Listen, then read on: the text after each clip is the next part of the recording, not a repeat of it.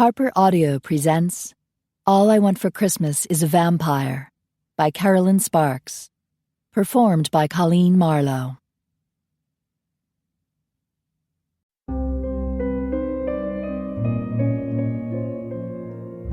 Chapter 1. The air hummed with bass guitar and rampant lust. He'd come to the right place. Ian MacPhie strode across the renovated warehouse, his steps falling into rhythm with the pounding drums. The Horny Devils was the best place he could think of for finding a woman. The nightclub was teeming with them, all lovely and all vamps. Bright red and blue laser lights zipped here and there, highlighting the ladies' scantily dressed, bouncing bodies as they danced close to the stage. They surged in time with the pounding music like a wild sea at high tide, and he was sucked toward them in a greedy undertow. One of the red lights zoomed past him, flashing in his face and blinding him for a few seconds. A burst of panic shot through him. What if none of these ladies found him attractive? What if he'd suffered 12 days of agonizing pain to look older and ugly? As a vamp, he couldn't see his new face in a mirror. He'd appeared in a few digital photos at Jean-Luc's wedding, or he thought he had. He hadn't recognized the strange man in the pictures. Heather had assured him he looked good, but she'd been such a happy bride, she'd thought everything was beautiful that day. As Ian's vision readjusted, he realized his moment of panic didn't matter. None of the ladies were looking at him. They all faced the stage, their gazes riveted on the male dancer who strutted down the runway with an Indian war bonnet on his head. The war paint on his hairless chest depicted an arrow that pointed south, where a bunch of strategically placed eagle feathers hid his wampum. Ian took a deep breath and assessed the situation. True, the ladies hadn't noticed him, but he hadn't really tried to get their attention yet. These lassies were certainly in a lusty mood, so his chances were good. Time to put his new face to the test. He eased into the crowd. Now what should he say? Jean-Luc had successfully courted Heather using charm and wit. He'd give that a try. "Good evening, ladies." The roar of the music was so loud, only 2 lady vamps heard him. They turned their heads and boldly inspected him. "Not bad," one of them yelled at the other. Ian gave them what he hoped was a charming smile, though it faltered a bit when he noticed the second girl was wearing black lipstick. He supposed the modern lassies considered that attractive, but it gave him flashbacks of the bubonic plague. "Nice kilt," the black-lipped girl yelled. "Cute knees." "Aren't you a dancer?" the first girl shouted. "Nay, allow me to introduce myself. I am Ian "Oh, I thought your kilt was a costume," the first girl laughed. "Do you seriously dress like that?" The black-lipped girl joined in on the laughter. "We need to see more than your cute knees." Ian hesitated. He needed a witty, charming response. "I'm sure that could be arranged." Unfortunately, his attempt at flirtatious banter went unnoticed. A sudden surge of high-pitched screams distracted the 2 girls, and they turned back to the stage. Feathers were flying, and the crowd of women bounced up and down, determined to catch a feathered souvenir. "Begging your pardon?" Ian tried to regain the 2 girls' attention. "Could I buy you a drink?" "That one's mine!" The black-lipped girl shoved the other girl to the side so she could nab a feather. Ian stepped back, dismayed at how the ladies were pushing each other. He glanced at the stage and gulped. By all the saints, the women had plucked the dancer like a chicken. These modern lassies were more aggressive than he'd realized. When it came to finding his mate, he had assumed he would do the hunting. Ian moved back to keep from getting jostled by the frantic, feather-grabbing women. Perhaps it was a matter of timing. Aye, timing was very important when hunting prey. He would sit back and wait for the right moment. Sooner or later, the dancers would have to take a break, and maybe then the ladies would be more easily impressed. And while he waited, he'd fortify his nerves with a stiff drink. He strode toward the bar. He had it all figured out. He was searching for a girl who was honest, loyal, pretty, and intelligent, in that order. And of course she would need to be madly in love with him. That last part was a little tricky. How did he go about making the perfect girl fall in love with him? He doubted his alleged cute knees would be enough. The female bartender had a phone to one ear and her hand pressed to the other to muffle the loud music. "Sure, I'll keep talking. So you're from California? Land's sakes, that's far away." Two young ladies materialized beside her. They'd used the sound of the bartender's voice as a beacon to help them teleport to the right location. "Welcome to the Horny Devils." The bartender smiled as she hung up her phone. "What would you like to drink?" "2 Blood Lights," one of the California girls ordered. She snapped her sparkly rhinestone-covered cell phone shut, then dropped it into her shiny handbag. The second girl pointed toward the stage. "Oh my God, he's so hot!" The girls forgot all about their drinks as they scampered toward the stage. Ian lifted a hand in greeting. "Good evening, ladies." They passed him by, their gazes glued to the dancing Indian who was down to his last 2 feathers. Ian sighed. What was the world coming to when a man with honorable intentions had to compete with a male stripper? How could he impress these modern lassies? Maybe Vonda could advise him. With her purple spiky hair and spandex clothing, she'd become a very modern woman, and a very successful one since vamps were teleporting from the West Coast to come to her club. Ian settled on a stool at the bar and received a bright smile from the bartender. Miss Coralie Primrose no longer wore hoop skirts and her blonde hair in ringlets, but she still sounded like a Southern belle from the Civil War. "Hey there," she greeted him. "How'd you like to try the latest thing in fusion cuisine?" "There's something new?" He'd been away for too long. "Yep, it's called Bleer. Synthetic blood mixed with beer." Coralie looked disappointed. "You've already had it?" "Nay, lucky guess. I'll take a glass." Ian removed a $5 from his sporin and set it on the counter while she filled a glass with amber liquid. The aroma of blood and yeast made his mouth water. By all the saints, it had been centuries since he'd tasted beer. "Here you go." Coralie set the glass in front of him. He took a long drink, then licked the reddish foam off his lips. "Excellent." She grinned. "Glad you like it. Are you new in town?" "Bloody hell." He had thought her initial smile meant she recognized him, but she hadn't. He took another gulp of Bleer to ease the sting. Coralie had been in Roman's harem for 50 years, living in the same house where Ian lived and worked as a guard. Had he changed that much? "It's me, Ian." Her blue eyes widened. "Ian?" "Aye, Ian MacPhie." "You can't be Ian. He's just a young'un." He glowered at his glass of Bleer. It was a wonder he hadn't gone crazy from being treated like a child for 5 centuries. "You used to ask me to help tighten your corset. You must have thought I was too young to be eyeing the curve of your hips or the way the corset pushed your breasts." "Why, I never—" Coralie stepped back. "Nay, no with me, that's for certain." She huffed. "I would never bet a child." "I'm 300 years older than you," he growled. She tilted her head to study him. "I do declare, your eyes bear a remarkable resemblance to Ian's." "That could be because I am Ian." "Are you sure?"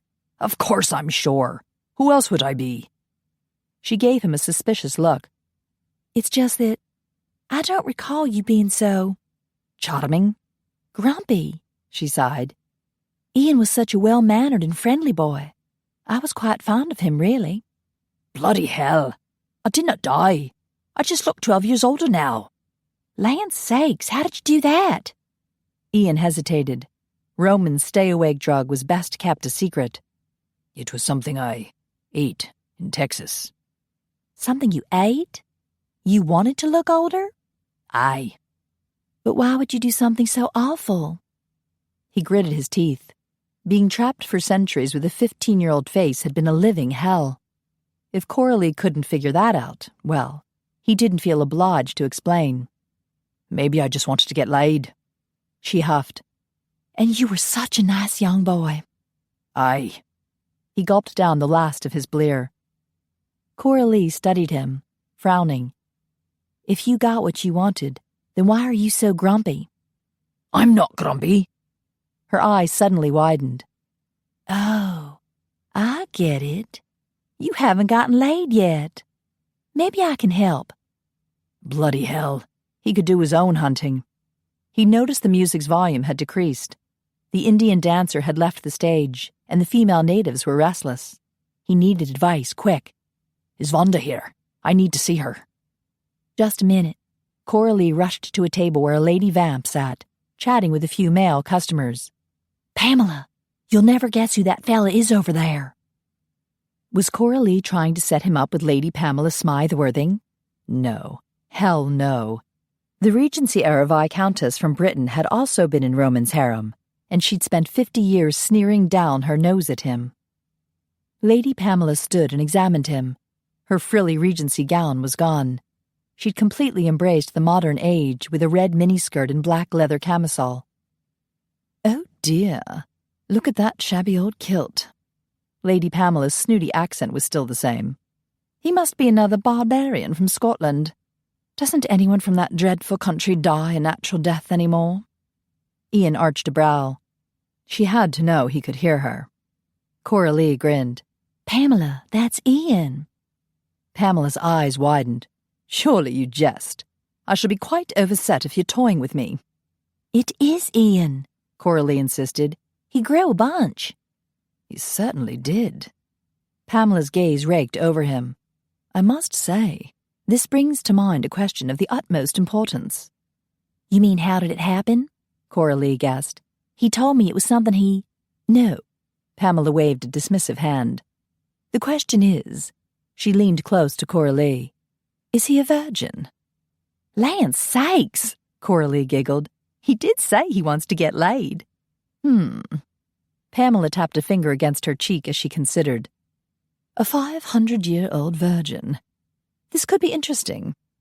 Bugger. Leave it to Lady Pamela to make him feel like a circus freak. Ian turned his back to her and strode toward Vonda's office. Whoa there! Coralie zipped over at vampire speed and blocked the door. Vonda gets all riled up if we interrupt her while she's busy.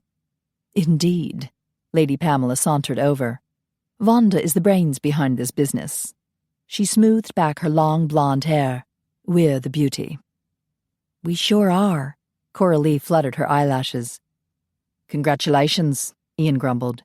Did the two ladies realize they'd just admitted to being brainless? He silently raised the attribute of intelligence on his wish list from number 4 to number 3. Coralie cracked the door and peeked in. Woohoo! Vonda! There's someone here to see you.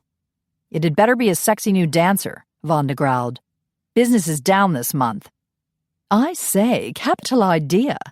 Pamela gave Ian a sly grin. He strode into the office. Vonda glanced away from her computer screen. Nice costume. Let's see what you've got under the kilt. Oh, goody. Coralie clapped her hands together. Indeed. Pamela shut the door behind them. I'm not exposing myself. Ian crossed his arms, frowning. And this is not a costume. Oh, the girls will love that accent. Vonda stood as she looked him over. She was wearing her usual purple catsuit with a black whip around the waist. You'll need a plaid thong to match your kilt. With a red tassel on the end, Coralie added. Smashing, Pamela murmured. Could you make the tassel twirl? Vonda circled a forefinger in the air. What the hell? Ian stepped toward her. Vonda, come now. We're embarrassing the poor chap. Pamela sidled up to Vonda and whispered, We think he's a virgin. He glared at them. Vonda, do you no recognize me? She smirked. Honey, if I'd met you before, you wouldn't be a virgin. Pamela laughed. Now which one of us will have the honor of deflowering him?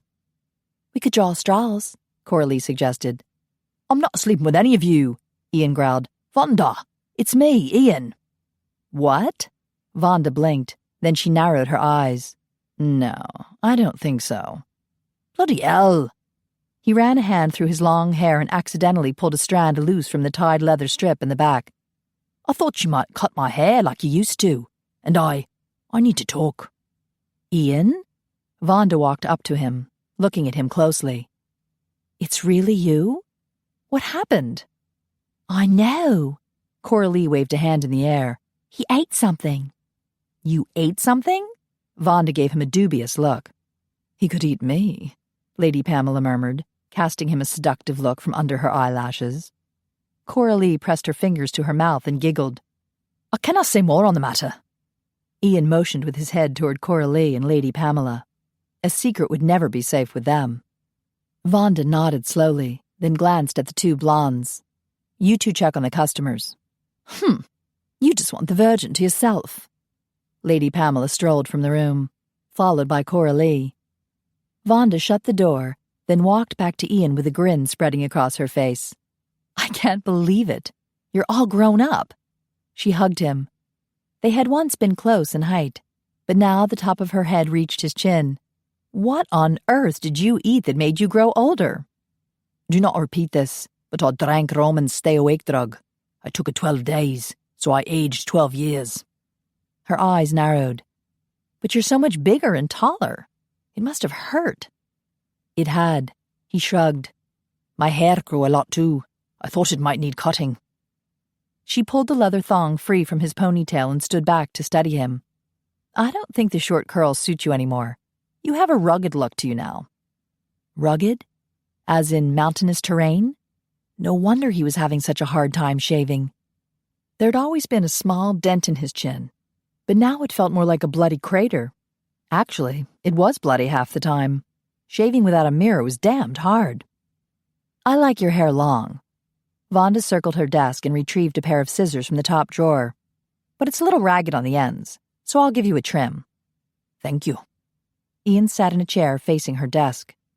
Vonda fetched a hairbrush from her handbag and went to work easing out the tangles. Ian closed his eyes, enjoying her familiar touch. She'd cut his hair for the last 50 years, and in that time, he'd confided more to her than anyone else, even Connor and Angus. He couldn't tell another man how frustrated he had been. Connor was his immediate supervisor, and a tough guy who would have interpreted his frustration as childish whining. Angus MacKay was the head of MacKay Security and Investigation and Ian's boss. He was also the one who'd saved Ian from certain death by transforming him in 1542. But Angus had struggled with guilt for trapping him with the body and face of a 15-year-old. Nay, he could never let Angus know how unhappy he'd been. But Vonda had understood and kept his secrets. The scissors snipped. When did you get back in town? She asked. Tonight. You teleported here from Texas? Nay, I was in Scotland. Oh, she continued cutting. The last I'd heard you were in Texas, guarding Jean-Luc. I was, last summer. The snipping sound ceased for a moment. I heard Phil was there too. Aye. Was Vonda interested in Phil? He'd been the daytime guard at Roman's townhouse when the harem lived there. As far as Ian knew, Phil had kept his distance from the ladies. It was one of Angus's cardinal rules. A guard never, ever became involved with his charges. Vonda went back to cutting. So, how is Phil? Fine. Ian wondered if she knew about Phil's secret. Is he coming back to New York? Eventually. He's training someone to be Jean-Luc's new daytime guard. Meanwhile, Connor had hired a new mortal guard, Toni, to live at the townhouse while they waited for Phil to return. Ian hadn't met him yet, but he wondered if Toni was a shapeshifter too. What were you doing in Scotland? Vonda asked. Nothing much. After all the growing I did, Angus insisted I take a few months off to recover. She leaned over his shoulder to look at him. Are you all right now? Aye. That wasn't quite true. Growing 5 inches in less than a fortnight had taken some adjustment. He'd had to drink huge amounts of synthetic blood to fill out his bigger body. While in the Highlands, he'd had some major repairs done on his small castle. He'd helped with the construction work at night, and the result had added some muscle to his bigger frame. But still, he tripped over his huge feet and cut his new face when shaving, especially around that damned crater in his chin. I'm fine. With a dubious snort, she resumed cutting. How was Scotland? Fine. He was always elated when he first arrived in the Highlands, for it was home and it filled his soul with peace. But after a few nights, he would always realize that every mortal he knew from his past was dead. And then the loneliness would set in. Vonda sighed. I get the feeling there's a lot you're not saying. I thought you wanted to talk. I am talking. I don't have all night like I used to. I have a business to run. He paused, listening to the clicking sound of her scissors. How could he just come out and say that he wanted to find true love and be blissfully happy in a marriage that would span the centuries? and yet he wasn't sure how to go about it. How is your business? Fine. She tossed her scissors on the desk and brushed out his hair with more force than necessary. Are you going to talk, or do I need to take my whip to you? He grinned. Vonda liked to act tough, but she was all bluster and no bite. All right, I'll talk. With my new older face. I've been thinking. Amazing. Did your brain grow too? Very funny. I came here tonight because I'm looking for... He couldn't say the words, a woman. Vonda would probably laugh at him. I have a crater in my chin. She laughed at him. It's a dimple. She tilted her head, studying him. Are you worried about your looks? No, of course not. He shifted in his chair. She perched on the edge of her desk. No one has told you how you look. Men do not speak of such trivial matters. Jean-Luc's new wife said I looked good. Vonda snorted. Bugger. He knew Heather had been lying. Vonda shook her head.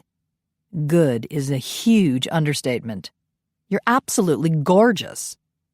A seed of hope burst in Ian's heart. Maybe the right woman could fall for him. You're no just being kind. Have you ever known me to be particularly kind? You have been to me. Well, she adjusted the whip around her waist with an annoyed look. You remind me of my youngest brother, but I guess I can't treat you like a child anymore. Sorry to spoil your fun, he growled. She grinned. I'm really happy for you, Ian. You must be thrilled to be all grown up. Aye. He drummed his fingers on the arm of his chair. Her smile faded. You don't look very thrilled. What's the matter? Now that I look older, I'm looking for... Yes? A woman. Her mouth twitched. Well, that's a start. Her eyes suddenly widened. Oh my God! You really are a virgin? Nay! I'm almost 500 years old. What the hell would I be waiting for? Lady Pamela thinks you are. You didn't deny it. It's not something a man should discuss in public. It's very private. Vonda chuckled. You're so old-fashioned. Sex isn't something to be ashamed of. I'm not... He couldn't deny it. By all the saints, he was ashamed. It's not a sex ye can. It's the way I had to go about it. It never felt right. Vonda's face grew serious. We've all done things we regret in order to survive. This was more than regrettable. I did not behave with honor. He'd never confessed this to anyone before. What did you do? He gathered his shoulder-length hair in the back and tied the leather thong around it. After Angus changed me, he told me how to go about feeding. In exchange for blood, I was to give the ladies pleasure and make sure they were satisfied. Vonda sucked in a deep breath. Sounds good to me. Ian looked away, embarrassed. I did not know how. I was only 15, ye ken, so I frequented some brothels at first so I could learn. I was a quick learner. That's not so awful. It was awful once I stopped going to brothels. I had trouble seducing the ladies when they thought I was a child. I was getting very hungry, so I resorted to using mind control to make them see me as older. I left them happy, but... You felt guilty? Ian clasped his hands together. Aye, I deceived them. Every relationship I ever had was based on trickery and deception. I cannot stomach doing that again. I see. He sat up. Now, for the first time in my life, I can be honest. I can finally find the right woman for me. Vonda smiled. Then you've come to the right place. With your handsome face, you'll have no problem getting lucky tonight. I'm no looking for one night. I've had centuries of one-nighters. I want to find my true love. I want the same kind of happiness that Roman, Angus and Jean-Luc have. Vonda's smile turned into a grimace. Then you've come to the wrong place. The ladies who come here aren't usually interested in commitment. Ian slouched against the back of his chair. Then how can I find her? Maybe I can help. Vonda eased off the desk. I was thinking about finding a nice guy for myself, so I joined a site online. She sat behind her desk, grabbed the mouse, and clicked. This is the hottest new place for singles. Ian leaned over the desk so he could see the computer screen. He scanned the site called Single in the City. It boasted more than 500,000 clients, all in the vicinity of New York. That will not work for me. I cannot date a mortal. Why not? I told you. I refused to deceive the woman I'm courting. I would have to lie to a mortal until I knew she could be trusted. And then, when I confessed my true nature, it would destroy her trust in me. It would not work. I disagree. It worked for Roman and Shanna. He was no cutting her from the start. He just wanted a dentist. The romance happened accidentally, and believe me, she was very upset when she found out the truth. Vonda shrugged. She got over it. I will not lie to the woman I'm courting, so she had better be a vamp. A vamp would understand all I've been through. A mortal woman would not take kindly to the way I used other women in the past, and I would not blame her. If she loved you, she would understand. My mind is made up. All I want is a vampire. Vonda sighed. Okay, but I think you're limiting yourself. And she must be a bottle-drinking vamp who is honest, loyal, intelligent, and pretty. Now you're severely limiting yourself. Vonda frowned at the computer screen. Luckily for you, there's a way to tell who's a vamp. She clicked on her profile. See this? Ian read the line she pointed at. I enjoy life to its fullest. V. All the vamps slip these V's into their profiles, Vonda explained. It's our secret code to let each other know who we are. If someone asks to meet you and she doesn't have the V in her profile, you simply refuse. Ian's heart beat faster. This was not how he'd envisioned hunting for his true love, but it was a lot better than nothing. It might actually work. Of course it'll work. I have a digital camera here. Vonda opened a drawer. We'll take your photo and fill out your profile. It'll take a few hours. Hours? The profile is quite extensive. You'll have to write an essay. Her face brightened. I know. I'll do it. You? Why? Because I'm a woman, and I know what women want to hear. This is brilliant. She grabbed a pen and notepad. Her offer was very appealing since Ian had no idea what he should write in an essay. Remember, it is important to me that ye be honest. Of course. But get real, Ian. We can't say you're 500 years old in your profile. I'm 480. She tapped the pen on the paper, waiting. Fine, he groaned. Ye can say I'm 27. Great. She wrote the number down. And how tall are you now? 6'2". He frowned. Be sure to say I want an honest and loyal woman. Intelligent and pretty, too. No problem. Now smile and show me those dimples. She lifted the camera. And don't worry about a thing. I'm going to make you irresistible. Chapter 2. It was close to dawn when Ian teleported to the back porch of Roman's townhouse on the Upper East Side. He punched the button on his smart key wireless remote to disarm the alarm before unlocking the door. The kitchen was dark, except for the backlit digital keypad next to the door. He punched the code to reactivate the alarm. Hold it right there, a gruff voice warned him. Turn around slowly.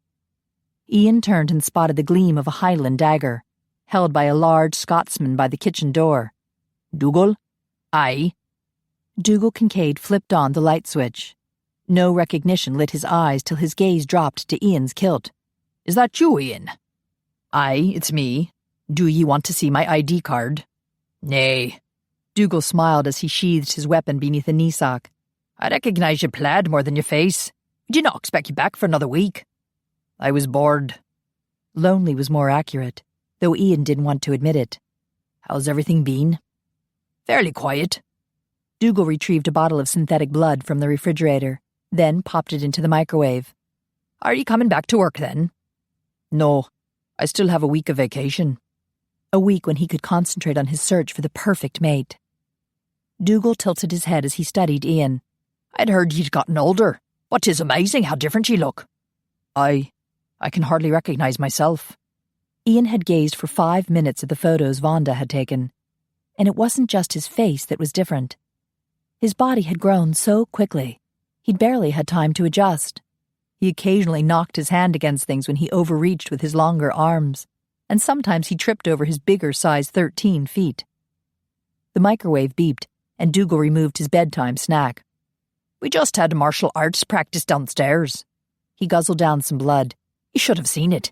Our new guard knocked Phineas off his arse. Really? Ian was impressed. It wasn't often that a mortal could defeat a vamp in hand-to-hand combat. Dougal headed out the door. "I'd better get to my shower before the sun rises." The sun was nearing the horizon. Ian could already feel his metabolism dropping. He followed Dougal down the back stairs to the guardroom in the basement. The pool table had been shoved to the far wall by the sofa to create a large open space for their practice sessions.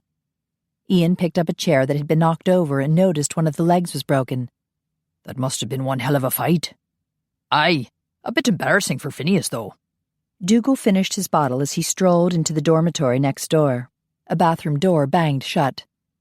Ian wandered into the dormitory, expecting to see Phineas McKinney, but the young black vamp wasn't there. The sound of rushing water emanated from both bathrooms, so he was probably taking a shower like Dougal. A lot of vamps like to be cleaned before succumbing to death sleep. It helped them feel less like a dead, rotting corpse. The dormitory was nearly empty now. Ian remembered a time when there'd been 10 coffins in the room, one for each vamp guard to sleep in. Most of the vamps were gone now, transferred to Eastern Europe to hunt for Casimir. The floors upstairs were just as vacant. At one time, there'd been Roman, 10 harem ladies, and numerous visiting vamps. It had been an exciting place. But now, everyone had moved on. Roman lived with his mortal wife and child in White Plains, with Connor serving as their bodyguard.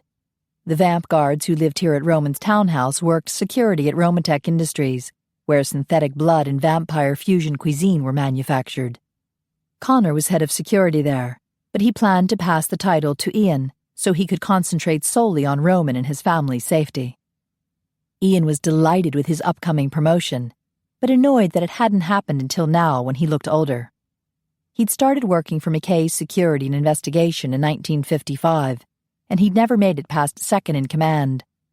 Even his best friends had found it difficult to treat him as an adult when he had looked 15. He pulled his knitted jumper over his head and tossed it into the laundry hamper. He sauntered over to the coffin he'd slept in for more than 50 years. The pillow and blanket boasted the red and green MacPhie tartan, the same as his kilt. He removed a sporran and the knife from his sock, then deposited them in the small dresser by his coffin. He kicked off his shoes, then halted with a sudden thought.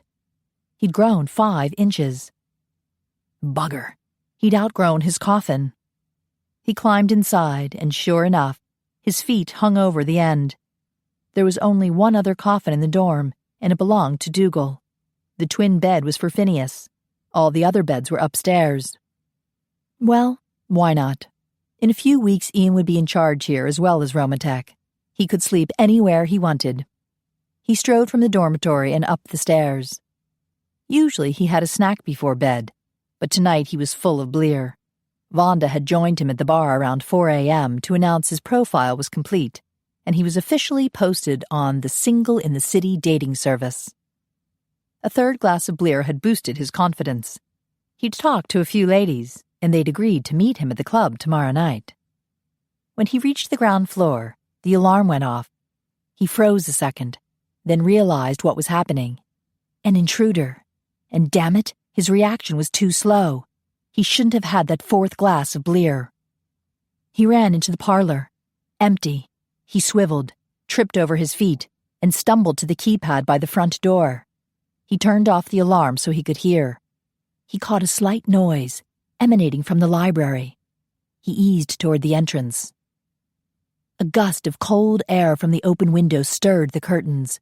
The person who'd opened that window had triggered the alarm, and that person was still in the room. Female, and mortal. The scent of her blood swirled around him, caressing his skin like the touch of a lover. She was his favorite flavor, type AB positive. Thank God Roman had invented synthetic blood in 1987, so Ian and other vamps were no longer slaves to bloodlust. Even so, his body reacted with the same primeval instinct that had ruled him since his transformation in 1542. His gums tingled. He had enough years of experience to know how to control himself, but it was taking some extra effort tonight. That 5th glass of blear had been a bad idea. Her back was to him as she studied the bookshelves on the far wall. No doubt she was planning to steal the rarest books in Roman's collection. The library contained everything from medieval tomes hand-scribed by monks to first-print editions from the 19th century. She hadn't heard him arrive in his stocking feet, and she hadn't heard the alarm since it was set at a frequency only vamps and dogs could hear, and she certainly didn't sense the reaction she'd ignited in him. He felt 10 degrees hotter in spite of the cold December air that drifted through the open window and over his white undershirt. The lamp between the 2 wing-back chairs was turned on low, and it cast a golden glow across the room to outline her form with a shimmering aura. She made a stunning cat burglar, dressed entirely in black spandex that molded to her waist and sweetly curved hips. Her golden hair hung in a ponytail down her back. The ends swished gently across her shoulder blades as she moved her head from side to side, scanning the bookshelf.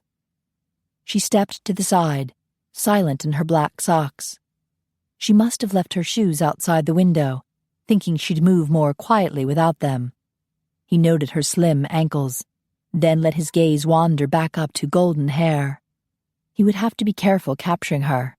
Like any vamp, he had super strength, and she looked a bit fragile. He moved silently past the wing-back chairs to the window. It made a swishing sound as he shut it. With a gasp, she turned toward him. Her eyes widened. Eyes green as the hills surrounding his home in Scotland. A surge of desire left him speechless for a moment. She seemed equally speechless. No doubt she was busily contemplating an escape route. He moved slowly toward her. "You will not escape through the window, and you cannot reach the door before me." She stepped back. "Who are you? Do you live here?" "I'll be asking the questions, once I have you restrained." He could hear her heart beating faster. Her face remained expressionless, except for her eyes. They flashed with defiance. They were beautiful. She plucked a heavy book off a nearby shelf. "Did you come here to test my abilities?" An odd question. Was he misinterpreting the situation? "Who?" He dodged to the side when she suddenly hurled the book at his face. Bugger. He'd suffered too much to get his older, more manly face, and she'd nearly smacked it. The book flew past him and knocked over the lamp. The light flickered and went out. With his superior vision, he could see her dark form running for the door. He zoomed after her. Just before he could grab her, she spun and landed a kick against his chest. He stumbled back. Damn, she was stronger than he'd thought, and he'd suffered too much to get his broader, more manly chest. She advanced with a series of punches and kicks, and he blocked them all. With a desperate move, she aimed a kick at his groin. Damn it, he'd suffered too much to get his bigger, more manly balls. He jumped back, but her toes caught the hem of his kilt. Without his sporran to weigh the kilt down, it flew up past his waist. Her gaze flitted south and stuck. Her mouth fell open. Aye, those 12 years of growth had been kind. He lunged forward and slammed her onto the carpet. She punched at him, so he caught her wrists and pinned her to the floor. She twisted, attempting to knee him. With a growl, he blocked her with his own knee. Then slowly he lowered himself on top of her to keep her still. Her body was gloriously hot, flushed with blood and throbbing with a life force that made his body tremble with desire. Stop wiggling, lass. His bigger, more manly groin was reacting in an even bigger way. Have mercy on me. Mercy? She continued to wriggle beneath him. I'm the one who's captured. Cease. He pressed more heavily on her. Her eyes widened. He had no doubt she was feeling it. Her gaze flickered down, then back to his face. Get off! Now! I'm halfway there already, he muttered. Let me go! She strained at his grip on her wrists. If I release you, you'll knee me, and I'm rather fond of my balls. The feeling isn't mutual. He smiled slowly. You took a long look. You must have liked what you saw. Ha! You made such a small impression on me. I can barely remember. He chuckled. She was as quick mentally as she was physically. She looked at him curiously. You smell like beer. I've had a few. He noted her dubious look. Okay, more than a few, but I was still able to beat you. If you drink beer, then that means you're not... Not what? She looked at him, her eyes wide. He had a sinking feeling that she thought he was mortal. She wanted him to be mortal, and that meant she knew about vamps. He studied her lovely face, the high cheekbones, delicate jawline, and beguiling green eyes. Some vamps claimed mortals had no power whatsoever. They were wrong. Their eyes met, and he forgot to breathe. There was something hidden in those green depths, a loneliness, a wound that seemed too old for her tender age. For a moment, he felt like he was seeing a reflection of his own soul. "You're not a thief, are ye?" he whispered. She shook her head slightly, still trapped in his gaze. Or maybe it was he who was trapped in hers. "Ian!" Footsteps approached them. "Ian, what the hell are you doing?" He dragged his gaze away from her and saw Phineas standing beside them. "What?" Phineas gave him a confused look. "Why are you beating up on Toni?" He blinked and glanced at the woman he'd pinned to the floor. "You're Toni?" Their new guard was a woman? "You're Ian?" Disappointment flickered in her eyes before she looked away. "You're one of them." That hurt. For centuries he'd been judged too young, and now, after all the pain he'd endured, he was still found wanting. His jaw shifted as he ground his teeth.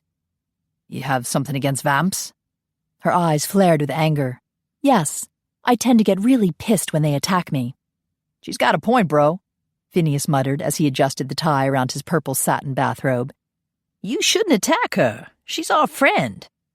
Ian moved his weight off her. "Friendship is earned." She scooted away from him and sat up. "I'm not here to be your friend. I'm your guard, that's all." He stared at her. Connor had hired a woman to guard men? This was unheard of in the vampire world. A mortal woman wouldn't have the strength, unless she was a shifter like Phil and Howard. "Are ye?" How could he put this when shapeshifters were a secret? "Do ye change a bit at a certain time of the month?" She gave him an incredulous look. "Are you asking me if I get PMS? Are you serious?" "Nay, I do not mean." Ian stopped, interrupted by Phineas's laughter. "I know what you're thinking, man, but she's normal." "Normal?" She glared at Phineas. "I nailed your ass earlier this evening." Phineas held up his hands in surrender. "Don't hurt me, sweetness. You're a strong, beautiful hunk of woman." She inclined her head. "Thank you." "Connor told me on the phone that he'd hired a Toni," Ian muttered. "I thought she would be a man." Her eyes narrowed. "I thought you would be somewhat intelligent." "Snap!" Phineas grinned. "She got you good, bro." Ian scowled. "It was perfectly logical to assume Toni was a man's name." She lifted her chin. "Is it logical to attack people without talking to them first?" "In this case, it was. The window was open." "I opened it," she interrupted. "It was stuffy as a tomb in here, and I was hot." "Sweetness, you're so hot, you're sizzling." Phineas made some hissing sounds. Ian shot him an annoyed look, then resumed his explanation. "The window sensor triggered the alarm, and when I investigated the matter, I found you looking at very expensive books, dressed like a cat burglar." "Yeah, you do look like a hot and sexy catwoman." Phineas clawed at the air. "Meow, oh, hiss." Now she gave Phineas an annoyed look. "These are my workout clothes." She switched her green-eyed glare to Ian. "And I never heard an alarm." "Only vamps and dogs can hear it." "Oh, which one are you?" "Snap!" Phineas slapped his leg. "She's killing you, man." "Phineas," Ian growled, "I'm trying to have a conversation here." He turned to Toni. "I'm sorry, lass, but this will never work. You cannot guard a house full of men. You see how Phineas reacts to you." "He's a lot nicer than you are." Her eyes glinted with anger. "And it's not my problem if you're a bunch of sexist pigs. I can do this job with or without PMS. I beat Phineas earlier and would have pinned you down too, given more time." "Lass, you would never pin me." He leaned toward her. "I like to be on top." Her eyes flashed with green fire. "Good one!" Phineas shot a fist in the air. "You're making your comeback, bro. You the man." "He's a pig," Toni grumbled. "Oink, oink," Phineas squeaked. "Enough, Phineas." Ian glowered at him. "I can see why you were murdered young." A laugh escaped from Toni, but she quickly squelched it and frowned at him. She had a sense of humor. It wasn't all that important in the grand scheme of things, but but Ian was suddenly taken with the challenge to make her laugh again, or at least make her smile. Unfortunately, he couldn't think of anything amusing to say. He rose to his feet and executed a gallant bow. I apologize for attacking you. I hope I didn't hurt you. Her frown relaxed slightly. I'm okay. He offered a hand to help her up. She regarded him suspiciously. You're not going to tell Connor to fire me, are you? I really can do this job. An uneasy feeling settled in his gut. Why on earth would a lovely mortal woman want a job guarding vampires? I'll let you stay if you answer a few questions honestly. A guarded look flitted over her face. Then she smiled brightly and took his hand. Sure. What do you want to know? She rose gracefully to her feet. His hand tightened around hers. The uncertainty in his gut twinged. He knew she wasn't going to be entirely honest. Her smile was too forced, and her heartbeat had just speeded up. Why do you want this job? He asked quietly. She pulled her hand from his grasp. It pays extremely well, and I get free room and board, which is worth a fortune in Manhattan. And you get stuck in a house all day with some dead carcasses? No job is perfect. She folded her arms across her chest. None of you wake up crying or needing a diaper change, so it's easier than the usual babysitting job. Babysitting? Now that was bloody annoying. Meanwhile, Phineas was snickering. Yeah, take care of me, hot mama. I need a sponge bath, and some of that baby oil rubbed all over me. I'm feeling a bit chafed, if you know what I mean. Her mouth twitched. Did she find Phineas amusing? That irritated him even more. Ian stepped closer to her, gritting his teeth. We are no babies. We're seasoned warriors. She affected a big shudder. Ooh, I'm scared. Did she doubt their prowess? Ian moved closer. Lass, you have no idea how fierce we can be. Her smile withered, and a pained look crossed her face. I know that too well. There's no need to remind me. Were you attacked? Ian looked at her neck, but couldn't see any sign of bite marks above the high neck of her black outfit. Is that how you found out about us? The stubborn lift of her chin indicated her refusal to divulge more information, but she'd mentioned before that she tended to get pissed whenever vampires attacked her. The sun would be rising soon, and Ian and the other vamps would fall into their death sleep. All day long they would lie defenseless and vulnerable, and their guard appeared to hold a grudge against them. Lass, why should I trust you to watch over us? Her brows lifted. Are you worried about what I might do when you're totally helpless and at my mercy? He grabbed her by the shoulders. Are you threatening us? I erase your memory and shove you out the door right now. No! Now she looked panicked. Please. I really need this job. I promised Connor that I would never harm any of you. Ask him, he believes me. Ian released her and stepped back. I will ask him. She glanced at him nervously. I need to change into my uniform before my shift starts. Phineas yawned. Yeah, I'm getting sleepy. Good night, sweetness. He extended a closed fist toward Toni. She responded with a smile and a knuckle pound. See you tomorrow, Dr. Fang. Phineas grinned, then sauntered toward the stairs. Yeah, that's me, Dr. Fang.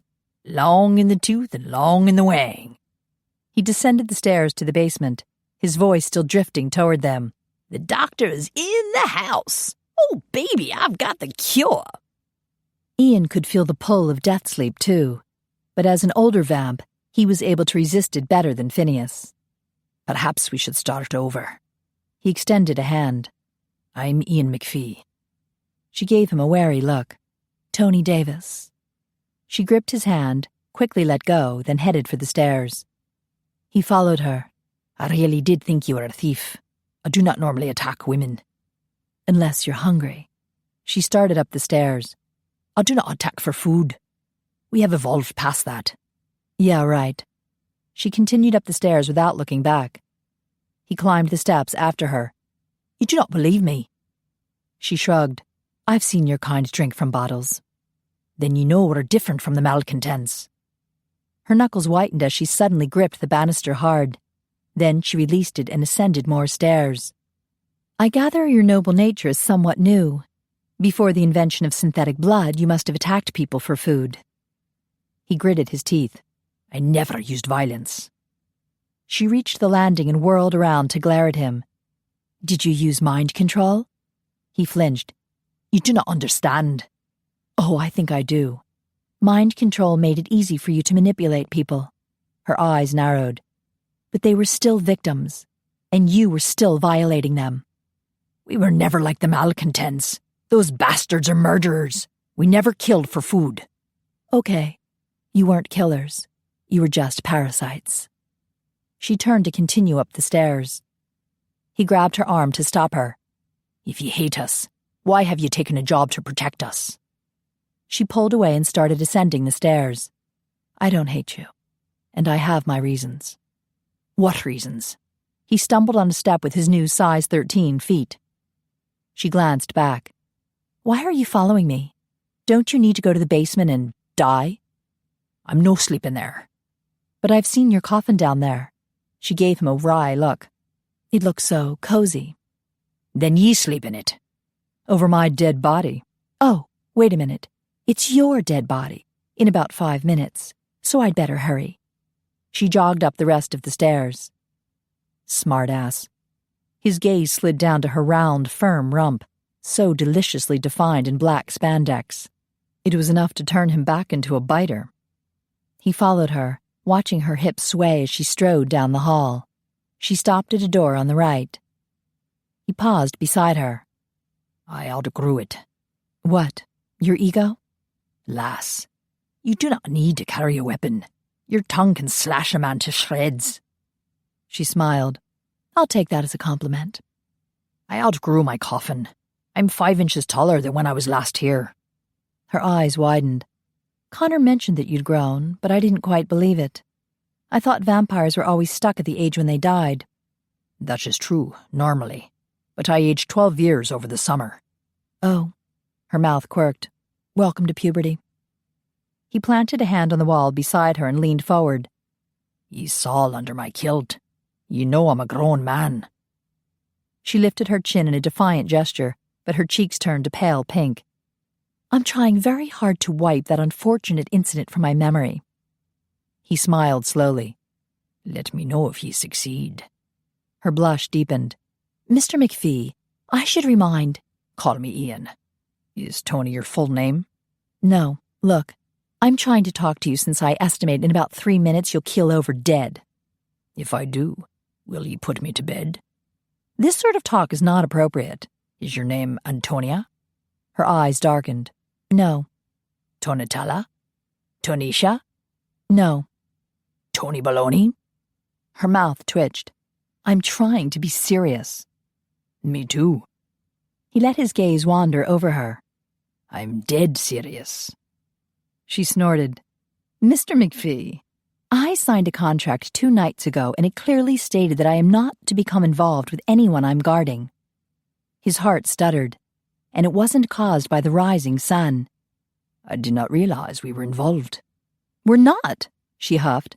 But you were flirting with me, and it has to stop. He blinked. He was flirting? He'd been more tempted to wring her neck than seduce her. You think I was flirting? Well, yes. He leaned closer. Did you like it? You're still doing it.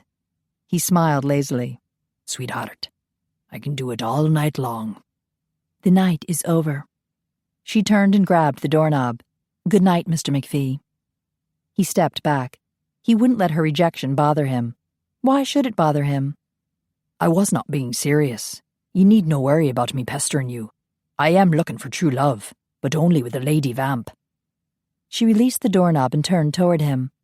Then you believe dead women are better than live ones? I did not say that, but I am better suited for a vamp. Really? Are the live ones too hot for you to handle?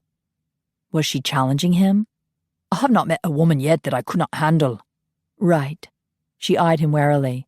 You probably used vampire mind control on them. Damn, but she knew exactly where to plunge in the knife. I used mind control, and they loved it. It made their orgasms stronger. He arched a brow. Would you like a demonstration? Her eyes seethed with anger. I'd like you to go away and die. She opened her bedroom door. He stepped closer. Why do you guard us when you do not like us? Why would you spend your days trapped in a house with the undead? Good night, Mr. MacPhie. She shut the door in his face. I'll find out about you, Toni, he yelled, then stalked back to the stairs. The sun was touching the horizon now. He could feel the death sleep pulling him into oblivion. He gazed up the stairwell to the 5th floor and concentrated hard. In an instant, he was there. He stumbled into Roman's office and shut the door behind him. With the aluminum shutters covering the windows, the room was dark, but no problem for his superior vision. He crossed the office to the bedroom and collapsed on the king-sized bed. By all the saints, this was so much better than a narrow coffin. He stretched out, enjoying the comfort. His breathing slowed as death sleep stole over him. Wait. He shook his head. He still needed to find out about Toni. He rolled toward the bedside table and grabbed the cordless phone. His vision blurred as he punched in Connor's cell phone number. Just a few more minutes. That was all he needed. Hello? Connor sounded sleepy. Ian stretched on his back, holding the phone to his ear. Tell me about Toni. Is that you, Ian? Connor yawned. Call me later. Tell me about Toni. How did you find her? I came across her in Central Park. Connor yawned again. Monday night. And this was only Wednesday morning. Ian opened his mouth, but no words came out. His eyes flickered shut. 3 malcontents. Connor's voice slowed. Attacked her. Very vicious. No wonder she hated vampires. Ian lost his grip on the phone. Was she planning to stake them all in their sleep?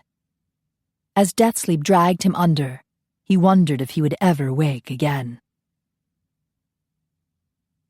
Chapter 3. I deserve to be happy. I will accomplish my goals. I will achieve something meaningful with my life. I am worthy to be loved. Toni repeated her morning affirmations as hot water sluiced down her body and steam billowed around her. She just needed to believe. Yeah, right. In the last few days, her life had started spiraling down the toilet. I deserve to be happy, she sighed.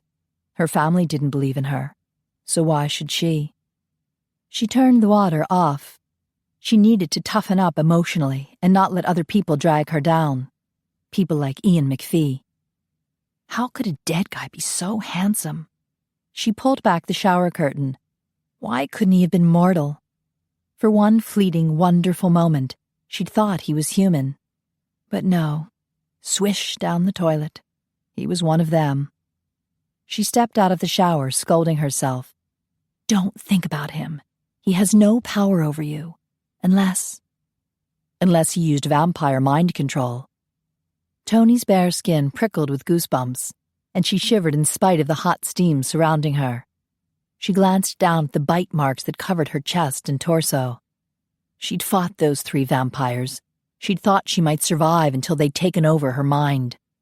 She'd sat there in the dirty snow, shivering and helpless while their cruel thoughts invaded her head and forced her to remove her shirt, her bra.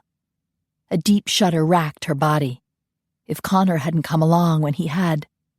She blinked away tears and grabbed a towel to dry off. She would remain in control and stay focused. I will accomplish my goals. She had to succeed. Sabrina was counting on her. Already Toni had confirmed the existence of vampires and invaded the good guy camp. Good guy vampires? Who would believe that? But Connor had saved her, and he swore all good vamps had given up biting. She'd seen them drink from bottles, but still, it was hard to completely trust them. No matter how well these good vamps behaved, she could still sense the beast lurking just below the surface. She'd felt it even stronger with Ian, but instead of repelling her, it had excited her. How foolish could she get? Only a complete idiot would challenge a beast that could bite. She would ignore him. I will achieve something meaningful with my life. This would happen. She and Sabrina had it all planned out. Toni padded into the bedroom while she towel-dried her hair. Her gaze wandered over the soft golden walls and large canopy bed hung with blue and gold brocade fabric that matched the curtains and comforter. The two dressers that flanked the bed looked like Louis XVI antiques. One thing she had to reluctantly admit, the vamps had excellent taste. Dougal claimed this room once belonged to a vamp princess, who was a member of Roman Dragonesti's harem. Apparently Roman had disbanded his harem when he married. Toni snorted. What a great guy. As far as she could tell, all the male vamps were a few centuries behind on their opinions of women. Ian MacPhie certainly was. I am worthy to be loved. The last affirmation was the hardest to believe. She tossed her towel into the laundry hamper. Damn it, she was loved. Grandma had loved her. And remember what happened to her? You failed her. Toni quickly squashed the nasty inner voice that kept sabotaging her affirmations, telling her she didn't deserve to be happy, and she wasn't worthy to be loved. She was worthy, damn it, and she would not fail Sabrina, even if it meant living in a house full of blood-drinking creatures. She popped in her contacts and dressed in her guard uniform of khaki pants and a navy polo shirt. Connor had given her small sizes, but still, the men's clothes hung on her frame like shapeless sacks. Obviously, McKay's security and investigation was not accustomed to hiring female guards. Dougal and Phineas had been surprised, but they'd accepted her easily enough once they'd seen her fight. Ian was much more suspicious, but she wouldn't let him scare her away. She would remain calm and cool, in control. Nothing was going to faze her. She jumped when her cell phone blasted forth with loud music. Damn. Carlos had given her a new ringtone a week ago, but the sudden explosion of Come On Feel the Noise by Quiet Riot always gave her a jolt. The male vocalist screamed while she dug through her handbag. Hopefully it was Sabrina calling. Toni had gone to the hospital last night to see her, but Sabrina had been sleeping so peacefully, Toni hadn't wanted to wake her. She yanked open the phone. Hello? Toni? The gruff voice sounded urgent. What's going on there? Howard? Her supervisor? Howard Barr was in charge of daytime security, and he monitored Toni from his location at Roman Dragonesti's house. Howard was supposed to call for a morning report at 8 a.m., but yesterday morning he'd used the house phone, not her cell phone. Her gaze flickered to the bedside table where the digital clock glowed 7:26. Is something wrong? That's what I'm asking you. Howard continued in a rush. I did my morning rounds here, and Connor had his cell phone open by his ear. Were you talking to him? No, everything's fine here. I don't think so. Connor's phone was connected to your house phone there. I hung up and tried to call, but your line is still busy. Toni glanced at the phone on her bedside table. A light indicated it was still in use. Of course. Ian had said he would check up on her. It must be Ian MacPhie. Ian? There was a pause during which Toni could hear the shuffling of papers. Are you sure? He's not due back for another week, and his coffin's empty. He outgrew it.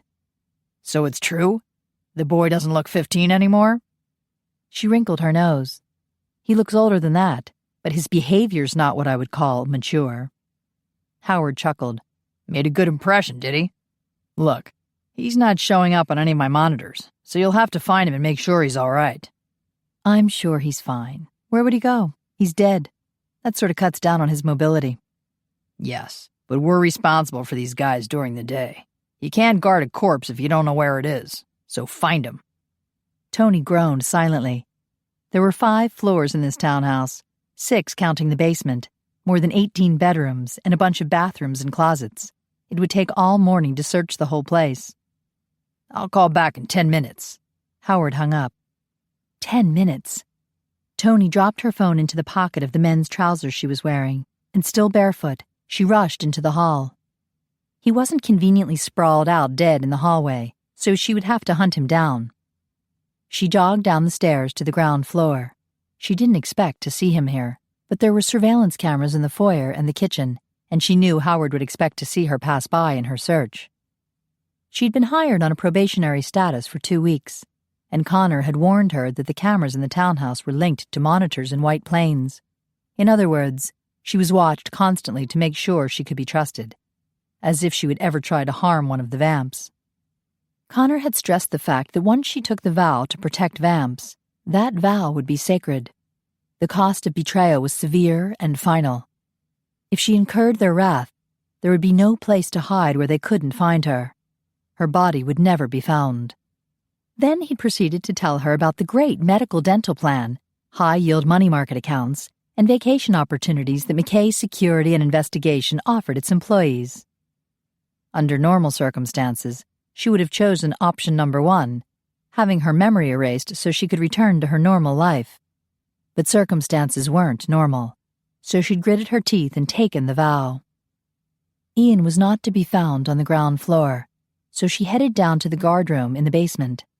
Her gaze flickered to the couch by the wall. Nope, not there. She glanced up at the surveillance camera and shook her head. She paused by the door of the dormitory. She was required to check this room 4 times a day, but it still gave her the chills. Well, not the room so much, but the dead bodies inside. She took a deep breath and entered. Dougal was on his back in his coffin, wearing an old-fashioned nightshirt that reached his knees and looked a bit like the nightgown her grandma used to wear. Phineas was sprawled across his twin-sized bed, wearing nothing but red silk boxer shorts. Toni glanced at the framed photos on his bedside table. An elderly woman and a young girl and boy, most probably the aunt and younger siblings he talked about. She wondered if they knew he'd been transformed into a vampire almost 2 years ago. She peeked inside the bathroom and winced at the towels and clothes littering the floor. Thank God she didn't have to clean up after them. There was a vamp-owned maid service that came in at night. Her gaze landed on a stack of girly magazines in a basket. Ugh, what pigs. She jogged up the back stairs to the ground floor, then went up another flight on the grand staircase. There were no surveillance cameras on the top 4 floors, so at least she didn't have the uncomfortable feeling of being watched. She sprinted past her bedroom to check the remaining 5 bedrooms on the 2nd floor. Then she rushed through all the bedrooms on the 3rd floor. With time running short, she dashed through the rooms on the 4th floor. Damn it! He wasn't in any of them. She checked the last bedroom with a growing sense of doom.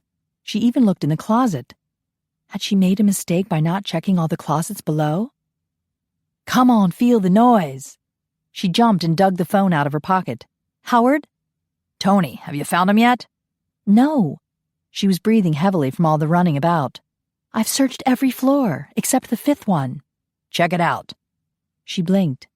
Connor had warned her not to venture into Roman Dragonesti's private office and bedroom. Apparently the big kahuna still had some stuff there. Probably a skeleton in the closet. I thought that floor was off limits. Normally, yes, but we can't go all day without knowing where Ian is, so go look around. Howard hung up. She dropped the phone in her pocket and climbed the stairs. On the top landing, she discovered 2 doors that flanked an oil painting of some ruins. She tried the door on the right. It opened. The room was totally dark. She fumbled along the wall by the door jamb until she located a light switch. A lone light bulb turned on, situated over a large desk. Bookcases sat behind it and a red velvet chaise in front. Her heart lurched at the sight of the computer on the desk. It could be the answer to her prayers. The large room stretched back into shadow. Toni could make out the shape of more chairs, a table, and a wet bar. At the far end of the room, she spotted the dark wooden paneling of a set of double doors. She crossed the room, her bare feet silently cushioned on the thick carpet, her gaze sliding past expensive antiques. So this was the private lair of a powerful vampire coven master. Maybe she should take some photos with her cell phone. No, it wouldn't help Sabrina. The lush decor only proved the owner was rich, not undead.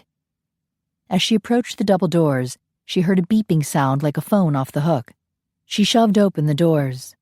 The shadow of a huge bed loomed before her with a darker shadow on top.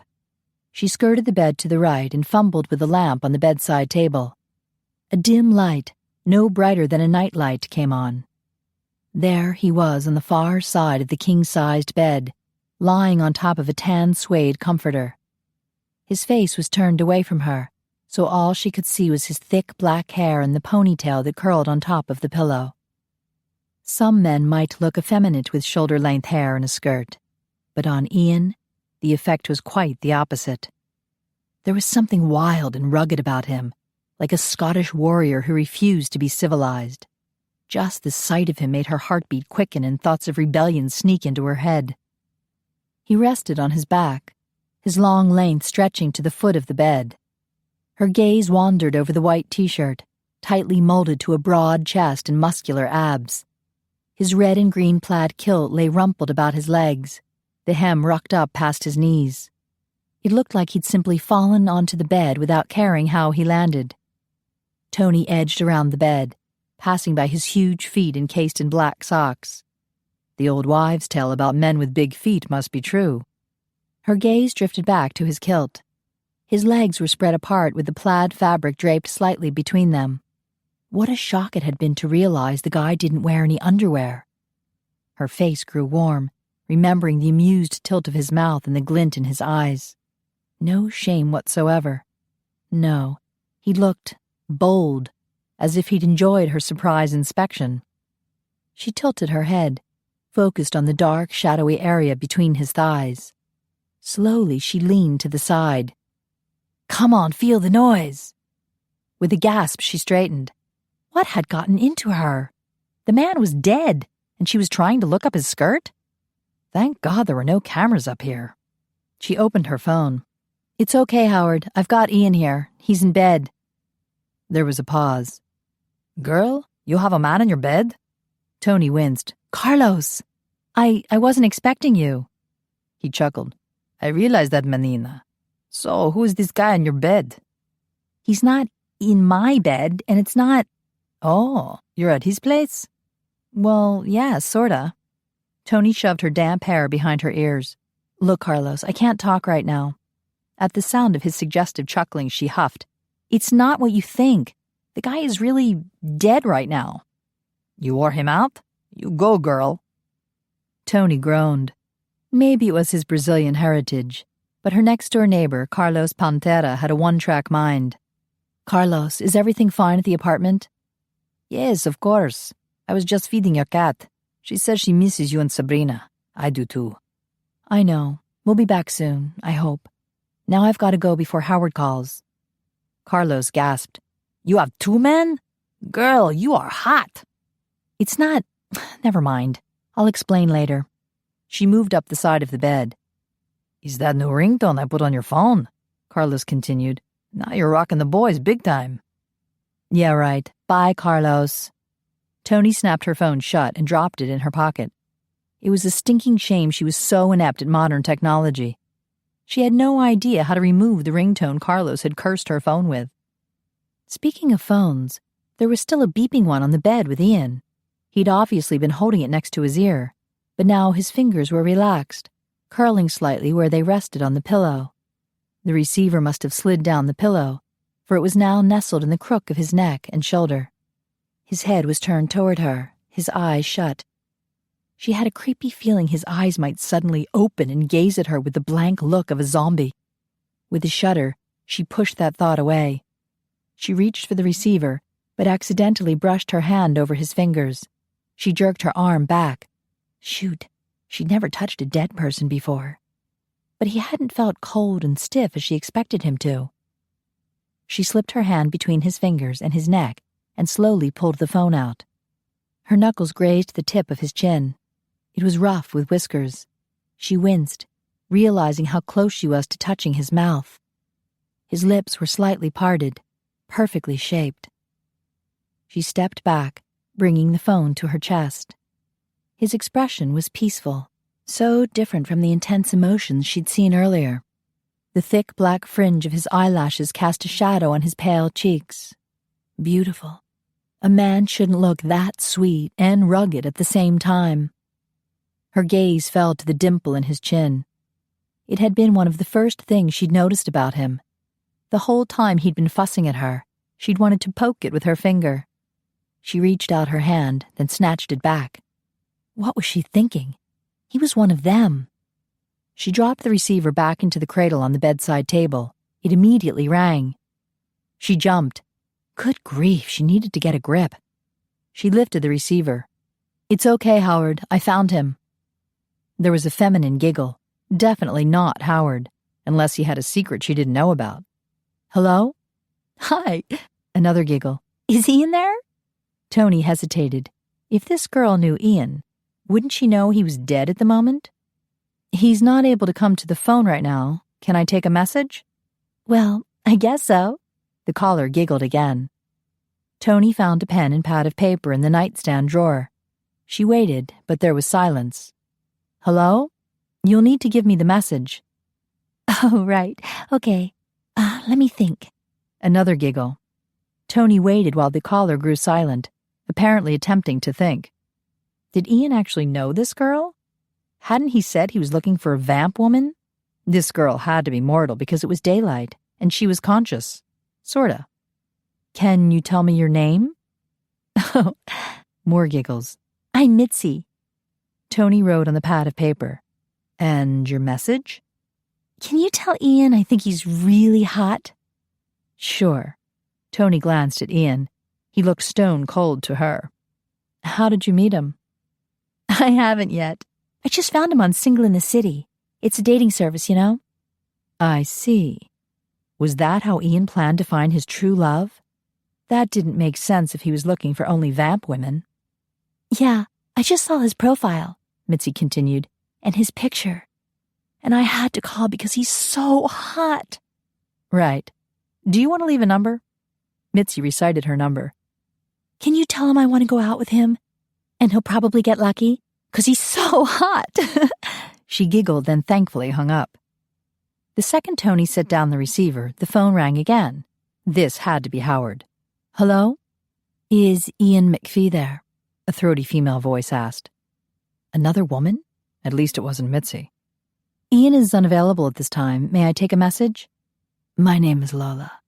I was just reading Ian's profile at Single in the City, and I must say, it was fascinating. I bet. Toni glanced at the computer in the office next door. She might need to take a look at this profile. Yes, Lola continued.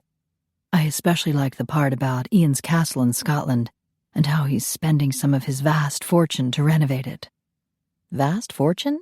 Toni snorted, then covered it with a dainty cough. She seriously doubted Ian had a vast fortune when he was working as a security guard for Romatech Industries. Would he really stoop to telling lies on the internet in order to get dates? The man was gorgeous.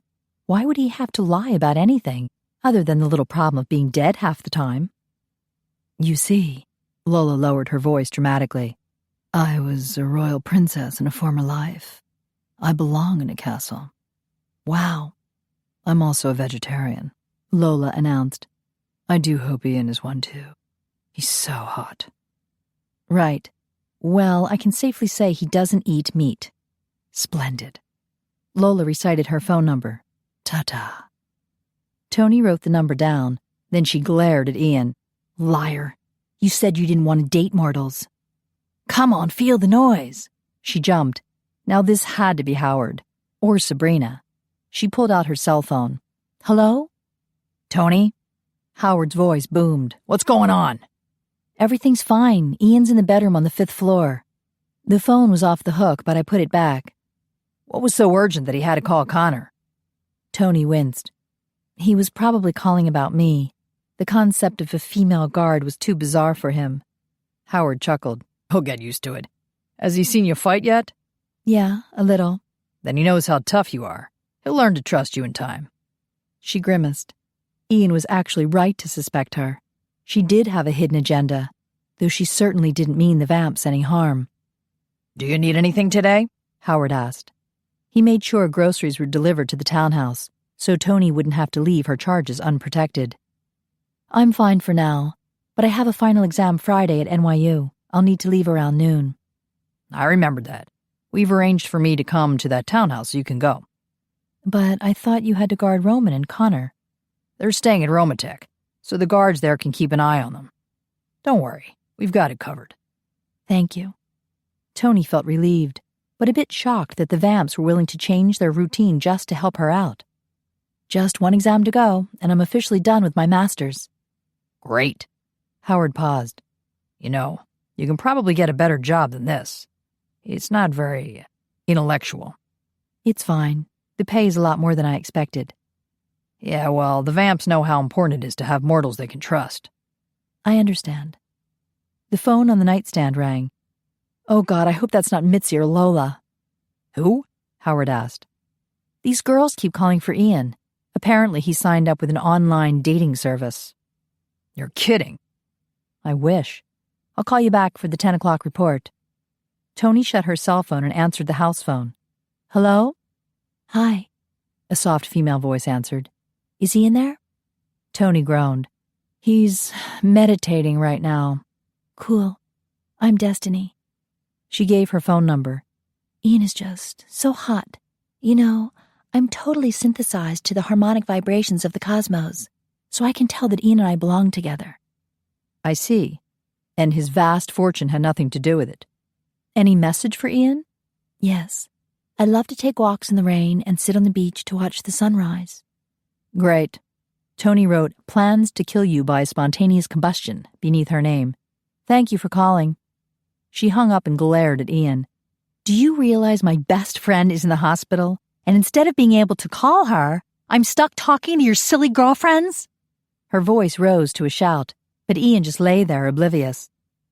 Why are you looking for a woman? Why would a vampire even believe in true love? Do you really think you can be faithful for centuries? A few years is too much to ask for these days. He didn't answer. Well, at least you don't talk back. I'm the boss here during the day, and don't you forget it. He didn't argue. She stalked into the adjoining office. She hadn't gone to college just to end up a social secretary for a horny hot vampire. So much for her third affirmation. I will achieve something meaningful with my life. She needed to talk to Sabrina. That would calm her down. She opened her cell phone and dialed the hospital. Sabrina Vanderwerth's room, please. One moment, the operator replied. Please hold. Toni sat in the black leather chair behind the desk and booted up the computer. Maybe she could find something useful in the computer files. Her search in the library had yielded nothing. The phone on the desk rang. Great. Another woman. Toni quickly took her name and number, then hung up after Brittany expounded on 10 reasons why Ian was hot. Meanwhile, the hospital operator came back on her cell phone. Sabrina Vanderwerth has been released.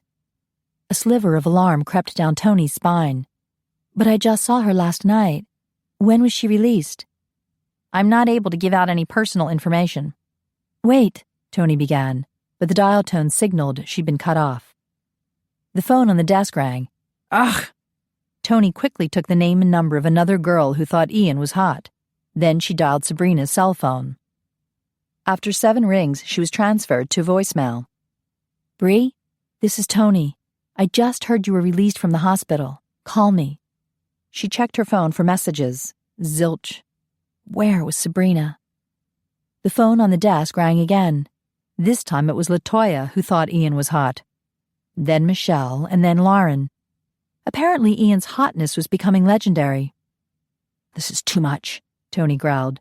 She used the house phone to call her apartment. Maybe Sabrina had simply gone home, and she was worrying over nothing. The phone rang until the answering machine picked up. Bree, are you there? Call me. I'm worried about you. She called Carlos in the apartment next door. Have you heard from Sabrina? No. What's wrong? She's been released from the hospital, but I don't know where she is. There was a pause. Then Carlos spoke, his voice deeper than usual. Toni, you need to tell me what's going on. I will tonight when I get off work. Toni hung up, then the phone instantly rang. Damn! She grabbed the receiver. What? Good morning. This is Travis Buckley. A man's voice. Yes, what is it? Is Ian MacPhie there? Toni blinked. You want to talk to Ian?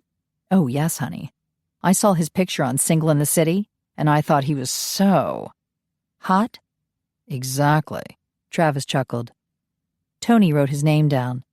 I would love to tell him you called. Super. Travis gave her his number.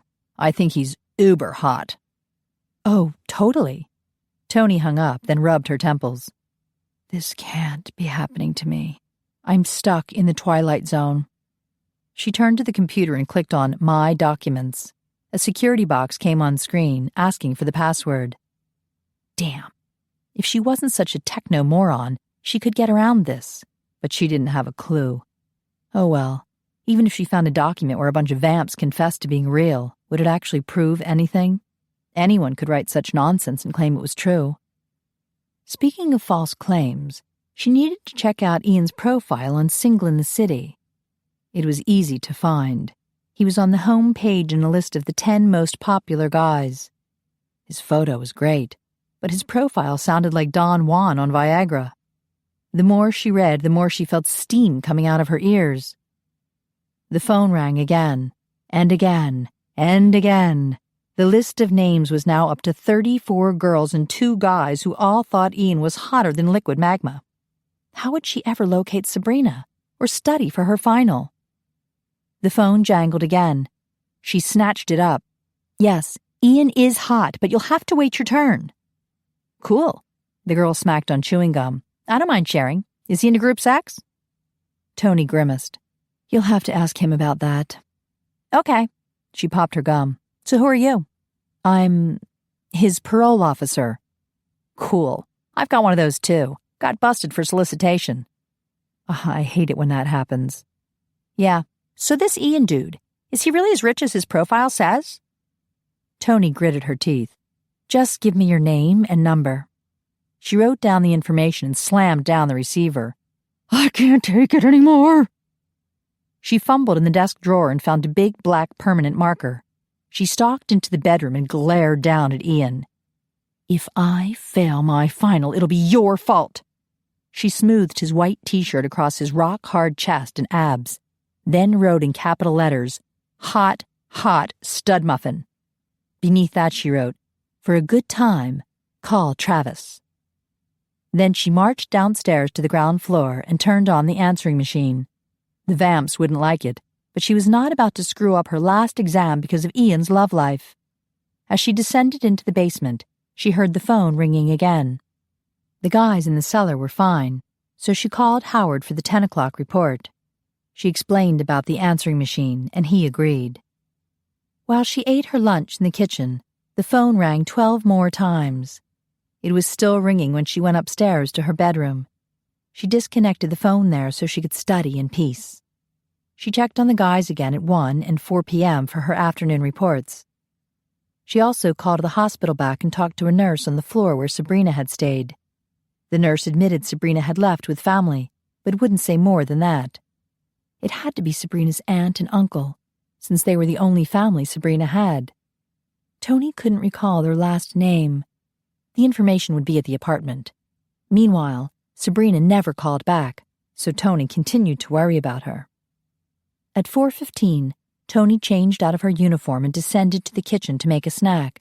She would be able to leave after the guys woke up, which was any minute now. Fortunately, the sun set early in December. Good evening. Dougal sauntered into the kitchen, followed by Phineas. They headed straight for the refrigerator for some bottles of blood. Hey, guys. She finished her salad. Sleep well? The door slammed open, and Ian marched in. He glowered at Toni and slapped a hand against his black-marked t-shirt. What the hell is this? Chapter 4.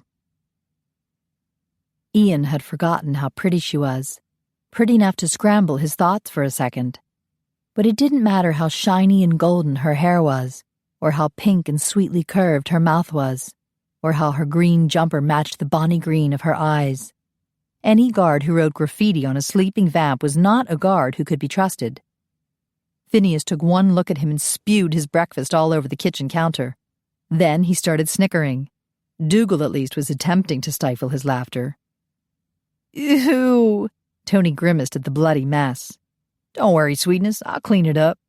Phineas grabbed a sponge from the kitchen sink. You got him good. I would not call this good. Ian glowered at Toni. She hadn't answered his question. She just sat at the table fiddling with a paper napkin, while a pink blush swept up to her cheeks. The scent of her rushing blood ignited his hunger. His gums tingled. His stomach twinged. He stalked to the refrigerator, grabbed a bottle of synthetic blood and guzzled it down cold. She wrinkled her pretty little nose. You're drinking it cold? Are you offering me some that's hot? He growled. Her cheeks grew a brighter red. No, of course not. Why so pissed, bro? Phineas wiped up the counter. I'd be happy if Toni wrote on my shirt. Shit, she could write on me all day long. You don't wear a shirt to bed, Toni muttered. Ah, Phineas grinned at her. You've been admiring my awesome bod while I sleep. I knew it. The ladies can't resist Dr. Fang. He rinsed out his sponge, then went back to work. You should be writing your love notes on me. They're not love notes, Toni protested. That's for certain, Ian grumbled. I'm definitely not interested in Travis. Phineas snorted, then took aim and tossed the sponge into the sink. 2 points. Look, I've been telling you guys to stop wearing those skirts. It gives out mixed signals, if you know what I mean. Dougal frowned. The kilt is a fine and manly tradition amongst the Scots. I kind of like 'em, Toni conceded. Did she really like his kilt? Ian had always considered the MacPhie tartan one of the best. Or perhaps she had liked what was underneath. He slapped himself mentally. This girl distracted him far too easily. You did not answer my question. He tapped his chest. Why the hell did ye do this? She lifted her chin. I will admit now that it was a mistake, but at the time I was very angry with you. Angry? Ian gave her an incredulous look. What could I possibly do to make ye angry? I was dead all day. You were live on the internet. People were looking at you on Single in the City, and the phone was ringing off the hook. I have problems of my own to deal with, so— Ladies were calling me? Ian interrupted her. He couldn't believe it. Vonda's plan was working. Toni shot him an annoyed look. Didn't you see the messages I left for you upstairs, on the nightstand? Nay, I was distracted by this. He pressed a hand against his chest. He wanted to stay angry, but the thought of women actually pursuing him was amazing. Ladies were calling me? Toni groaned, then took her plate to the sink. Yes, Mr. Superego. 43 women and 2 men, to be precise. And that was before 10 a.m. 2 men? Phineas snickered. Ian muttered a few words in Gaelic that made Dougal laugh. His initial excitement was wearing off, for he now realized that all the women who had called during the day were mortal. None of them would do. The phone rang, and Phineas reached for it. Don't bother. Toni returned to the table where she'd left some clothes on the back of a chair. She looped a green scarf around her neck. It's probably another desperate woman. The answering machine's been picking them up since this morning. But she might be hot. Phineas lifted the receiver. Hello there, he said in a deep, sexy voice. You have reached the luxurious abode of Dr. Fang, the love doctor. Tell me where it hurts, baby. Toni, Dougal spoke quietly. You are supposed to answer the phone during the day. We do not want people thinking the house is vacant. I know. She stuffed her arms into a jacket, but— No, Travis, I'm not interested. Phineas slammed the phone down. Shit. Toni snorted. See what I mean? That's why Howard agreed to let me use the answering machine. She hitched her handbag over her shoulder. See you guys later. Where are you going? Ian asked. She ignored him and strode from the kitchen, leaving the door swinging in her wake. Bloody hell, Ian growled. He gulped down the rest of his cold breakfast, then set the bottle in the sink on his way to the kitchen door. Ian, Dougal stopped him. Do not chase her away. We're in desperate need of mortal guards we can trust. He pointed at his t-shirt. What makes you think we can trust her? She's a good fighter, and she has good reasons to hate the malcontents, Dougal replied. And she hasn't killed us in our sleep, Phineas added, yet. That's reassuring. Ian strode into the foyer and found Toni by the front door, punching buttons on the security panel. You cannot leave. I don't see why not. I'm off duty. She finished the code to release the alarm, then reached for the doorknob. I need to talk to you. I don't want to. She motioned to the answering machine, but there are hundreds of women who do. You are exaggerating.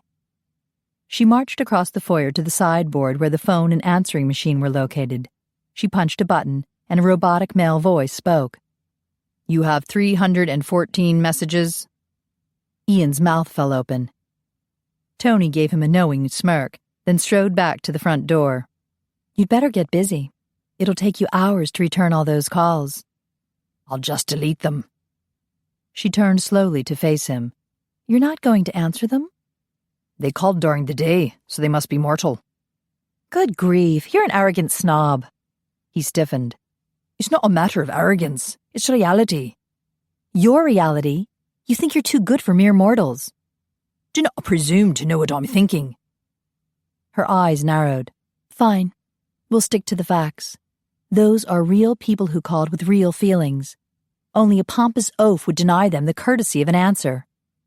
He moved closer to her. Do not lecture me on courtesy, no, when ye wrote this rubbish on me while I slept. I was angry. She stepped toward him, her cheeks growing flushed. I had to endure hours of people moaning, "Oh, Ian is so hot. You're lucky I only wrote on your t-shirt. I almost puked on it." He had trouble concentrating on her words because her rushing blood filled his nostrils and her racing heartbeat pounded in his mind. Just gazing into the fiery green depths of her eyes made his hearing grow dull. The scent of her blood combined with the fragrance of her hair and skin, and he'd never breathed in air so sweet. She stepped back.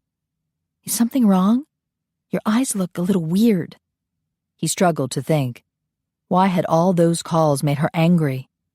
Then a sudden thought struck him. Ye were jealous. What? She scoffed. Don't be ridiculous. He pointed to the words on his chest. Ye did not like other ladies saying I was a stud muffin. They never called you a... She winced. I have to go. She moved toward the door. He followed her. The stud muffin part was your idea? It wasn't meant as a compliment, she muttered. He smiled. But it is your honest opinion, eh? She grabbed the doorknob. I have things to do, places to go. He planted a hand on the door. Such as?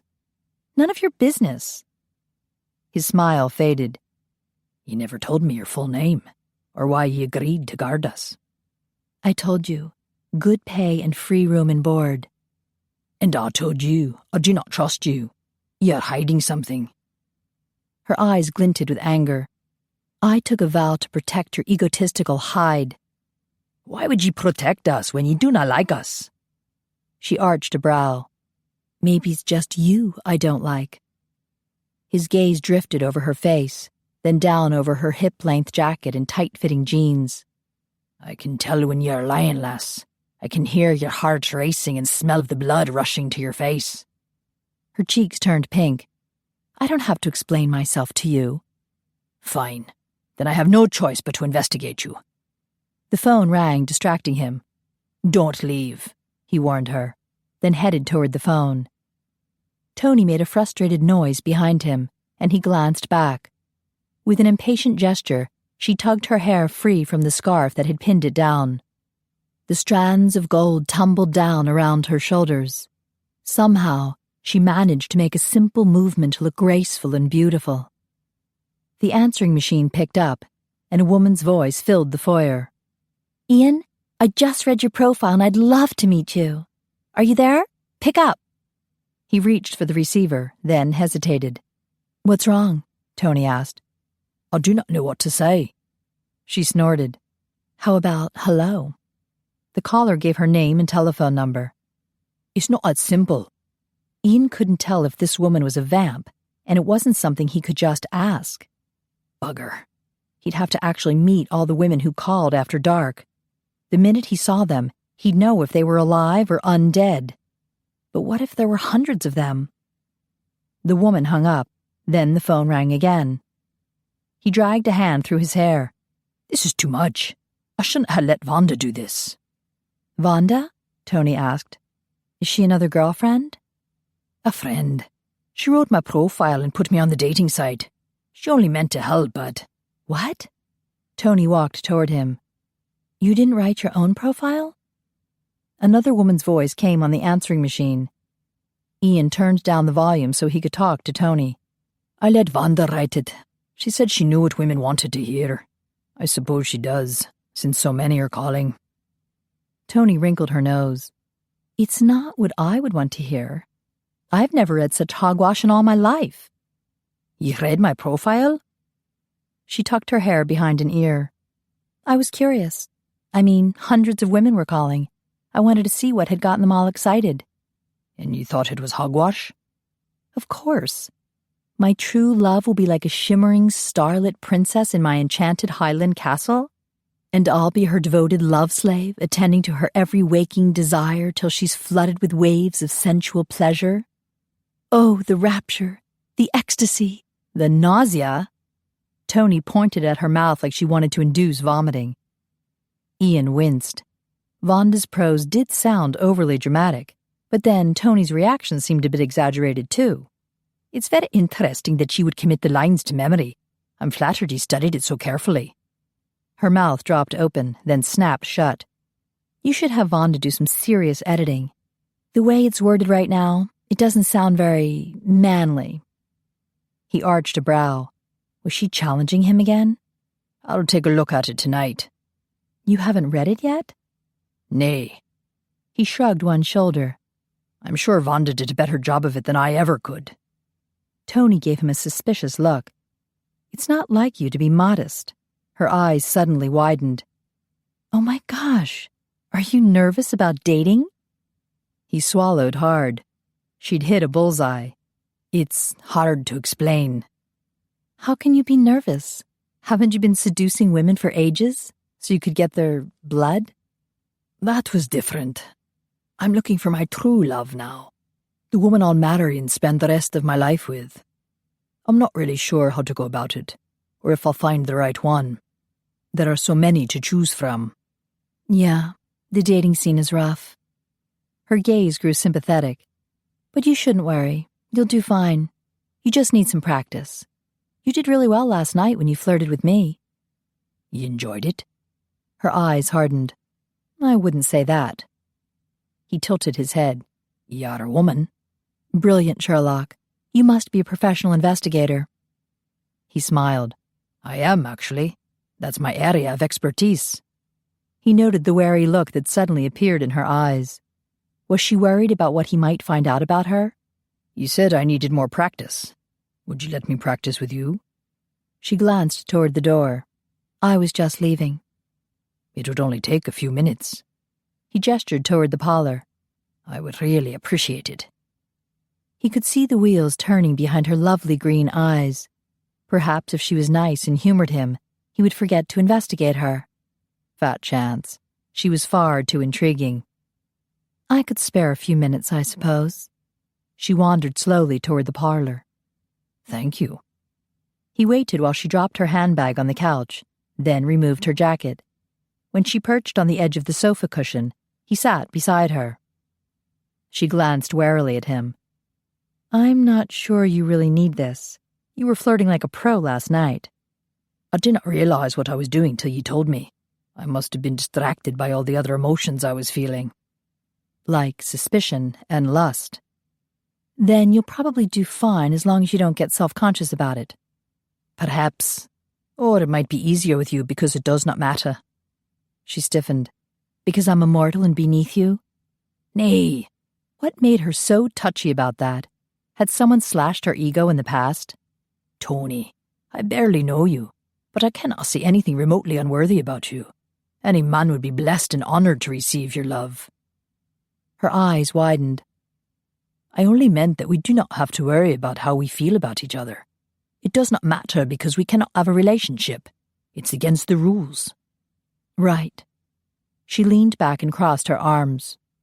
Okay. Since I can't be affected in any way, let's see what you can do. Try your best mojo on me. Mojo? What the hell was that? She shifted to face him. You see me in a bar. I'm a sexy vamp lady with a gorgeous set of fangs. So you make your move. She watched him expectantly. Smooth and charming, that had worked for Jean-Luc. Good evening, miss. You are looking quite fetching tonight. Thanks. Her eyes narrowed. Lovely weather we're having. Quite so. A bit chilly, perhaps. Indeed, Mr. Darcy. I fear the sheep will be shivering on the moor. She made a face at him. What century did you come from? The 16th, but I've adjusted over the centuries. She scoffed. Not enough. You're still behind about 200 years. I was trying to sound charming. Prince Charming's not a hero anymore. Haven't you watched Shrek? He didn't know what she was talking about. I thought charm could never go out of style. It worked for Jean-Luc. I don't know him. Look, you've got to sound more modern, more hip. Try again. He searched his mind for the right words. Yo, hot mama, let's get Dune. She burst into laughter. Now you sound like Phineas. Except that you just said, let's get Dune. Oh God, the accent is so funny. Thanks. He gave her a wry look. Perhaps I can mispronounce myself into a lady's affections. Toni grinned. You still sound old-fashioned. Is that such a bad thing? She tilted her head, considering. I suppose it depends on the girl. Some girls like having a man open the door for them, but a lot of modern women would interpret chivalrous behavior as rude. We can open the damn door for ourselves. Don't ever consider us the weaker sex. Then you're misinterpreting my motives. I would open the door to show respect, not disrespect. But do you really respect women? Haven't we just been your dinner for centuries? You've been my salvation. I could never have survived without you. Her eyes widened. We see things so differently from each other. That only makes you more fascinating to me. He gazed into her eyes and saw a mixture of emotions struggling against one another. She was so beautiful, so determined to be tough and hide her wounds. Would it frighten her if she knew how attracted he was to her? I would never harm you, lass. I hope you know that. She pulled back suddenly and looked away. Were you using mind control on me? No. Then why am I? She gave him a wary glance. Never mind. Was she feeling it too? This strange pull between them? He stretched an arm along the back of the sofa. Tell me, Toni, when it comes to dating a modern lass, would it be all right for me to kiss her on the first date? She pulled her handbag into her lap. A peck on the cheek would be fine, or a quick kiss when you say goodbye. What if I want more? Her cheeks reddened. If you want to jump in the sack, that's your choice. I was only referring to a deeper, more satisfying kiss. But since ye are in a hurry to get me in bed... I think you've had enough practice.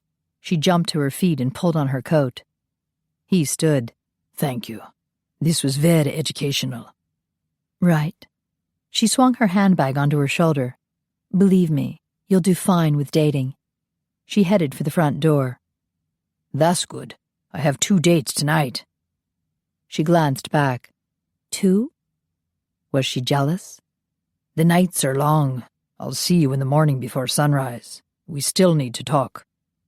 She shook her head as she reached for the doorknob. There's nothing to talk about. I have questions that need answering. You're too nosy. If you refuse to talk to me, I'll have to investigate you. Her eyes flashed with anger. Why can't you leave me alone? She left, slamming the door behind her. That was a good question. He had 2 dates tonight and plenty of phone calls he could return. But for some reason, he couldn't leave Toni alone. She filled his thoughts. He desired her, but it was more than lust. She was a mystery, a beautiful, clever mystery, and damned fun to flirt with. He teleported to the 5th floor to shower and change. First, he would go to Romatech to see Connor and begin his investigation. He had a few hours to kill before meeting his dates at the Horny Devils. In the bathroom, he yanked the t-shirt off, then stared at the words Toni had scribbled. Could she really be jealous that so many women desired him? Or did he just want her to be jealous? One thing was certain. He was totally intrigued by their beautiful female guard. Angus McKay's cardinal rule repeated in the back of his mind. A guard must never become romantically involved with his charges. She was forbidden. She was mortal. Bloody hell. He tossed the t-shirt in the trash. Chapter 5. Yedrik Yanov moved slowly across his new office at the Russian-American Coven House in Brooklyn. So far, so good. His electronic scanning device wasn't picking up any bugs. When he'd arrived Tuesday night, he'd found a few. He suspected there was a mole in his coven, but until he found the bastard, he'd keep checking the office every night. Such disloyalty and incompetence would not be tolerated. As the new master, he'd made it clear last night that he expected more from this coven. Any member who wasn't willing to die to achieve his goals might as well die now. He'd punctuated his speech by staking a coven member who hadn't looked properly impressed. That simple act had done wonders for everyone's motivation. The men had offered to hunt for him. The women had offered to screw him. All except one. The little brunette, Nadia, had looked terrified of him. So, of course, he'd selected her. He smiled, remembering the brutal hour he'd spent with her. When he'd finally let her slink away in tears, he'd relished the certain knowledge that her fear of him had grown. She still had some spirit in her, though. He'd break it soon enough. It was a game he'd enjoyed many times over the centuries. He finished scanning the room. It was clean, and it would stay that way now that he was in charge. The former coven masters had been idiots. Ivan Petrovsky had ended up betrayed and assassinated by his own coven. Katya Miniskaya had made a ton of money, only to squander it all in a pathetic attempt to kill a former lover who jilted her.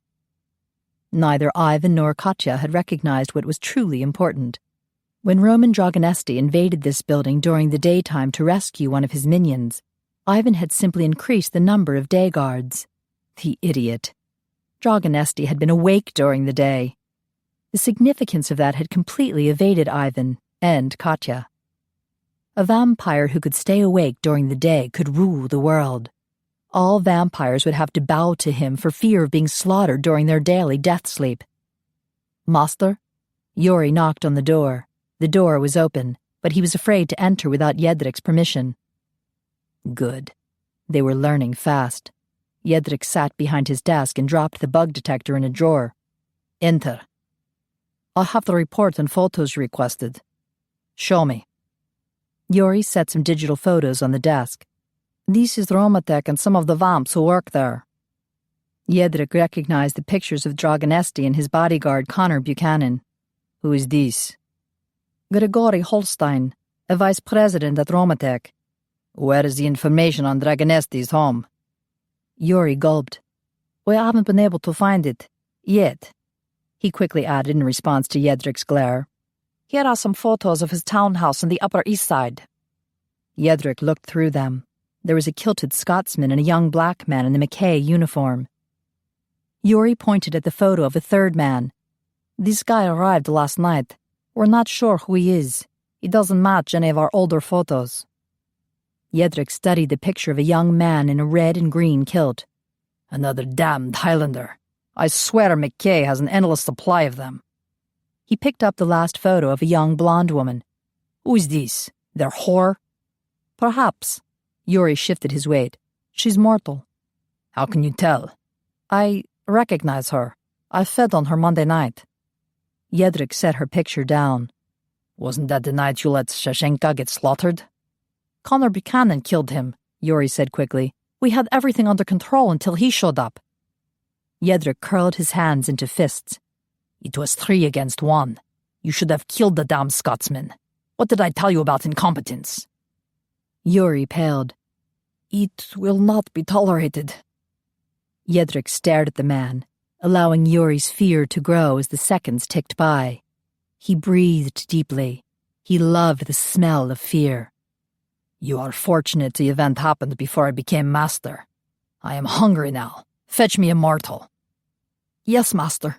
Yuri bowed. "Right away." Jedrik smoothed a finger over the face of the girl in the photo. "Bring me a blonde. I hear they're more fun." After a subway ride and short walk to Washington Square, Toni arrived at the second-floor apartment she shared with Sabrina. She dropped her handbag and keys on the coffee table, then shrugged out of her jacket and tossed it and her scarf on the love seat. Sabrina's cat, Vanderkitty, jumped from the easy chair to weave around Toni's legs. "Hey, Van." Toni rubbed behind the orange tabby's ears. "Have you seen your mama?" Van gave her an annoyed look, then marched off to the kitchen area to assume a regal pose by her food bowl. "Don't give me that. I know Carlos has been feeding you." Toni peered inside Sabrina's bedroom. It looked the same as it had last Sunday. discarded jeans on the floor, textbooks lying open across the purple chenille bedspread. Before going out Sunday night, Sabrina had spent most of the day studying for finals this week. Finals she had missed. Toni had visited all of Bree's professors on Monday to explain why Bree would be absent. She would receive incompletes in all 5 of her classes. It was as if Sabrina's life had suddenly frozen in time, and her room along with her. Toni wondered if their lives would ever be the same. She turned on the bedside lamp, then dug through the top drawer of Bree's bedside table. Her heart squeezed when she spotted a birthday card Bree had kept. Toni had given it to her years ago. It was the first time she'd bought a card that was addressed to Sister. As far as Toni was concerned, Bree was her sister. They'd been best friends for 10 years. They spent their holidays and vacations together. God knew their real families didn't want them. Which was why it was so weird for Bree to leave the hospital with her aunt and uncle. Toni had heard so little about this couple over the years. She couldn't even recall their full names. Joe and Gwen something or other who occasionally remembered to send Bree a Christmas card. Why had they suddenly developed an interest in their niece? Toni located a pink fuzzy address book and thumbed through the pages. It was sad how few names were in the book. Even sadder how many names had been crossed out over the years. Poor Bree. It was so hard for her to find people she could trust. Toni carried the address book back into the living room and flopped down on the love seat. Vanderkitty jumped onto the back of the love seat to perch by Toni's ear. You miss your mama? Toni interpreted the loud purring as a yes. Yeah, me too. She flipped through the pages of the address book. Aha! Under the P she found Dr. Joe Proctor and Gwen, who lived in Westchester. This had to be them, although Toni hadn't known Uncle Joe as a doctor. She reached over the sofa arm for the cordless phone on the end table and noticed the blinking message light. 4 messages. 3 were from her, since she'd called 3 times. Maybe the 4th one was from Bree. Toni punched the play button and listened to her voice grow increasingly worried with each message. Finally, the last message. Bree, this is Justin. You gotta forgive me, babe. Right. Toni turned the message off. Then she dialed the number for the Proctors. What kind of doctor was he? A proctologist? Her snort was interrupted by a feminine voice with a Hispanic accent. Dr. Proctor's residence? Hi, is Sabrina there? Toni heard muffled voices in the background. A different voice came on the phone. Good evening. This is Gwen Proctor. I'm Toni, Bree's roommate. I'd like to talk to her. I'm afraid that's not possible at the moment. She's sleeping, and we hate to wake her up, the poor dear. She's been through such a terrible ordeal. Tell me about it, she thought. Toni had survived a vampire attack, too. Is she all right? Yes, of course. A definite chill had crept into Gwen's voice. Thank you for calling. Can you tell her to call me when she wakes up? We don't want to upset her delicate condition. Was that a no? Bree will want to talk to me. Perhaps, but you're not qualified to talk to her properly. My husband is an excellent psychiatrist, an expert in the type of severe psychosis that Sabrina is exhibiting right now. Toni's stomach dropped like she'd swallowed a cement brick. Bree is not psychotic. There was a pause where Toni could hear whispering. Ms. Davis? A brusque male voice came on the phone. This is Dr. Proctor, Sabrina's uncle. I can assure you she's receiving the best care available. I just want to talk to her. Under the circumstances, I cannot allow that. Toni's fist squeezed around the receiver. Look, she's 23 years old. You can't decide whom she talks to. You would not be a positive influence on her at this time, he answered calmly. The poor girl believes she was attacked by vampires. Toni gritted her teeth. Yes, I know. And she fears they'll return to harm her again. We are providing her a safe environment for her recovery. That's great, but I still want to talk to her. The last time she talked to you, she asked you to prove that her attackers were actual vampires, Dr. Proctor continued, and you agreed. She was lying there injured in a hospital room. How could I say no? I cannot allow her to speak to anyone who will encourage her in these paranoid delusions. You would severely jeopardize the progress we've made." Toni swallowed hard. "What are you doing to her?" "Giving her expert care. Good night." He hung up. Wait! Toni glared at the receiver. You asshole! "I hope you're not referring to me." Startled, Toni jumped in her seat, then turned toward the man climbing through the kitchen window. Carlos! She scolded her next-door neighbor. "How long have you been there listening?" "Long enough." "In that case, I was referring to you." She hung up the phone. Now that she thought about it, she was glad he had eavesdropped. She needed a friend she could confide in, and with Sabrina gone, Carlos was all she had left. It wasn't the first time he had snuck up on her. The man moved with a quiet, stealth-like grace. She assumed he'd acquired the skill from his trips into the Amazon jungle, where a person was better off not announcing his presence. With his shoulder-length black hair, black sweater, and black leather pants, Carlos was barely visible on the fire escape landing their two apartments shared. He straddled the windowsill, his white teeth flashing as he grinned. "Come now, girl. You should be nice to me. It sounds like you might need someone with my talents." She snorted. "Which talent would that be? The one where you dance the samba wearing a sequined thong?" He looked affronted. "I wear a lot more than a thong. I have a hot pink satin cape and a headdress with ostrich feathers. It's enormous." He winked. "Like the rest of me." Toni laughed. Carlos always went back to Brazil for a few days at carnival time. Since he was working on his master's in anthropology at NYU, he claimed the trip was educational. Toni and Bree had certainly learned some new things from the videos he brought back. He swung his other leg over the windowsill, then straightened his long, lean frame. He was gorgeous, but more likely to dress Toni and Sabrina than date them. Vanderkitty leaped from the love seat, bounced across the kitchen floor, and landed in his arms. "She never greets me like that," Toni muttered. "She knows who's the boss around here. Hello, love." He rubbed the cat's head against his smooth, tanned cheek, then set her on the linoleum. "I was coming over to feed her when I heard you getting all huffy on the phone." "That was Sabrina's aunt and uncle. They've got her at their house, and they won't let me talk to her." "Huh. Some people are so rude." Carlos opened the cabinet under the sink and removed Van's bag of kibble. "Menina, you said you'd tell me what was going on." "Yeah, I know." But how could she explain without sounding crazy? "I hardly know where to start." "Start with the bastards who attacked Sabrina." Carlos poured kibble into Van's bowl. "It was Sunday night, yes?" "Yes. She went ice skating with Justin in Central Park. They had an argument, and she left on her own."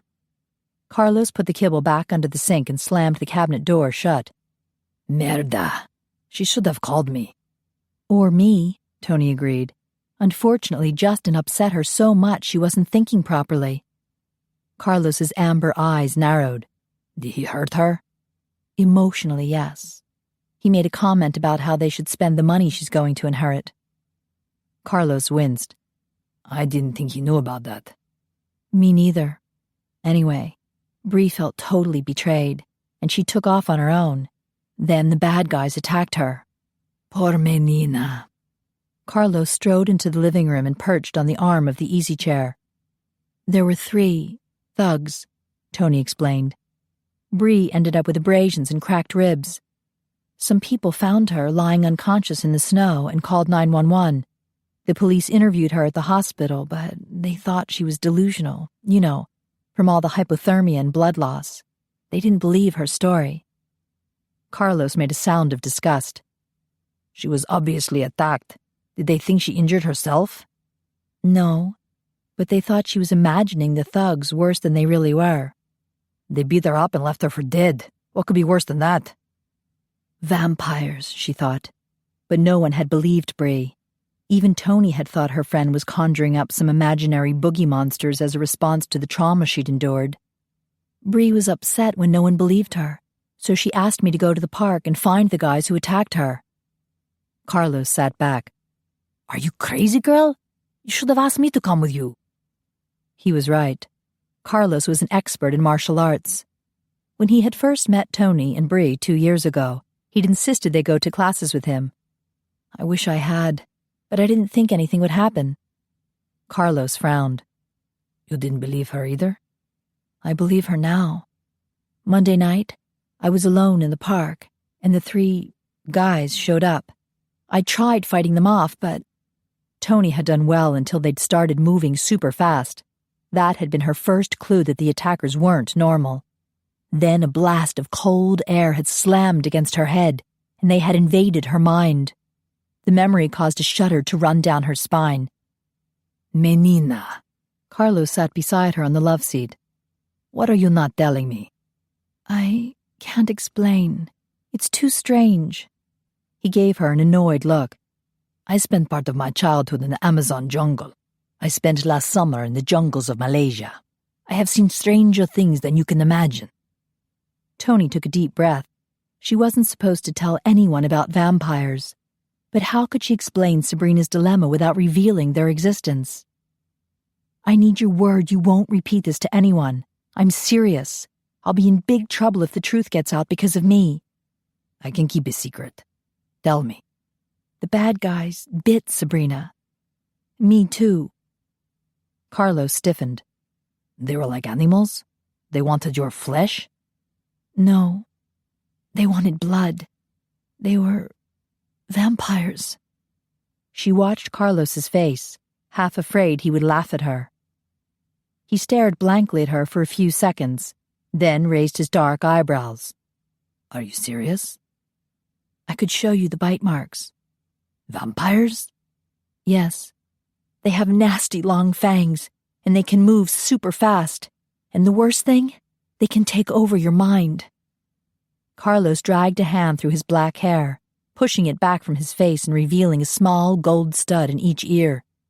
My God, Menina. How did you ever escape? Then you believe me? Yes. I know you wouldn't make something like this up. He took her hand in his. Tell me everything. She closed her eyes briefly. It was terrifying. They were inside my head, ordering me to do things against my will.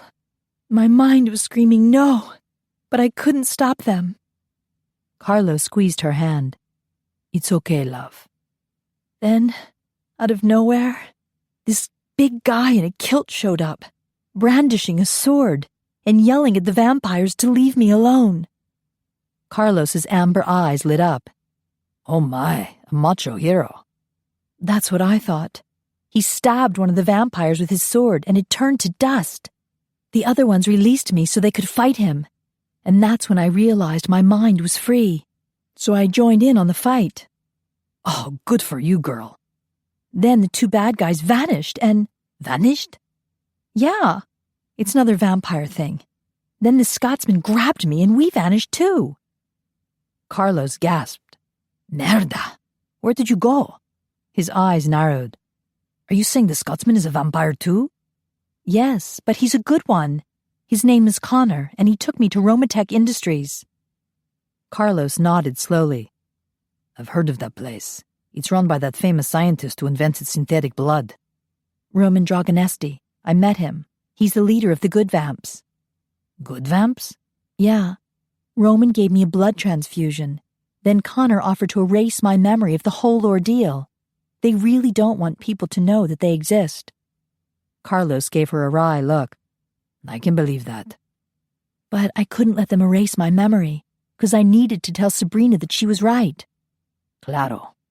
Luckily, there was another option. Connor knew I could fight, so he offered me a job, guarding the vamps during the day. You see, they're totally helpless then, and they're in desperate need of mortals they can trust. So that's where you've been during the day? Carlos asked. You're guarding vampires? Yes. Today was my 2nd day. It's a fairly easy job. They're basically dead during the day, so there's not much going on. But I do have to stay there. I'd be in big trouble if I left them unguarded. Carlos snorted. If they're dead, how could they know if you left? I have to call in reports to my mortal supervisor, Howard, and he's watching me on monitors. He's been very understanding. He's taking over for me Friday so I can take my final. and he let me use the answering machine today when every ditzy female in the city was calling for him. Him? I don't want to talk about him. I've got enough problems without him. Ah! The corners of Carlos's mouth tilted up. So, is this him, one of them? He's a vamp, yes. A very annoying one. Of all the vamps, Ian was the only one who suspected her of a hidden agenda. The fact that he was correct just made it more aggravating. The man was driving her crazy. Since her attack, she had every reason to hate vampires. The damned monsters deserved to be hated. It was like they'd stripped her humanity by reducing her to nothing but a food source. And when they'd taken over her mind, it had felt like her soul was being squashed. So how the hell could she find Ian so attractive? For a second, she'd thought he must be controlling her mind, but she'd never felt the jab of cold air on her brow. Nor had she heard his voice in her head. No, her attraction was real. Crazy, but real. Any man would be blessed and honored to receive your love. Her heart had almost stopped when he'd said that. It was the loveliest thing anyone had ever told her. It made her feel attractive and worthy. I am worthy to be loved. The way he had looked at her, like he was reaching deep inside her, had made her painfully aware of an emptiness in her soul. He was dangerous and beautiful. Menina, it seems to me you have a conflict of interest. I'm not going to let him get to me. Carlos smiled. I wasn't referring to him. Though I suppose he does explain that mushy look on your face. Excuse me? Carlos chuckled. I was referring to this new job of yours.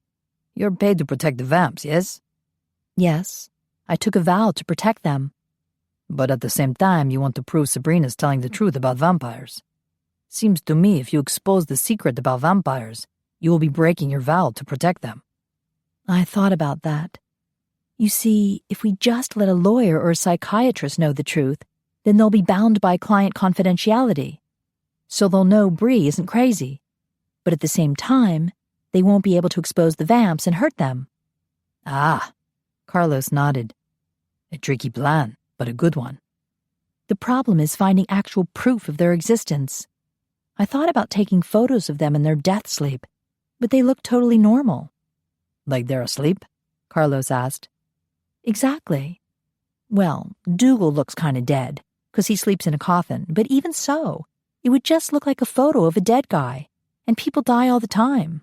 It's hardly revolutionary. I looked in their library. They have a library? They're not in a dark, gloomy crypt somewhere in the graveyard? No, they have a luxurious townhouse. 5 floors of beautiful antiques and artwork. You wouldn't believe the canopy bed I'm sleeping in. Oh, God. Carlos pressed a hand against his broad chest. It sounds fabulous. When can I see it? I can't sneak you in past the surveillance cameras. He scoffed. Don't bet on it, girlfriend. So what's the story with Sabrina? Her aunt and uncle checked her out of the hospital and took her to their house in Westchester. Uncle Joe's a psychiatrist, and he says she's suffering from severe psychosis. He won't let me talk to her. Carlos frowned. What do you know about this aunt and uncle? Not much. They never showed much interest in Bree before now. Yes, but she stands to inherit a lot of money once she graduates, yes? Yep, 85 million. Carlos's eyes widened.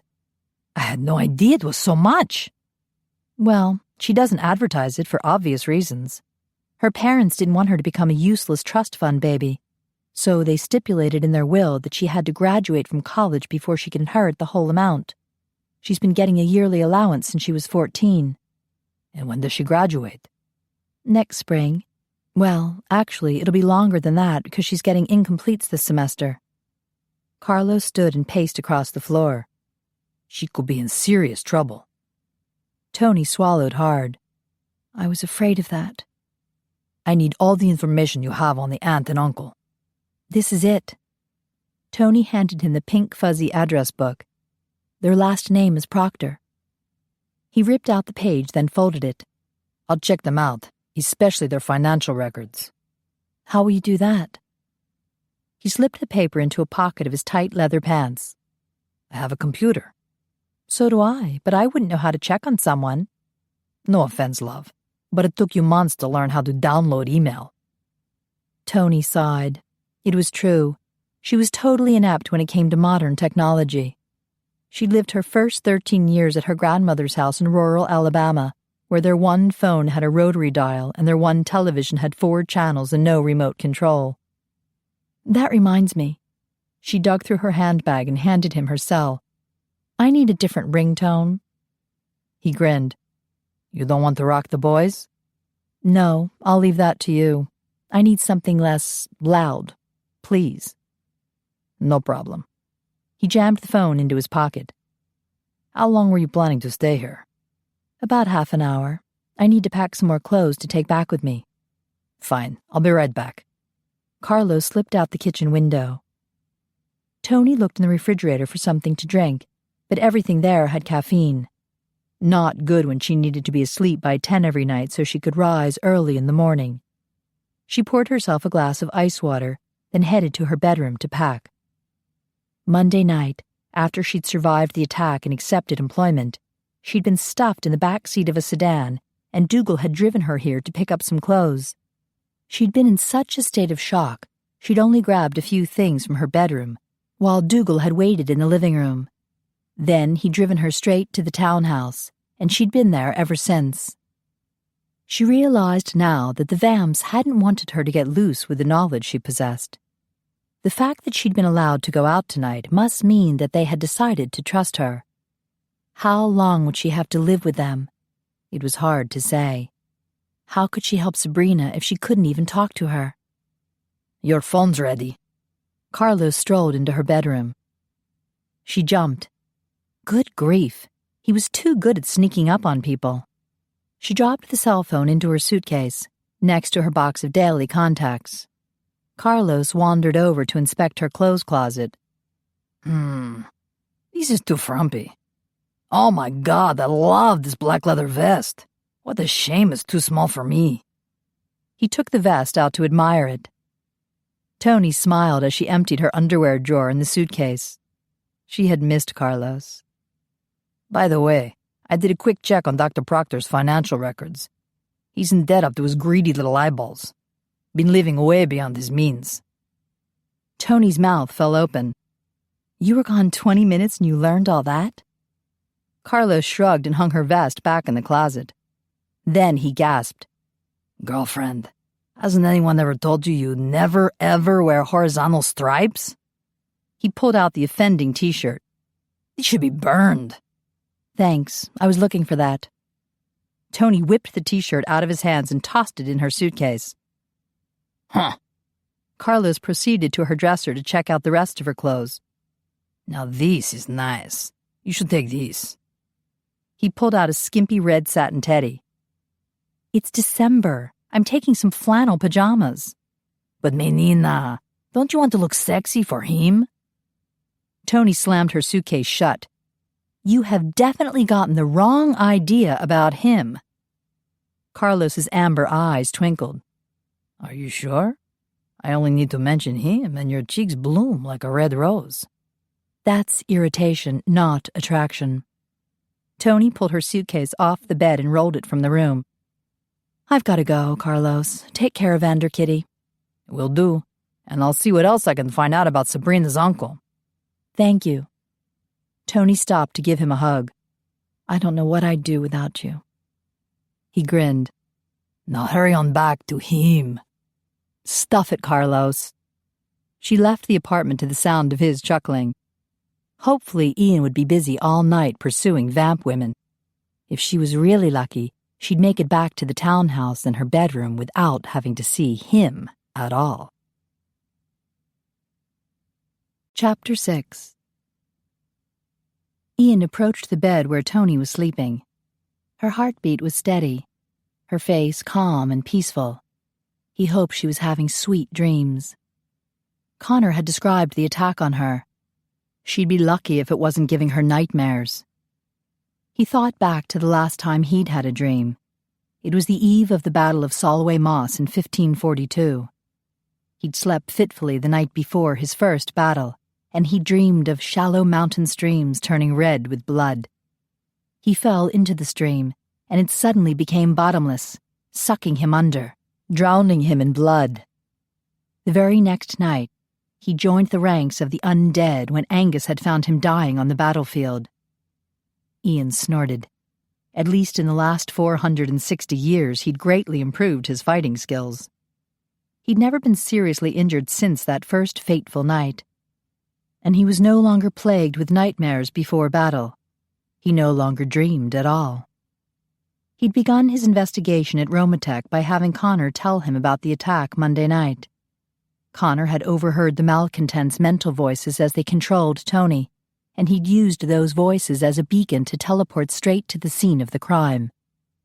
When Ian examined her personnel file, he'd been surprised to learn that she had an apartment in Greenwich Village.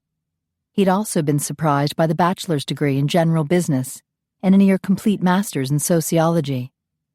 Why would someone that smart take a dead-end job, guarding the undead? Was she conducting a study? Connor didn't believe she was using them for research. After all, she couldn't have known about their existence before the malcontents had attacked her. He had run a background check, and her only offense was a traffic ticket for speeding. Like Dougal, Connor had asked Ian not to chase her away. Until Phil returned from Texas, they were in desperate need of a day guard. What Ian hadn't said was that he was in more danger of pulling her close than pushing her away. "Do not pester her," Connor had ordered. "The lass needs time to recover." So Ian had gone to the Horny Devils for his 2 dates. The women had been pleasant enough, but his mind kept returning to Toni and the inconsistencies between her personnel file and what she told him. He glanced at the digital clock next to her bed. 6:30, Thursday morning. Shouldn't she be waking soon? He paced around the room. His gaze continued to wander back to her, all snug and cozy in her bed. With his superior vision, he could still see her well in the dark room. She was lovely, the way her golden hair spilled across the pillow, the way her delicate hands curled close to her face. Bloody hell. He paced away. He had to stop thinking about her that way. He'd already decided he wanted a vamp woman who was honest, loyal, intelligent, and pretty. Toni wasn't a vamp, and he had serious doubts about her honesty and loyalty. But she was very intelligent and pretty, not to mention intriguing. She seemed to ignite all his senses at once, and it was such an intoxicating feeling, he found himself looking for any excuse to be with her. He stopped. Was that why he felt this compulsion to investigate her? He mentally reviewed his suspicions. No, his questions were legit. It was his attraction to her that was way out of line. She was a guard. She was forbidden. When the alarm went off, he zipped to the bedside table and turned it off. With a little moan, she stretched. Her eyes opened. "Good morning, lass." She gasped and pulled the covers up to her chin. She quickly looked around the room, then focused on him. "What are you doing here?" "We need to talk." "Now?"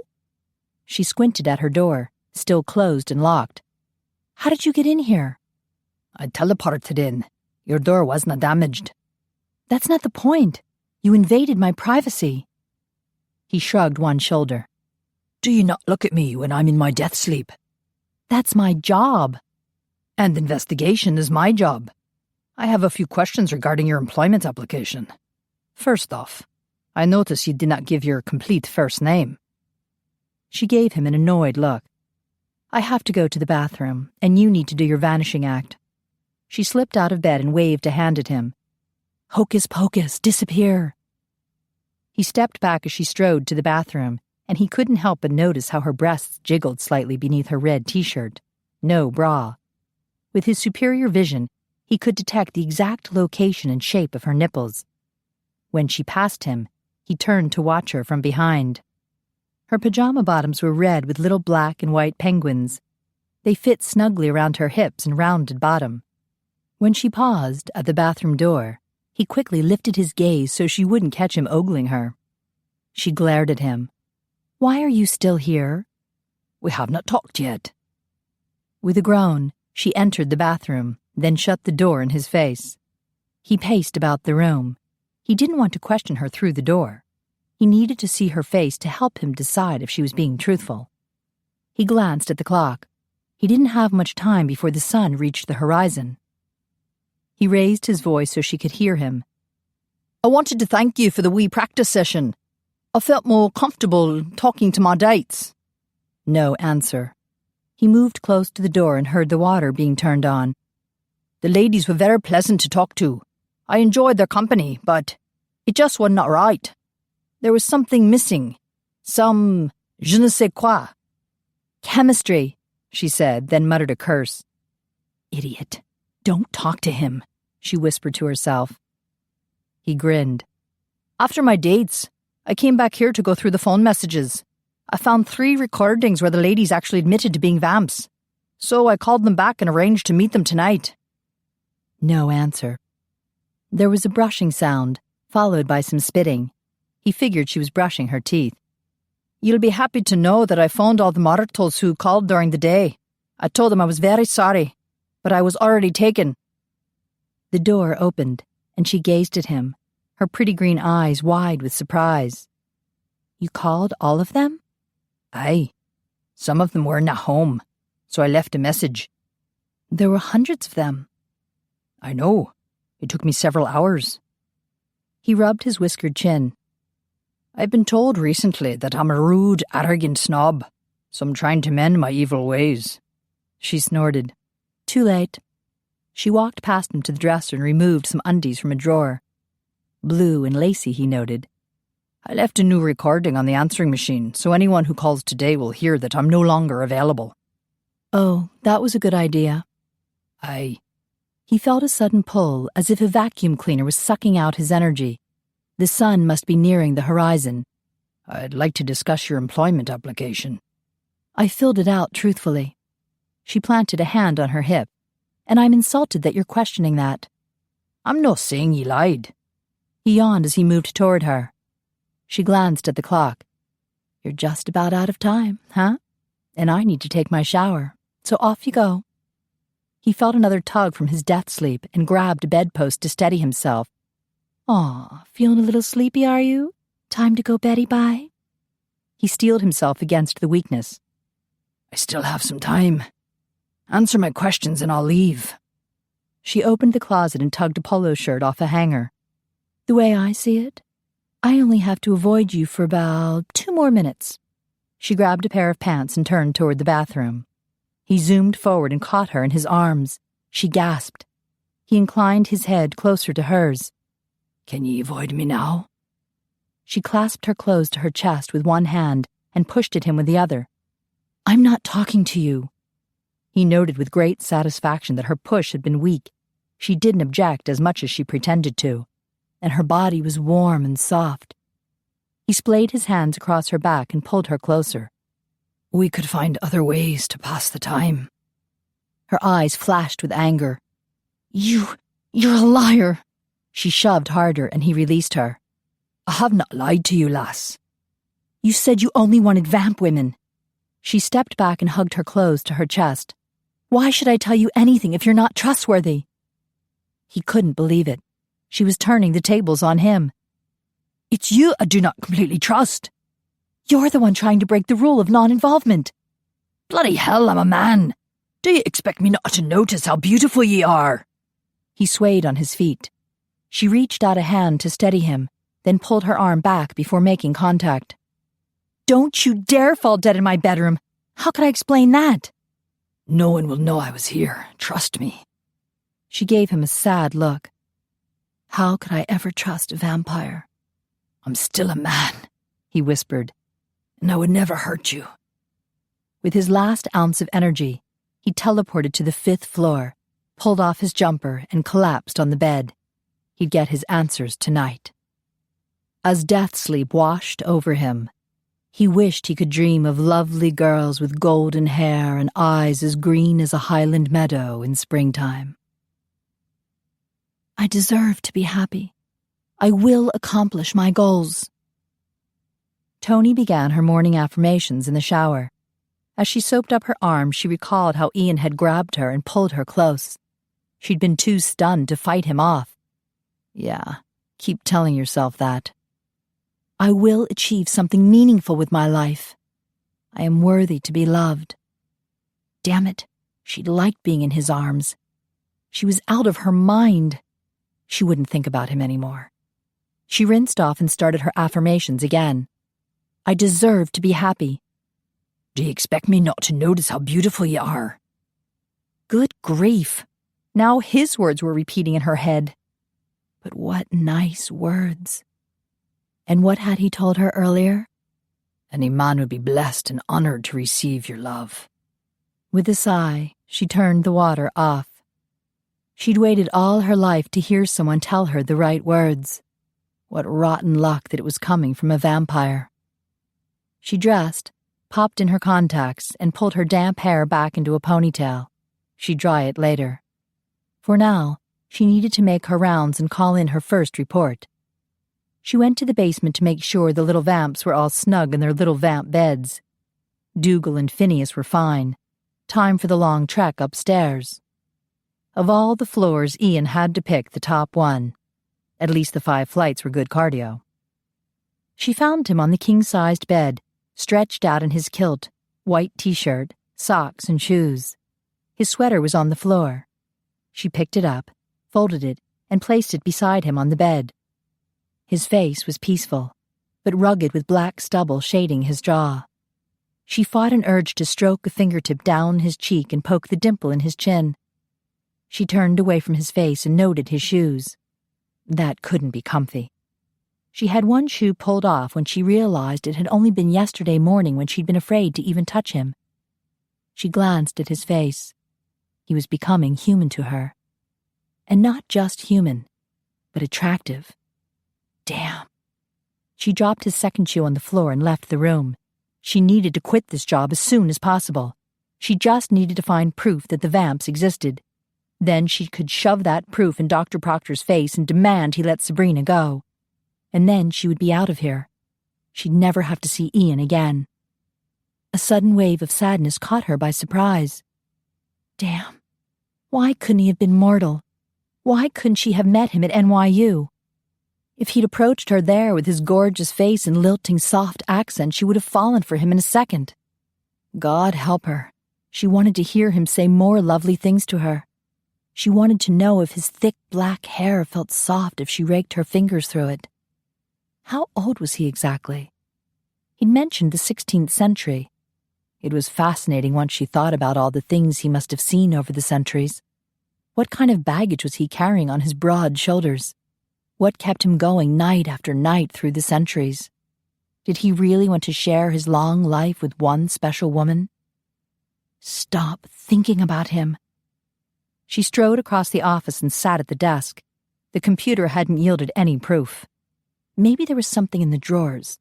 She rummaged through the desk and discovered a thin black book. The title, printed in white, read, The Black Pages. As she scanned the first few pages, her heart began to race. This could be it. Proof positive. The advertisements were clearly meant for the vamp public. Ace aluminum blinds and shutters. Block out that annoying sunlight and enjoy the dark. Aerobics and weight training.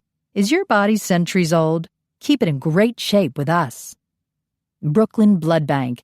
Catering to vamp needs. Are you tired of synthetic blood and hankering for the real thing?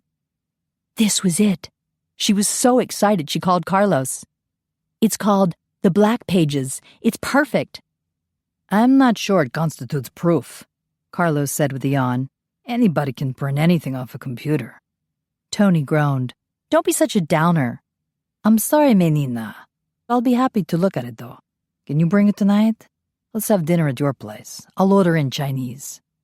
That sounds wonderful. She would switch to her biggest handbag so she could sneak the phone book out of the house. Have you found out anything more about Sabrina's uncle? Not yet. I have a final this afternoon and a paper due tomorrow, but I'll find the time. Okay. Good luck with your stuff. Toni hung up. It was 8 a.m. and time for her first report. After she got off the phone with Howard, The phone started ringing constantly. She was relieved Ian had recorded the new message, and she didn't have to deal with all the girls who thought he was hot, even if they were right. By 4:30 that evening, she was ready to go. She had hidden the black pages in a big handbag. The minute Dougal and Phineas arrived in the kitchen, she said her goodbyes and headed for the front door. Ian materialized in the foyer just as she was unlocking the door. "Toni, wait." He rushed forward and stumbled, nearly falling on his face. He righted himself just in time. "Bugger." She hesitated before opening the door. "Are you all right?" Good grief, the poor man was blushing. "My feet grew from a size 9 to a 13 in 12 days, he muttered. "I'm still getting used to it." His feet weren't the only things that had grown. Toni's face grew hot as she attempted to override that memory. She was being shallow, she chided herself. The man must have suffered while he was growing that fast. It must have been painful. He shrugged one shoulder. "It was worth it to finally look like a man." And what a man. Well, you certainly got some good results. His eyes started to twinkle. "Like a hot stud muffin?" She winced. That line was going to haunt her the rest of her days. He stepped toward her. "We still need to talk." Not that again. Maybe she should try a new tactic. "I'd love to talk, but can we do it later? I have to go now. My dinner date is waiting." His eyes narrowed. "You have a date?" She started to say it was just with an old friend, but why put the guy out of his misery? He looked kind of jealous, and she kind of liked it. "You're not the only one who dates around here, you know." He frowned. "I have 3 dates tonight." "Great, stud muffin, rub it in." "Have fun." "Not." She marched out the door. Chapter 7. 45 minutes later, Toni was in her apartment wolfing down Chinese food and giggling with Carlos over the advertisements in the black pages. "Look at this one," he pointed. "Undead body armor. Protect your chest against those pesky wooden stakes." She nearly choked on a noodle. I still like the fang file the best. Gotta keep those fangs sharp. Carlos chuckled. "You know what's good, menina? You're able to laugh at vampires now."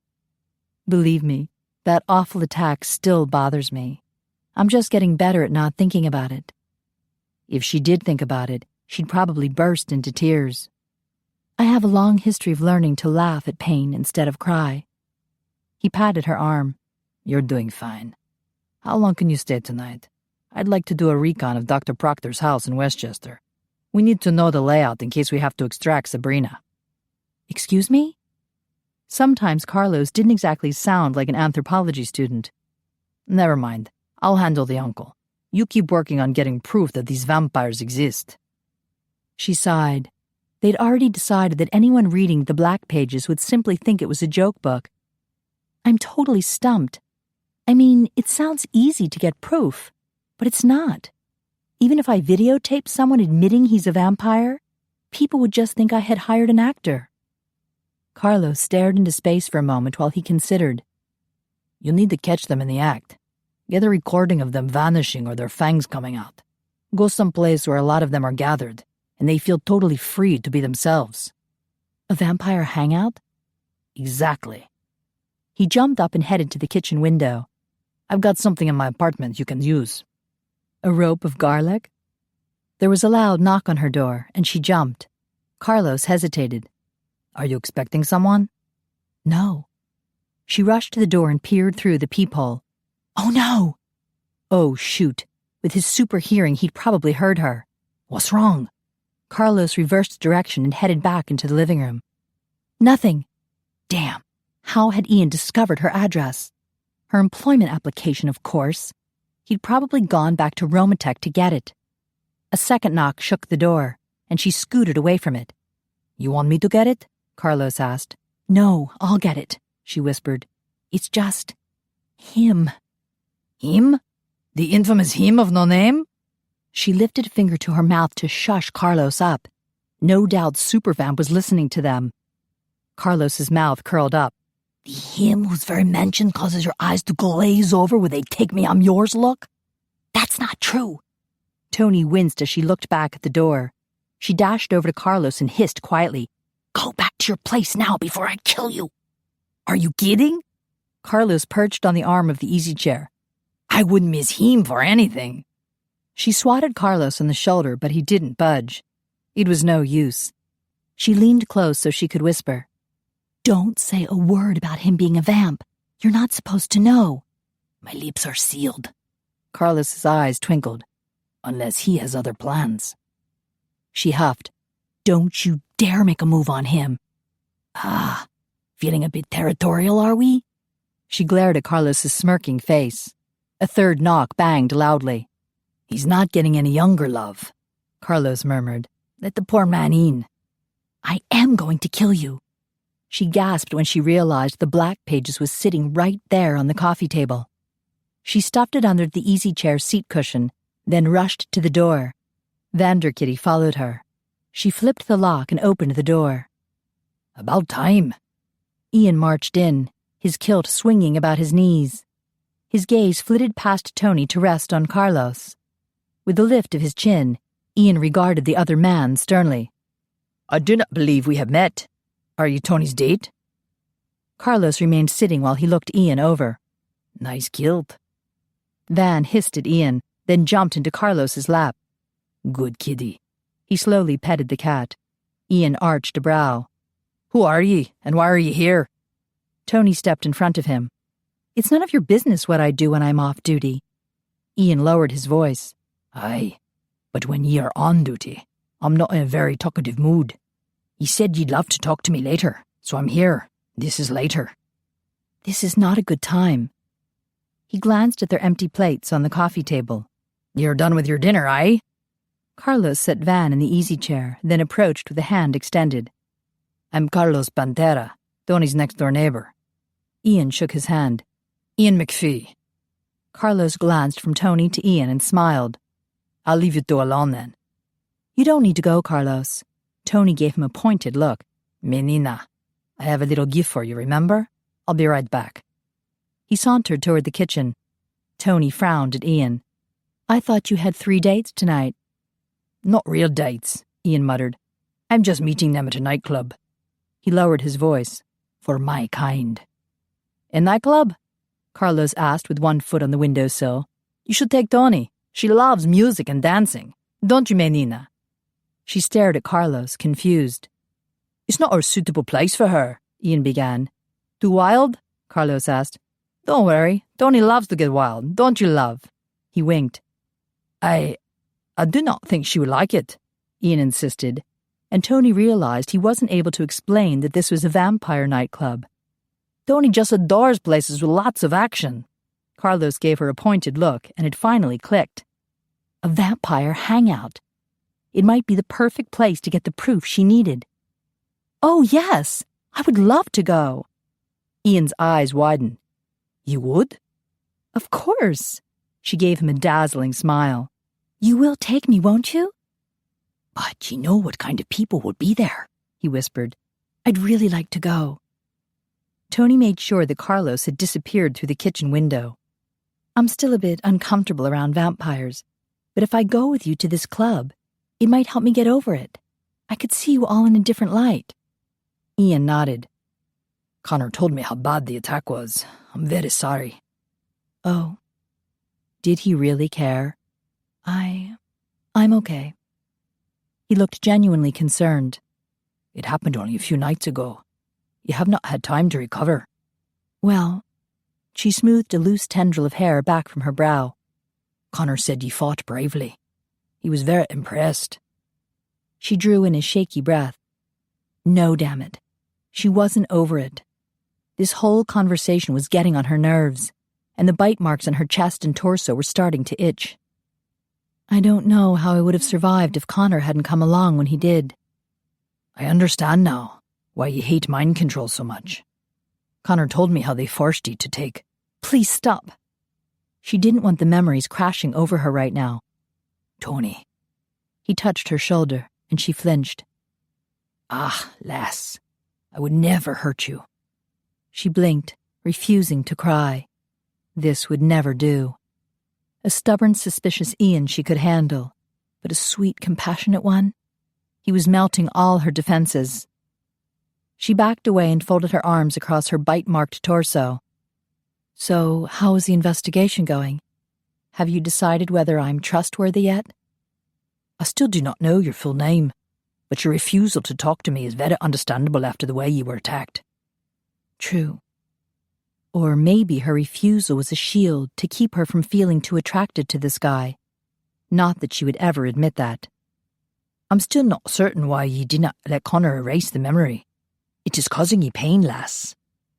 She snorted. If I had all my bad memories erased, there wouldn't be much left. Ian frowned. Surely that cannot be so. Toni thought back.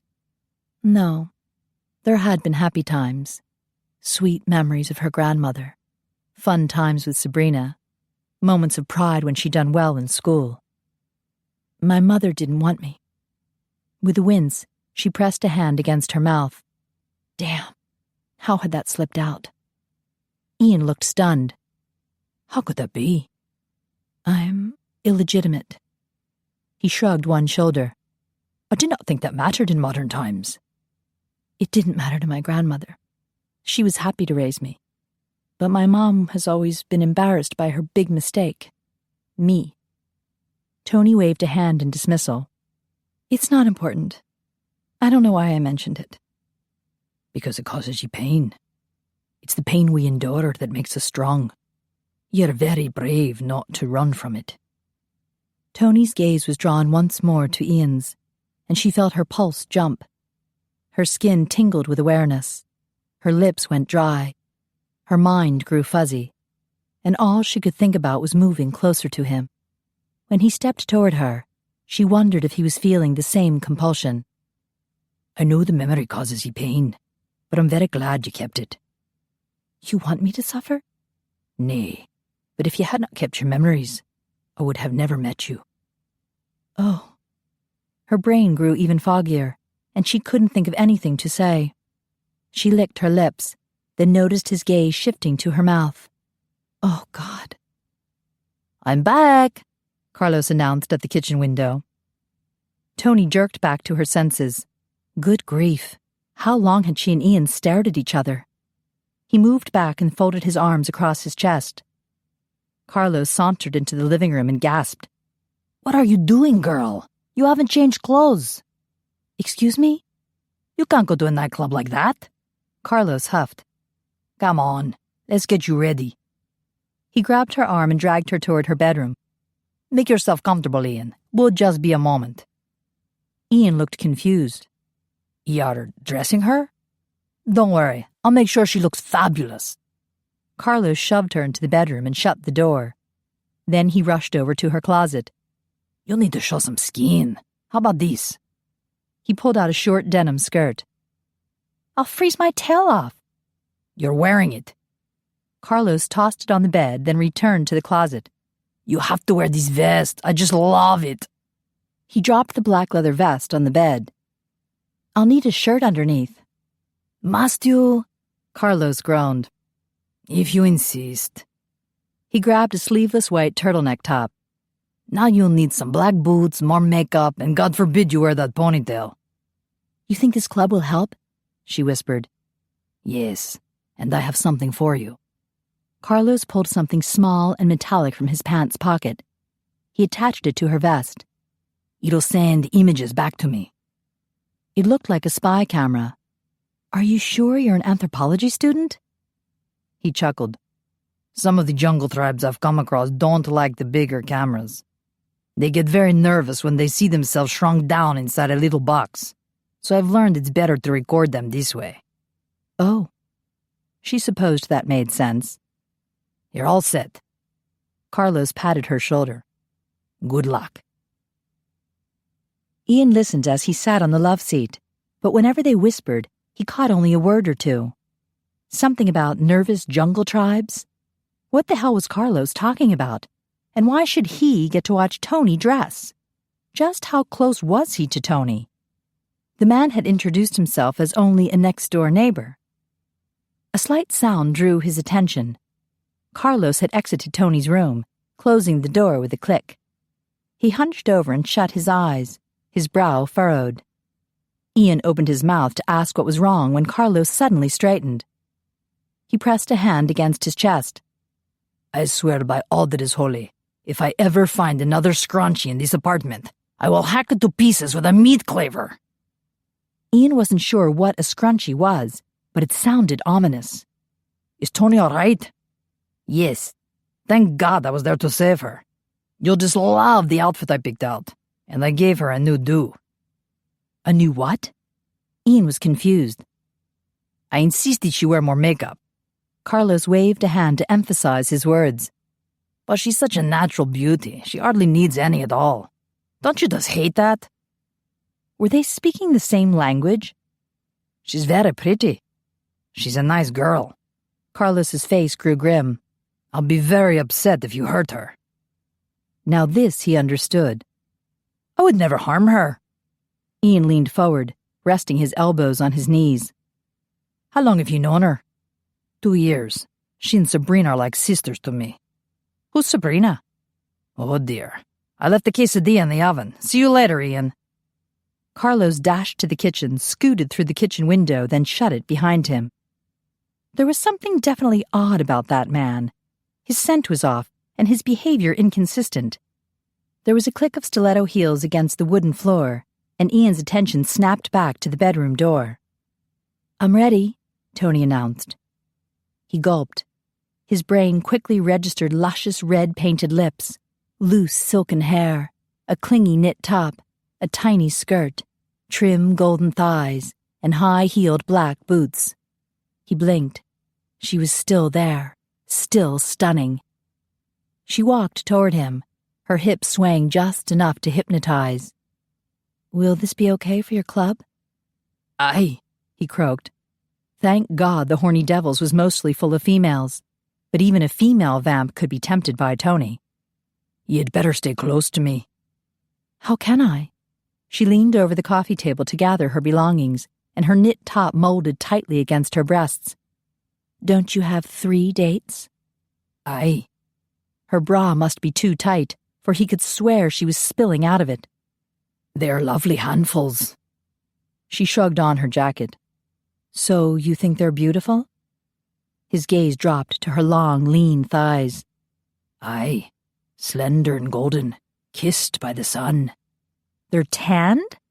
She looped her scarf around her neck. "How did they manage that? Hello?" He dragged his eyes up to hers. "Yes?" She gave him an annoyed look. "Let me give you a little dating advice. Look at a woman's face when you talk to her, not her skirt." "Your skirt invites a man's attention. I've seen handkerchiefs that were bigger." She swung her handbag over her shoulder.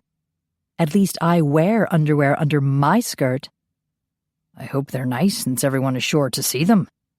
Her eyes glinted with challenge. "Not everyone." He smiled slowly. "We'll see about that." With blushing cheeks, she turned toward the door. "Let's not keep your dates waiting." Ian jumped up and hurried past her to open the door. She stepped into the hall and dug the keys from her handbag. "Where is this club?" "Hell's Kitchen." "How appropriate." She locked the door. "Are you going to click your heels and magically poof us over there?" "No, I'm driving." He escorted her toward the stairs. It would be faster if he teleported them straight to the club, but driving her there would give him more time to talk to her. "I have a car parked nearby." She started down the stairs. "You know how to drive?" "I've been driving since 1913. "Good grief. I hope you traded in for a newer model." He grinned. "Actually, I still have my first car. A 1913 Rolls-Royce. I've kept my favourites over the years. A 38 Bentley, a 59 Morgan, and a 69 MGB Roadster. My latest purchase is a 2005 Aston Martin." She halted halfway down the stairs with a stunned look on her face. "You really do collect expensive cars. Don't tell me the other stuff in your profile is true." "What other stuff?" She continued down the stairs. "Stuff like your enchanted castle in the Highlands?"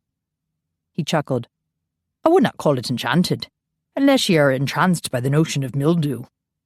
Then you really do have a castle? It's not nearly as huge as Angus's castle. I would describe it as more of a large manor house. Oh, how cozy. With an irritated look, she crossed the foyer to the entrance door, her high-heeled boots clicking on the marble floor. Since you didn't even write your profile, I'm sure all those sappy promises are false. He reached the door first. What promises? She snorted. You still haven't read it, have you? I've been busy returning hundreds of phone calls and investigating you. What promises? She shrugged like she didn't care. There was one about remaining faithful to your wife forever. Like that could happen. It would happen. She looked doubtful. And then there was a promise to keep your shimmering starlit princess in a state of orgasmic ecstasy forever. She rolled her eyes. Like that could happen too. His mouth twitched. I could certainly try. I do want my wife to feel well-pleasured. She bit her lip and looked away. You really intend to get married then? Yes. He opened the door and a blast of cold air knocked her back a step. She tugged her scarf up over her ears and mouth so her voice sounded muffled. God, I'm going to freeze my ass off. And such a lovely ass, he thought. He stepped in front of her to block the wind. This way. It's not far. He led her down the street and glared at the men who passed them by and stared at Toni's exposed legs. How could someone in your situation take wedding vows seriously? She mumbled from under her scarf. You can't honestly claim that you'll stay faithful for centuries. Do not accuse me of dishonesty. I'm sorry, but some of the stuff in your profile doesn't make sense to me. There was stuff about her that didn't make sense either, and he still didn't know her full name. Ian fumbled in his sporran for the car keys. He'd driven one of Roman's cars here, a black Lexus. For instance, she continued, you claim you want to lavish tons of money on your princess. If you're so rich, how come you're working as a security guard? My specialty is investigation. I've broken into Langley twice, undetected. Sneaky rascal, aren't you? He grinned. As for the money, I do not have nearly as much as Roman or Angus. They have billions. He punched a button on the keypad, then opened the car door. I only have a few million. She gave him a wry look. You should be ashamed. What have you been doing all these centuries, goofing off? With a chuckle, he motioned to the open door. Are you not cold? I'm confused. Why work at all? Why not stay in Scotland and drive your fancy cars all night? She hunched over to climb into the car. I did that for several decades, but it got old. He enjoyed the view as she separated her legs to get into the front seat. Her tiny skirt hitched up dangerously high. I wanted more excitement in my life. I guess you're getting it. She frowned as she tugged at the hem of her skirt. Aye, that I am. He smiled as he shut her door. Then he circled the vehicle and slid behind the steering wheel. He drove to the West Side Highway, then turned north, headed toward Hell's Kitchen. Whenever he glanced to the right, his gaze gravitated to her legs. Slim and muscular, they could squeeze a man tight around his waist. He inhaled sharply when she rubbed her hands up and down her thighs. Do you mind if I turn up the heat? It's a little chilly in here. He held on to the steering wheel with a death grip. It seems quite warm to me, but go ahead. Thanks. She leaned toward the center of the car to fiddle with the temperature control. Unfortunately, the air vents blew her sweet scent straight into his face. A wave of desire cascaded from his nostrils to his groin. Spending time alone with her had been a bad idea. Instead of getting answers, he was getting a hard-on. What is your full name, Toni? She waved a hand, dismissing his question. I met Roman last Monday. He told me his wife, Shanna, is mortal, and that some other guy has a mortal wife too. Jean-Luc, I attended his wedding in September. If these other vamps are marrying mortals, how come you're too prejudiced to even date them? I'm not prejudiced. His gaze drifted to the bare, golden skin of her luscious thighs. I find some mortal women very attractive. Dear Mother of God, she was crossing her legs. I just don't understand why you're refusing to date mortals. Because I want to be honest. With a vamp, I would not have to lie about who or what I am. I want a relationship built on complete honesty. She lowered her gaze to her hands clenched in her lap. No secrets, then? Nay, and no judgments. A mortal would have trouble accepting my past, but another vamp would understand and not find fault with the things I had to do to survive. She glanced at him sharply. You mean using women for food and sex? He gritted his teeth. That's exactly the sort of judgment I'm talking about. I admit I took blood when I needed it, but I have never forced myself on a woman. How can you be so sure? Didn't you use mind control? I'm not a rapist. He turned onto West 34th. At least her accusations were doing a good job of squelching his lustful desires. I will not blame ye for interrogating me since you were attacked only a few nights ago. I'm sure you cannot help being touchy. I'm not touchy. I'm pissed. Do not mistake me for a malcontent. When I enter a lady's mind, I can hear her thoughts, and I never stay where I'm not welcome. You never controlled a woman's thoughts to make her succumb? Nay. In my case, I used mind control to convince women I was older than I looked. So you did trick them? My bloody face was the trick, Toni, and there was no escaping it. It made people think I was 15, when inside I was a fully grown man. I had to use more trickery to make women see me the way I wanted to be. I cannot be proud of all that deceit. That's why it is so important now that I be honest. Another vamp would understand that. You could be honest with a mortal. I could hardly approach a mortal and say, "Hello, I'm a vampire. Would you like to go out with me?" I would have to lie to her at first, and I refuse to do that. There are plenty of women who would date you because you are a vampire. He pulled to a stop at a red light and faced her. I do not want to be loved because I'm undead, no more than ye would want to be rejected for being mortal. She looked away. I've been too harsh with you. Lass, ye have every reason to be suspicious. You were almost murdered a few nights ago. But those vampires who attacked you were probably cruel and vicious before they were transformed. Death does not change a man's heart. Then you were a good man, she whispered. All his desire came flooding back. I tried to be. Her gaze met his. What do you want more than anything? Right now, he felt like he could gaze into her green eyes for a century or two. They were amazing, the way they flared with anger, twinkled with humor, or softened with compassion. I want to be loved, honestly and truly loved, for who I am. And I want to love a woman with all my heart for all my life. I want to ache for her mind, for her body, for her companionship. Her eyes widened. Oh. The scent of her hot, rushing blood filled the car, and his nerve endings thrummed in response. He wondered if she had any idea what she was doing to him. Could she feel the waves of desire flowing off him? Yes, he would swear she did. Her heart was pounding fast. Her breathing was erratic. He leaned closer. Your eyes, she whispered.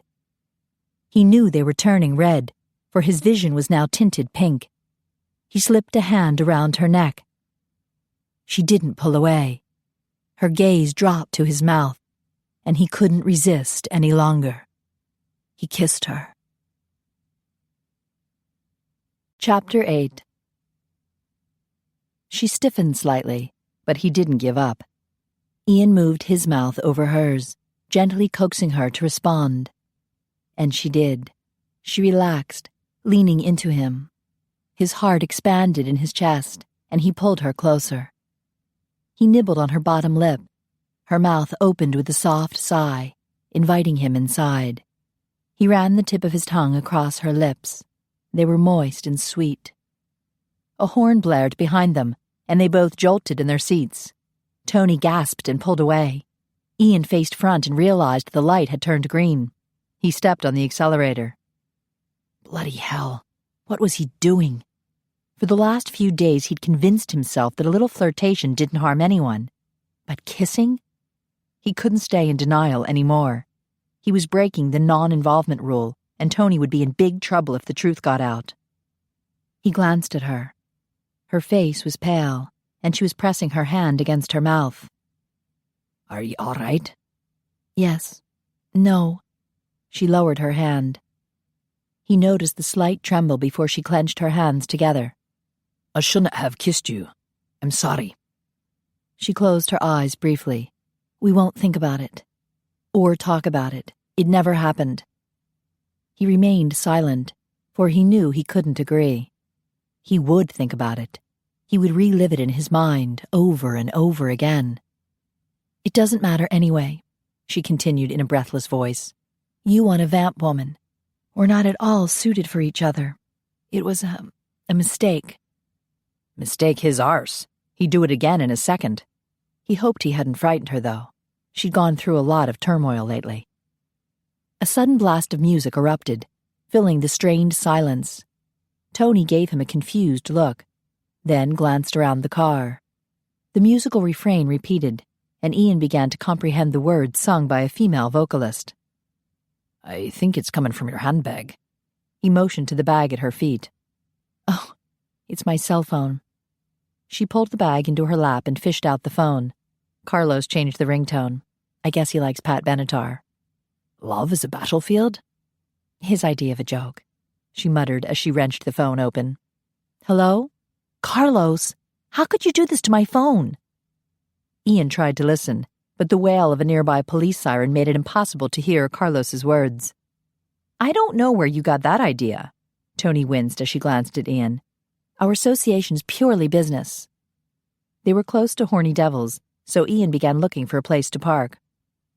Okay, she continued in a whisper. I'll talk to you later. Bye. She slipped the phone back into her handbag. Something wrong? Ian asked casually. No, everything's fine. Then why was her heart still racing? Carlos seemed a bit different to me. She shrugged. He's gay. Ian recalled the pained expression on Carlos's face when he'd exited Toni's bedroom. Did he tell you he's gay? Well, no. We assumed he is, 'cause he acts like it. Who is we? A guarded look came over Toni's face. Sabrina and I. She's my roommate. She's visiting relatives at the moment. There was something wrong. Ian could feel it. Something other than the forbidden kiss they'd just shared. And he was more convinced than ever that Carlos was more than he appeared. He spotted a parking space and pulled over to the curb. Toni, before we go in, I have to know, why do you have an apartment? She unbuckled her seatbelt. It beats living on the street. You said you were guarding vamps because you wanted free room and board, but that does not make sense when you already have an apartment.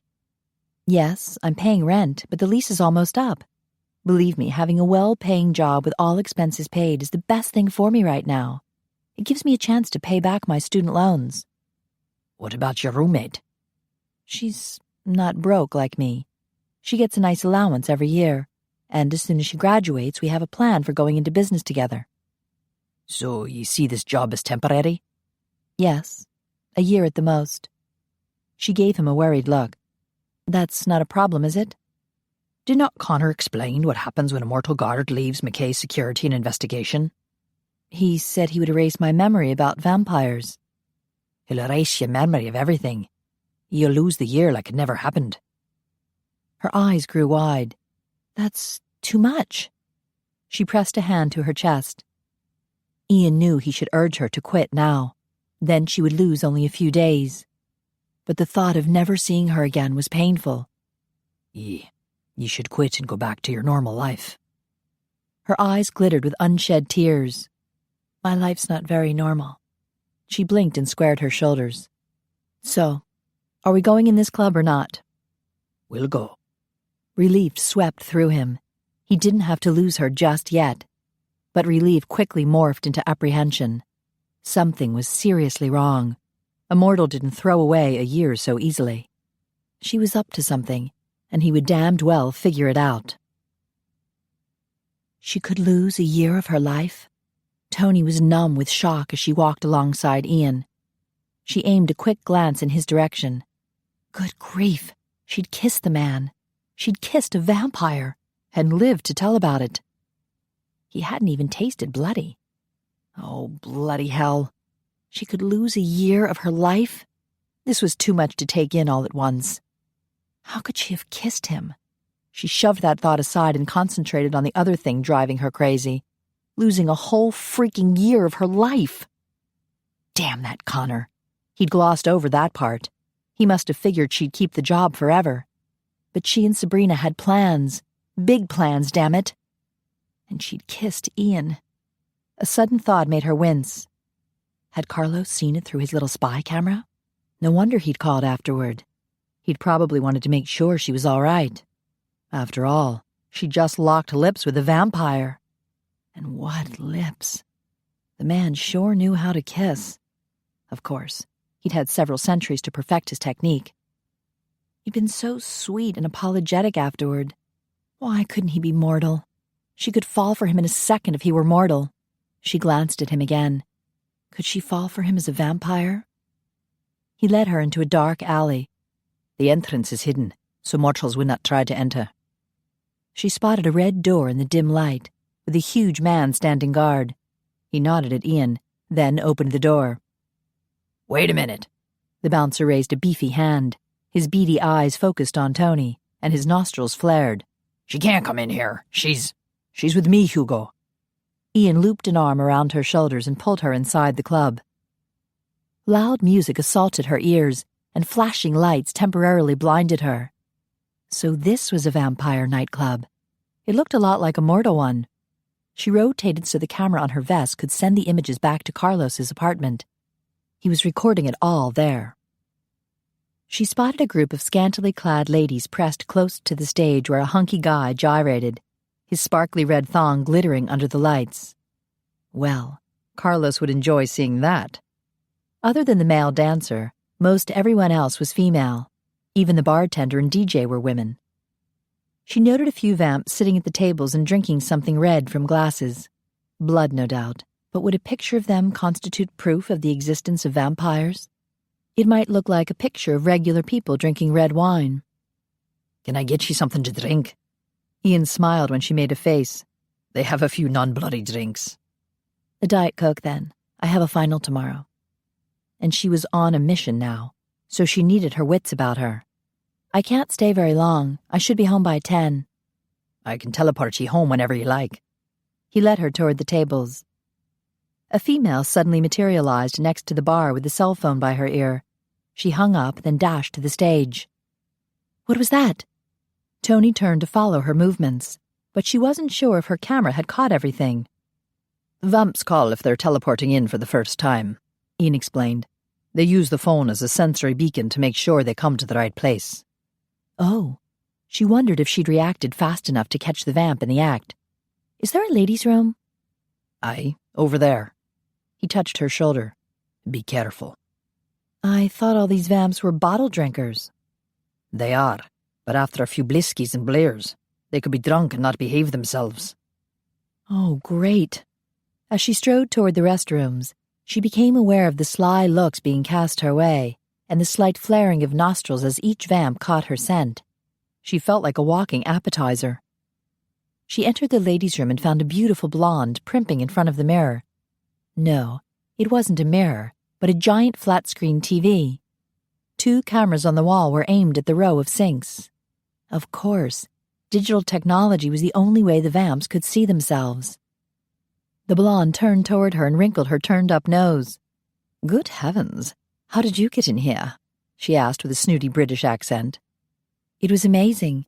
I pushed on the door, and it opened." "I wasn't referring to this powder room, you silly gel," the blonde vamp continued. "I'm one of the owners of this establishment, and we do not welcome your kind." "Oh, pardon me, Your Highness." Toni refrained from doing a curtsy. "I thought this was a free country." "What's going on?" A redhead exited a stall. "Hey, Pamela." She looked at Toni and sniffed. "How did she get in here?" "That's what I'd like to know," Pamela huffed. "I've told Hugo 1,000,000 times not to let any mortals inside." "I came with Ian MacPhie." Toni glared at the arrogant vamps. "I'm his guard, which means I can kick ass." Pamela laughed. "Ian would never allow a female to guard him. In fact, he would never need a guard at all." "Did you say Ian MacPhie?" the redhead asked. "Isn't he that gorgeous guy on Single in the City?" "Oh my God!" A brunette burst from another stall. Ian MacPhie is here? She glanced to Toni. Can I meet him? I want to meet him too. The redhead approached Toni. Can you set me up with him? Damn, she'd gone from feeling like an appetizer to a pimp. A twinge of jealousy jabbed at her, but she steeled herself against it. The kiss had been a mistake. Ian was not her type. She preferred men who were alive, damn it. So she had to accept the fact that he would pursue these vamp women. One of them would be his starlit, shimmering princess. One of them would be kissing him from now on. I know Ian personally, Pamela boasted. He used to guard me when I was a member of Roman Dragonesti's harem. The brunette turned to Pamela. Is he really that handsome? And rich? The redhead added. Come with me. I shall introduce you. Pamela aimed a superior smirk at Toni as she sauntered toward the door. You know, I have an interesting theory regarding Ian. What is it? The brunette asked as she trailed behind. I believe he's a 500-year-old virgin, Pamela announced. Not for long, the redhead muttered. There was a twitter of laughter as the three women left the room. You didn't wash your hands, Toni called after them. She gritted her teeth. How could Ian prefer them? But at least the room was empty now, and she had complete privacy. She moved out of range of the cameras and dialed Carlos. She could lose a year of her life. The thought kept haunting her. It wasn't fair, damn it. These vamps lived for centuries, while her life was way too short. How could they steal a year from her? Hello, Carlos answered. Did you get the shot of a vamp teleporting here? Menina, you're at the club? Yes, aren't you watching? No, I'll watch the video later. Right now I'm on my way to Westchester. Toni gasped. You're going to the Proctor's house? Don't worry, they'll never know I'm there. And I finished checking out their financial records. Uncle Joe has a bad habit of going to Atlantic City. How do you know? Credit cards leave a trail, girlfriend. But how do you know how to... Do you like your new ringtone? He interrupted. No. Your death will be slow and painful. He laughed. Now don't worry about the video. It's recording at my place. You just catch those naughty vamps doing something vampy, okay? Okay. So he hadn't seen Ian kissing her.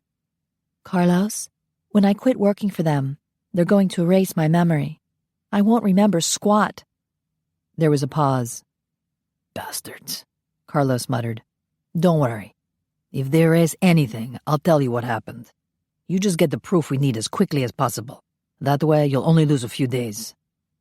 She would lose more than a few days. She would lose all memory of Ian. And the kiss.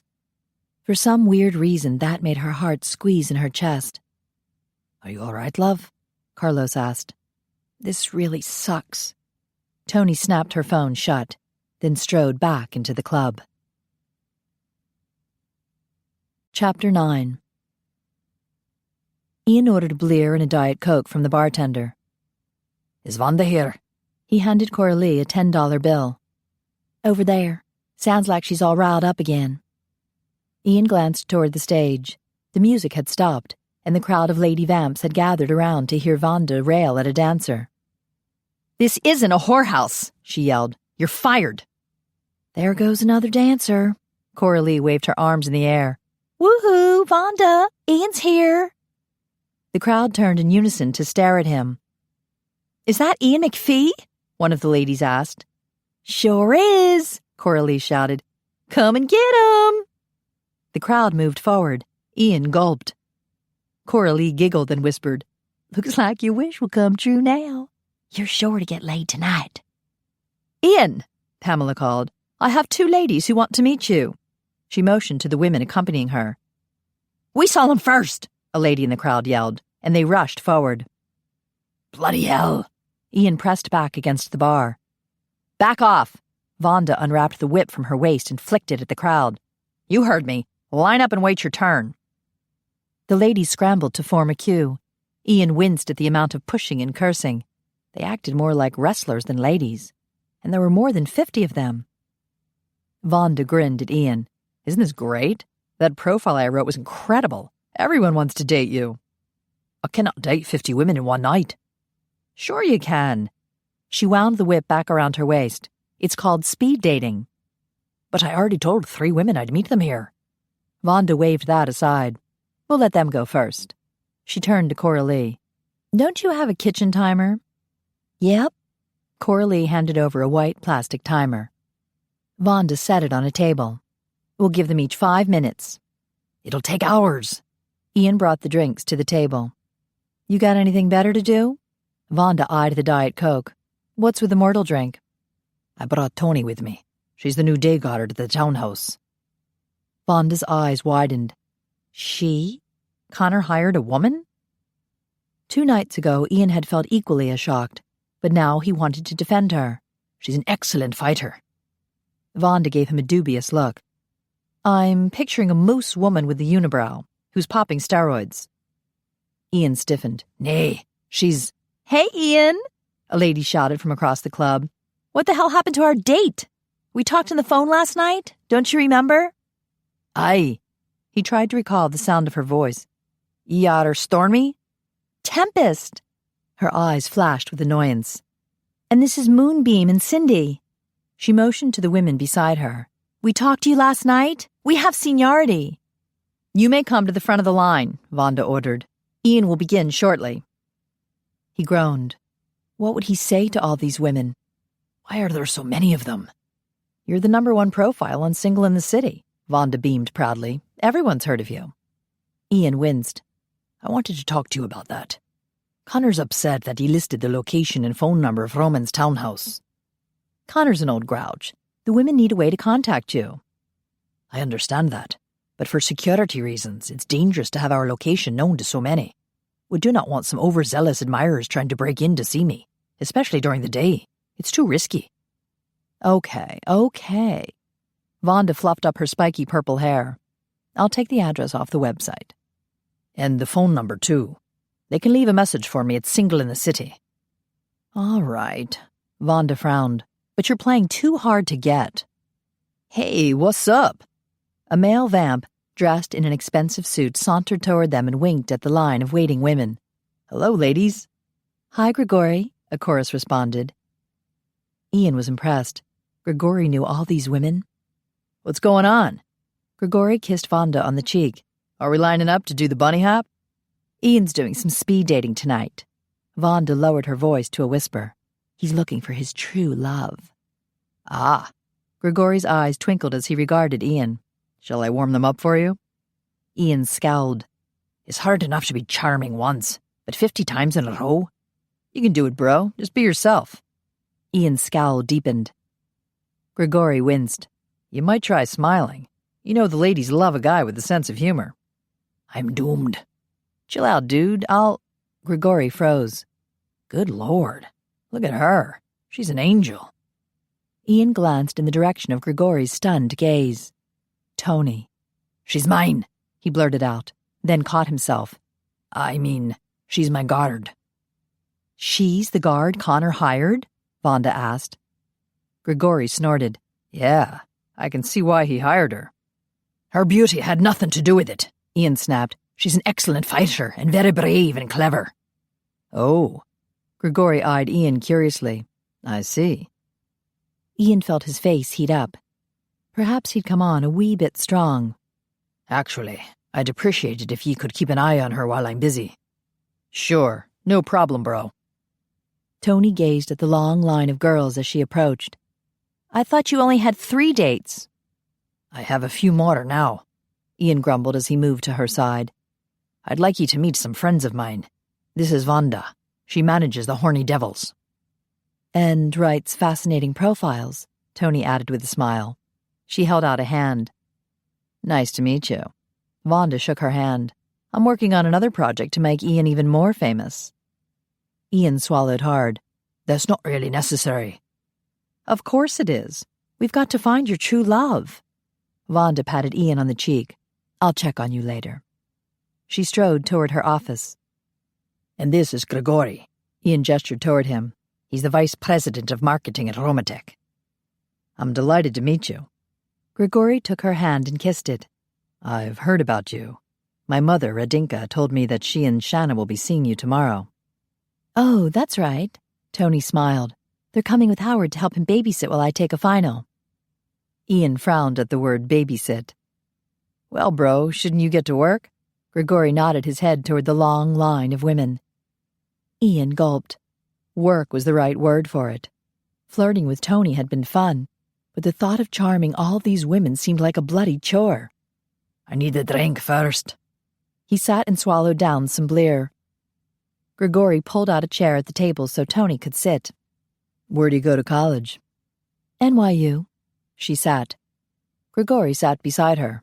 That's where I got my MBA. I got my bachelor's in business there.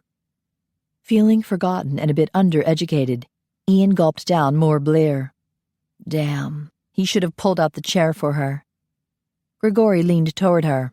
Hey, is old Professor Hudgens still there? Short, bald, wears a bow tie, looks and talks like Elmer Fudd. Today we're learning about high interest rates on credit cards. Toni laughed, and it sounded like music from heaven. But Ian was aware of an undercurrent of grumbles and curses. The 50 vamp women were pissed. No doubt they disliked having to wait while he talked to a mortal. Toni finally stopped laughing and looked at Ian. Grigori does a great impersonation. He's really funny. I bought you a drink. Now that was smooth, he chided himself. Thanks. Toni took a sip. What the hell are we waiting for? Tempest yelled from the front of the line. Ian groaned inwardly. The natives are getting restless, Toni observed. She glanced toward the bar and suddenly jumped to her feet when 2 women teleported in. Are you all right? Ian asked. She sat back down.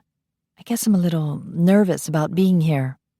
Dance with me, Grigori suggested. I'll tell the DJ to get back to work. He headed toward the dance floor. Toni watched him go. Is Grigori a vamp?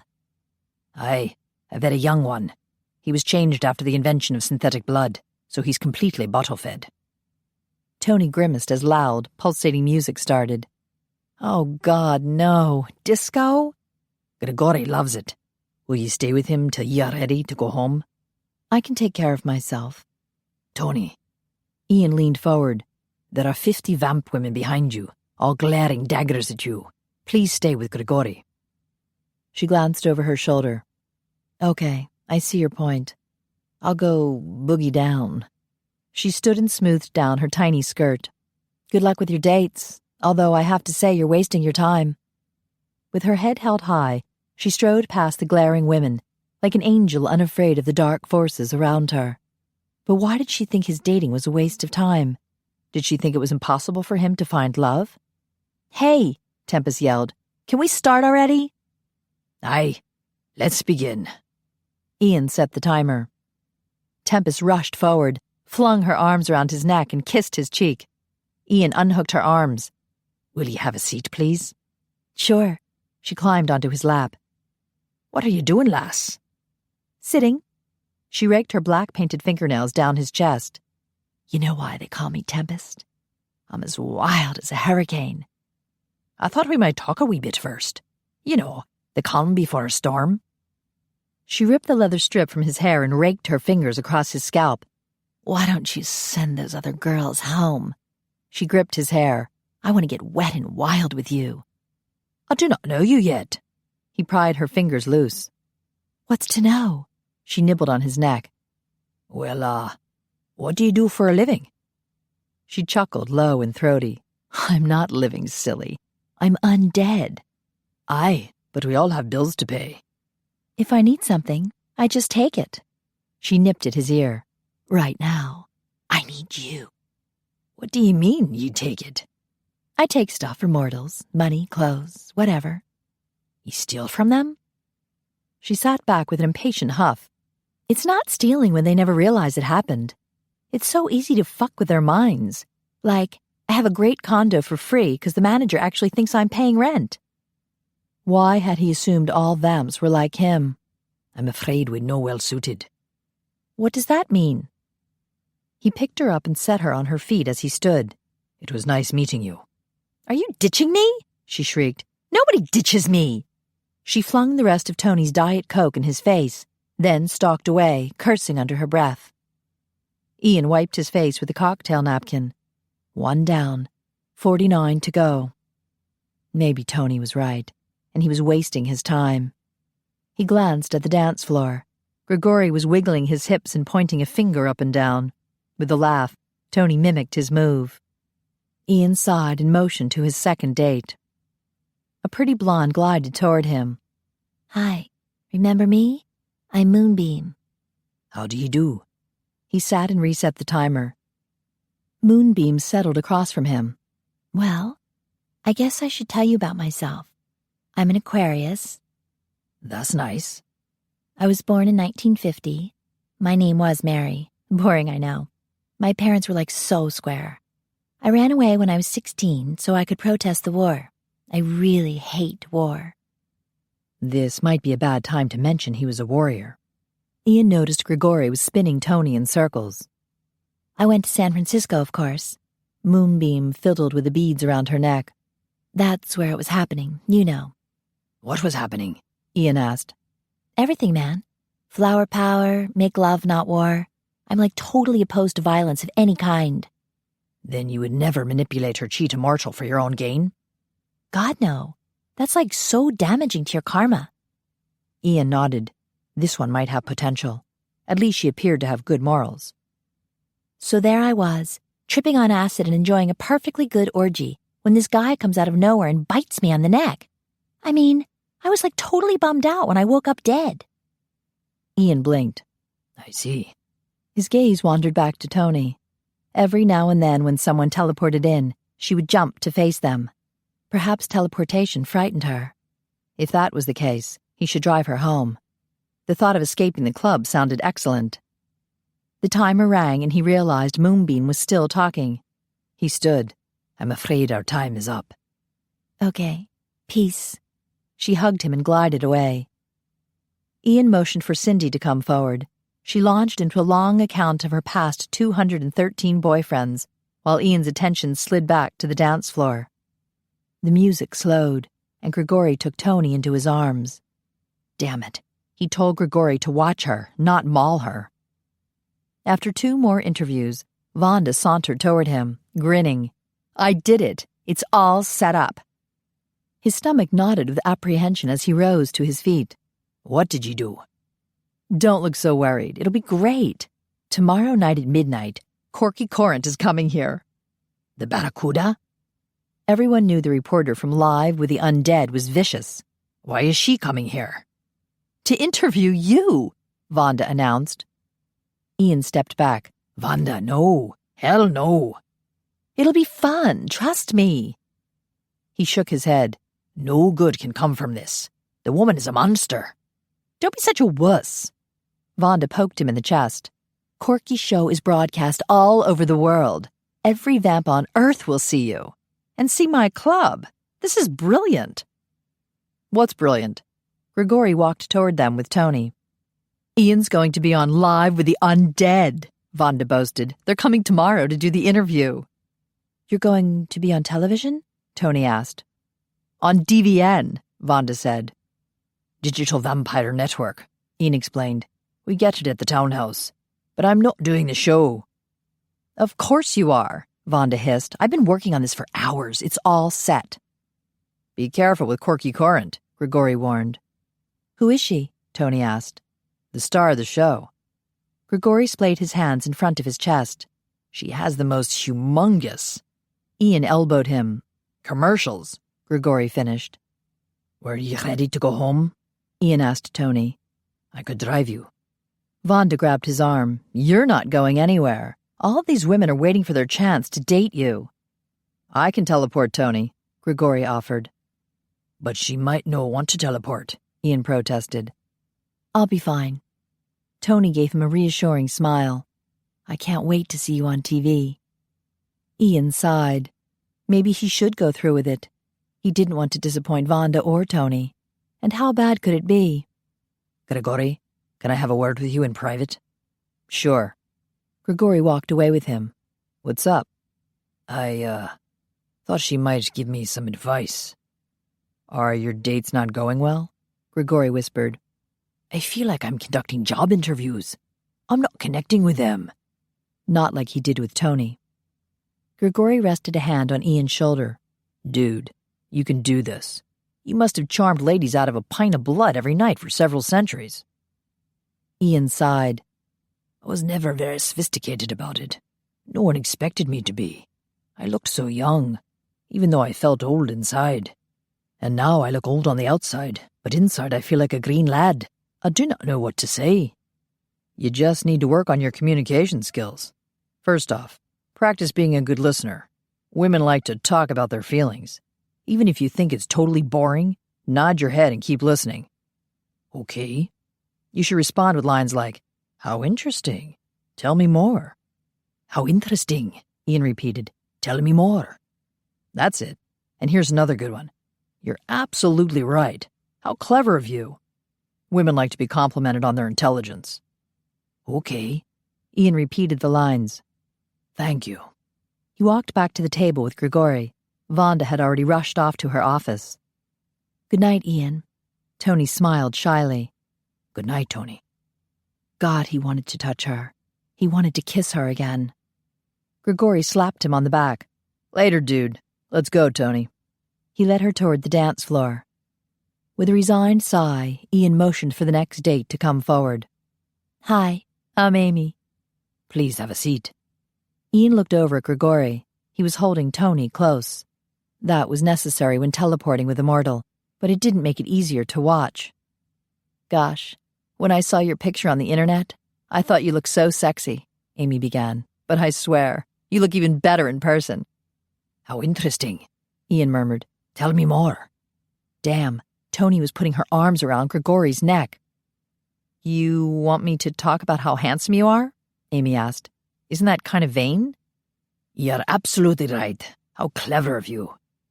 "You jerk! I'm out of here." She stalked away. He groaned. This night from hell would never end. Toni and Grigori arrived at the back porch of the townhouse, and she used her special key to deactivate the alarm and open the door. He wished her good night, then teleported back to the Horny Devils for more dancing. It was odd, but she'd actually enjoyed herself at the vampire nightclub. Unlike Ian, he had looked miserable. She hated to admit it, but a part of her rejoiced over his misery. His theory that only a vamp would understand him was so wrong. Those bimbo bloodsuckers weren't good enough for him. She rushed upstairs to her bedroom to get away from the surveillance cameras. She dropped her handbag on the bed and dialed Carlos. "Where are you now?" "I got back to my apartment about 5 minutes ago," he replied. "I'm watching the monitor connected to your camera. It went black for a few seconds." "That was teleportation. Does it give us the proof we need?" "No, it just looked like a camera malfunction." "So is this your luxurious bedroom I'm seeing now?" "Yes." Toni unclipped the camera from her vest and turned it off. "Hey," Carlos objected over the phone. "I want a tour of the house." "And I want to go to bed." She slipped the camera into a dresser drawer. "I'm not sure if I caught any of the vamps teleporting, because they just popped up without any advance warning. It was very frustrating." Though not as frustrating as watching those creepy vamp women throw themselves at Ian. "I don't know," Carlos replied. "I'll need to review the tape." "If it didn't work, I have another idea." Toni opened the armoire across from her bed. Inside there was a television that she hadn't bothered to turn on yet. "The vamps have their own television network called DVN." "Really? What frequency is it on?" "I don't know." She turned on the TV. "This looks like a commercial. Something called Vampos. It's an after-dinner mint to get rid of blood breath." Carlos laughed. "I'm serious. Now there's a bat flapping its wings. Underneath it says, DVN, on 24/7 because it's always nighttime somewhere." "Sounds interesting. I'll try to tap into it."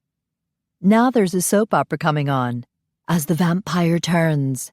If we get a recording of this, won't it prove vampires exist? "Not really," Carlos said. "It's not unusual to have vampire shows on mortal television." But what about the commercials? "We see talking lizards and cavemen in commercials all the time. It doesn't make them real." I beg to differ. I have dated a few cavemen. She turned the TV off and wondered how Ian was doing. Was he discovering his shimmering starlit princess? Was she so fabulous he'd forgotten about the kiss they'd shared? "Merda," Carlos muttered. "I don't think the footage from the club is going to help." Every time you spun toward a teleporting vamp, the picture blurred. Damn. How on earth were they going to prove the existence of vampires? And I'm afraid we have another problem, Carlos said. I found the proctor's house. You did? What happened? I talked to the maid, Maria. She's from Colombia, and thankfully my Spanish is good. She said your phone call made the proctors really nervous. Oh, dear. Toni tossed her boots in the closet. Did she say if Sabrina's okay? She was locked in the bedroom upstairs. Maria saw her twice, said she was asleep both times. I'm afraid her uncle is drugging her. You're right. Maria said he was giving her Haldol. It's a strong antipsychotic. Tends to knock people out. This is terrible. Toni paced across the room. It gets worse. By the time I got there, the proctors had packed up Sabrina and taken her somewhere. Maria said they were talking about a mental hospital. Oh, no! Toni collapsed on the bed. Why are they doing this? I'm not really sure, but you can bet it has something to do with the money Bree stands to inherit. I'll find out more tomorrow. I have a date with Maria. A date? But aren't you... I'm working undercover, Carlos said. The proctors always give Maria Friday night off because they like to go out, so I'll convince her to let me into Uncle Joe's office. Shouldn't be too hard. She hates him because he pinches her ass whenever his wife isn't looking. Oh, what a great guy. I'll call you tomorrow night. Hopefully I can find out which hospital they took Sabrina to. I hope so. Thank you, Carlos. Toni hung up. Poor Bree. If she was trapped in a mental hospital, she would need to be rescued somehow. Carlos would help. Toni took a deep breath. She'd failed her grandmother, and the guilt had gnawed at her ever since. She wouldn't let Sabrina down. Jedrzej Janov lounged in his chair with his feet propped on his desk as he watched DVN. He couldn't believe the amount of information being thrown about. The newscaster on the nightly news had actually reported that the vamp still had no idea where the evil warlord Casimir was located. Jedrzej hoped Casimir was watching. He'd love that part about being an evil warlord. Then a show came on called Live with the Undead, and the buxom hostess announced that Roman Dragonesti and his mortal wife were expecting their second child in May. Jedrzej snorted. Why pay spies when he could learn so much for free? Unfortunately, now a stupid soap opera was starting. He turned the television off and set his feet back on the floor. He picked up the photos Yori had brought the other night and thumbed through them. A whimpering sound came from the corner of his office. Nadia was still crying. Shut up. I can't concentrate with your sniveling. She sniffed. I miss my friends. Of course she did. But the first step in breaking a bitch was isolation. He was making her sit in the corner all night. Did I say you could talk? Tears rolled down her face. I'm so hungry. Of course she was. He'd fed earlier that evening, drinking his full from a captured mortal right here in the office while Nadia had been forced to watch and go hungry. I've told Yori to bring me another snack. A blonde. I might let you feed this time. Yes, please. And when you're done feeding, you will kill the blonde to please me. Nadia's face paled. If you want to eat, you'll have to kill her. Her shoulders slumped. Yes, sir. That's yes, master. Chapter 10.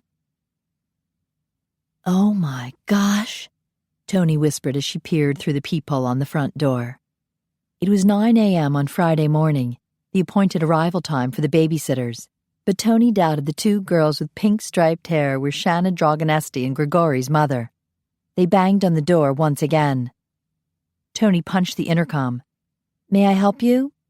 Where's Ian? One of the girls demanded. We tried calling, but all we get is a recording. Yeah, the second girl agreed. He says that he's taken, but we don't believe it. We want to see him. Toni groaned. The message Ian had left on the answering machine wasn't working. Some of his admirers were resorting to a more desperate tactic. Please come back tonight. And let the competition get to him first? No way. Competition? Toni strode into the living room and peered out the window. Good grief. There were a dozen more girls pacing up and down the sidewalk. They waved posters in the air. Pick me, Ian. Ian's so hot. One girl had a sparkly tiara on her head, and her poster read, I'm Ian's shimmering princess. Oh my gosh. Toni pulled the cell phone from her pocket and called Howard. Ah, shoot, he muttered. They must have gotten the address before Vonda had it removed. We're almost there. We'll park in the back. See you in a few minutes. All right. Toni hung up, then gathered her school stuff in the kitchen. Soon she heard voices on the back porch. She peeked out the window and saw Howard fiddling with his key. Behind him was an older woman with graying hair and a younger blonde woman, both loaded down with tote bags. A little boy stood close by. She turned off the alarm and opened the door. Hi, thanks for coming. No problem. Howard strode into the kitchen and headed straight for the foyer. I'll see if I can get rid of those girls out front. Okay. Toni turned to help the elderly woman put her tote bags on the kitchen table. You must be Radinka. Thank you, yes.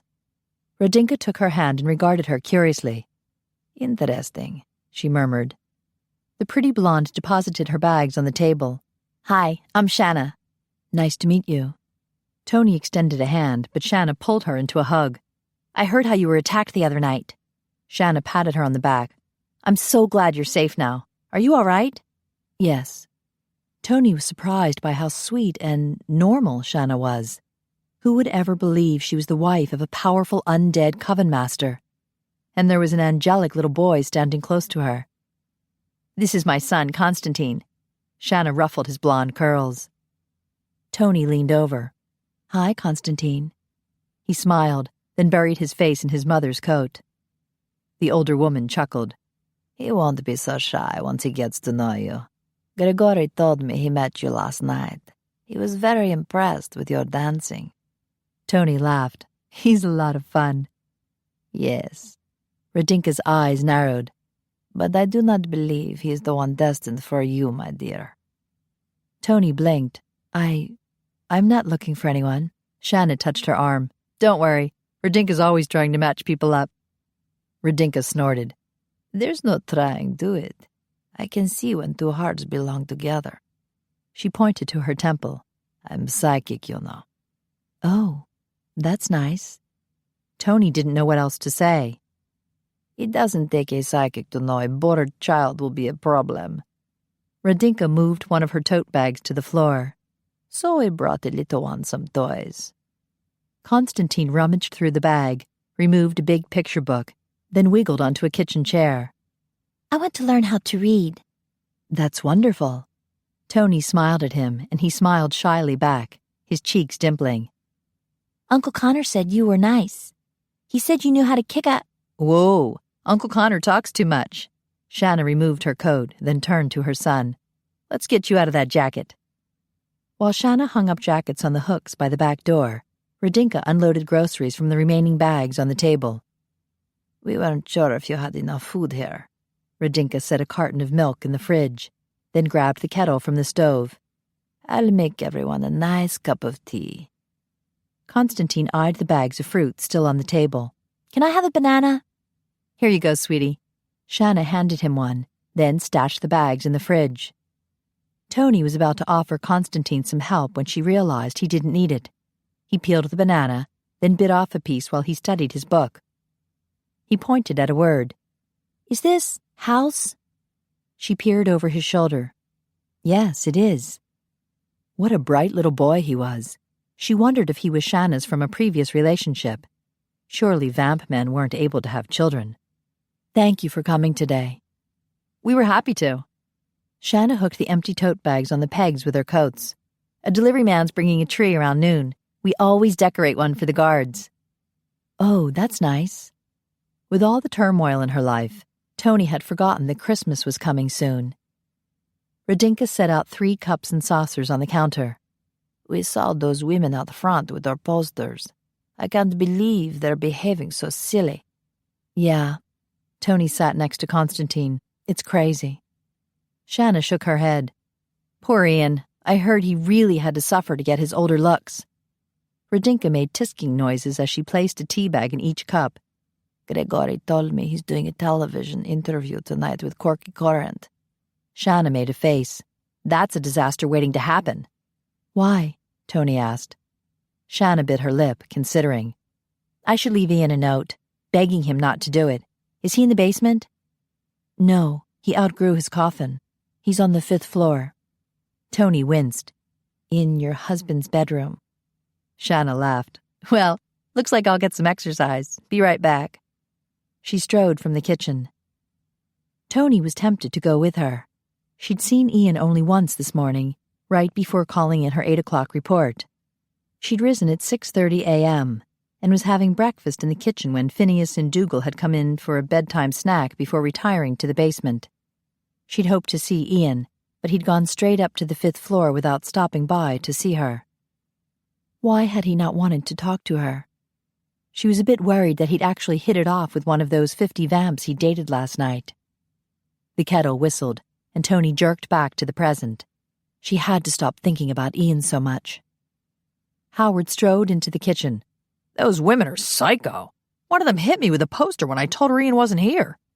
Toni winced. Sorry. They do seem awfully determined. Radinka handed Howard a cup of tea. Such nonsense. Are they still there? I got them to leave, but I'm afraid they'll come back. Howard drank some tea. I'd better check on the guys. Is Ian still on the 5th floor? Shanna's already on her way up there. Radinka set a cup of tea in front of Toni. I'll start in the basement then. Howard gulped down the rest of his tea, then left the room grumbling about crazy women. Is this truck? Constantine looked up at Toni, then pointed at another word. She glanced at his book. Yes, it is. He had finished his banana. Would you like something to drink? Can I have some milk? Sure. Toni hunted through the cabinets, but couldn't find any plastic cups. She'd have to give him a glass. She set it in front of him, and he drank without hesitation. She sat next to him. How old are you? About 4? He grinned with a milk mustache. I'm almost 2. Toni gaped, then shut her mouth quickly since she didn't want to embarrass the little boy. You're sure? He'll be 2 in March. Radinka added some milk to her tea. He's very clever, isn't he? More than clever, Toni thought. He was a wonder child. Is Toni with us? Constantine asked. Radinka tilted her head, considering Toni. She may not know it yet, but I believe she is. What did that mean? Toni sipped her tea with a growing sense of confusion. Do you want to see what I can do? Constantine backed away from the table and spun around. That's great! Toni smiled appreciatively. He gave her a dubious look. I haven't done it yet. Oh, sorry. Toni's mouth dropped open as the young boy slowly rose to the ceiling. Oh my gosh! Radinka sat at the table with her cup of tea. He's very special. I'm back. Shanna strode into the kitchen. She picked up her cup of tea and glanced around the room. Where's Tino? A giggle from the ceiling drew her attention, and Shanna snorted. I should have known. She gave Toni a wry look. I've been trying to teach him to clean the ceiling fans. He's floating, Toni said lamely. Constantine giggled and performed a front somersault. Oh, now you're just showing off. Shanna sipped some tea. You should see him and his daddy play basketball. I blocked Daddy's goal by sitting in the hoop, Constantine boasted. He's really Roman's son? Toni asked. How? Roman's a genius. Don't ask me how, but he inserted his DNA into human sperm. Shanna patted her stomach. We're expecting another one in May. A little girl. Oh, congratulations. Toni watched Constantine float down to the floor. She couldn't believe it. Shanna and Radinka were sipping tea like it was entirely normal to breed half-human, half-vampire children. Did you ask if it was okay before you levitated? Shanna asked her son. Yes, Mommy. He climbed back onto his chair. That's good. Shanna sat across from him. We've been teaching him to be careful about levitating. It's not something we just want anyone to see. Like Grandpa. Constantine drank more milk. I'm afraid so, Shanna agreed. My dad is the head of the CIA stakeout team. They'd like to eliminate all vampires from the planet. Toni winced. That's got to be a little awkward for family reunions. Tell me about it. Fortunately, my dad's crazy about his grandson, so he's ignoring the vamps and concentrating on the malcontents. But if he found out that Tino's inherited some unusual genes, It could cause a problem. The little boy slumped over his book. Will Grandpa not love me anymore? Oh, sweetie. Shanna rushed over to hug her son. He'll always love you. We all love you so much. We sure do. Radinka's eyes glimmered with emotion as she regarded the little boy. Toni felt a tiny twinge of envy. How lucky this boy was to be so loved. She'd always wanted her mother's love, but it had never happened. Her mom had gone on to marry the man of her dreams and have 2 more children. Toni had never been welcome there. Her only experience with maternal love had been from her grandmother, and that had ended abruptly when she was 13, when she had failed her. When Toni had first entered the vamp world a few nights ago, she had expected to find a scary place filled with creepy characters. Instead, she'd found a group of vamps and mortals who were caring and compassionate. It was obvious that they looked out for one another. Shanna had run up 5 flights of stairs just to leave Ian a note. Was she with them? That was the question Constantine had asked. With a small shock, Toni realized she could be an accepted member of this extended family. A family that cared for one another and trusted one another. She could be a part of it all. Never rejected again. Never made to feel like she wasn't good enough. It was so tempting, but alarming too, for she already had her life planned out with Sabrina. Sabrina was her family, not these people in the vamp world. As soon as the mess with Sabrina was resolved, Toni could leave the vamp world forever. 2 days ago she had been eager to leave. Now she was starting to feel wanted and valued. For the first time, she realized she was getting pulled in 2 different directions. Are you all right, dear? Radinka asked. I'd better go. She glanced at the clock over the kitchen sink. My final starts in an hour. Constantine placed his small hand on her arm. You'll be okay, Toni. Her arm tingled as a surge of warm energy rushed from the little boy's hand. She stiffened, then immediately relaxed as the energy washed over her with a soothing gentleness. Her tension melted away, leaving a sense of well-being and a feeling that she could accomplish anything. She looked at the little boy, and he smiled back. There was an intelligence in his bright blue eyes that should have been frightening to a child so young, but she felt too relaxed to be concerned. Constantine radiated goodness, so she knew there was no need to be afraid. He withdrew his hand and focused his attention back on his picture book. Toni gathered her things and said her goodbyes. As she walked to the subway station, the little boy's question kept repeating in her mind. Is Toni with us? How deep was she getting sucked into this new world? Would it be hard to give it up when she left? Not so hard, if they completely wiped her memory. But how could she give up the memory of Constantine and the others? How could she give up ever seeing Ian again? That evening, Toni was celebrating the end of her college education with a big bowl of triple chocolate ice cream on top of a double chocolate brownie when Ian walked in. Good evening. He'd caught her with her mouth full. She gulped. Hi. He opened his mouth to speak, then apparently changed his mind. He wandered to the refrigerator and took out a bottle of blood. He hesitated, then placed it back in. Not hungry? She scooped more ice cream into her mouth. I already ate. He paced across the room, his kilt swishing about his knees. Did you see the Christmas tree in the parlor? It's very pretty. Shanna and Constantine decorated it. Aye, it's nice. He continued to pace. He seemed nervous to her. Are you doing that interview tonight? I think so. He flexed his hands as he paced. But I have a bad feeling about it. Shanna thought you should skip it. Did you see the note she left you? Aye, but Vanda's worked very hard to set this up. I do not want to disappoint her. He sighed. She's lined up some more dates for me, too. Toni stabbed at the brownie. More vamp women? Aye. He leaned back against the kitchen counter and crossed his arms across his chest. And what about the kiss they'd shared in the car?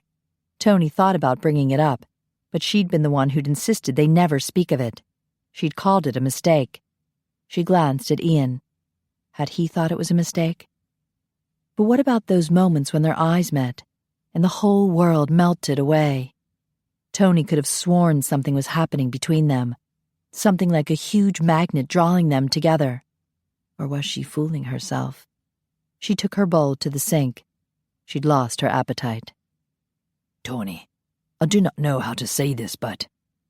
Would he tell her he was attracted to her? Yes? I cannot see myself when I shave. I was wondering if I looked all right. For the interview, you can... Oh, okay, let me see.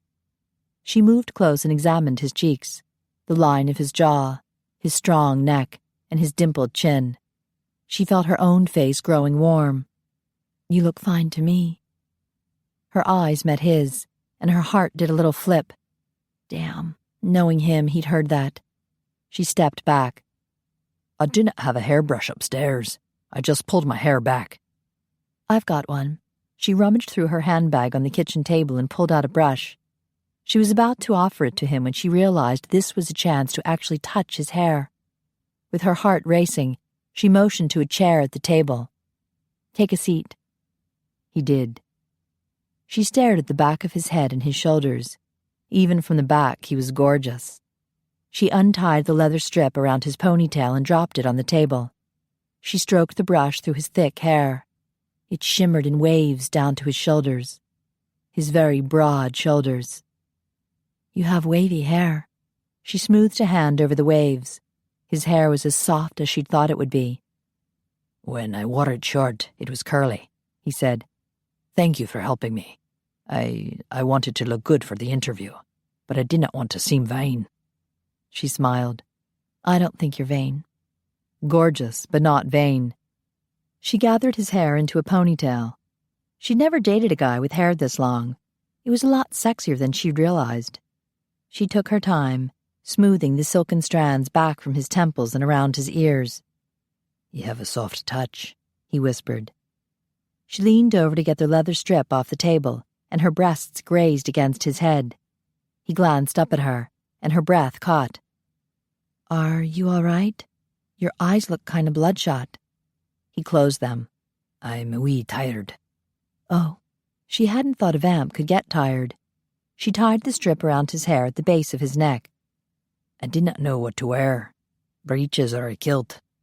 The kilt is good. It's you. And you want to be yourself. I mean, if a woman doesn't love you for yourself, then she's not the right one for you. He remained silent. She stepped back. Have you met someone you liked? I have. Her heart plummeted. I see. Well, I'm done here. Thank you. He rose slowly.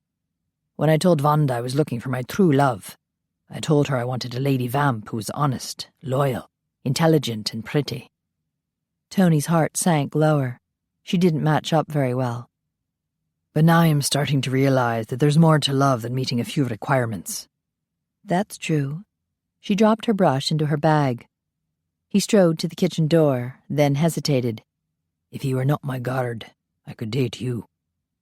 Her heart swooshed back into place. He wanted to date her? He frowned.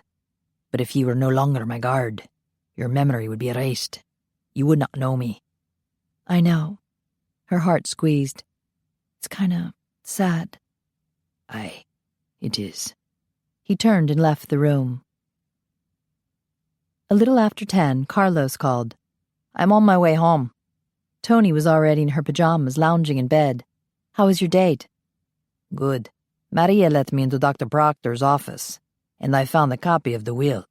Sabrina can't inherit the bulk of her trust fund until she obtains a college degree. Meanwhile, her Aunt Gwen remains the trustee. So they're trying to keep her from graduating? Toni sat up with a gasp. Carlos! What if they plan to keep her locked up in a mental hospital forever? I'm afraid that's exactly what they're up to, Carlos muttered. But never fear. I discovered where Dr. Proctor works. Shady Oak Psychiatric Hospital. I called, but they wouldn't confirm if Sabrina is a patient there. We have to find her. I know, Menina. We will. Meet me tomorrow night after you get off work, and we'll go to Shady Oaks together. Okay. Toni hung up. She'd find Sabrina, and she'd get her out of that hospital. She wouldn't let her down. Chapter 11. Saturday before dawn, Toni didn't see Ian. He teleported straight to the 5th floor without stopping to say hello. How had the interview gone? Was he avoiding her? He'd mentioned he'd met someone he liked, but he'd also hinted that he wanted to date her. It was so confusing. 4 times during the day, she wandered up the stairs to check on him for her reports. She stood there, staring at him in his death sleep, searching for answers that weren't detectable on his handsome, blank face. Right after sunset, Dougal and Phineas marched into the kitchen for their evening breakfast. Toni was having a quick sandwich before leaving to meet Carlos. Saturday night. Phineas took a gulp from his bottle of warmed-up blood. I bet you got a hot date. Something like that. She set her empty plate in the sink. Why doesn't Ian come down? Isn't he hungry? There's a wee fridge up there with a supply of blood, Dougal said. Still, I wish he would come down. Yeah, the interview couldn't have been that bad. Phineas drank more from his bottle. Dougal frowned. Grigori told me it was very bad. Toni's heart stilled. Why? What happened? Dougal shrugged. Grigori wouldn't give details, but they're showing the interview tonight on the telly. She would have to see it. Hopefully it would air before it was time to meet Carlos. But poor Ian. Was he hiding in his room out of embarrassment? You know, this whole dating thing has snowballed completely out of control. The women came back about 2 hours ago. There are about 20 of them camped out on the front sidewalk. 20 babes? Are they hot? Phineas rushed from the kitchen. Toni ran after him and found him turning off the alarm. Phineas, don't!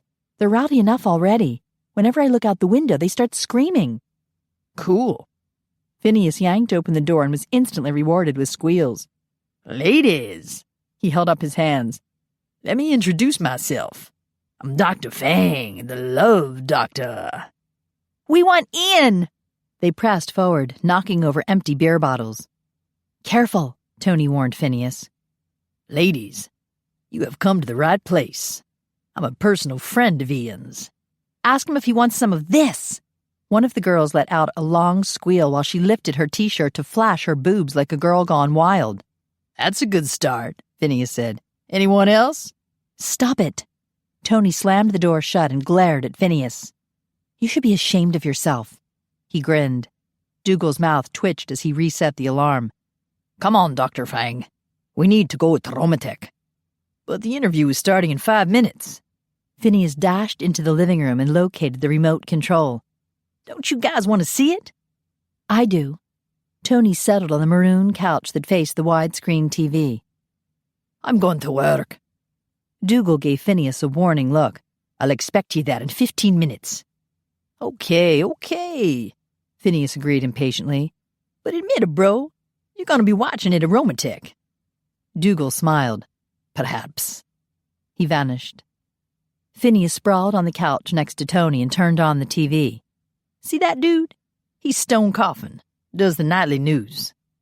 Toni listened to the vamp newscaster drone on in a boring voice. Suddenly her cell phone went off. Love is a battlefield? Phineas snorted. Man, that's whack. Love is a many splendid thing, especially when you're with Dr. Fang. I'll keep that in mind. Toni rushed into the foyer to answer the phone. Carlos? She glanced at the surveillance camera. This is not a good time. We need to go to Shady Oaks. Get your pretty ass home, girl, so we can go. Toni glanced at the television in the next room. I need to stay here about 15 more minutes. Why? Aren't you off duty when the sun sets? Yes, but... She groaned inwardly. It was happening again. She was getting pulled in 2 different directions. Okay, I'll pick you up on the way. And before you object, I know exactly where you are, Menina. I googled Ian the other night and found his profile and address. I'll be there in 20 minutes. Carlos hung up. Toni, it's starting, Phineas yelled. She rushed back to the couch. The TV screen was filled with large words in a flowing script. Live with the Undead, starring Corky Corrent. Good evening, friends. A close-up revealed a face with heavily lined eyes and collagen-enhanced lips. This is Corky Corrent, reporting from the Horny Devils nightclub in New York City. The camera pulled back, and Toni recognized the nightclub she'd seen the night before. Corky was sitting at a table next to a somber-looking Ian. Shit! Look at the tits on her, Phineas murmured. Tonight we're talking to Ian MacPhie, who has recently posted a very popular profile on the online dating service Single in the City. Corky inclined her head toward Ian. We're delighted to have you on the show, Ian. My pleasure, Ian said. This ain't so bad, Phineas observed. Looks fine to me, Toni agreed. More than fine. Ian looked gorgeous with his blue eyes and wavy black hair. His green sweater clung to broad shoulders and a firm chest. My friends, this is a special night. Corky's smile faded, and she affected a dreamy look. Every now and then in the annals of vampire history there arises a man who stands out among all others. He is the legendary hero who inspires great music and poetry, that perfect man who inhabits the secret fantasies of all vampire women. Ian shifted in his seat, his face blushing. He is the man we all yearn for. Corky glanced at Ian. And this is not his story. Toni gasped. Ian's face paled. Corky's eyes gleamed with wicked delight. No, tonight we have the pathetic story of a lonely, desperate man. So desperate he tries to sell himself online. No, wait. He's so pathetic he has a friend sell him online. What are you doing? Vonda marched into view. Ah, here is the friend, Vonda Barkovsky. Tell me, is it true Ian's too illiterate to write his own profile? He's not, Vonda began. Did you write it or not? Corky snarled. I helped, Vonda admitted, but he's not I had to wonder what would drive a man to such desperate measures, Corky continued with a smile. So, before this show, I interviewed two women who are very well acquainted with Ian MacPhie. Here they are. The screen changed to the blonde bartender. You are Coralie Primrose, former member of Roman Dragonesti's harem? Corky asked. Yes. Coralie smiled shyly. Ian was one of our guards. He was always such a sweet boy. Boy? Corky asked. He looks 30 in his photo. That's because he ate something that made him grow older, Coralie explained. For centuries, he looked like a 15-year-old boy. That's amazing. What else can you tell us about Ian? Well, Coralie chewed on her bottom lip. He told me why he wanted to look older. He just wants to get laid. The scene switched back to Corky and Ian, who was frowning. That was a joke, he muttered. Corky scoffed. The next interview, please. The scene shifted to another blonde vamp. Toni recognized her as Pamela, the woman from the restroom. I am Lady Pamela Smythe-Worthing, one of the owners of this establishment, she began. And I have known Ian MacPhie since 1955 when he was assigned to guard those of us who were members of Roman Dragonesti's harem. I heard he looked like a teenager, Corky said. Indeed, Pamela agreed. He was much too young-looking to be of any interest to us. Personally, I believe Ian MacPhie is a 500-year-old virgin. Amazing, Corky said. So his profile is nothing more than a desperate ploy to finally pop the cherry? Pamela smiled. Precisely. The scene switched back to Corky and Ian. Vonda planted her hands on the table and leaned toward Corky. That's bullshit. Ian's looking for his true love. Can you confirm he's not a virgin? Corky asked calmly. Have you slept with him? Of course not, Vonda growled. Corky raised her voice. Has anyone here slept with Ian MacPhie? The camera panned over 100 faces, all shouting no, then returned to a smiling Corky. I rest my case. You told me you would be nice, Vonda yelled. Corky shrugged. As a dedicated journalist, it's my duty to always report the truth. The truth? Vonda shrieked. The truth is you're a vicious, lying bitch. She leaped across the table and seized Corky by the neck. Vonda, no. Ian grabbed her, trying to pull her off Corky, who was getting shaken like a rag doll, although her huge breasts remained remarkably still. Corky's eyes bugged out as she gasped for air. Cut! A commercial started for custom-made coffins. Toni and Phineas stared at the TV in silence. Shit, Phineas finally whispered. Toni swallowed hard. That was bad. Really bad. Phineas stood as he turned off the TV. Well, I gotta go to work. He vanished. Toni dashed up the stairs. Carlos would be here any minute now, but she didn't want to leave without making sure Ian was all right. That was part of her job. Sorta. She reached the 5th floor, gasping for air, and knocked on the door. No answer. She turned the knob, and it opened. That was a good sign. He hadn't locked her out. She peered inside. The room was dark except for the light emanating from a television. She opened the door wider and spotted Corky Corinth on the TV. My friends, I'm sure you're terribly distressed after watching that vicious woman's attempt to strangle me. Corky sniffed and wiped away an imaginary tear. But don't cry for me. I'm going to be all right. The television switched off in the middle of a fake Corky sob, and Toni spotted Ian sitting in the dark. She slipped inside the room. Are you okay? I'm fine, Toni. I do not need a babysitter. I'm just here as a friend. She approached him. You watched the interview? He set the remote on the table beside his chair and picked up a bottle of blood. Of course you saw it. The entire vampire world saw it. I'm so sorry. Save your pity for Wanda. Corky's suing her. That's ridiculous. Corky purposely set out to hurt you. She was cruel and vicious. Toni paced in front of him.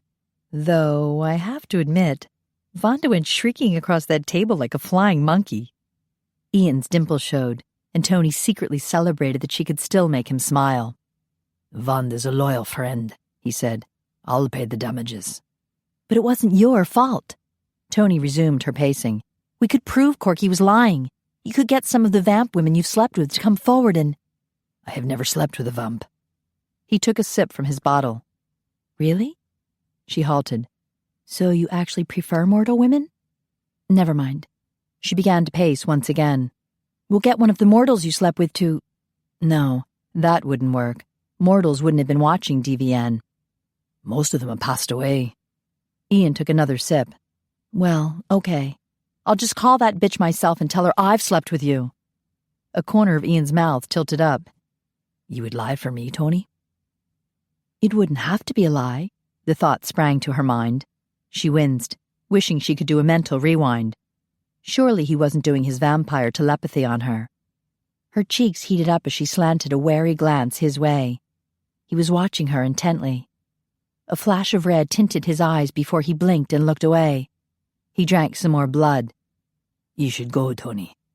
All right. She backed toward the door.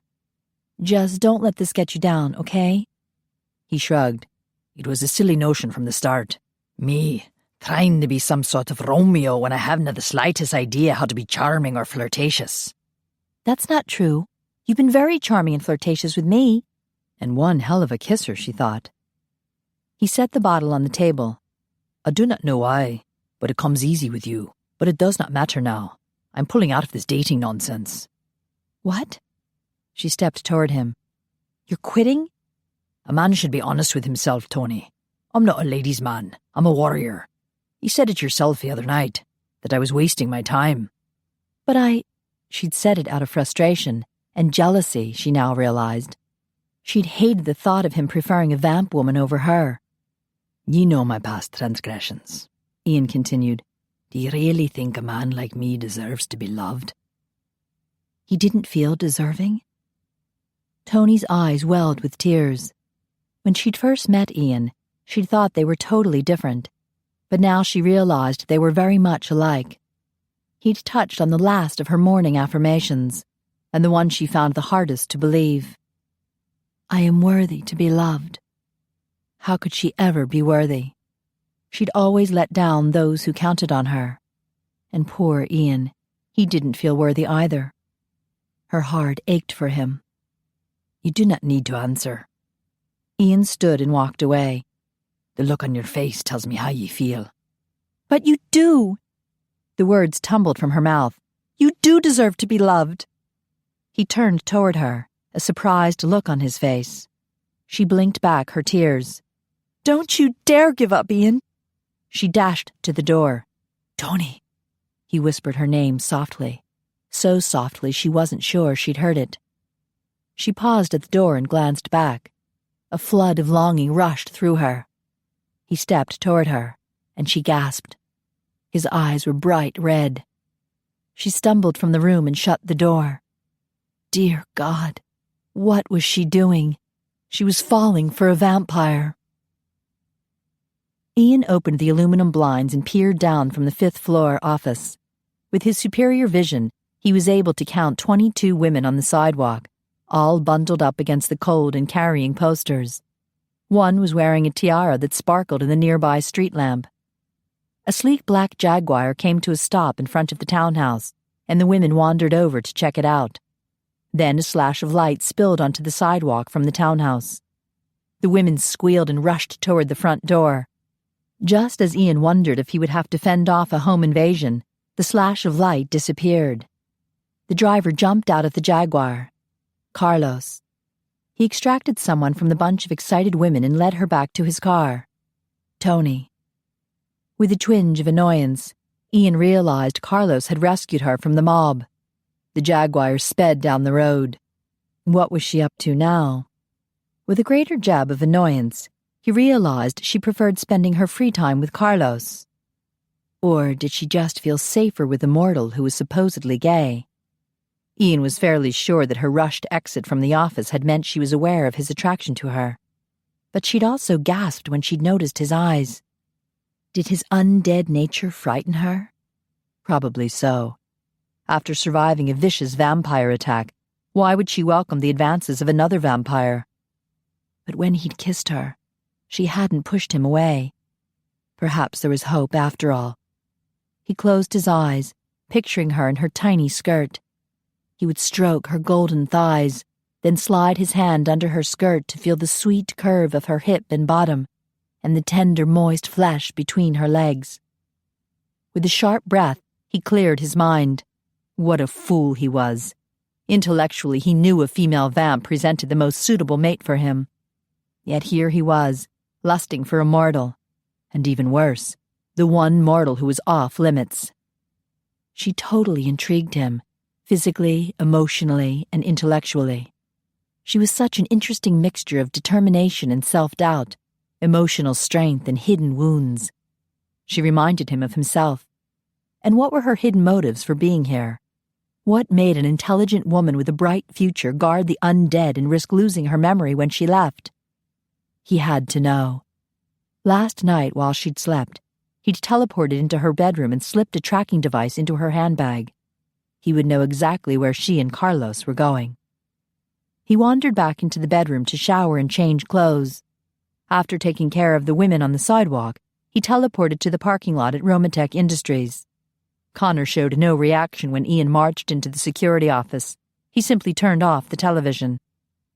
Dougal and Phineas gave Ian sympathetic looks before focusing on their shoes. Bloody hell. He hated pity even more than humiliation. We'd better make the rounds. Dougal headed out the door. Come on, Phineas. Phineas paused halfway out the door. Man, that Corky bitch was whack. You want me to set her straight? Nay. Ian smiled half-heartedly. But I appreciate the thought. Any time, bro. Phineas raised a fist and punched the air. I got your back. He closed the door as he left. Connor sat behind his desk and quietly studied Ian. Have a go. Ian folded his arms across his chest. I reckon you're wanting to rant at me. I reckon you've endured enough humiliation for one night. Ian lifted his chin. Do not hold back on my account. I have a high threshold for pain. Connor's face remained blank, though Ian detected an amused glint in his blue eyes. You should have known Corky could not be trusted. I did, and I warned Wanda. She did not believe me. Connor lounged back in his chair. I dare say she believes you now. Aye. Ian smiled, recalling Toni's description of her as a screeching, flying monkey. The situation is hardly amusing. I hear there are over 20 women camped out in front of the townhouse. Do not worry. They're all gone. I took care of it. Connor gave him a bland look. And were ye careful with the disposal of the bodies? I did not kill them. Ian paused when he saw Connor's mouth twitch. The damned Scotsman was playing with him. Very funny. Connor chuckled as he rose from his chair. He approached Ian and slapped him fondly on the back.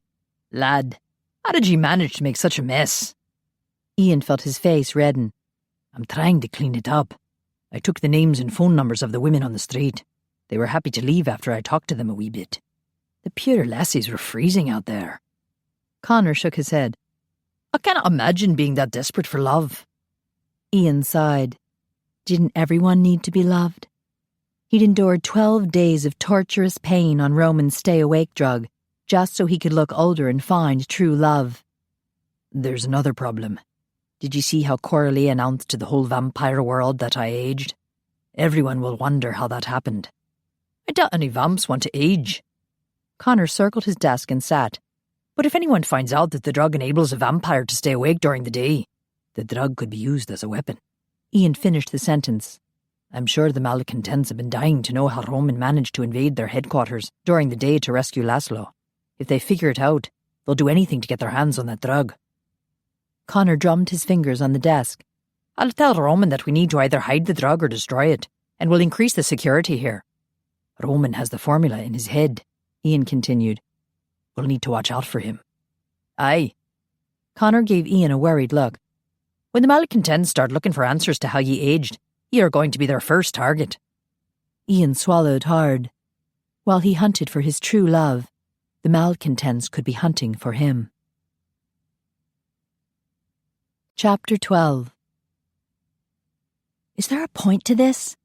Toni trudged along in the snow, surveying the 10-foot-high brick wall. Carlos had insisted they inspect the exterior of Shady Oaks before entering the lobby. The visitor parking was in front, the employee parking on the east side, and a guarded service entrance in the back. Now they were on the west side, traversing an area that boasted quite a few shady oaks. She realized her question had gone unanswered, so she turned to confront Carlos. He was gone. "Carlos?" She spun around, and her handbag slipped off her shoulder. "Carlos, where are you?" "Shh, not so loud." She followed the sound of his voice and spotted him high in an oak tree, lying on a thick branch that extended over the brick wall. Good grief! He had to be 15 feet up. "Carlos, what are you doing?" She gaped as he jumped from the tree and landed lightly on his feet. "How'd you do that?" "The real question is why." He strode toward her. "I needed to see over the wall. There's an inner courtyard. All the surrounding buildings open onto it. I think the buildings with numbers on them are the wards where the patients are staying. The other buildings look like a cafeteria, gymnasium, and indoor pool. It's a fancy place." "You could tell all that from the tree?" "Yes, and even better. I saw a handful of patients hanging around the gazebo, smoking. There was one guard with them." He walked toward the front parking lot. "How was that helpful?" Toni hitched her bag back onto her shoulder and followed him. "All information is helpful. Now I'll go into the lobby first and check it out. You wait here out of range of the surveillance camera." "But—" She stopped when the automatic doors swooshed closed behind him. "Great. I'll just wait here in the freezing cold." The circular drive to the entrance was lined with stone statues and snow-capped boxwood hedges. She could see inside the lobby through the large plate glass windows. It looked warm and cozy with leather sofas and easy chairs. Carlos was right about Shady Oaks being a fancy place. He exited, holding a piece of paper in his hand, and met her out of range of the surveillance camera. He stuffed the paper into the pocket of his leather coat. "What was that?" Toni asked. "A job application. Now, here's the layout. The receptionist is behind the information desk. There are 2 locked doors on each side of the lobby, leading into the east and west wings. The back wall of the lobby is glass, looking out onto the courtyard. There's a door, but the guard is sitting in front of it." "So there's no way into the courtyard?" She sighed. "I guess it doesn't matter, since I'm sure the wards are locked up tight." "The courtyard is accessible. You're forgetting the well-placed Shady Oak." She grimaced. "I can't get up that tree." "You don't have to. I will. And hopefully I can distract the guard and the receptionist in the lobby. That's when you check the patient list I saw on the receptionist's desk. If you find Sabrina's name, make sure you get the ID number. We won't be allowed to even talk to her on the phone without her ID number." "Okay." Toni stomped the mud and snow off her boots. I'm not entirely comfortable with this espionage stuff. And how come Carlos was so good at it? So how are you going to distract them? Too late again. Carlos had already taken off. He sprinted around the corner of the complex, headed no doubt for his favorite tree. Good grief! Toni marched in place to warm up her feet. She'd give him a few minutes to start whatever he was planning to do. She exhaled, letting the air rush out with a cloud of icy vapor, then strode into the lobby. Showtime. The automatic door swooshed behind her, and the guard and receptionist both looked at her. It was long past visiting hours, so she was all alone. "May I help you?" the receptionist asked, studying her over her black-rimmed reading glasses. Toni glanced around quickly. She could barely see the courtyard through the window. The gazebo was dimly lit, and the shadows of patients milled about. Their cigarettes flared with little orange lights whenever they took a puff. The receptionist cleared her throat. I was wondering." Toni edged over to the information desk and spotted the patient list, pinned under the receptionist's elbow. "How does someone get admitted to this hospital? I have a friend with a serious problem." The receptionist gave her a wry look. "And what exactly is your friend's problem?" Toni realized the woman thought she was talking about herself, so she played along. "Well, my friend is addicted to sex. Lots of sex, all the time. She can't get enough." "I see." The receptionist pursed her lips. "Normally your psychologist would refer you here. You are seeing a psychologist, aren't you? I mean, your friend?" Toni grinned sheepishly. "Okay, you got me. And yeah, I was seeing a therapist, but his wife caught me giving him a Hummer in the back seat of his Hummer, so..." The receptionist pulled off her glasses. "You had sexual relations with your therapist?" "Sure. I sleep with all my therapists. And my doctors, my teachers, the plumber, the pigeon guy on the roof." Where the hell was Carlos? "You know, it's a disease." Screams suddenly erupted from the courtyard, and the guard jumped to his feet to peer through the window. The receptionist stood. "What's going on?" "I can't tell," the guard answered. "The patients are running all over the place." The screams increased in volume and terror. What the hell was Carlos doing? Toni jumped when a patient slammed against the plate glass window. "Help!" he shouted. "Let me in!" The guard punched a keypad to open the door. "You're not supposed to let them in the lobby," the receptionist warned. Just then, a loud roar filled the air and shook the glass windows. The screams from the courtyard intensified. A woman flung herself against the glass. "Help me! It attacked me!" The guard opened the door, and the two patients scurried inside. "Look what it did to me!" The female patient showed off her down jacket. The sleeve was ripped open so that the stuffing was falling out. "It's a monster! A black monster with glowing eyes!" "Doris, take them to the clinic," the guard ordered the receptionist. He removed a taser from his belt. "Don't worry, folks. I'll take care of this monster." He cast an amused look at Doris. No doubt he suspected the patients at the mental hospital were crazy. Doris ran over to the patients. "Come this way." She unlocked the door to the west wing and ushered them inside. Screams continued in the courtyard, and Toni spotted the shadows of other patients scurrying about, banging on the doors to other buildings. Whatever Carlos was doing, he was scaring the hell out of everyone. Meanwhile, the lobby was empty. She rushed around the desk and thumbed through the patient list. There on the last page was Vanderworth, Sabrina, 3rd Ward, VS4 8732. Toni scribbled down the information on a notepad, tore off the page, and stuffed it in her handbag. She dashed out the front door and was halfway to Carlos's car when she slipped on an icy patch and her feet flew out from under her. She landed hard on her hip. "Ow! Damn!" She eased to her feet and hobbled to the car. "Damn." She checked her handbag to make sure the paper was still there. After a long, nerve-wracking minute, she spotted Carlos running toward her. What the heck? He was barefoot, with his boots in one hand and his leather coat in the other. His black shirt was unbuttoned and flapped wildly as he sprinted toward her. He shifted his jacket to his other arm, then pulled the keys from his pants pocket. With a click on the keypad, The doors unlocked. He tossed his shoes and jacket on the back seat. Did you get the info? Yes. She opened her door. What happened to you? Hurry. He slid into the driver's seat. I overheard the guard calling the police. She climbed in with her hip complaining, then buckled up. What did you do? I heard so much screaming. I created the diversion. He backed the car out, then zoomed toward the exit. She eyed his bared chest and partially buttoned pants. Oh my God! Don't tell me you streaked. Something like that. He pulled out onto the street. Police sirens wailed in the distance. We'll come back tomorrow after things have calmed down. Visiting hours are 5 p.m. on Sunday. Can you make it? I think so. Toni squinted as 2 police cars raced past them with flashing lights. She glanced over her shoulder and saw them pulling into the hospital parking lot. What had caused the guard to call the police?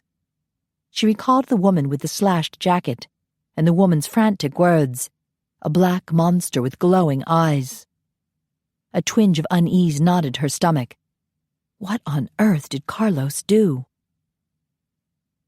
Ian stashed the 6 vials of the stay-awake drug in the safe room in the basement of Romatech, a room completely encased in silver, so that a vampire could teleport neither in nor out.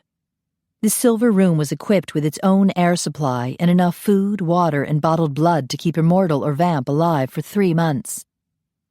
Meanwhile, Connor and Roman were making sure the recipe for the stay-awake drug was erased from all computer files. Now there were only 2 sources for the formula: a CD in the silver room and Roman's brain. Connor wanted to send Roman and his family into hiding, but Roman didn't think the situation was dire enough yet. Since Ian still had a few vacation days left, Connor didn't expect him to stick around, so he teleported back to the townhouse. In the 5th floor office, he connected the computer to the tracking device in Toni's handbag. He zoomed in on her location. Shady Oaks Psychiatric Hospital? Why would Carlos take her there? The lights started blinking. They were on the move. His cell phone rang, and he retrieved it from his sporran. Hello? Ian, this is Vonda, she whispered. I need you to come to the club, but not to the entrance or the main room. Teleport straight to my voice. What's wrong? Just come here, now, she hissed. All right. He focused on her voice. A few seconds later, he arrived in a dark room next to Vonda. He glanced around. Scattered on the floor around low tables were overstuffed tasseled pillows in red, purple, and gold silk. The walls were covered with sheer drapes of red and gold. On the tabletops, candles flickered inside golden mosaic glass, casting sparkly lights around the room. Music and more light filtered through the open cutwork of carved wooden screens that lined one side of the room. What is this place? He whispered.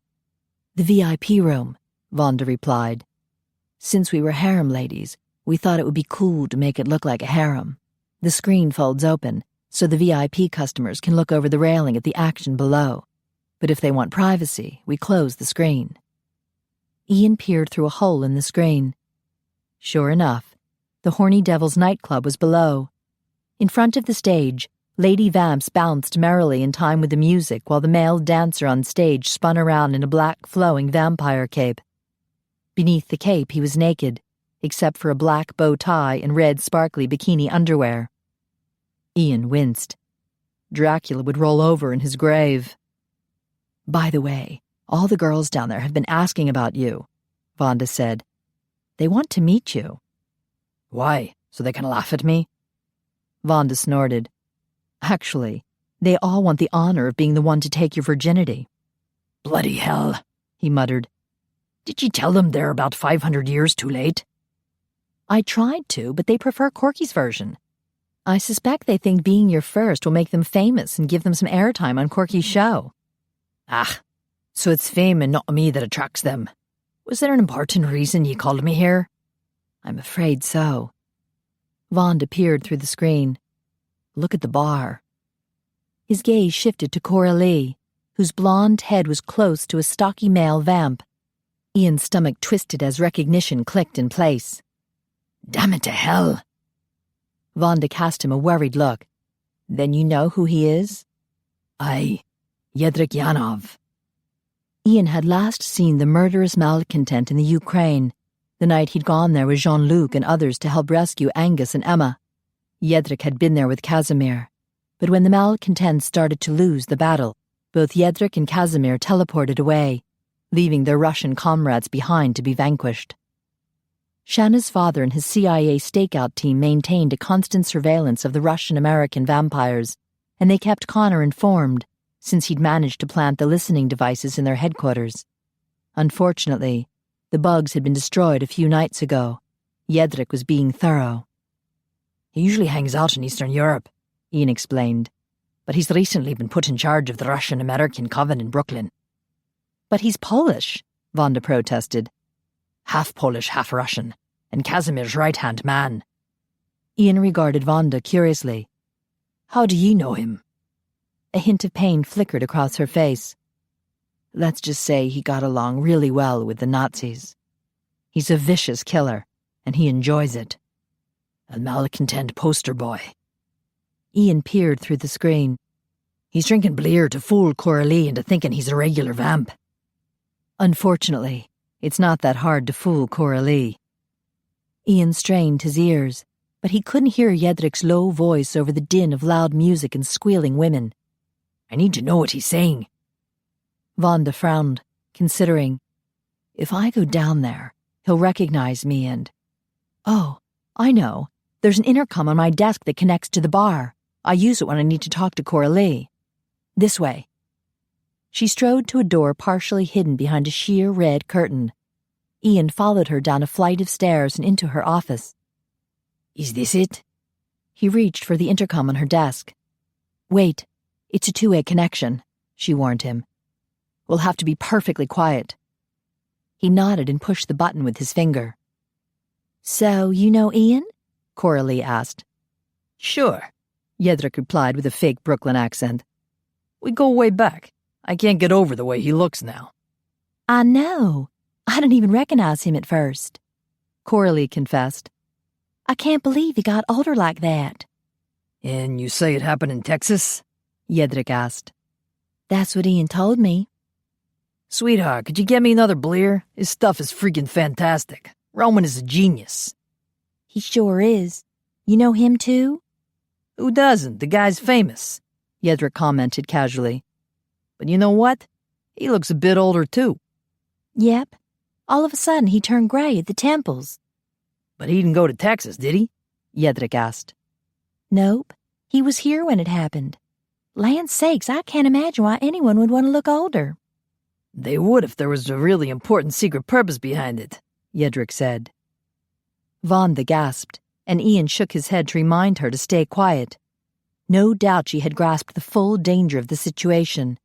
If the malcontents acquired the means to stay awake during the day, they would slaughter vamps who were helpless in their death sleep.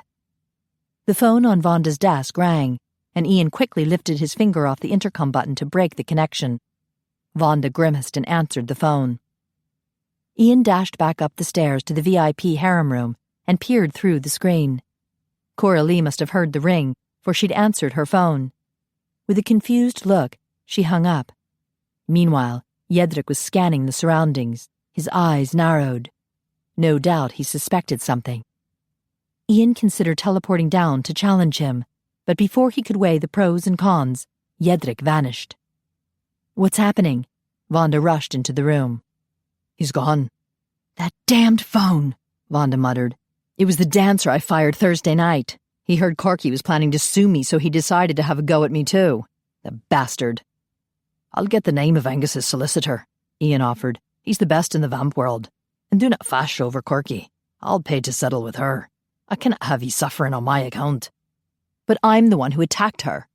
Vonda dragged a hand through her spiky hair. And now we have this mess with Yedrik Yanov. He's not going to stop until he knows what caused you to age. And if he gets his hands on that drug... I know. They'll kill us in our sleep. Vonda pressed a hand to her brow. This is all my fault. I made you too famous, and now you're in danger. Yedrik will hunt you down. He'll... It will be all right. But I completely screwed up, she cried.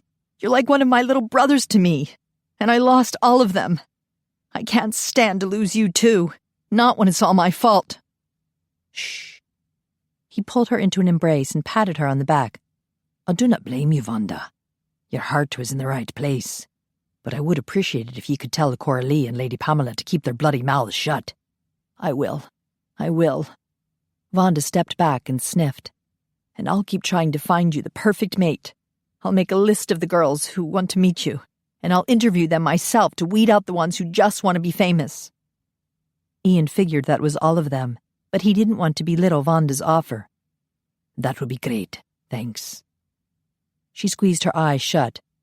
I want you to be happy, Ian, and safe. When she opened her eyes, anger flashed in them. So help me, if that Jedrik bastard hurts. Wanda, promise me you'll do nothing about Jedrik Yanov. Leave him to me and Connor. She heaved a sigh. Okay, but please be careful. He'll want answers, and you're the one who has them. I know. Ian realized Jedrik would be hunting for him right now, and the first place he'd search would be Roman's townhouse. I need to use your computer. He dashed down the stairs to Wanda's office and accessed the tracking device in Toni's handbag. She was back at the townhouse, all alone. Ian's stomach clenched. Toni, he thought, just before he teleported away. Chapter 13. A hot shower helped take the chill out of Toni's bones and relieve the ache in her bruised hip. She leaned over to wrap a towel around her wet hair, and as she straightened, she accidentally brushed her hip against the counter. Ow! She eyed the bruise. It had swollen to a lovely shade of purple that coordinated well with the red scars on her torso and breasts. Toni! She jumped at the sound of Ian's voice coming from her bedroom. Her hip knocked against the counter. Ow! Damn it! She grabbed onto the towel bar to keep from falling. Toni, are you all right? Ian pounded on the door. Is someone hurting you? Should I teleport in? No! What was he doing out there? I have the entire offensive line from the New York Giants in here. Oh yeah, I'm feeling good. 2nd down and 8 to go. There was a pause. You're jesting, right? She snorted. Brilliant, Sherlock. Come out now. We need to talk. Not that again. I don't have any clothes. Go away. I'll close my eyes. Now it was her turn to pause. I don't believe you. Brilliant, Sherlock. Damn him. She wrapped a towel around herself. Go away. No, I've come to rescue you. From what? Mildew? I'll step into the hall so you can get dressed. Please, hurry. She heard footsteps and a door click shut. She peeked out. The bedroom was empty. She eased toward the dresser. Why are you pestering me? I'm off duty now. She dropped her towel and quickly pulled on some panties. This cannot wait, Ian spoke from the hallway. We're in danger from a malcontent assassin named Jedrik Yanov. He's the new master of the Russian-American coven in Brooklyn, the bastards who attacked you before. Jedrik wants information about the drug I took in order to age, so he'll be searching for me. Any irritation Toni had felt sifted away, only to be replaced by a twinge of fear. She reached behind her back to hook her bra. How serious is this? Very serious. If he comes to the townhouse, he will not come alone. He'll bring other malcontents with him, and everyone here, including you, will be attacked. A chill prickled her skin with goose flesh. They know about this townhouse? I thought it was a secret. Damn, she had thought she was safe from them. Roman's home is a secret, but this place has always been known in the vamp world. Every spring, Roman hosts a conference at Romatech, and coven masters come from around the world to attend. They always stay here, and Angus's company provides security. Are you decent now? She could be attacked again? God, no. Memories of that night threatened to wash over her. No, not again. A form appeared before her, and she gasped. Ian's eyes widened. Toni. Her hands fluttered around her panties and bra. Damn, her undies didn't cover up much. And her scars. She glanced at his face and saw his expression go from shock to horror. "Go away!" She turned her back to him. Damn it. What was worse, being caught almost naked or seeing a guy's horrified reaction to it? "Toni, you're covered with bite marks." "I know. I was there when it happened." She rushed to the closet and yanked a pair of jeans off a hanger. "And your hip. It's bruised something terrible." "Stop looking at me!" She pulled on the jeans. "I fell in a parking lot." "At the Shady Oak Psychiatric Hospital?" She gasped, and the jeans slid down to her knees. "How?" She noticed his gaze drifting south, and she jerked the jeans back up. "How did you know?" "I'm a very good investigator." Damn him. She zipped up her jeans. "You've been spying on me?" He strode toward her. "Is that your suitcase there?" She jumped aside to keep some distance between them. "What are you doing?" He opened the suitcase on her dresser and started filling it with her clothes. "Finished getting dressed now." She didn't care for his authoritarian tone, or that he'd been spying on her. She jerked a t-shirt off a hanger and pulled it on. "Fine. I'll get dressed. Then you won't have to look so horrified at the sight of my body." He paused with a handful of her panties in his fist. "I was angry when I saw how those bastards punctured you with holes. I was not horrified. Your body is beautiful." How could she stay angry when he said that? He dropped the panties in her suitcase. "Please, Harry. We need to go." "Where are we going?" She ran into the bathroom, grabbed her hairbrush, toothbrush, cosmetic bag, and contacts, then tossed them into the suitcase. "I'll take you to Romatech. Security is much tighter there. Then the lads and I can return here to fight the bastards if they come." She liked the idea of being safe, and she really hated the idea of seeing the malcontents again. But something about Ian's plan annoyed her. She didn't like being a weak damsel in distress. She sat on the bed to pull on her socks. "I'm not going to hide and leave all the fighting to you guys. I was hired to fight." Ian smiled as he grabbed clothes from her closet and dumped them in her suitcase. "You're a brave lass, and I commend ye for it. But this is not your fight." Normally, she would agree. Why risk her life over a vampire dispute? But the night the malcontents attacked her, it became personal. As much as she hated seeing them again, she had to do it. She jerked on her boots. "This is my fight. I won't cower in fear. I'll do what I was hired to do." Ian zipped her suitcase shut. "Sweetheart, you were hired as a day guard. That means you are supposed to fight daytime enemies, namely mortals. You're off duty at night for a reason. You can't survive against a vampire foe." "I pinned Phineas down the other night." "A lucky break." "Look, sweetheart." She marched toward him. "I'm good. I'm damned good. Do you need a demonstration?" "Perhaps ye do." He vanished, and a second later he was behind her, pulling her against his chest. She reacted quickly, ramming her elbows into his chest. It was like hitting a brick wall. His hands moved to her neck and face, and his voice was soft against her ear. "The next sound ye would hear is the snapping of your neck." Rage swept through her. Damn it to hell. There was no winning against them. The memory of her attack flooded back and sucked her under, drowning her in horror. She shook her head, trying to dislodge the memories, but they filled her mind, playing back every excruciating detail. A shudder almost doubled her over. "Toni, it will be all right," Ian whispered. "No!" She fought back the tears, but the more she struggled, the more her emotions swelled. She broke free from Ian and staggered back. I hate your kind." His face paled.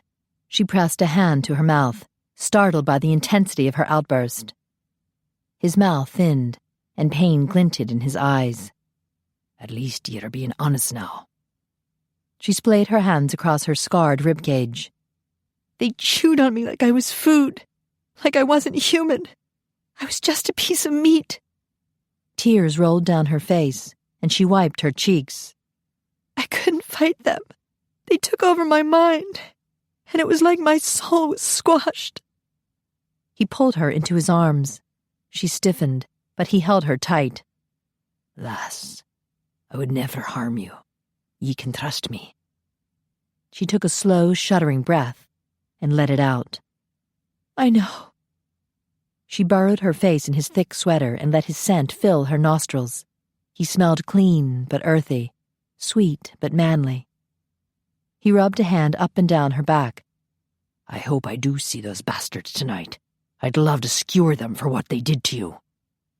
She rested her cheek against his shoulder. He still didn't quite understand. She appreciated his desire to protect her, but she didn't really want to protect her against evil vampires. What she wanted was a way to protect herself. And given their superior abilities, she didn't think such a way existed. And that's what bothered her the most, the inequality and injustice of it all. I wish I could whip your ass, she whispered. Ian chuckled. That's my girl. She nestled her cheek deeper into his thick sweater. He was surprisingly warm and wonderfully solid. When he released her and stepped back, she wanted to throw herself back into his arms. We need to go, lass. He dragged her suitcase off the dresser. She pulled on her coat and grabbed her handbag. Are you driving? Teleporting. It's faster. He grasped the handle of her suitcase with one hand and extended the other toward her. You'll need to hold on to me. Oh. Not a problem. She slid her arms around his neck. Closer. His arm tightened around her waist. She pressed against his solid chest. Like this? He closed his eyes briefly. Aye. Her breath caught when his eyes opened. What's the deal with your eyes? They keep turning red. It's a normal reaction for a vampire.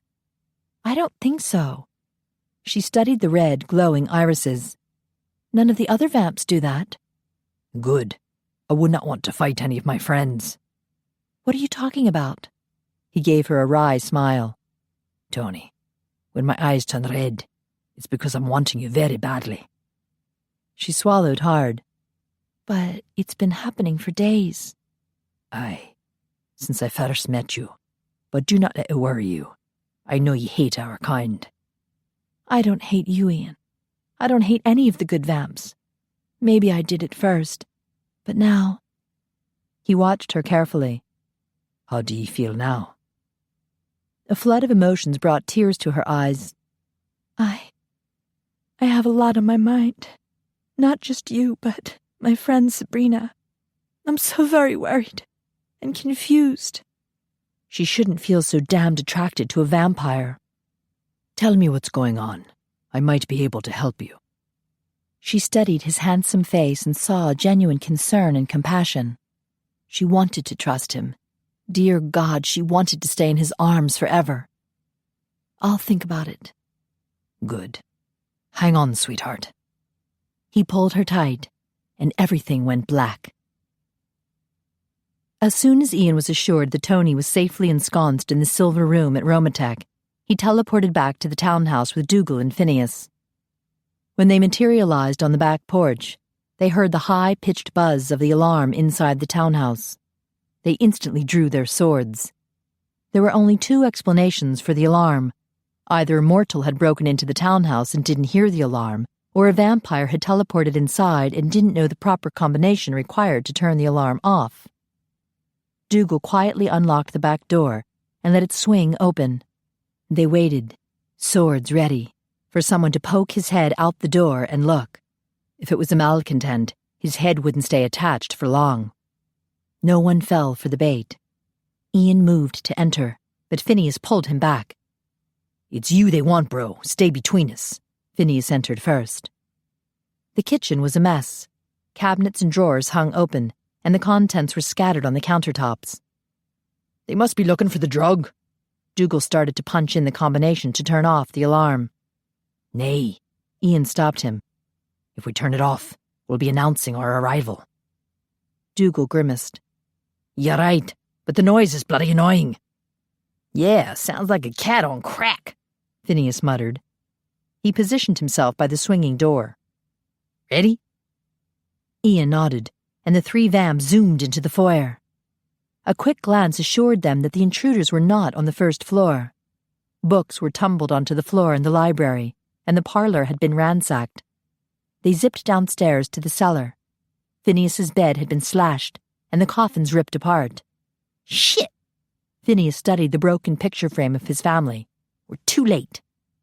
We should check Roman's office, Ian suggested.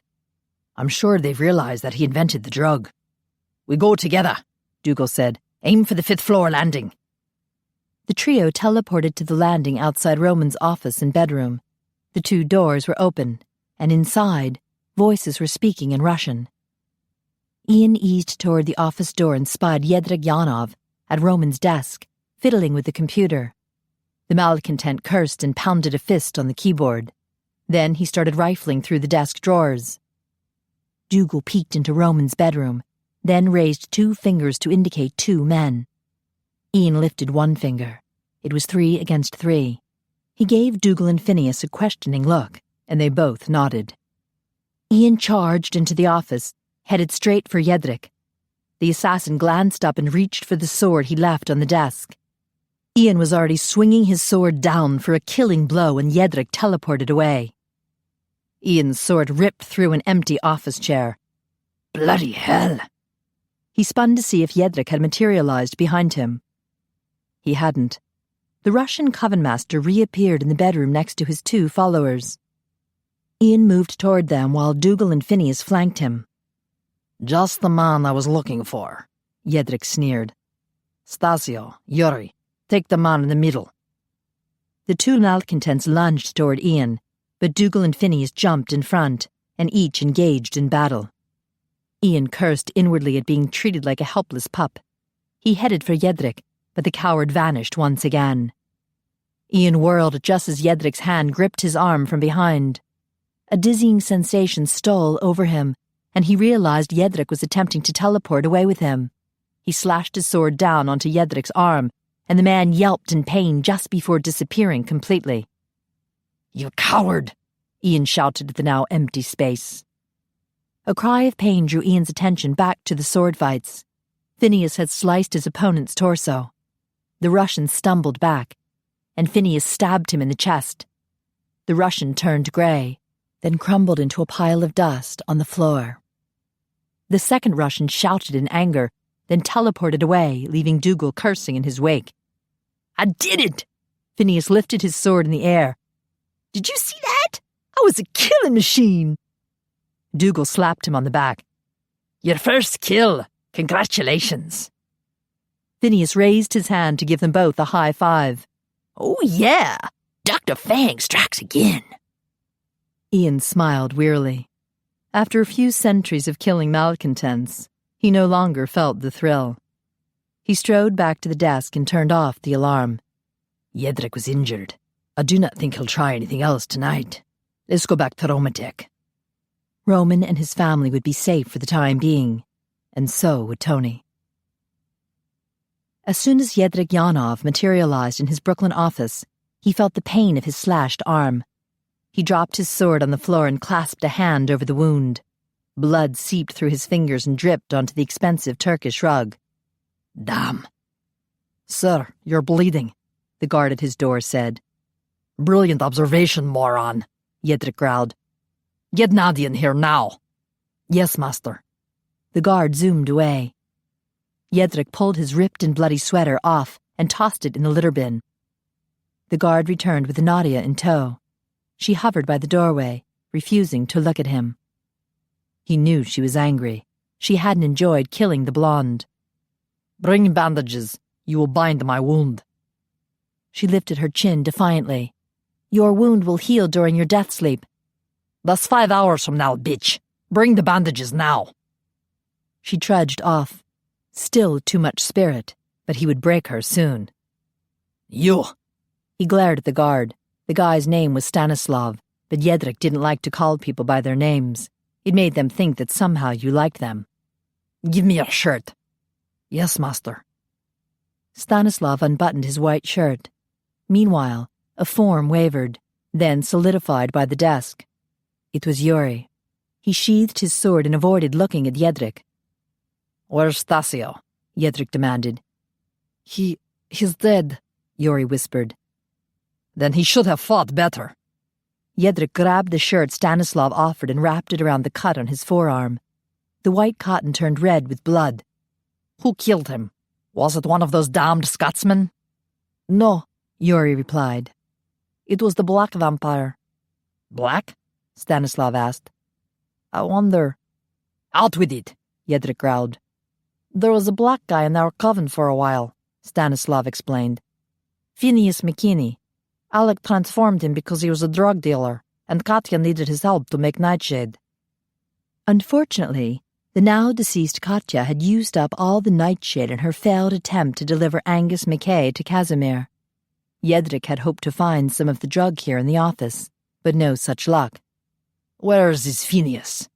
If I'd had some Nightshade tonight, I could have paralyzed Ian MacPhie and brought him back. I haven't seen Phineas in over a year. Stanislav tilted his head, concentrating. Last time I saw him, he was here in the office. He said he was looking for Katya, but she and Galina had already gone to the Ukraine. Jedrzak narrowed his eyes. He'd debugged this office when Katya was master. Then again when he'd become coven master. Someone in the coven had been playing both sides. Look through the photos on my desk. There's a picture of a black vamp who works for McKay. Stanislav shuffled through the photos, then stopped. This is him, Phineas McKinney. Jedrzak gritted his teeth. And when Phineas was here in the office, did you tell him where Katya was? Stanislav opened his mouth to answer, then snapped it shut when realization struck. He gulped audibly. What did I say about incompetence? Jedrzak growled. Yori drew his sword and awaited the order. Stanislav stepped back, his face pale. I thought he was on our side. He helped us make the Nightshade. Jedrzak inhaled deeply. Fear radiated from Stanislav like the sweetest of perfumes. You will have one chance to redeem yourself. You will kill Phineas McKinney. Of course. Stanislav nodded enthusiastically. It'll be my pleasure. Yori sheathed his sword with a disappointed look. First, you will find me a snack, Jedrzak told Stanislav. This wound has left me famished. Yes, master, right away. Stanislav left just as Nadia arrived, her hands filled with bandages and tape. She approached him with a wary look. You took too long. Jedrzak perched on the edge of his desk and lifted his wounded arm. Wrap it up tight. Yes, master. She began rolling the gauze around his forearm. He noted the bruises on her arms, where he dug his fingers into her earlier. I enjoy hurting you. Her hand shook as she bandaged his arm. Good. She was showing the proper amount of fear. He loved instilling fear in others. It gave him power over them. People bowed in fear before gods. What about the drug? Yori asked. And Ian MacPhie? I need to heal first. Jedrzak flexed his hand. Tomorrow we'll strike again.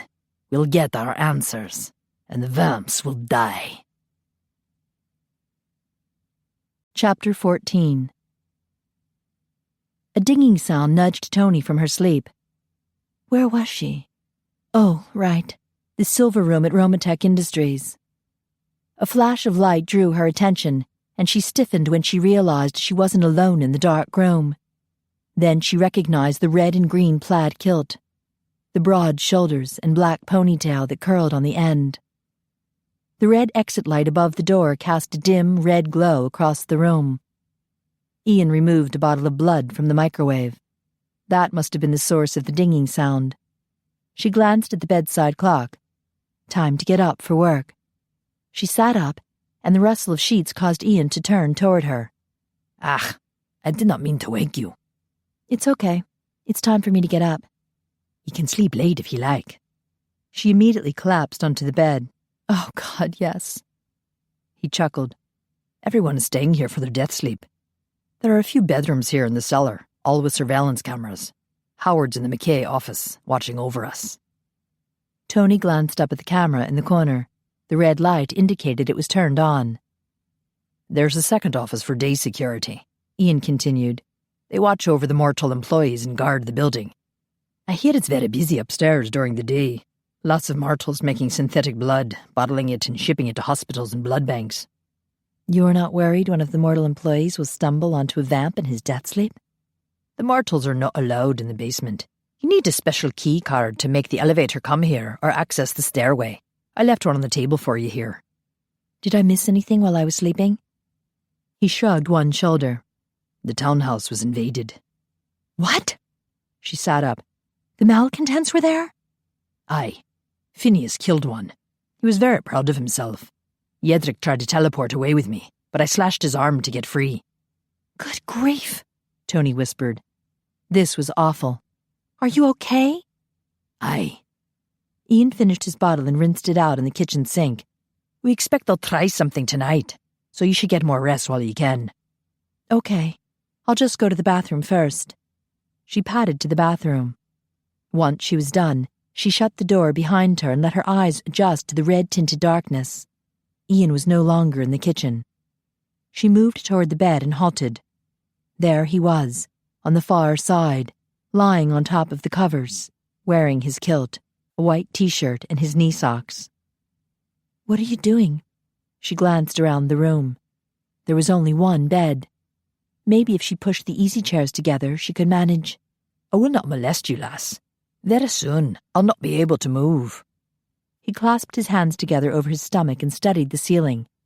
Though I hope you will not have your way with me while I'm unable to defend myself. She snorted. Right, because there's something so irresistible about a corpse. His mouth curled into a half-smile as he looked at her. If it bothers you to sleep next to me, I can lie on the floor. Once I'm dead, I'll hardly know the difference. I've dated a few guys with the same level of sensitivity, she muttered while she debated whether to climb back into bed. He yawned and closed his eyes. I'll be gone soon. She sat on the edge of the bed. Does it hurt? To know there's a beautiful woman lying next to me, and I'll not be able to touch her. His eyes opened and glimmered with humor. It's a living torture, but not for long. She scoffed. I meant, does it hurt every morning when you die? He lay there, his gaze roaming over her slowly, lingering here and there as if he were memorizing every tiny detail. Her skin tingled, responding to his gaze. Just when she thought he wouldn't answer, he spoke softly. It's like slipping into a black hole, so black and deep there is no light, no feelings, no thoughts. He blinked slowly, the twinkle in his eyes fading. I wish I could dream. What would a vampire dream about? Big vats of blood? A shiny new coffin with leather upholstery?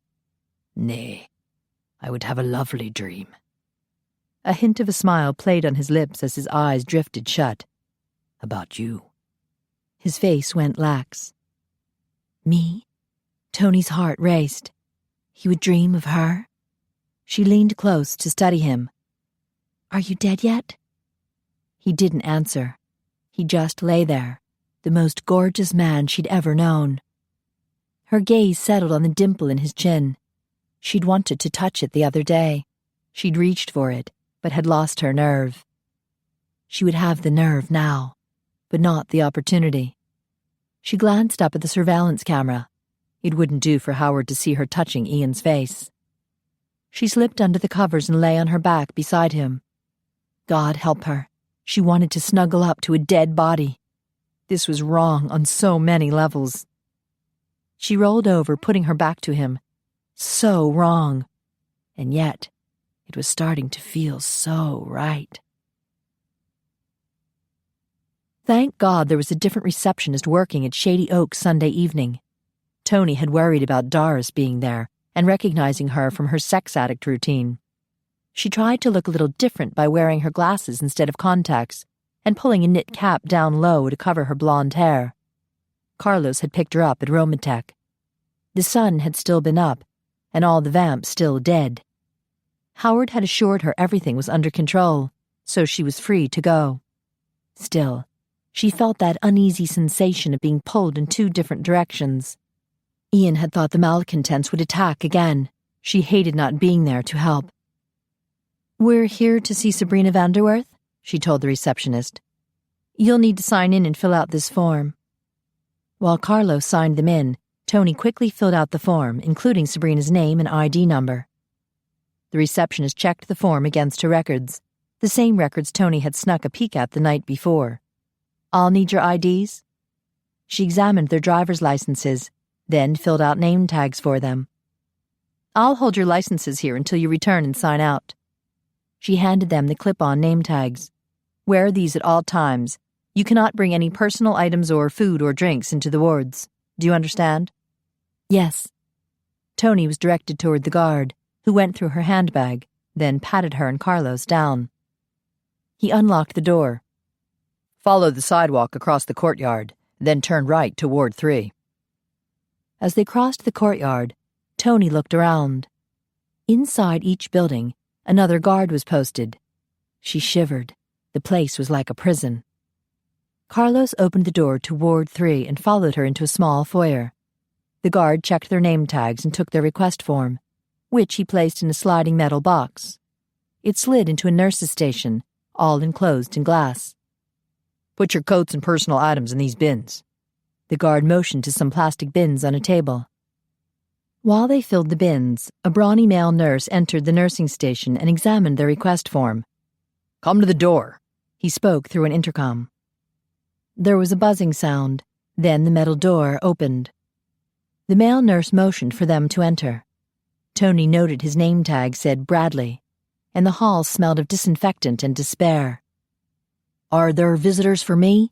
a young man asked as he shuffled toward them in corduroy house shoes. His Spider-Man pajamas were crumpled, and the red color had faded to pink. "They're not here for you, Teddy," Bradley growled. "Go back to the men's room." "Okay." Teddy ran a hand through his dark hair that had a streak dyed white down the middle, making him resemble a skunk. He shuffled back down the hall. "This way." Bradley led them to the right. "Sabrina will be in the women's rec room. We keep the men and women separated except at mealtime. It's better that way since we get the occasional sex addict." Toni winced. "Here you are." Bradley motioned to an open area, then strode back down the hallway. A female nurse sat behind a counter, watching everyone. In the middle of the plain white room, there were 2 tables, surrounded by orange plastic chairs. More plastic chairs lined the 3 walls. A television, mounted high in a corner, played an animated movie with the volume turned down low. The air was stuffy and warm, stifling. 2 middle-aged women sat along the wall, across from the television, staring dumbly at it. One's hand kept twitching, and the other one's mouth drooped open. Their eyes looked dead. Toni's heart squeezed in her chest. In the corner, a young female patient sat beside a male visitor. Her husband, perhaps? They were both quiet, as if they no longer knew what to say to each other. Toni's heart was already breaking when she spotted Sabrina. She was wearing flannel pajama bottoms and a blue t-shirt.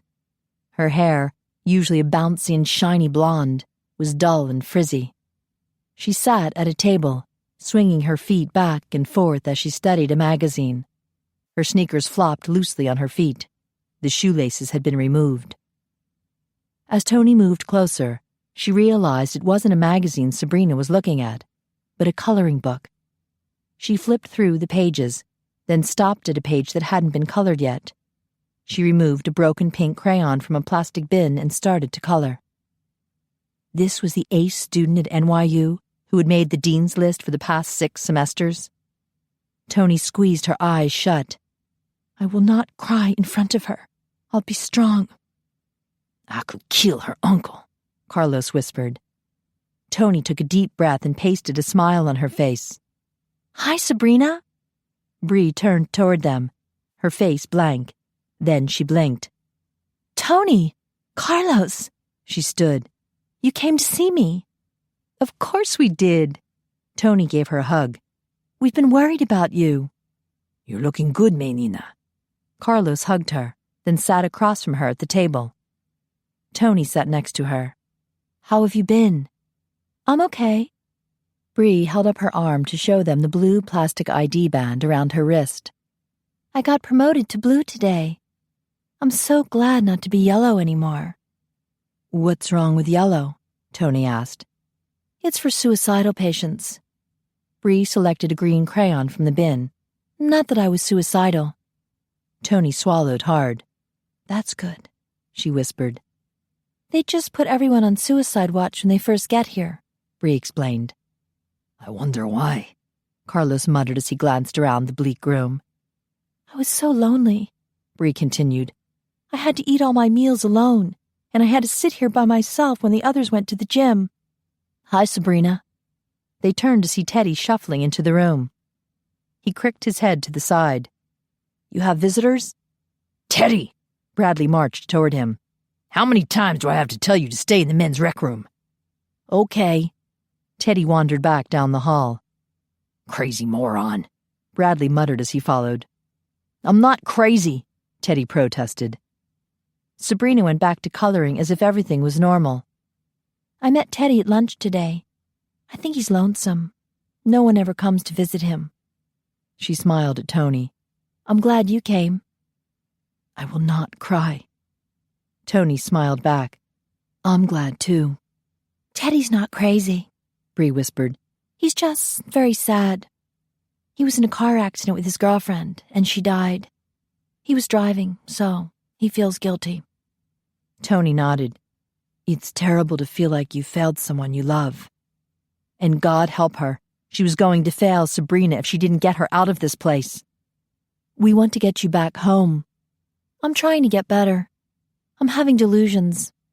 You're not delusional, Toni insisted. I have to admit it if I'm going to get better. That's what my therapist says. Anyway, lots of people here are delusional. Bree smiled. Even some of the guards. Last night, they said there was a giant black cat running around the courtyard. Toni glanced at Carlos, but his face remained blank. Bree took a purple crayon from the bin. I have to color Jasmine's hair purple. They took all the black crayons away because they were too depressing. Toni stifled an urge to scream. How could anyone stay at this place and not get depressed? Bree, I did what you asked. I went to Central Park to see if any vampires would come and attack me.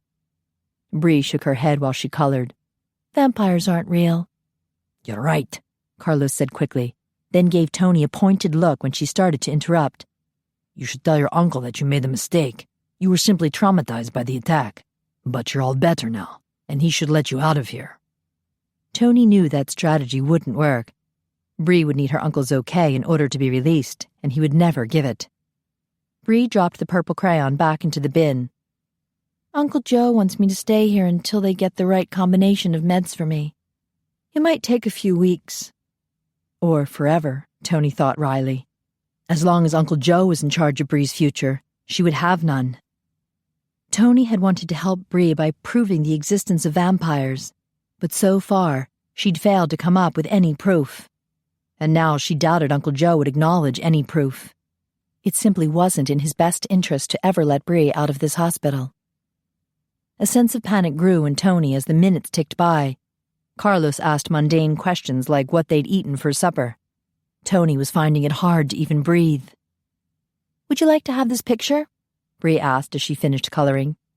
Yes, Toni forced a smile. Nurse Bradley strode toward them. Visiting hours are over, he announced. Tomorrow we're making Christmas stockings and putting up a tree. Bree handed the picture to Toni. Can you come back? Of course. I'll try.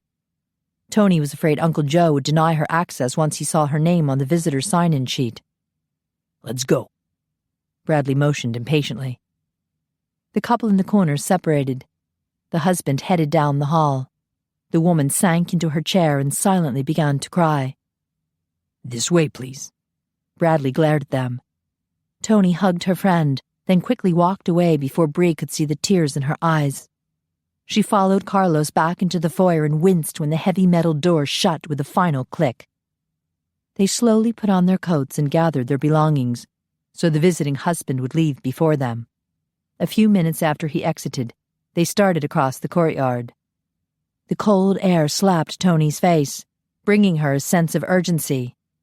We have to get her out, she whispered. I know, Carlos replied. I've been trying to come up with a plan all evening. Her uncle will never release her. Toni's voice rose in panic. We'll have to. Shh, Carlos warned her. He motioned to the oak tree and its massive branch that extended over the wall. I could try to get her up that tree, but there's still the problem of getting her out of the ward. The damned place is locked up tighter than a nun in a chastity belt. We have to do something. I can't see a way out of here.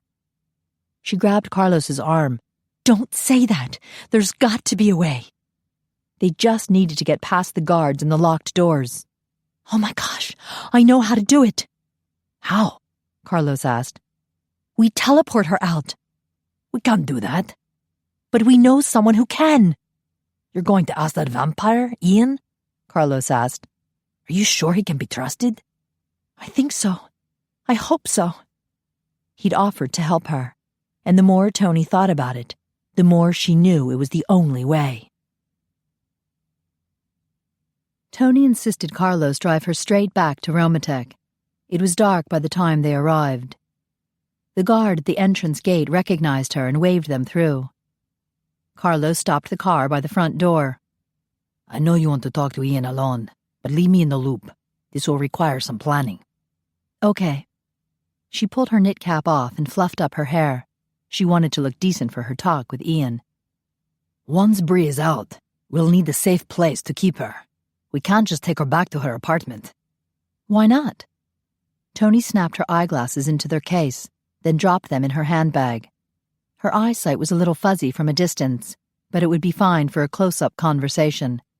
She pulled the visor down to check herself in the mirror. Toni, her uncle might suspect we're behind her disappearance and charge us with kidnapping. That made her pause. She flipped the visor back up. But Bree would come willingly with us. Are you sure? After all she's been through, do you expect her to trust the next vampire who comes along? Well, I did. Toni winced. But I had strong motivation. I was trying to help Bree. Tears threatened her once again. We have to get her out of there. I agree. I don't like what those meds are doing to her. She's lost all her fight. She's not herself anymore. I know. Toni dragged in a shaky breath. She was barely retaining control over her emotions. Carlos patted her arm. It'll be all right, menina. He glanced in the rearview mirror. What the hell is that? Toni glanced over her shoulder. The parking lot was well lit, and she spotted a short man, bundled up against the cold, trudging toward the front door of Romatech. He had a large black garbage bag slung over one shoulder. He's carrying something kind of bulky. He? Carlos glanced back, then shifted his gaze back to the mirror. He doesn't show up in the mirror. All I see is a bag floating along in the air. Really? Toni snapped down the visor to look in the mirror. Sure enough, the garbage bag was moving on its own. That looks so weird. He must be a vamp. They sat in the car and watched the short man go through the front door. I wonder what he's got in the bag, Toni murmured. Carlos snorted. A dead body? Toni swatted him. These vamps aren't like that. You've known them for a week, Toni. How can you be sure what they're capable of? They saved me when I was in trouble. Let's just hope they can save Sabrina. She opened the car door to get out. I'll call you tomorrow. Carlos waved, then drove back to the entrance gate. Toni entered the large foyer with its gleaming marble floors and huge potted plants that concealed surveillance cameras and metal detectors. She turned down the hallway on the left, headed for the MacPhie security office. The short vamp with the stuffed garbage bag was halfway down the hall. He stopped at a door and punched in a number on the keypad. The door across the hall opened, and Shanna hurried out. She stopped. Laszlo! How good to see you! Mrs. Dragonesti. The short man bowed slightly. How do you do? I'm fine. She moved closer to him. What did you bring? He opened his bag and she peered inside. Laszlo, these are wonderful. Thank you. He blushed. I'd better get them inside. He scurried inside the door with his mysterious bag. What the hell was going on? What's up? Toni motioned toward the locked door. Toni! Shanna gave her a hug. Have you seen my office yet? She pointed at the dental office across the hall. No. Toni suspected Shanna was trying to change the subject. You need to make an appointment, Shanna continued. All the McKay employees get 2 free checkups every year. Well, actually not free. Angus pays for it. Have you met Angus? Definitely trying to change the subject. No, I haven't. Hi, Mommy. Hi, Toni, Constantine called out. Toni spotted him hovering about 4 feet off the floor in the room next to Shanna's office. This had to be his nursery. The doorway was partially closed off by the bottom half of a door. The top half was open, and Constantine had levitated so he could see them in the hallway. Hi, Constantine. Toni peered into his playroom.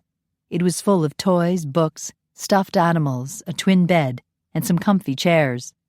Wow, you have a lot of stuff. You can say that again, Radinka muttered as she returned some books to a bookcase. You two had better hurry up or you'll be late for Mass. Okay. Shanna leaned over the door to hug her son. I'll see you afterwards, sweetie. She started down the hall, then stopped when Toni didn't join her. Aren't you coming? I'm sorry, but I need to talk to Ian. Toni gestured toward the security office. Howard's the only one there right now. Shanna moved closer. All the vamp guys are at the chapel, making sure it's safe. They're worried the malcontents will try something tonight. Like what? Shanna sighed. They blew up our chapel last summer. Luckily, no one was there at the time. Toni winced. That's terrible. Yeah. Shanna glanced toward the nursery and lowered her voice. That's why I'm leaving Tino in the nursery with Radinka. Just in case. Come on. You need to meet Father Andrew. He's wonderful.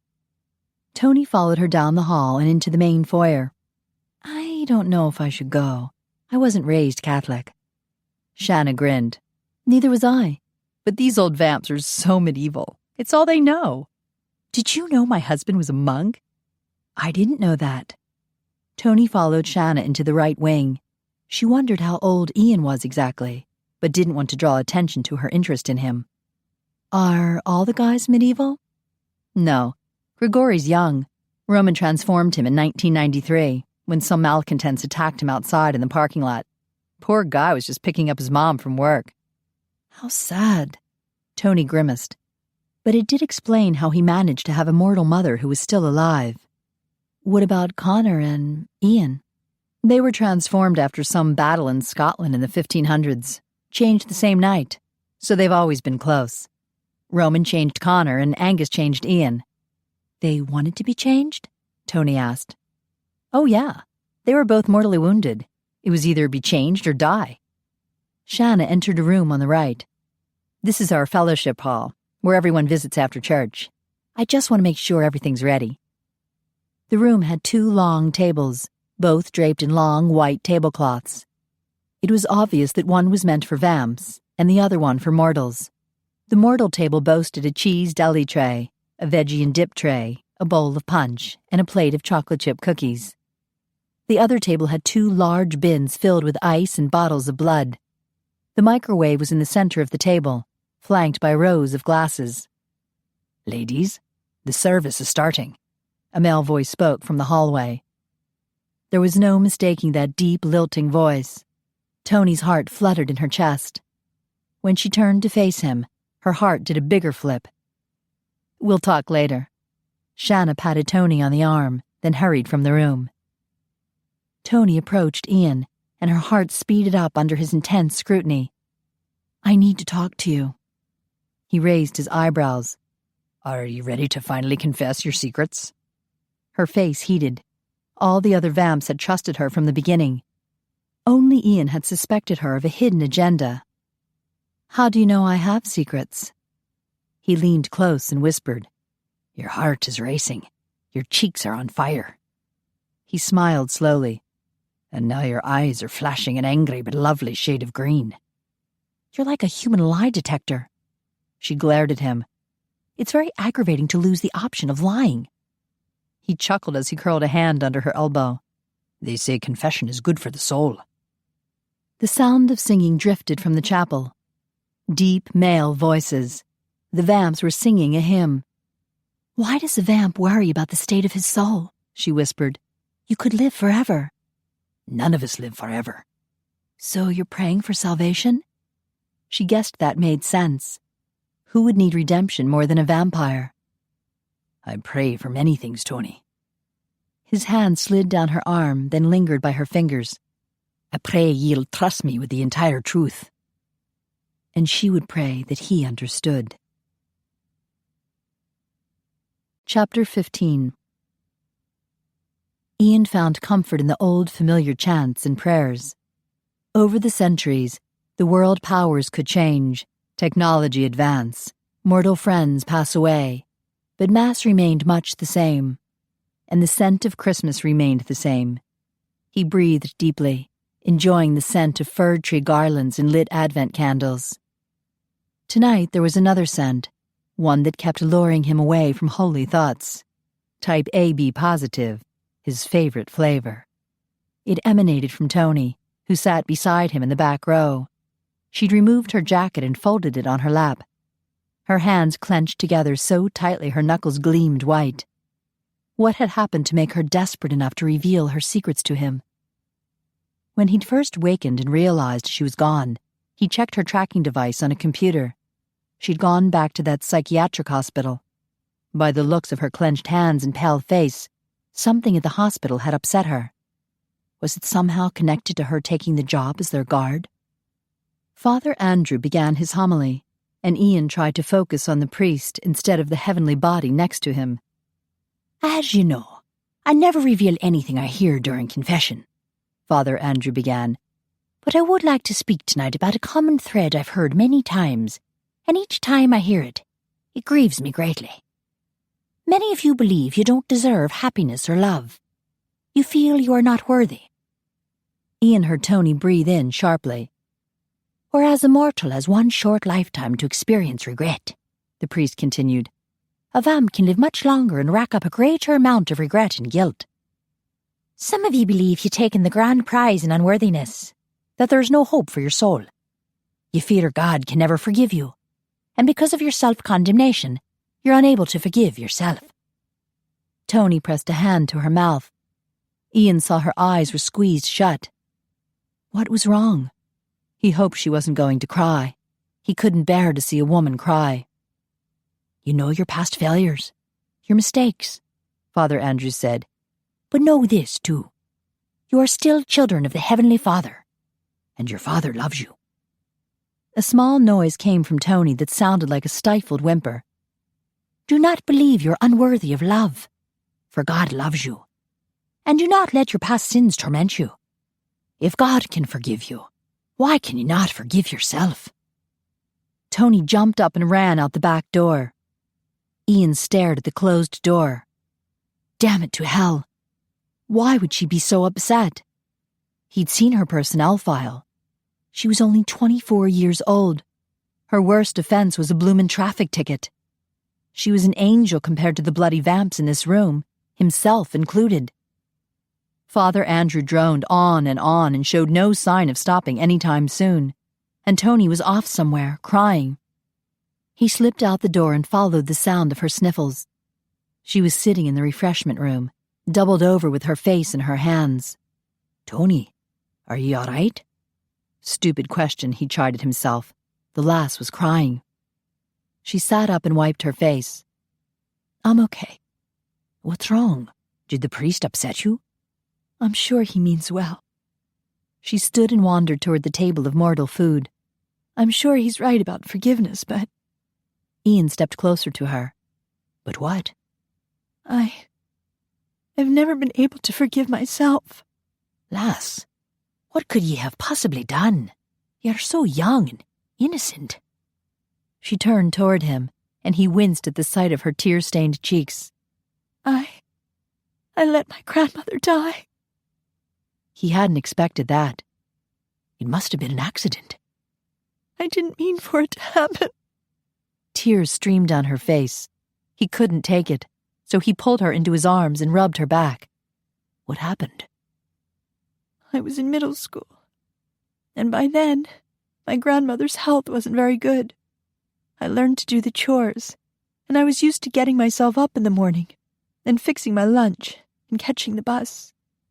I always hugged Grandma before I left. Ian could see that Toni had learned to be strong and independent at a young age. One night, Grandma was having trouble sleeping. I could hear her up a lot. But that morning, when I came in to say goodbye, she was sleeping well. I didn't want to wake her, so I went on to school. But when I came home that afternoon, she was still there. Toni stepped back and grabbed a napkin off the table to wipe her face, but the tears kept coming. She died while I was gone. Sweetheart, she died naturally. It was not your fault. But I knew she'd been sick the night before. I kept thinking about what I should have done differently. If I had called 911 that morning, she might have lived. Even my mother said I'd done a lousy job of taking care of her. She wouldn't let me live with them after Grandma died. She sent me to a boarding school. Ian winced. Lass, I do not mean to offend, but your mother's a bloomin' arse. Toni blinked. Apparently his observation had taken her by surprise. Ye can believe me, I'm a bit of an expert when it comes to mums. I was 15 when I was transformed. I thought I could go back home, but my mom would not accept me. Toni's red-rimmed eyes widened. Why not? How did she put it? I was a monstrous creature from hell. She feared if I got a wee peckish, I might slaughter my younger brothers and sisters. That's ridiculous. Anyone who knows you would know you could never hurt someone you love. Her declaration filled his heart, and the way her eyes flashed with angry indignation, he thought he'd never seen a woman more beautiful. I appreciate your faith in me. He stepped closer. Are you all right now? She blew her nose in the napkin. I think so. I'm really sorry about this. I've been an emotional wreck lately, and you keep seeing me at my worst. Nay, I think ye are at your best. She gave him a dubious look. With my watery eyes and red nose. He wanted to kiss her watery eyes and red nose. Actually, I was referring to your compassionate heart. She snorted. I'm not feeling very compassionate. I was just thinking that your mom was a bloomin' arse. He chuckled. At least we both survived. You know, when I first met you, I thought we were totally different. Alive, dead. She motioned to herself, then him. Modern, old-fashioned. Intelligent, not so intelligent. Excuse me? She grinned. I'm kidding. But I was wrong. We actually have a lot in common. You mean our heartless mothers? More than that. We shared the same worries and fears. That we're not worthy. That we'll fail someone we love. Her face grew sad again. He touched her face and smoothed his thumb over her damp cheek. You have more deep, dark secrets to tell me? I'm afraid so. You're so deep. And dark. She smiled. Thank you. I feel a lot better now. Will you tell me your full name? She winced. That's too dark. Lass, it cannot be that bad. He touched her other cheek, so her face was cradled in his hands. He could hear her heart racing. He moved closer. She didn't back away. He dragged his thumb along her jaw. Her mouth opened slightly, and she licked her lips. He wanted to feel that. He slid his thumb over her bottom lip, gliding over the moisture. She drew in a sharp breath. Your eyes are red again, she whispered. I know. He moved closer till his chest was grazing hers. Her gaze drifted down to his mouth. The napkin fell from her hand and fluttered to the floor. Slowly she raised a hand, then touched the dent in his chin. It was simple movement, but he interpreted it as permission. She'd pushed the yes button, and that was all that mattered. To hell with the rules, to hell with reason. He held her face and kissed her lightly, once, twice. She leaned toward him, and his passion broke loose with a wild, devouring kiss. He pulled her close, one hand at the back of her neck, the other at her waist. He pulled her so close, her feet came off the ground. She wrapped her arms around his neck and kissed him back. A hunger he'd kept restrained for nights was unleashed, He couldn't taste her enough. Her lips, her tongue. He explored her mouth and nibbled her lips. She was sweet. She was trembling. She was clutching him tight. And he wanted more. It felt like he'd wanted her for centuries. He trailed kisses down her neck, then tickled her with his tongue on a path to her ear. She shivered. "Toni," he whispered, then drew her earlobe into his mouth. She moaned and ran her fingers into his hair. "Ian." He smoothed his hands down her back, then cupped her bottom and gently squeezed. He was returning to her mouth for more kissing when he heard someone clearing his throat. He froze with his hands planted firmly on Toni's rump. This was bad. He glanced over his shoulder. Connor stood in the doorway. He'd averted his face, but his jaw was shifting as he ground his teeth. Ian released Toni and stepped back.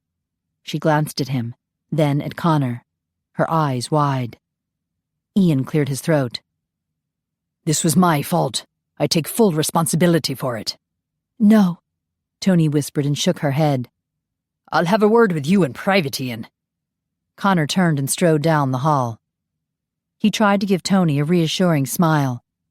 "I'll be right back." She didn't look very reassured. He hurried into the hallway to catch up with Connor. Halfway to the foyer, Connor opened a door to a conference room. "This will do." Ian glanced back. People were leaving the chapel and wandering into the refreshment room. He hoped Toni would be all right. "Close the door behind you," Connor said quietly as he marched to the end of a long conference table. Ian shut the door. "I will ask you not to reprimand Toni. I instigated the incident, and I take full responsibility for it. How noble. I would not expect less from you." Connor stopped at the head of the table and rested a hand on the back of a chair. "But I was not born yesterday. It was quite obvious that she was not being forced." A thrill shot through Ian, and he stifled a grin. It was true. She had been willing. More than willing. She'd kissed him back. She'd moaned with pleasure. She wanted him, and he wanted to shout with joy. "She willfully broke the rules." Connor rubbed his brow. "I have no choice but to fire her." "No." Ian walked toward him. "She was crying when I found her. She was very upset, and I took advantage." "Ian." Connor regarded him sternly. "What has come over you lately? You've been back less than a week, and you have a mob of females hounding you. Hundreds of phone calls and emails. Women camped out on the sidewalk. I heard you dated 50 ladies in one night. And then there was that interview. Things have gotten a little out of control, but more than a little." Connor's eyes flashed with anger. "Is it not enough to have hundreds of women throwing themselves at you? Why would you seduce the one woman you cannot have? Is it because she is forbidden?" "Nay, I guarded Roman's harem for 50 years. I never misbehaved with any of them. Toni is different, special." "Unemployed," Connor added wryly. "You cannot fire her. We need her." "Damn it, Ian." Connor pounded a fist on the back of the chair. "How can you expect me to ignore the rules?" Ian took a deep breath. He had to come up with something fast, or Connor could be erasing her memory tonight. "What if the malcontents already know she's working for us? If we fire her and erase her memory, she would be totally defenseless against an attack." Connor frowned. "You make a good point, but 'tis based on an assumption. We cannot gamble with her life. She's been doing an excellent job for us, and she can still do it. I want to interfere with her duties." Connor paced away, deep in thought. "I hired her for a probationary period of 2 weeks. I could let her complete those 2 weeks before making a final decision." He glanced at Ian. "Can you keep your hands off her for another week?" He wasn't sure he could for 30 minutes. "I can try." "Try? Have you not heard of restraint, man?" Ian gritted his teeth. The more he told himself he couldn't have Toni, the more he wanted her. Connor sighed. "I'll delay my decision for another week." He headed for the door. "Meanwhile, if you care for the lass, you'll bloody well leave her alone." "I do care for her. But do you not understand how I feel? Have you never felt the fierceness of longing?" A sad look came over Connor's face. "Aye, it is fierce. It rages like a wildfire, but leaves you with naught but ashes." He left the room. What had happened to Connor to make him such a pessimist? Ian knew that a relationship between a mortal and vamp rarely worked. Eventually they broke up, or the mortal agreed to change over. Shanna had agreed to become a vamp sometime in the future. Did he really want to involve Toni in a relationship where he'd have to suck her dry till she was dead so he could change her? Connor was right. If he really cared for her, which he did, he'd leave her be. He'd let her find love with her own kind, and he would keep looking for love among the vamps. "What's wrong?" Shanna asked. Toni sighed. She knew she looked like a mess. How on earth had Ian found her attractive? She filled a plate with cheese cubes, carrot sticks, and broccoli. And what the heck, a few chocolate chip cookies. "I'm doing my Rudolph the Red-Nosed Reindeer impersonation." Shanna handed her a cup of punch. "Are you unhappy with your job here?" "No." She bit into a cookie. The fellowship hall was filling up fast with churchgoers. Toni hated for everyone to see her swollen red eyes, but she didn't want to run off just yet. She still needed to talk to Ian. "I have a close friend who's in the hospital. I just came from visiting her, and I was all smiles while I was there, but now the stress has caught up with you," Shanna observed. "I'm so sorry. If you need some time off, I'm sure we can arrange it." "You're very kind." Unfortunately, she might have lots of time off very soon. Connor was probably going to fire her. Fired for kissing a vampire. Who would have known her life could be so risque? But she'd known it was against the rules. Would she do it again? In a heartbeat. It had been the most phenomenal kiss of her life. Not one of those fumbling ones like she'd had in the past where she'd spent the entire kiss wondering if she was doing it properly. Or wishing like hell that the guy knew how to do it properly. There'd been no wondering or wishing at all. She'd simply been swept away into a glorious daze of pure sensation. It was the kind of kiss she'd always dreamed of. And Ian was the romantic hero she'd always dreamed of. Strong but sweetly vulnerable. An endearing mixture of pride and uncertainty. Bold enough to kiss her, and damn the consequences.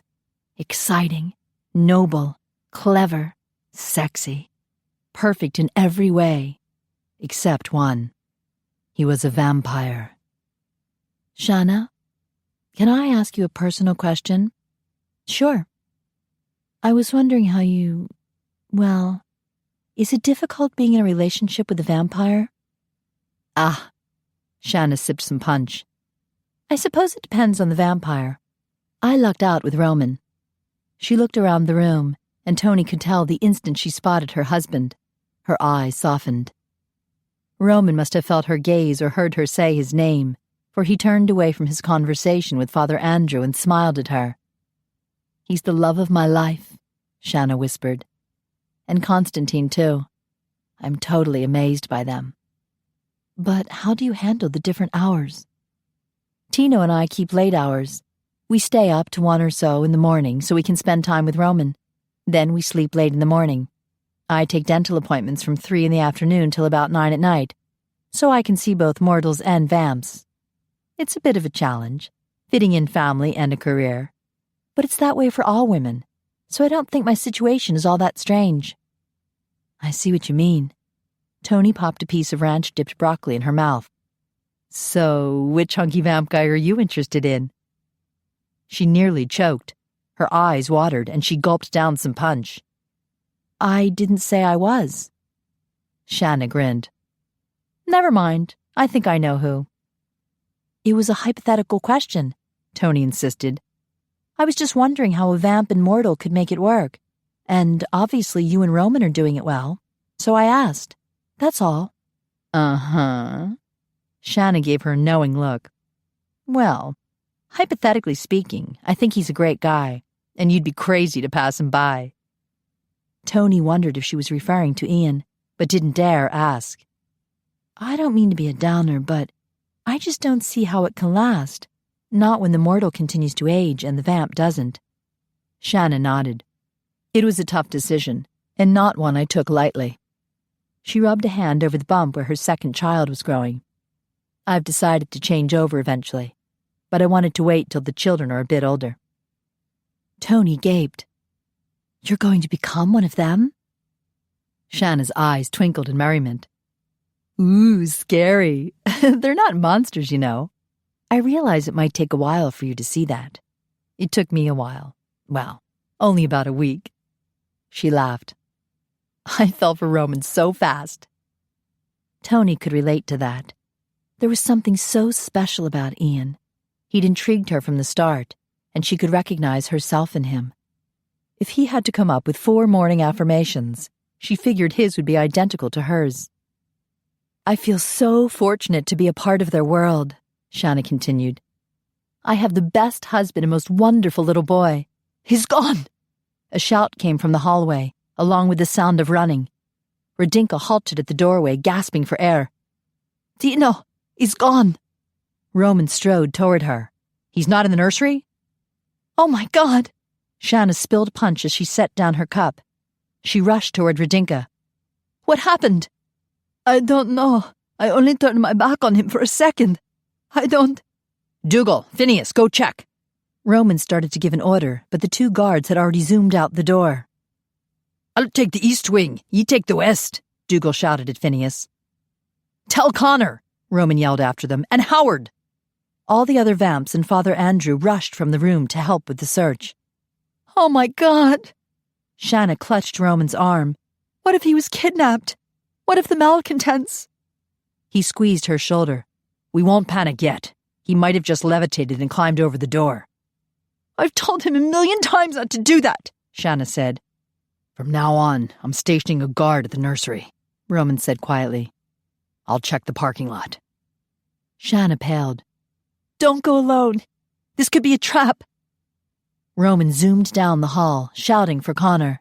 Shanna and Radinka strode down the hall, calling out Constantine's name. A wave of panic froze Toni. Would the malcontents kidnap a child? If they teleported away with Tino, how would Roman ever find him? She wished she could do something to help, but she didn't know what. For the first time, she actually wished she was a vamp so she could move faster and fight better. She stepped forward and trod on something. It was the napkin she dropped before kissing Ian. She leaned over and picked it up and spotted something odd. The tablecloth had moved. As the shouts for Constantine grew dimmer in the distance, Toni heard a small, whimpering sound. She circled to the back of the table and dropped to her knees. She lifted the bottom edge of the tablecloth. Constantine gasped. He was hugging his knees to his chest, and his pink cheeks were wet with tears. Tino? She whispered. How did you get here? I don't know, he wailed and covered his face. Mommy's going to be mad at me. Honey, no. Toni pulled him out from under the table and held him in her arms. They're just scared. We need to tell them you're all right. No. Tino clutched her shoulders. Mommy told me not to leave the nursery. She'll be mad at me. She only sounds upset because she's so scared. Believe me, she'll be thrilled to know you're all right. He sniffled. They won't be mad? No, honey. They love you so much.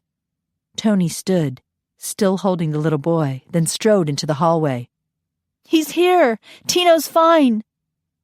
The vamps must have heard her first, for Dougal and Phineas zoomed toward her. Connor, Ian, and Roman zipped toward them a few seconds later. Daddy! Tino reached for Roman, who grabbed him and held him tight. The other vamps returned with Howard Barr and Father Andrew trailing behind. There were shouts of delight and slaps on the back. You found him? Roman asked Toni. I can't thank you enough. Way to go, Toni! Phineas gave her a high five. Well done, Connor nodded at her. She felt her face heat up. Was he going to fire her now? She glanced at Ian. Passion flared in his eyes. Then he turned away. Constantine! Shanna ran toward them, followed by a gasping Radinka. Roman zoomed to them quickly, and Shanna flung herself at her husband, sandwiching their little boy between them. Thank God! Shanna hugged him tight. I was so scared. Radinka's eyes filled with tears. I could never forgive myself if anything happened to you. She touched the boy's cheek. They all walked back to where the crowd was gathered. Who found him? Shanna asked. Where was he? Toni, several vamps answered at once as they smiled at her. Her heart expanded with a warm feeling. For the first time in her life, she felt like she belonged to a whole family. Oh, thank you, Shanna hugged her. He was afraid you'd be mad at him, Toni whispered. I found him hiding under the table. She motioned with her head toward the fellowship hall. Oh my goodness, Shanna turned toward her son. How did you get in there without anyone seeing you? I don't know. Can I have a cookie? Tino. Roman spoke quietly. You've been told not to leave the nursery alone. I didn't mean to. Constantine wiped his nose. I was just thinking about you and Mommy and how much I wanted to be with you. Then it was so dark, and I couldn't see anything. Then I was there behind the table, and I fell down because I was dizzy. And then I heard everybody shouting, and I thought you were mad at me. Oh my God. Shanna pressed a hand to her mouth. Everything went black? Roman asked his son. You were in the nursery, then suddenly you were here? When Constantine nodded, everyone exchanged shocked looks. Tino, you teleported. Roman looked at everyone and grinned. My son can teleport. The vamps cheered. Toni's mouth fell open. Shanna gasped for air, her face very pale. Oh God, this is terrible. Are you mad at me, Mommy? Constantine asked. No. She hugged him, then gave her husband a pointed look. Can you teach him to control this? Yes, Roman assured her. It'll be all right.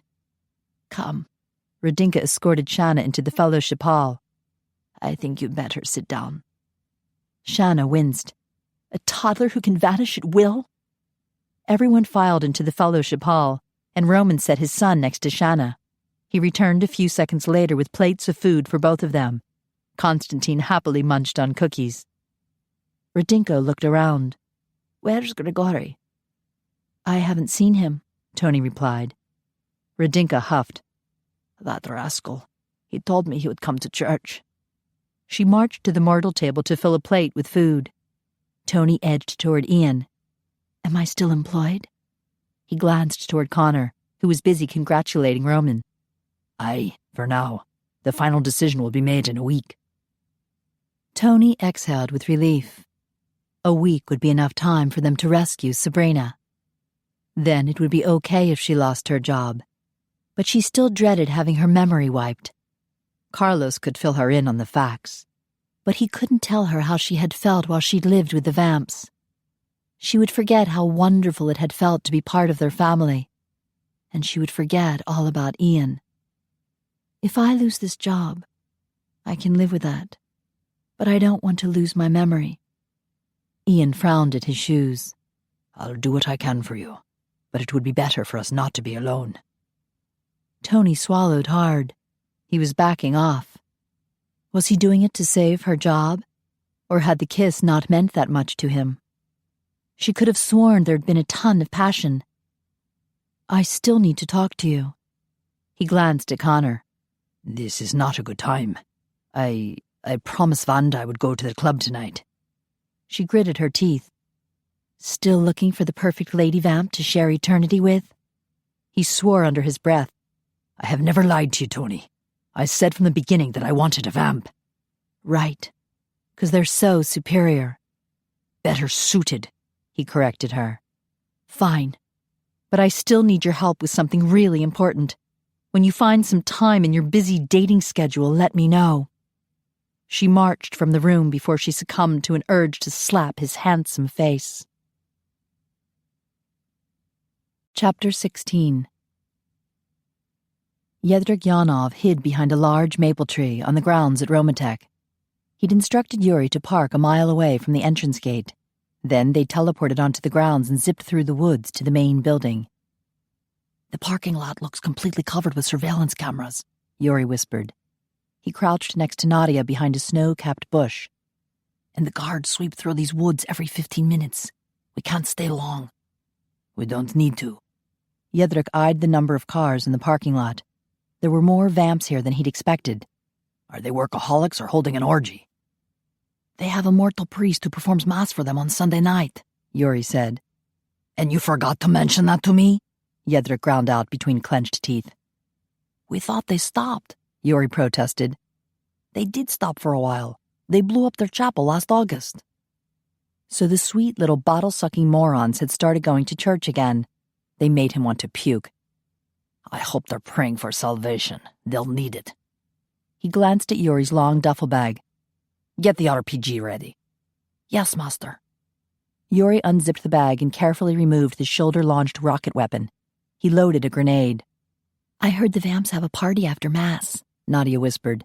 They give out free chocolate. And how would you know that? Jedrick asked softly. She eyed him warily. I never went. It was some of the other girls in the coven. They were curious. Stupid cows, Jedrick grumbled. Tell me, Nadia, have you ever watched a vampire burn to death? She shook her head. Answer me. No, master, I have not. You're in for a special treat. You will show your gratitude to me later tonight. She hugged her knees to her chest.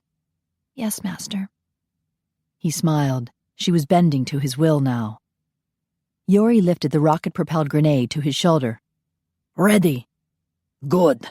We'll wait for them to return to their cars, then blow a few of them up, Jedrick said. And when the survivors are running about like frightened little mice, we'll locate MacPhie or Dragonesti and get the information we need. His attention snapped back to Romatek when the front door burst open. A lone figure ran out. Jackpot, Jedrick whispered. It was Roman Dragonesti. He was running around the parking lot, looking frantically for something. The fool is unarmed. Take him. Yuri set the RPG down and pulled a long silver chain from his duffel bag. He wrapped the ends around his heavily gloved hands. Just then, two sword-wielding Highlanders zoomed out the front door, headed straight for Dragonesti. Yuri hesitated. Is there a problem? Jedrick asked dryly. He recognized the Scotsman as Connor Buchanan and Ian MacPhie. That's Buchanan, Yuri said. He's the one who killed Sashenka. Then you should be eager to avenge him. Yuri slowly drew his sword. I'll be outnumbered. Jedrick rolled his eyes. He was surrounded by cowards. He unsheathed his own sword. Keep Buchanan busy. I'll grab MacPhie and teleport away with him. Just then, Dragonesti halted and cocked his head toward Romatek. He raced back inside, followed by the two Scotsmen. The door banged shut. You fool! Jedrick hissed at Yuri. Your cowardice ruined our chance. Yuri hung his head. Nadia shivered. It's cold. Can we go home now? I still don't know what caused Ian MacPhie to age, Jedrick grumbled. Why do we need to know? Nadia asked. Nobody wants to age. Jedrick wrapped a hand around her neck and squeezed. You dare to question me? I was wrong. Forgive me, master. Jedrick released her. His real concern was how Dragonesti had managed to invade their Brooklyn headquarters during the day.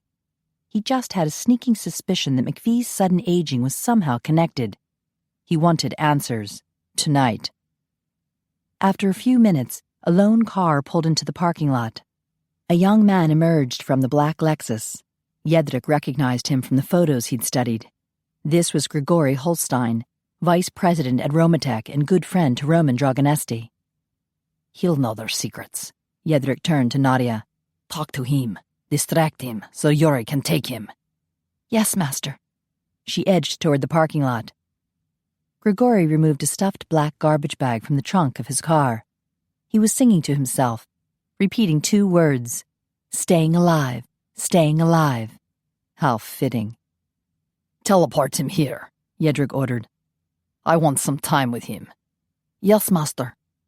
Yuri crept toward the parking lot, keeping low. Excuse me. Nadia approached Grigory. He turned toward her. Miss, what are you doing here? Is this where they have the party with free food? Yes. Grigory looked at her closely. You all right, miss? I'm so very hungry. Nadia stumbled to the side.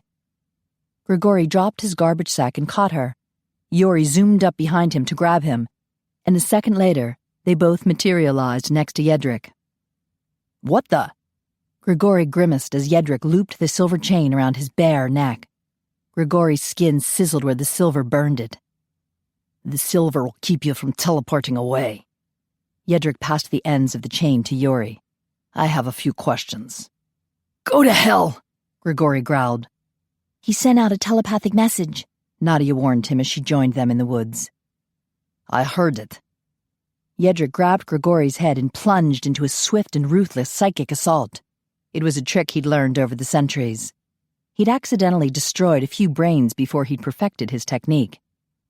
Grigori stiffened, trying to resist the invasion, but he was a young vampire, easy prey for Jedrick. He swept through Grigori's memories like flipping through a scrapbook until he found the one he wanted. A short vamp in a white lab coat was talking to Dragonesti. "The results are clear, sir. For every day you take the stay-awake drug, you will age a year. I recommend you stop using it immediately." "That's why he turned gray?" Grigori asked. "Silver," a blonde woman corrected him. "Roman, I agree with Laszlo. I don't want you to take the drug anymore." "But you need help during the day with the baby," Roman protested. "Master," Yori hissed. "they're coming." Jedrick noted the guards pouring into the parking lot. He released Grigori, and the vamp slumped forward, held up by the silver chain around his neck. "Shove him back to the parking lot." Yori yanked the chain free and pushed Grigori toward the parking lot. The injured vamp stumbled toward the parked cars just as the guard zoomed toward him. Jedrick grabbed the RPG and rested it on his shoulder. He selected the car closest to Grigori and the vamp guards. He smiled as he pulled the trigger. Toni was sitting in the security office with Howard Barr, silently ruminating over Ian's pig-headed behavior, when Howard jumped to his feet. "Shit!" He punched the alarm, then ran to the stash of weapons. He stuffed a pistol in his belt. "What?" Toni scanned the monitors, but couldn't see well without her contacts. "Someone kidnapped Grigori from the parking lot." Howard charged out the door with swords and pistols. "Oh my gosh." Toni threw on her jacket and stuffed a taser and some wooden stakes in her pockets. Her heart raced. It was time to face her demons. She sprinted down the hall. The vamps, naturally faster, had already grabbed weapons from Howard and zoomed outside. Shanna was in the foyer, trying to hold a wriggling Constantine and comfort Radinka at the same time. "I don't care what they said. I have to go out there." Radinka rushed to the front door. Toni beat her there. "Stay behind me." She flung open the door and dashed outside. Boom! An explosion ripped through a car. Pieces of metal and glass shot outward while flames and smoke burst upward into the night sky. Toni halted in shock. Behind her, Radinka screamed. Constantine started crying. Toni walked forward slowly. An odd echoing noise buzzed in her ears, making the screams and shouts seem far away. And though she knew she should move faster, her body wasn't cooperating. A car was on fire, but with all the parked cars nearby, more explosions could happen any second. Heat from the fire lapped at her face. Smoke cleared, and she saw bodies lying on the pavement. Something snapped inside her, and suddenly she could run. "Ian!" She charged forward, her boots crunching on shattered glass. Where was he? "Grigori!" Radinka ran to her son and collapsed beside him. He lifted a bloody hand to her face. Toni gasped, then coughed as smoke invaded her lungs. Her eyes stung as she desperately searched for a red and green plaid kilt. "Ian!" He rose to his knees on the glass-strewn pavement, then slowly stood. Blood trickled down his legs. "Ian!" She ran to him and cried out when he straightened. His face was torn and bleeding. She clutched his shoulders. "Oh, Ian, your beautiful face." Tiny shards of glass were embedded in his skin. "Careful, you'll cut yourself," he whispered. "Go back. It's not safe here." "I don't care." She plucked a shard of glass from his sweater. "I'm sorry I was rude to you," he said. "I really do not want to date anyone else." "That's good." Tears filled her eyes. I'm afraid I'm becoming very selfish where you're concerned. His smile looked a bit gruesome with all the blood on his face. Can ye help the wounded get back inside? She looked around and saw that most of the vamps had risen to their feet and were grabbing their weapons. Wincing, Ian leaned over to retrieve his sword. I need to check the grounds. They could still be here. You're not in any shape to fight. They're only flesh wounds. He flexed his bloody hand around the hilt of his sword. Dougal, Phineas, come with me. The 3 bloodied warriors dashed toward the woods. Connor lifted Grigori in his arms and strode back to Romatek, Radinka jogging alongside them. Roman helped Howard Barr to his feet. I can walk. Howard limped toward the front door with a slash in one leg. Shanna ran to Roman, still holding Constantine in her arms. Other than a few scrapes, Roman looked fine. Hurry back inside, Roman warned them. There could be more explosions. In the distance, sirens wailed. Toni wondered how they would explain this to the police. She glanced around the parking lot. It wouldn't do to have swords or wooden stakes lying about. She spotted a black garbage bag on the ground next to a black Lexus. She peeked inside. Video games? Had Grigori brought these to work? They were all brand new and unopened. I'll take that. Dougal grabbed the bag and zoomed to the front door. But Toni jumped when Ian suddenly appeared beside her. What's the deal with the sack of toys? A secret Santa thing. Ian ushered her toward the front door. The woods are clear, but we could tell where they'd been hiding. Yeah, man. Phineas dashed up to them. The friggin' cowards teleported away. Toni winced at the blood on Phineas's face. You two need some medical attention. Roman and Laszlo can patch us up, Ian said. They entered the foyer and found everyone headed to a waiting room. Toni glanced down the hall and spotted Dougal with the garbage sack of video games. He was opening the locked door across from the nursery. Come. Ian ushered her into the waiting room. Father Andrew was praying with Radinka. Others were sitting silently as if the full force of shock had finally overcome them. Connor was pacing back and forth, with Constantine following him, mimicking Connor's gait. When the little boy spotted Toni, he ran up to her with his arms raised. She picked him up and gave him a hug. Roman and Shanna are in the operating room with Grigori, Connor explained. He was hit the worst. Will he be all right? Toni realized Constantine had closed his eyes and was falling asleep on her shoulder. He has some major cuts and burns, Connor said. But if he makes it till sunrise, he'll be able to heal during his death sleep. The operating room door opened, and Roman and Shanna stepped out. Grigori will be fine, Roman announced, and everyone sighed with relief. Radinka rushed forward. Can't I see him? Roman nodded. He's conscious. Laszlo's giving him a blood transfusion. After Radinka went into the operating room, Roman moved toward Connor and Ian and lowered his voice. Some bad news. Grigori said a malcontent did a Vulcan mind meld on him, whatever that is, and the malcontents now know about the stay-awake drug. Then they'll know you're the inventor, Connor said. I want to take you and your family into hiding tonight. Roman frowned. Very well, but I want to tend the wounded first and deal with the police. Howard can deal with the police. We're leaving as soon as possible, Connor ordered. He turned to Ian. You'll be in charge here. But what about the Christmas ball? Shanna asked. Connor shrugged. 'Tis not important. Of course it is, Shanna protested. Everyone's coming. We have to do it, Roman. I'm more concerned about your safety. We'll be safe, Shanna interrupted. Angus and Emma are coming, and Jean-Luc, Zoltan, Giacomo, they'll all be here. You can't get any safer than that. Roman exchanged a glance with Connor. She makes a good point. We'll have a small army here. And I refuse to let the malcontents destroy our Christmas, Shanna argued. If we cancel, it'll look like we're scared of them. Connor hesitated. They could still try to infiltrate the party, and they would target Roman for capture because he knows how to make that damn drug. It's a costume ball, Shanna said.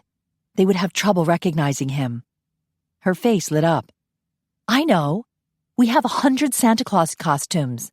All the men can wear the same costume. It'll totally confuse them. Roman grinned. I like it. 100 Santa Claus costumes? Toni wondered. Why would a bunch of vamps have Santa costumes? Was it somehow related to what Ian had called the Secret Santa thing? Connor nodded slowly. It is crazy enough it might just work. But we're still leaving tonight. We'll come back for the ball on Tuesday. Agreed. Roman was halfway back to the operating room when Dougal opened the waiting room door. Roman, the police are here. Howard will handle it, Connor said. Where is he? Laszlo was bandaging his leg. Roman peered inside the operating room. Howard, are you done? The police are here. I'm on it. Howard limped across the waiting room to join Dougal in the hallway. Roman's gaze wandered over the vamps in the waiting room. Phineas, you're next. He strode into the operating room with Phineas following him. Come on, Connor. I'll look at your cuts. Shanna ushered the Scotsman to the operating room. You're a dentist, not a doctor, Connor grumbled. If I can pull teeth, I can pull the glass out of your face. She shoved him inside and glanced back. You're next, Ian. Toni winced. That's going to be fun. Radinka left the operating room smiling. Gregori's going to be just fine. Here, let me take the little one and put him to bed. She took the sleeping Constantine in her arms and left the room. You should get some sleep too, Ian told Toni. You've had a rough day. It wasn't all bad. Her gaze wandered to his mouth. Between the terrible hospital visit and the awful explosion in the parking lot, there had been a glorious kiss. Hopefully, Ian would know what she was referring to, since she didn't dare mention it in a room full of vamps with superpowered hearing. He stepped closer. You do not regret it? You called the first one a mistake. I was confused. I'm still confused. She shook her head. I don't know what to make of all this, and I still need to talk to you. It's really important. You ready to spill your secrets? After they take care of your cuts. I'm fine. He glanced around the room. Not here. Come on. He led her from the room. Chapter 17. Ian strode down the hallway. Ladies or gents? Excuse me? Toni asked. Which restroom do ye prefer? I want to wash up a bit. Oh, ladies, I guess, if you don't mind. He smiled. As long as it's empty. He pushed open the door to the ladies' restroom.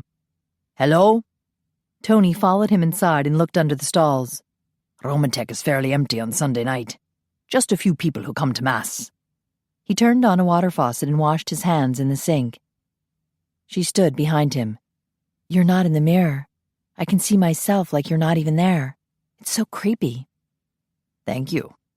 He cupped water in his hands and splashed it on his face. Blood swirled around the sink. Now, tell me your secrets. He yanked paper towels from the dispenser and pressed them to his face. Careful, she warned him. You don't want to push any glass further in. Obviously, I cannot see what I'm doing. He tossed the towels in the trash. Here, let me. She dampened some paper towels and folded them into a pad. Then she gingerly patted his brow. Your secrets? All right.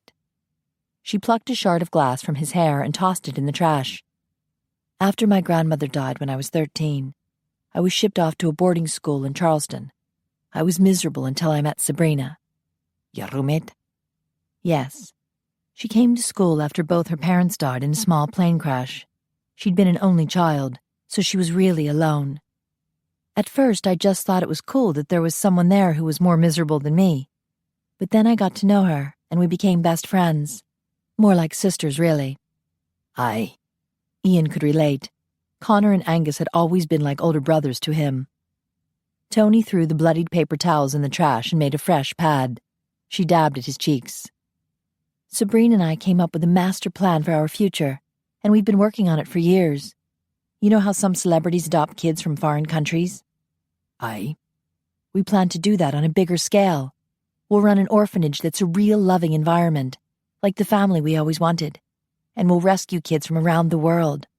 I've been studying business and sociology so I can run the orphanage, and Sabrina's getting a master's in education so she can run the school, and Carlos already has some orphans for us. This was not what Ian had expected. It was a huge undertaking. You'll need a great deal of money. Toni carefully wiped his chin. Sabrina's parents left her a huge inheritance, $85 million. Ian's eyebrows rose. She can only inherit the full amount once she graduates from college. Her parents didn't want her to be a useless trust fund baby. Ian nodded slowly, although his mind was racing. If Toni had such big plans, why was she here, working as a guard?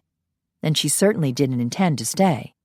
It would be terribly selfish of him to try to keep her here when she had such a noble plan for her future. Everything was going according to plan till last Sunday, Toni continued. Sabrina was attacked in Central Park. She ended up in the hospital with cracked ribs, contusions, and bite marks. Ian inhaled sharply. Malcontents. Yes. She was hysterical when the police questioned her. She claimed she'd been attacked by vampires. Those fools. They should have erased her memory. Toni's eyes widened. You think it's all right? What they did? No, of course not. But any vampire, good or bad, knows there is nothing more important than keeping our existence a secret. Toni winced as she threw away the dirty paper towels. She pulled more towels from the dispenser. Let's clean up your knees. She started to kneel, but Ian levitated till his knees were even with the sink. It'll be easier this way. Oh. She glanced up at him. This is weird. Thank you. Back to your story. Right. She gently tugged his bloody knee socks down. Sabrina's trust is handled by her aunt and uncle. Her uncle's a psychiatrist, and he diagnosed her as psychotic and delusional. He put her in a mental ward. She's the one at Shady Oak Psychiatric Hospital. Yes. Toni's eyes flashed with anger. Her uncle wants her money, so he'll make sure she's never released. Carlos and I went to see her tonight, and it was awful. Ian lowered himself to the floor. You went there before Mass? No wonder her emotions had been so raw. Toni nodded. I can't fail her like I did Grandma. I've got to get her out of there. He squeezed her hand. And you thought you would need my help. Is that why you took the job as my guard? I do need your help, but that's not exactly how things happened. After Sabrina was attacked, she asked me to find the vampires who attacked her, to prove she wasn't delusional. Ian stiffened. You purposely went to the park to be attacked? I didn't think anything would happen, because I didn't believe vampires were real, but... You were viciously attacked. He finished her sentence. You could have died if Connor had not come along. Believe me, I know how bad it was. Connor offered to erase my memory, but I couldn't do that. Not when I just found out that Sabrina was right. So I took the job, hoping I could get the proof she needed. A chill came over Ian. You intended to prove our existence? He let go of her hand. You took an oath that you would never expose us. Toni winced. I know. Do you not understand the full importance of our secret? If our existence becomes public knowledge, there would be millions of mortals wanting us destroyed. There would be slayers roaming the streets with their bloody stakes. There would be scientists wanting to experiment on us or dissect us. And if they ever found out about the healing properties of our blood, we'd be hunted like animals and drained dry. Exposure means extinction. She paled. I never meant to hurt anyone. I thought I could give the proof to a psychiatrist or lawyer who would keep it confidential. Sort of like your father Andrew. That's a terrible risk to take. You cannot guarantee someone would keep quiet, especially if he considered us a serious threat to mankind. The malcontents are a serious threat. You cannot expose them without exposing us, and we are the only ones capable of defeating them. I cannot believe you would take such a risk with our lives. He paced away from her. I didn't understand at first how nice the vamps are. Once I got to know you all, I knew I couldn't hurt you. That's bloody generous of you. Ian frowned at her. You should have told me this from the start. I didn't know if I could trust you. It took me a few days to get to know you. Ian didn't know what to think. He just felt a nagging sense of betrayal. I have to think about this. He headed for the door. She followed him. Ian, you must know I could never hurt you. He felt too confused to even know how to answer. Go to bed, Toni. I'll see you tomorrow. Ian, I'm sorry. He couldn't bear to see her stricken face, so he marched back to the waiting room. Shanna was ready to see him. He sat on an operating table, thinking things over while Shanna plucked glass from his face and knees. He couldn't believe Toni had planned to spill their secret. Maybe she didn't understand how important it was, but surely Connor had explained it to her. To her credit, she had noble intentions. She was trying to save her friend Sabrina. Ian would feel that way about his friends, but she'd intended to expose the vamps. That made his gut wrench. When Shanna was done, he wandered down the hall. Toni had signed a contract, swearing to protect them. How could she have planned to betray them? But she hadn't. Should he blame her for her intentions before she'd gotten to know them? After the malcontents had attacked her, she might have easily thought all vampires were evil and should be exposed. But she'd practiced deception. He'd sworn to himself that nothing was more important in a potential mate than honesty and loyalty. Was that why this frustrated him so much? He was seeing Toni as a potential mate. God knew he wanted her. He ached with desire for her. He thought about her all the time. But could he trust her? After an hour of getting nowhere, he decided he needed advice. He teleported to Vonda's office at the Horny Devils. After she recovered from the shock of his scarred face, he gave her the details of Toni's story. Vonda sat behind her desk, frowning. That little bitch. Ian stiffened. She does not deserve that. She's trying to save her friend who's in danger. Vonda's eyebrows rose. Are you defending her now? I thought you were angry with her. I'm not angry. He paced across the office. I'm confused. Why? This problem's so easy to solve. He stopped. You think so? Sure. Fire her ass and erase her memory. Then she's no longer a threat and she's out of your life for good. Out of his life? A surge of panic swept through him. How could he bear to lose her? But what about her friend? Who gives a shit? She doesn't owe you any money. She's trapped in a mental ward. Yeah, by the evil uncle, boo-hoo. That's one person, one mortal. And Toni was ready to expose us all to danger because of it. Only because she cares so deeply, Ian protested. She's not the only one, Vonda muttered. Ian scowled at her. Fine, I admit it. I care about her. I would not be this upset if I did not care. A week ago, you swore to me that all you wanted was a vamp. I have a list right here of 20 vamp women, all vetted by me and eager to meet you. You could start seeing them tonight. A week ago, that would have sounded wonderful. But now Toni was in his life, and everything was changed. I do not want to date anyone else. Take my profile off the dating site. Ian, she was planning to betray us. But she never did. She never did anything to harm any of us. He was finally able to appreciate her predicament. She wanted to save Sabrina because she loved her, and she hadn't exposed him because she cared about him. He'd seen that clearly on her face when she'd frantically searched for him in the parking lot. She truly cared about him. But at the same time, she couldn't bear to fail her friend. Her heart was getting split in two. All he had to do was help her rescue her friend.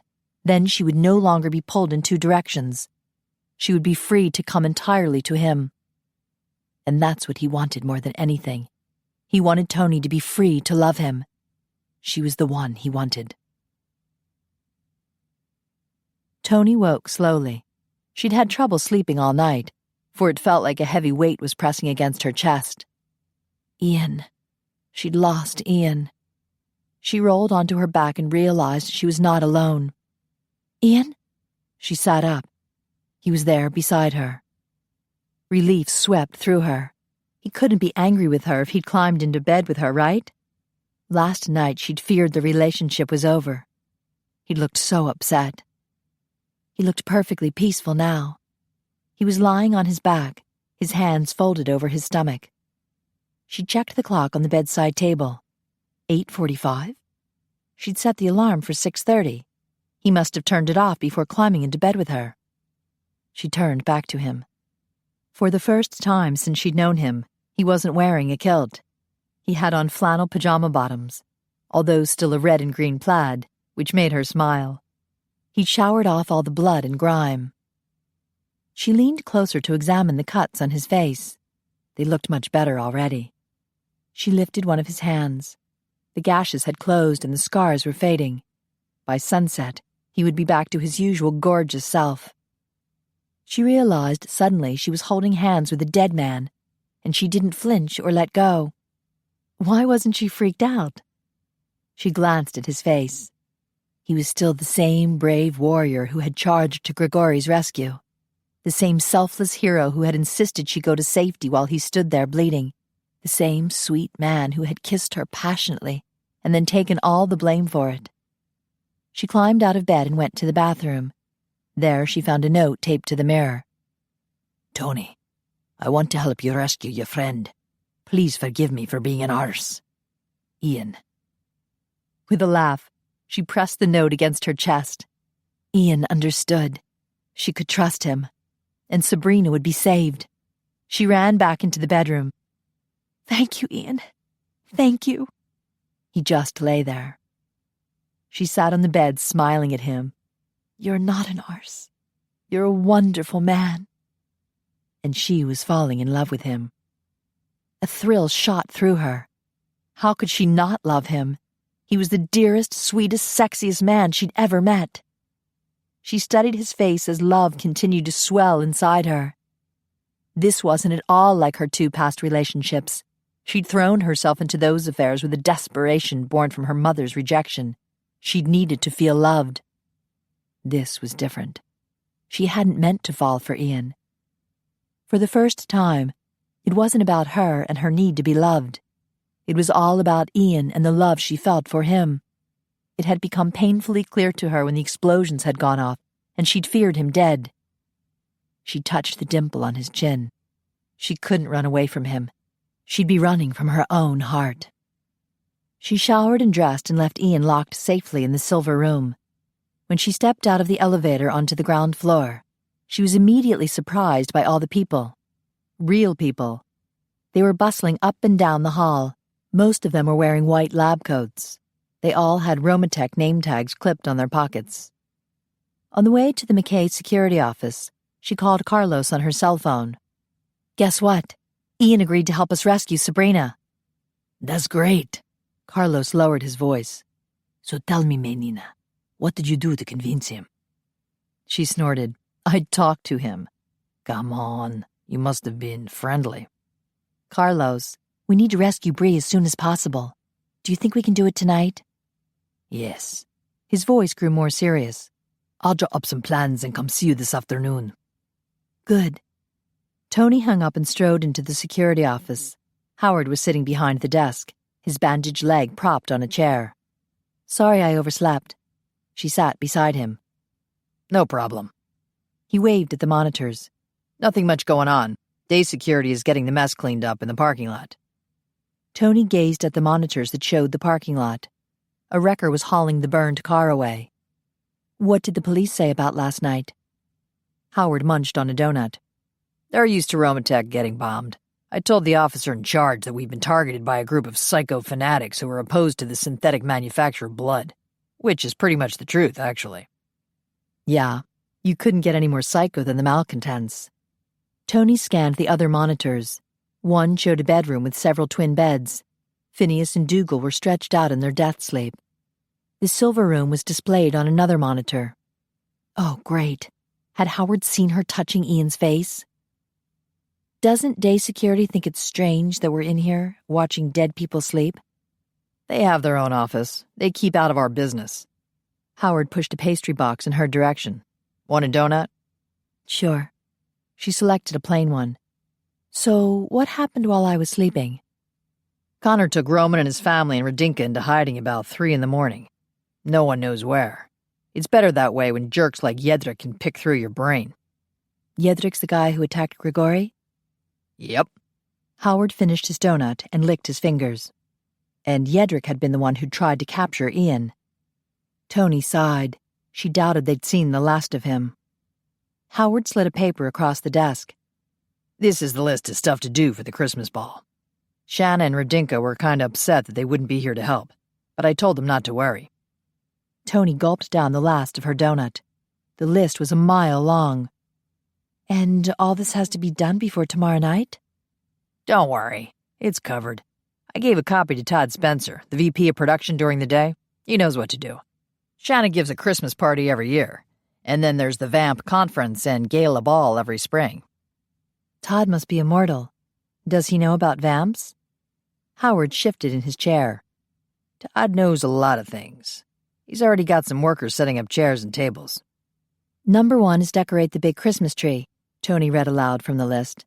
I don't recall seeing a tree. It'll be delivered around noon. Howard drank from his coffee cup. Toni glanced down the list. Item number 10 was confirm the band. A phone number was listed. I'll go ahead and call this band. Howard chuckled. Wait till tonight. The high-voltage vamps couldn't light a light bulb right now. It's a vampire band? Yeah. They play all the big vamp parties and weddings. Howard stood and limped toward the door. Come on. I'll show you the ballroom. Just to the right of the main foyer, there were a number of meeting rooms with partitions that could be folded back like giant accordions. Toni was surprised by how large the ballroom was.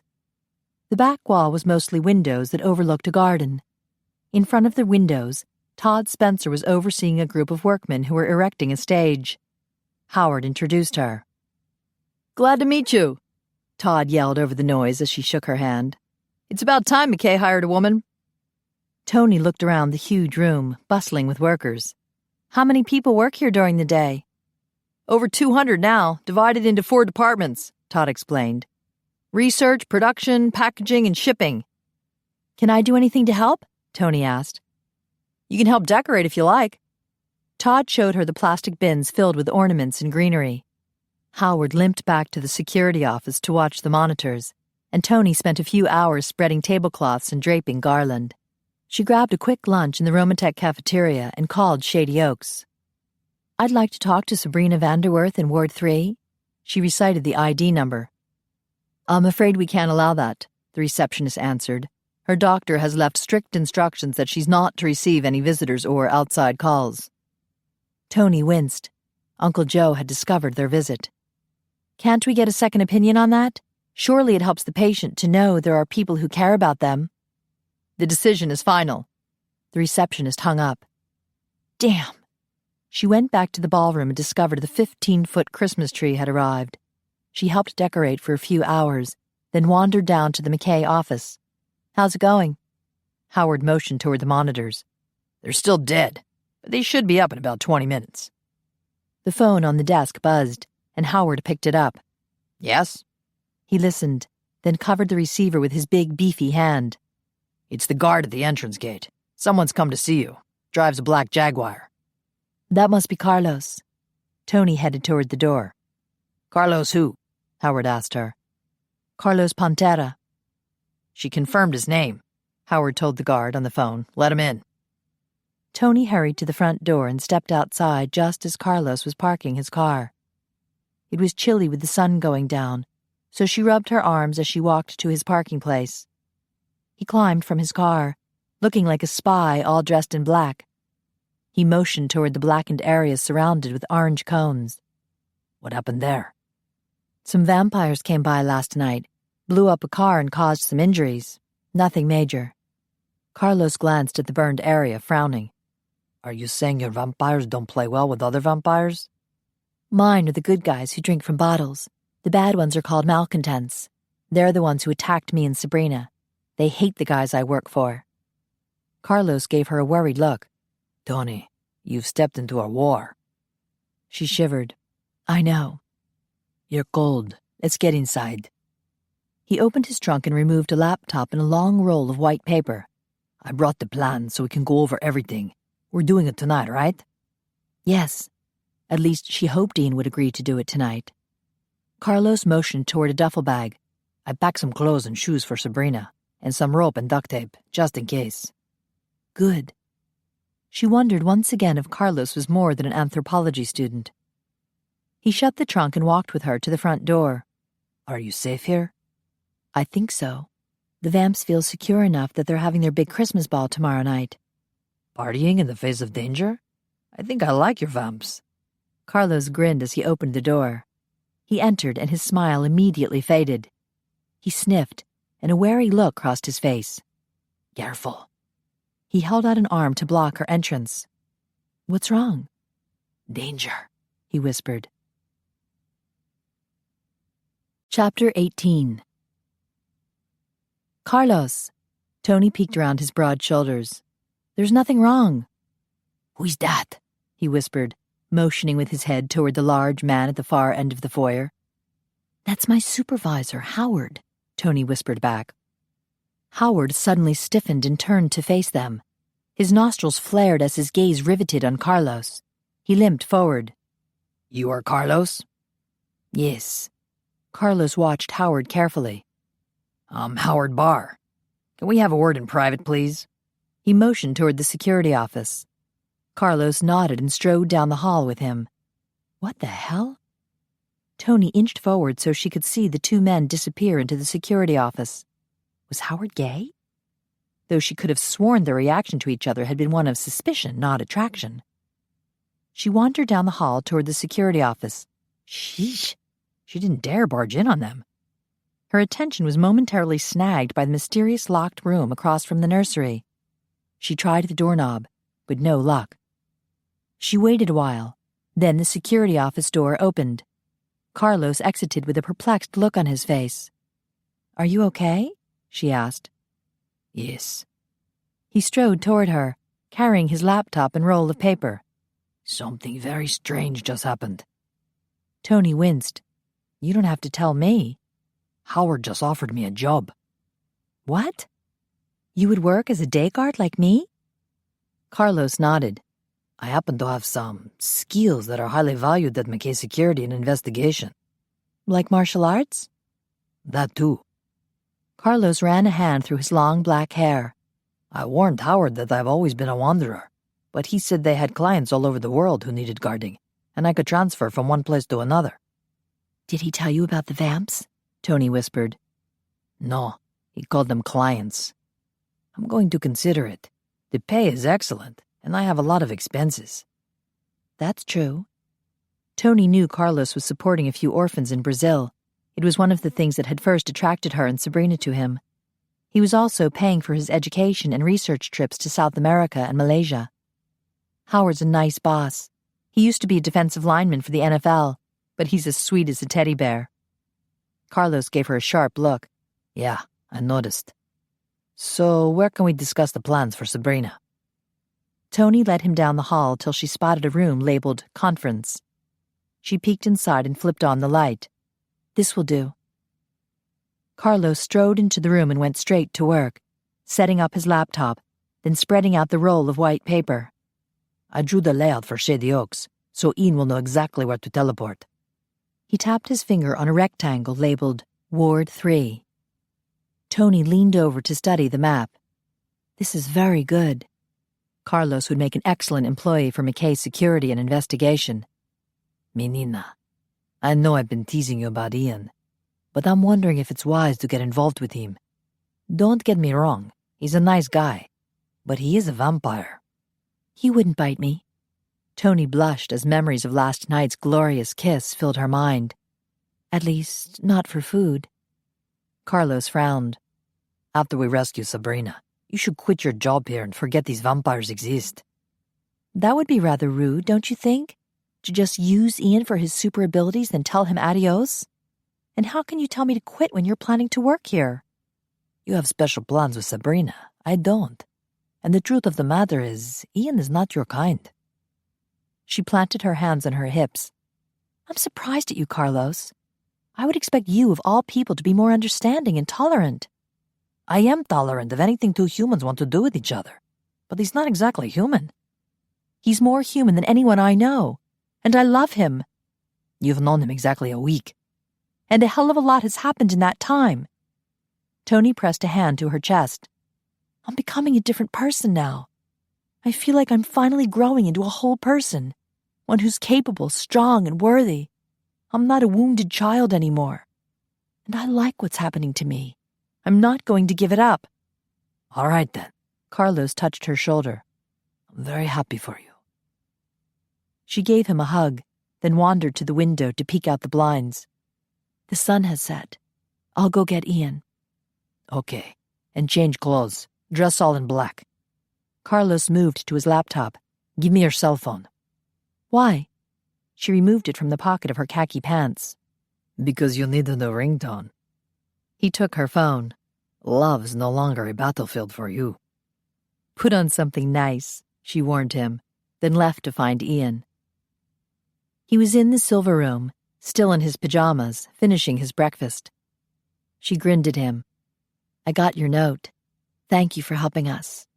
She rummaged through her suitcase and found some black cargo pants. Carlos wants us to dress in black.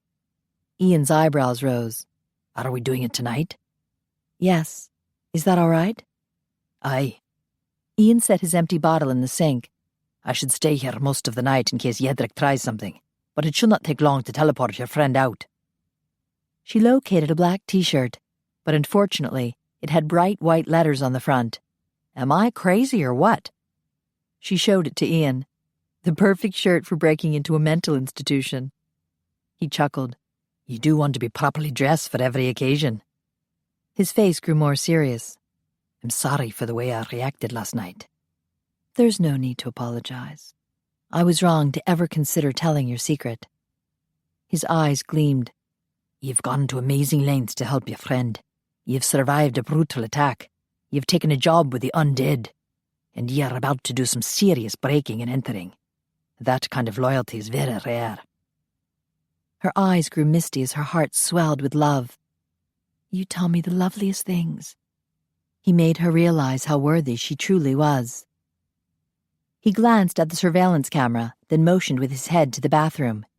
You need to change clothes? Right. Toni gathered up her black clothes and dashed into the bathroom. She gasped when Ian followed her in and shut the door. What? He pulled her into his arms and planted his mouth on hers. Her clothes tumbled to the floor as she melted into his kiss. He suckled her bottom lip, then nibbled kisses down her neck. Did you need help getting out of your clothes? You rascal. She slid her fingers into his soft hair. He tugged her navy polo shirt up and slipped his hands underneath. I want you. He surveyed the tiny bathroom with his red, glowing eyes. This is a challenge. Ian. She placed her hands on his cheeks. We don't have time right now, and I don't really want a quickie in the bathroom. His mouth curled up. Not very romantic, huh? She grinned. I think you're very romantic. But Carlos is waiting upstairs, and we have a job to do. I understand. He kissed her quickly on the mouth, then exited the room. She changed clothes, then found him in the kitchen pulling a black sweater over his head. He had on black leather pants and looked deliciously naughty. She almost called him back into the bathroom for a quickie. Let's go. She grabbed her coat and took the elevator with Ian to the first floor. We were getting the ballroom ready today for the big party. He nodded. Phineas said he would teach me how to dance more modern, so I could dance with you. I only know how to do the minuet and waltz and a few country dances. She grinned at him as they exited the elevator. You want to dance with me?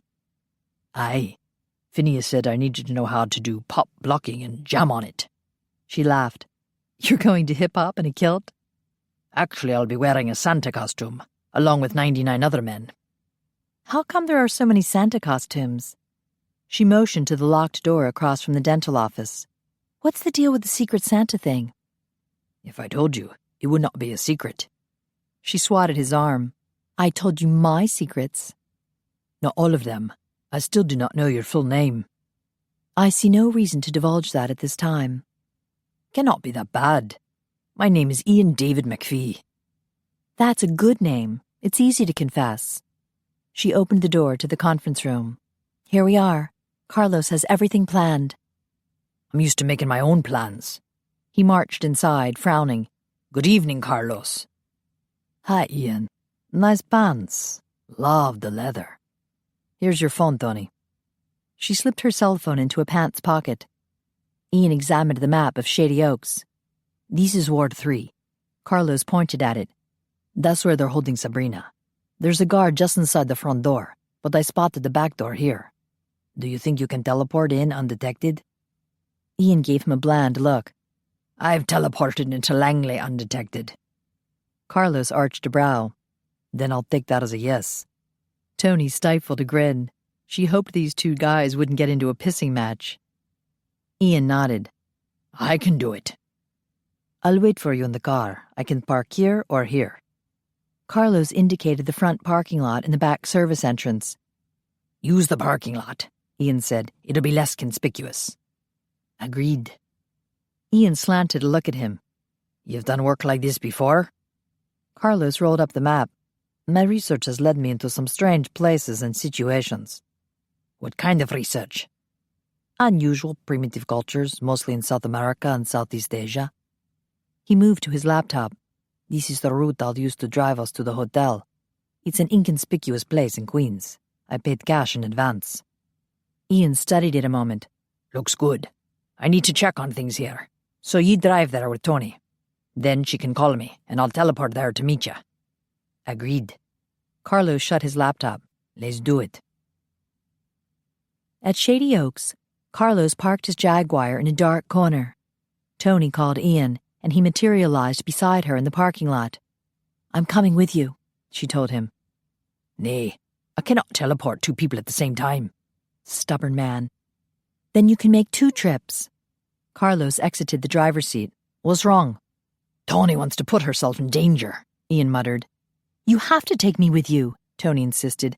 How else will you know which one is Sabrina? I expect she can tell me her name. Toni gave him an exasperated look. She could be asleep, or if she's awake, she could scream and raise the alarm. If I'm there, I can keep her calm. I think Toni's right, Carlos said. Toni shot him a grateful smile. Ian's jaw shifted. All right. You'll find it easier to approach from the west, Carlos suggested. I can manage, Ian growled. Come on, Toni. She strode alongside him as they moved through the parking lot, angling to the west side of the hospital. Carlos just wants to help. He really cares about Sabrina. And you. She wondered if he was jealous. We're just good friends. I do not mean to be a grouch, Ian muttered. I'm just used to doing this kind of work on my own. Why? He remained silent as they walked along the west wall. Finally, he spoke. I never wanted to work with the other guys, because they would invariably treat me like a child. Oh, I'm sorry. It must have been terribly frustrating to look like a 15-year-old for so long. Almost 500 years. He glanced at her. I'm glad you never knew me that way.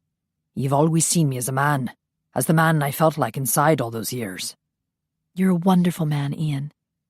He took her hand. Ah, your pure fingers are frozen. He sandwiched her hand between his. That's the oak tree Carlos climbed. She pointed with her free hand. The courtyard is just over the wall. He released her hand. I'll take a look. She blinked when he started to rise to the top of the wall. All right, come. He extended his left hand toward her. I can't. She stopped when his body dropped a few feet. He grabbed her hand and pulled her into his arms. Then he levitated back to the top of the wall. She flung her arms around his neck. His teeth flashed white in the dark. You do not need to choke me, sweetheart. I will not drop you. Sorry. She tried to relax. I'm not used to floating 6 feet off the ground. That is Ward 3, eh? He pointed. She squinted to see across the dimly lit courtyard. Yes. No doubt he could see much better than she. You see the shadowy area to the right of the building? It's close to the back entrance. We'll teleport there first. Okay. She steeled her nerves. The black dizzying sensation sucked her in. Then she stumbled as her feet landed on hard ground. Steady. He led her toward the back door. It was locked, of course. But through the glass window they could see a plain hallway, lined with doors on each side. The doors were open, and light spilled from several onto the shiny linoleum floor. A female nurse padded down the hall in white athletic shoes. 8 o'clock. Lights out. The lights clicked off, leaving the hallway dimly illuminated with a few emergency lights. The nurse walked away, presumably toward the nurse's station by the main entrance. Those must be the bedrooms, Ian whispered. He pulled her to his side. Let's go. Darkness swirled around her once more. Then she found herself with Ian in the hallway. The air was hot and stuffy. She took the left side of the hall, while he took the right. They moved silently across the floor, checking the name tags next to each door. 4 doors down, she spotted the name, Vanderworth, Sabrina. She motioned to Ian, and they both slipped inside the dark room. She could barely make out the twin-sized bed on a raised platform. There were no dressers, just open shelves like bookcases. No place to hide anything. No lamps, no mirrors. A body was huddled under the plain blanket. Sabrina's blonde hair gleamed dully on the pillow. Toni hunched down beside her. Bree, can you hear me? She touched her shoulder. Bree moaned. Leave me alone, you creep. Sabrina, it's me, Toni. Toni? She rolled onto her back. You can't be Toni. I am Toni. I've come to get you out of here. Sabrina rubbed her eyes. I'm just dreaming. I'm so delusional. No, you're not. Toni grabbed her hand and squeezed. It's really me. Now come on, we're leaving. Bree struggled to sit up. I'm kind of sleepy. Can't you come back in the morning? No, we're leaving now.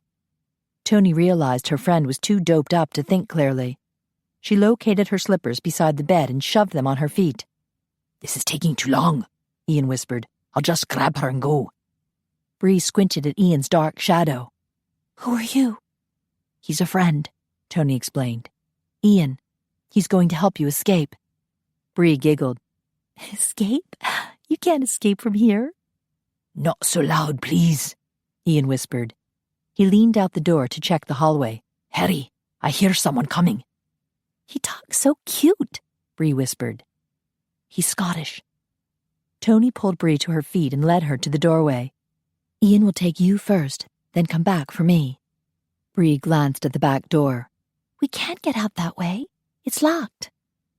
Ian can get you out. Toni removed her jacket and put it on Bree. It's cold outside. Sabrina, do you have visitors? A male patient shuffled toward them. His Batman pajamas were faded to a dull gray, but the gold bat on his chest still gleamed. Hi, Teddy, Bree answered. Ian groaned. I'm going to escape, Bree announced, then giggled. Ian stepped close to Toni and whispered, Keep him quiet. When I come back for you, I'll erase his memory. Okay. Toni buttoned up her jacket on Bree. Don't be afraid. You can trust Ian. Sabrina startled when Ian wrapped an arm around her shoulders. What are you? She vanished, along with Ian. Teddy gasped. Oh my God! Not so loud, Toni whispered. I can explain. He's a superhero, Teddy exclaimed. He rescued her with his superpowers. Teddy, are you out of bed again? A male voice boomed in the distance. Ah, shoot, it's Bradley, Teddy muttered. I wouldn't have to roam around if he wasn't so. Toni grabbed Teddy by the shoulders. Don't tell him Sabrina escaped. Do you understand? He blinked. Okay. Toni ran into Sabrina's room, climbed into bed, and covered herself up to her ears. Teddy, what are you doing out of bed? Bradley's voice sounded closer. I saw a superhero. He was just here and then poof, he vanished. You are crazier than hell, Bradley muttered. Get back to your room. I'm not crazy, Teddy mumbled. His shuffling footsteps grew dim. Toni exhaled with relief. Sabrina's escape was still a secret. She froze when she heard a sound. Was Ian back so soon? Her skin prickled as all her senses went on alert. Something was wrong. Footsteps approached her bed. She squeezed her eyes shut. Sabrina, Bradley whispered and stroked her hair. Bile rose in Toni's throat. Oh, God. She wanted to leap out of bed and slam a fist down his throat, but she didn't dare. She couldn't let him know that Bree had escaped. She needed to buy some time to give them a chance to get away. She swallowed hard. Was this why Bree had called her a creep earlier? Bradley must have touched her before while she was groggy on medication. Sabrina, Bradley whispered again. There was a dull thud, and a body fell on top of her. Toni scrambled out of bed and away from Bradley's body. He was sprawled across the bed, unconscious. Teddy stood there, holding a thick book. I don't like him. He's a bad man. Thank you, Teddy. He smiled sheepishly. I haven't been taking my meds. I knew I needed to watch that creep. Ian zoomed into the room and his gaze fell on the unconscious nurse. What happened? It's a long story, Toni said, but Teddy saved me from being molested. Ian stepped toward Bradley. This man was taking advantage of the women here? He's been trying to, Teddy said. That's why I roam the hall at night. Bastard. Ian placed a hand on Bradley's head. There. He'll sleep till morning. Let him explain his presence here in Sabrina's bed. Cool, Teddy whispered. You have some kick-ass superpowers, man. What's your name? Ian. Teddy frowned. Dude, you gotta get a better name than that, and you need a cape. Ian chuckled. Like a vampire cape? I have one of those somewhere. That would be awesome, man. Ian approached Teddy. I have to erase your memory now.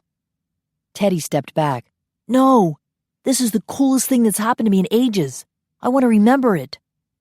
Ian. Toni gave him a pleading look. She understood how Teddy felt. She didn't want to lose her memory either. Toni, he knows we helped Sabrina escape. Take me with you, Teddy begged. Nay. Ian shook his head. Seriously, dude, if you take me with you, then I can't tell anyone what you did. Not that I would, but they might try to hypnotize me or something. I'm not really crazy, you know. I was just depressed because I didn't have anything to look forward to. But with you guys, I could be really happy. Ian hesitated. Once you know our secrets, there is no going back. Cool. Ian frowned. You must understand the danger of being with us. We're at war with some evil creatures. Teddy shook his fist. Awesome! Ian gave Toni a questioning glance. She shrugged. Teddy, do you know what you're doing? I'm not stupid, he grumbled. I was head of the math department at St. Bartholomew's Academy. You're a teacher? Ian asked. Yes. Teddy eyed them warily. Does that mean I'm not cool enough to hang out with superheroes? Actually, I think you're exactly what we need. Ian motioned for him to follow. Come. Cool. Teddy followed him into the hall. Are we beaming up to the mothership? Toni peeked out the door and saw them teleport away. Beam me up, Scotty. She wondered why Ian was interested in Teddy's teaching background, and while Teddy certainly had good credentials, he seemed a little shaky on reality. She didn't want to find fault with him, though, not when he'd saved her from the perverted nurse. Bradley had fallen across the bed sideways. She tugged at his body to align him better with the bed. She noted Bree's belongings on the open shelves. 2 sets of clothes and another set of pajamas. She slipped on Bree's jacket, then spotted some underwear on the shelf. She glanced at Bradley. An inspiration struck. She grabbed a pair of Bree's panties, then stuffed them into Bradley's hand. Then she took one of Bree's bras and fastened it around his head like a cap. Let him try to explain that in the morning. Ian zipped into the room. I think Teddy's a bit disappointed to be sitting in a car instead of a spaceship. He eyed the nurse. That's interesting. I like it. Toni gathered up the rest of Bree's belongings. Shall we go? Ian smiled. There's never a dull moment with you, Toni. He teleported her to the parking lot. Toni opened the Jaguar's passenger door and peered inside. Teddy was squashed into the tiny back seat with Sabrina. She leaned against him, her eyes droopy with medication. Bree, Carlos is going to take you to a hotel where you can rest, Toni told her. Bree blinked at her. I thought I was in bed.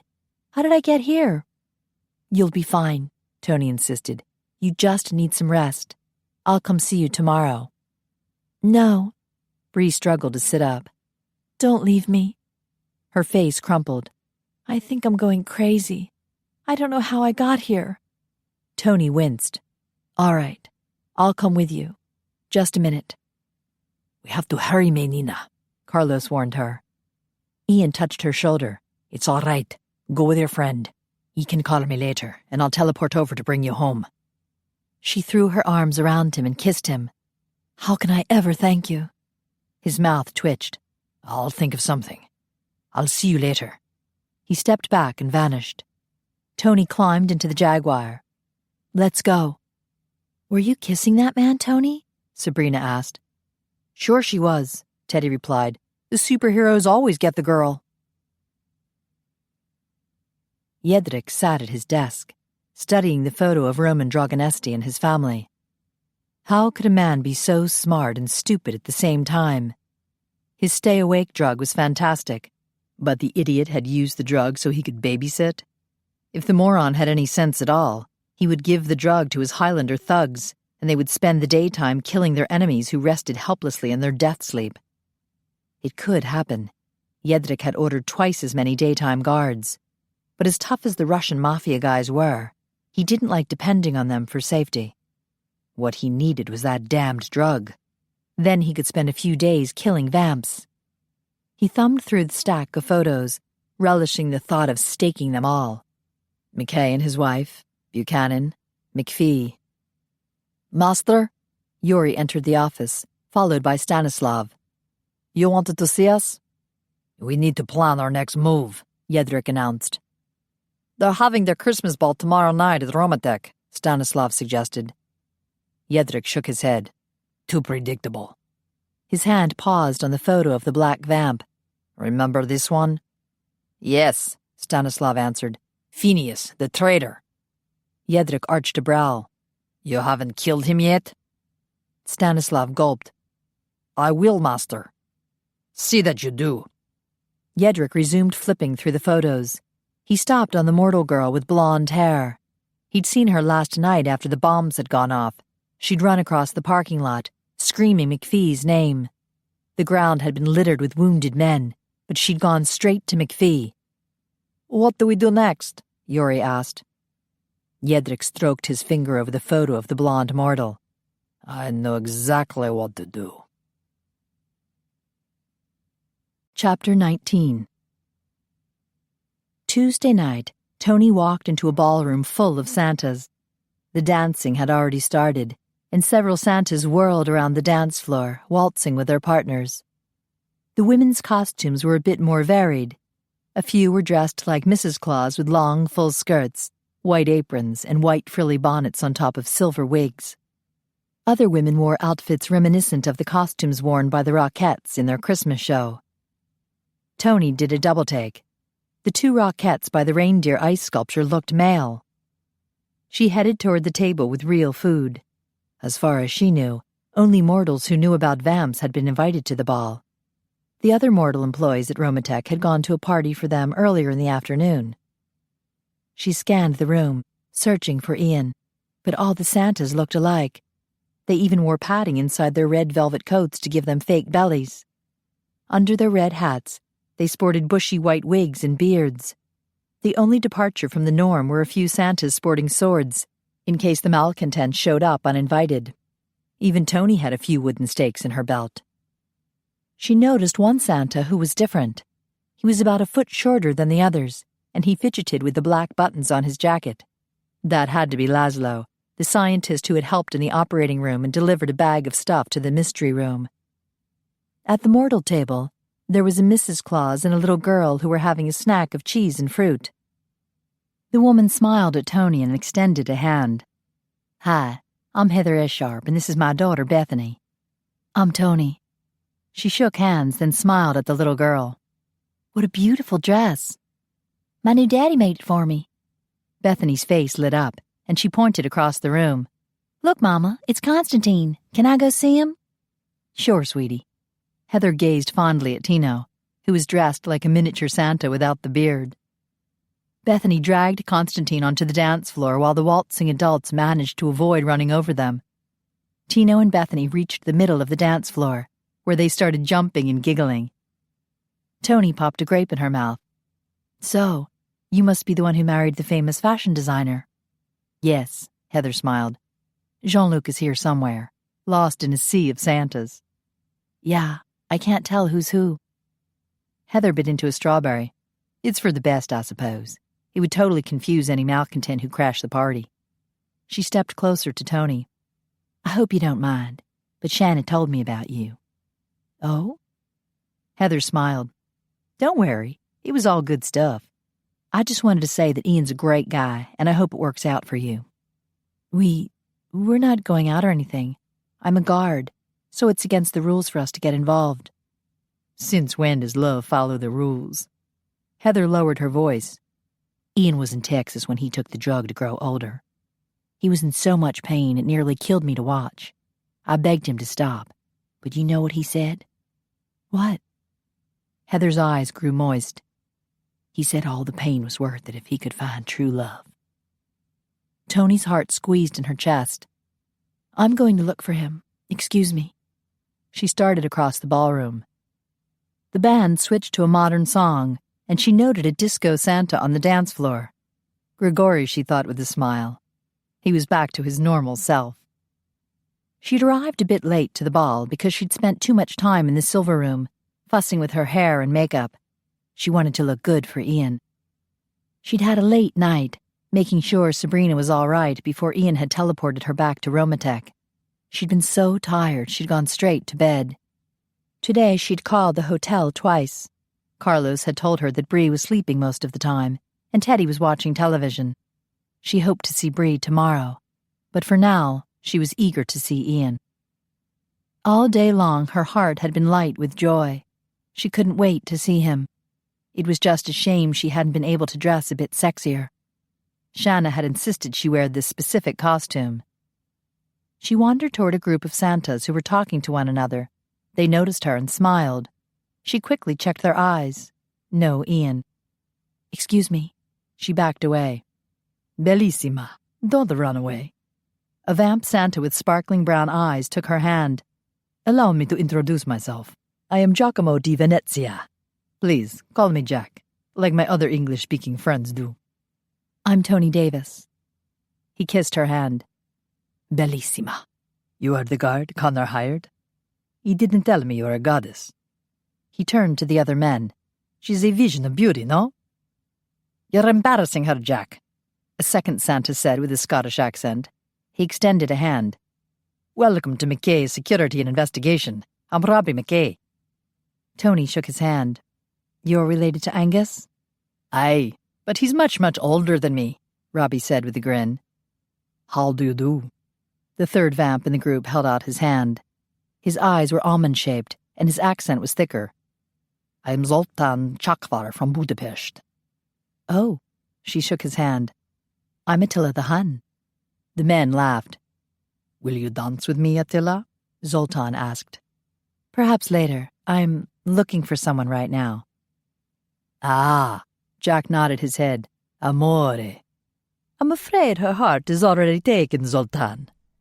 Zoltan bowed. Then we will hope he is worthy of you. Okay.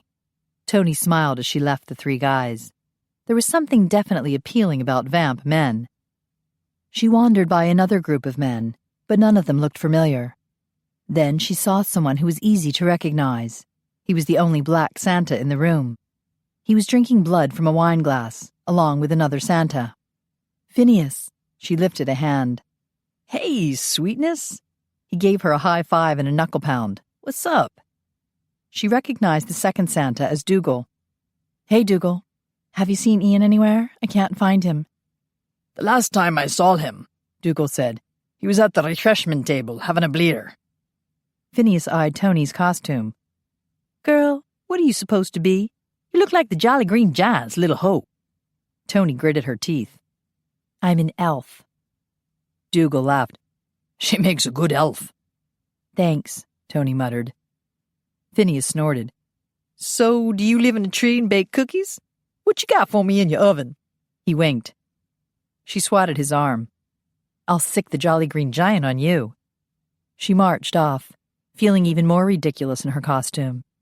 She had a red feather in her silly green hat, and jingle bells on her green slippers that made noise with every step. If anyone else made fun of her costume, she might have to stake him into oblivion. She circled the dance floor. The music had changed to a slow, modern dance. She spotted Heather dancing with the Santa, probably her husband, Jean-Luc. And Shanna was dancing with another Santa, probably Roman. As she neared the vamp refreshment table, she saw the two questionable Rockette ladies talking with another Santa.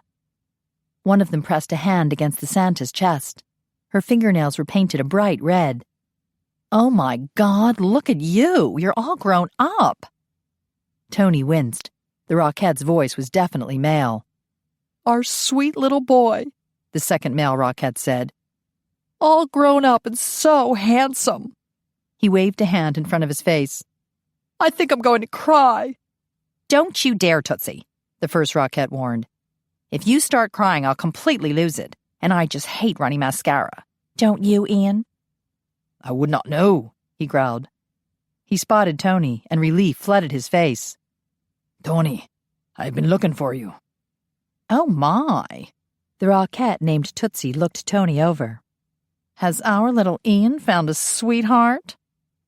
Ian pulled her to his side. "Toni, let me introduce you to Tootsie and Scarlet. They teleported here from New Orleans." Toni smiled politely. "How do you do?"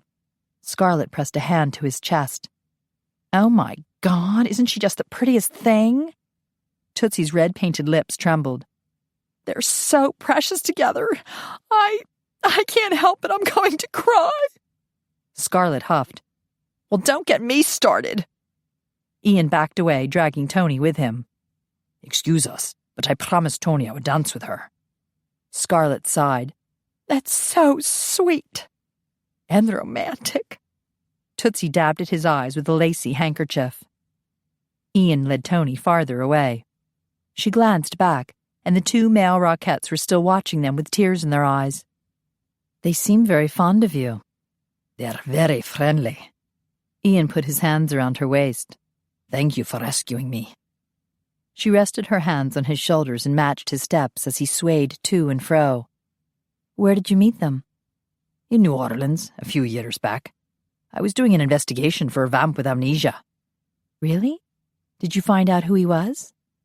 Ian nodded. "He was a cowboy with a secret baby." Toni laughed. "I'm serious." Ian grinned, and it made his white beard twitch. "And what are ye supposed to be?" "An elf, and don't you dare make fun of me." "Are you kidding? Your red tights are driving me crazy." She bumped against his fake belly that stuck out above his belt. "Is that padding in there, or are you happy to see me?" His beard twitched again. "And what are these?" He fingered the wooden stakes in her belt. "Are ye intending to use them on me?" "Maybe, if Santa doesn't give me what I want for Christmas." "And what do ye want?" She almost said you, but she hesitated. "It's a secret." "Another secret?" His blue eyes twinkled. "Are ye ever going to tell me your full name?" She shrugged. "Maybe never." "But I need to know. I'm making a list and checking it twice." She laughed. "Tell me, Toni." He pulled her closer. "Have you been naughty or nice?" A warm feeling swept through her.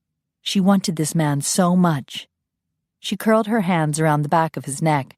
He tightened his hold on her. She glanced at his eyes and suddenly felt the warmth ratchet up a few degrees. It might be fun to get a little naughty. A red tint flared in his eyes.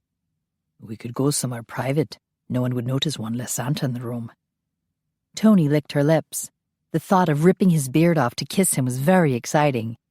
"Your eyes are turning red." "Your heart is beating faster." He leaned close, his white beard tickling her cheek. "I'd like to peel those red tights down your legs." "I might let you," she teased, "if you give me what I need." His eyes glowed a deeper red. "Sweetheart, I have what you need." She grinned. "What I need is a few answers. I have some questions for you." "My favorite color is green, like your eyes." "Not that question." She smoothed her hands down his chest. "I could make it worth your while. If you answer, I'll take something off." His eyebrows rose. "Now that is naughty." "Of course, you have to agree to the same terms. If I answer one of your questions, you have to take something off." "Agreed." He glanced around the room. "We'll leave separately. Meet me in the hall in 3 minutes." He strode away, leaving her alone on the dance floor. She wandered back to the refreshment table for mortals with her mortal heart pounding in her ears. Good grief, what had she just agreed to? She wanted some answers, but stripping for them was likely to get out of hand. Good, she smiled to herself. She wanted him. He wanted her. There was no denying that red glow in his eyes. She took a few deep breaths to calm herself, then drank some punch. Out of the corner of her eye, she noticed a Santa leaving the ballroom. She drained her cup, then strolled toward the exit. She wandered down the hall in the direction of the chapel. Where was he? A door to the right cracked open, and an arm in a red velvet sleeve reached out and grabbed her. She gasped, then laughed as the Santa hauled her into a dark room. He shut the door and pinned her against it. You'd better be Ian. Aye. He nuzzled her neck. Take off that beard. I want to kiss you. He chuckled. You're demanding, lass. He locked the door, then led her into the room. It was a conference room, she noted, with a long table surrounded by a dozen chairs. Ian had left the lights off, so the only light came from the red exit sign over the door and the lights from the parking lot outside the large plate glass window. It's snowing outside. She wandered alongside the table. Should we close the blinds? It's one-way glass. He sat in a chair midway down the table. So, what's your full name, Toni? That again? Does it really matter? I'm only curious because you'll no tell me. Okay. She perched on the table next to him and propped one foot up on the arm of his chair. But it'll be worth 2 articles of clothing. He wrapped a hand around her ankle. All right. She leaned back, bracing her weight on her hands. I only know what my grandmother told me, so my knowledge of the events is a bit sketchy. It appears my mother had a desire to marry a race car driver when she was 17. She went to the Daytona 500 to find a driver and jumped a guy in a jumpsuit in a garage. She was a bit pissed to discover afterward that he was just a mechanic, and even more pissed when she discovered herself pregnant. Ian shook his head. Your mum continues to confound me. I guess she needed a reminder never to make such a stupid mistake again, 'cause she named me after the racetrack where I was conceived. Your name is Daytona 500? No. She glared at him. Just Daytona. Isn't that humiliating enough? Please don't tell anyone. His white beard twitched. Daytona Davis. I like it. Daytona Lynn, actually. It's a southern thing. Now strip, Santa. 2 items. He removed his red Santa cap with the attached wig. That's 1. He took off the beard. And that's 2. He tossed them on the table. Your turn. What's the secret Santa thing? And what are you all hiding behind the locked door across from the nursery? He circled his fingers around her ankle again. That's 2 questions. But they're related, aren't they? Now that's 3. She nudged him with her foot, and the bell on her slipper jingled. Just answer the question. He smiled. Roman started the secret Santa Pact in 1950, when he became Coven Master. We have a few vamps around the country who worked the night shift, sorting mail for the post office. Each year, they gather the letters addressed to Santa and we collect toys. Then, on Christmas Eve, some vamps dress up like Santa to deliver the goods, including places like halfway houses and women's shelters. Toni sat silent for a while, absorbing this latest news. What more proof did she need that these vamps were kind and noble? That is so awesome. Thank you. He pulled both her feet into his lap and removed one of her green slippers. We enjoy it quite a bit. He took off the second slipper. They jingled when he tossed them on the table. You mean you're one of the Santas? Aye. I've been doing it since I came here to work in 1955. He slid one of her fuzzy red socks off. There are 100 of us now. He pulled off her other sock. What are you doing? I answered your questions. He threw the socks on the table. 2 questions. But you removed 4 articles of clothing. Nay, socks and shoes come in pairs. He wrapped his hands around one of her feet and began massaging it. How could she argue when it felt so good? Okay, ask your next question. He sat there, quietly rubbing her foot while he considered. Do you want children? That surprised her. Yes. He removed his belt and sword and slid them down the table to the pile of clothes. "That's it?" she asked. "One lousy belt?" "'Twas an easy question for you." "Do you want children?" She knew the answer wouldn't be easy for him. He could never have children if he married a vamp. "If I ever have children, I would consider myself greatly blessed." That's a bit evasive, but still nice. She uncinched her brown leather belt, and her wooden stakes clattered onto the table. He stood and shoved the stakes across the table so that they tumbled onto the floor. "A bit sensitive about those, aren't you?" "Aye." He plucked the feathered cap off her head and tossed it onto the pile of clothing. "What are you doing?" "He asked a question, and I answered it. In fact, I just answered another one." He tugged at the lacings on her green elfin tunic. "Stop that!" She swatted his hand away. "Those questions didn't count. That was normal conversation. Now ask an official question, please." "Very well." He sat back down in his chair and studied her. "What do you want most in life?" "That's a big one. You'll have to remove 5 articles of clothing for that answer." 4. "All right, 4. But I get to choose which ones." He smiled. "Agreed." What did she want the most? "Every morning I start my day with 4 affirmations. I guess you could say they're what I want most in life, or what I want to believe the most. The first one is I deserve to be happy." "Aye, you do." She slid off the table. "I'm taking your boots." She yanked them off and smiled at his argyle socks. So Scottish. "Your second affirmation?" he asked. "I will accomplish my goals." He nodded. "You have worthy goals." She unbuttoned his red velvet jacket. "Take it off, Santa." He tossed the jacket on the table, along with the small pillow that had masqueraded as a belly. "Go on." Number 3 is I will achieve something meaningful with my life. "That is important. That's why I fight the malcontents." He stood and she tugged on his white t-shirt. He pulled it over his head and tossed it aside. She eyed his bare chest, the patch of black curly hair, the strong pecs, the 6-pack abs. His red velvet pants were tied at his hips by a white drawstring. She took the end of the white cord in her fingers and gently pulled. "And the 4th affirmation?" She glanced up at his face. "It's always been the hardest one for me to believe." And the hardest to confess. Her eyes stung with tears. "I am worthy to be loved." "Lass." He smoothed back her hair. "I have never met anyone more worthy of love than you." "Ian." She touched his face. "That's what I think about you." He pulled her into his arms and kissed her. She kissed him back with all the passion that had grown inside her for days. He slanted his mouth over hers and invaded her with his tongue. Her knees grew weak. There was such hunger in his kiss. It made her feel desperate, feverish. She raked her hands down his smooth, bare back.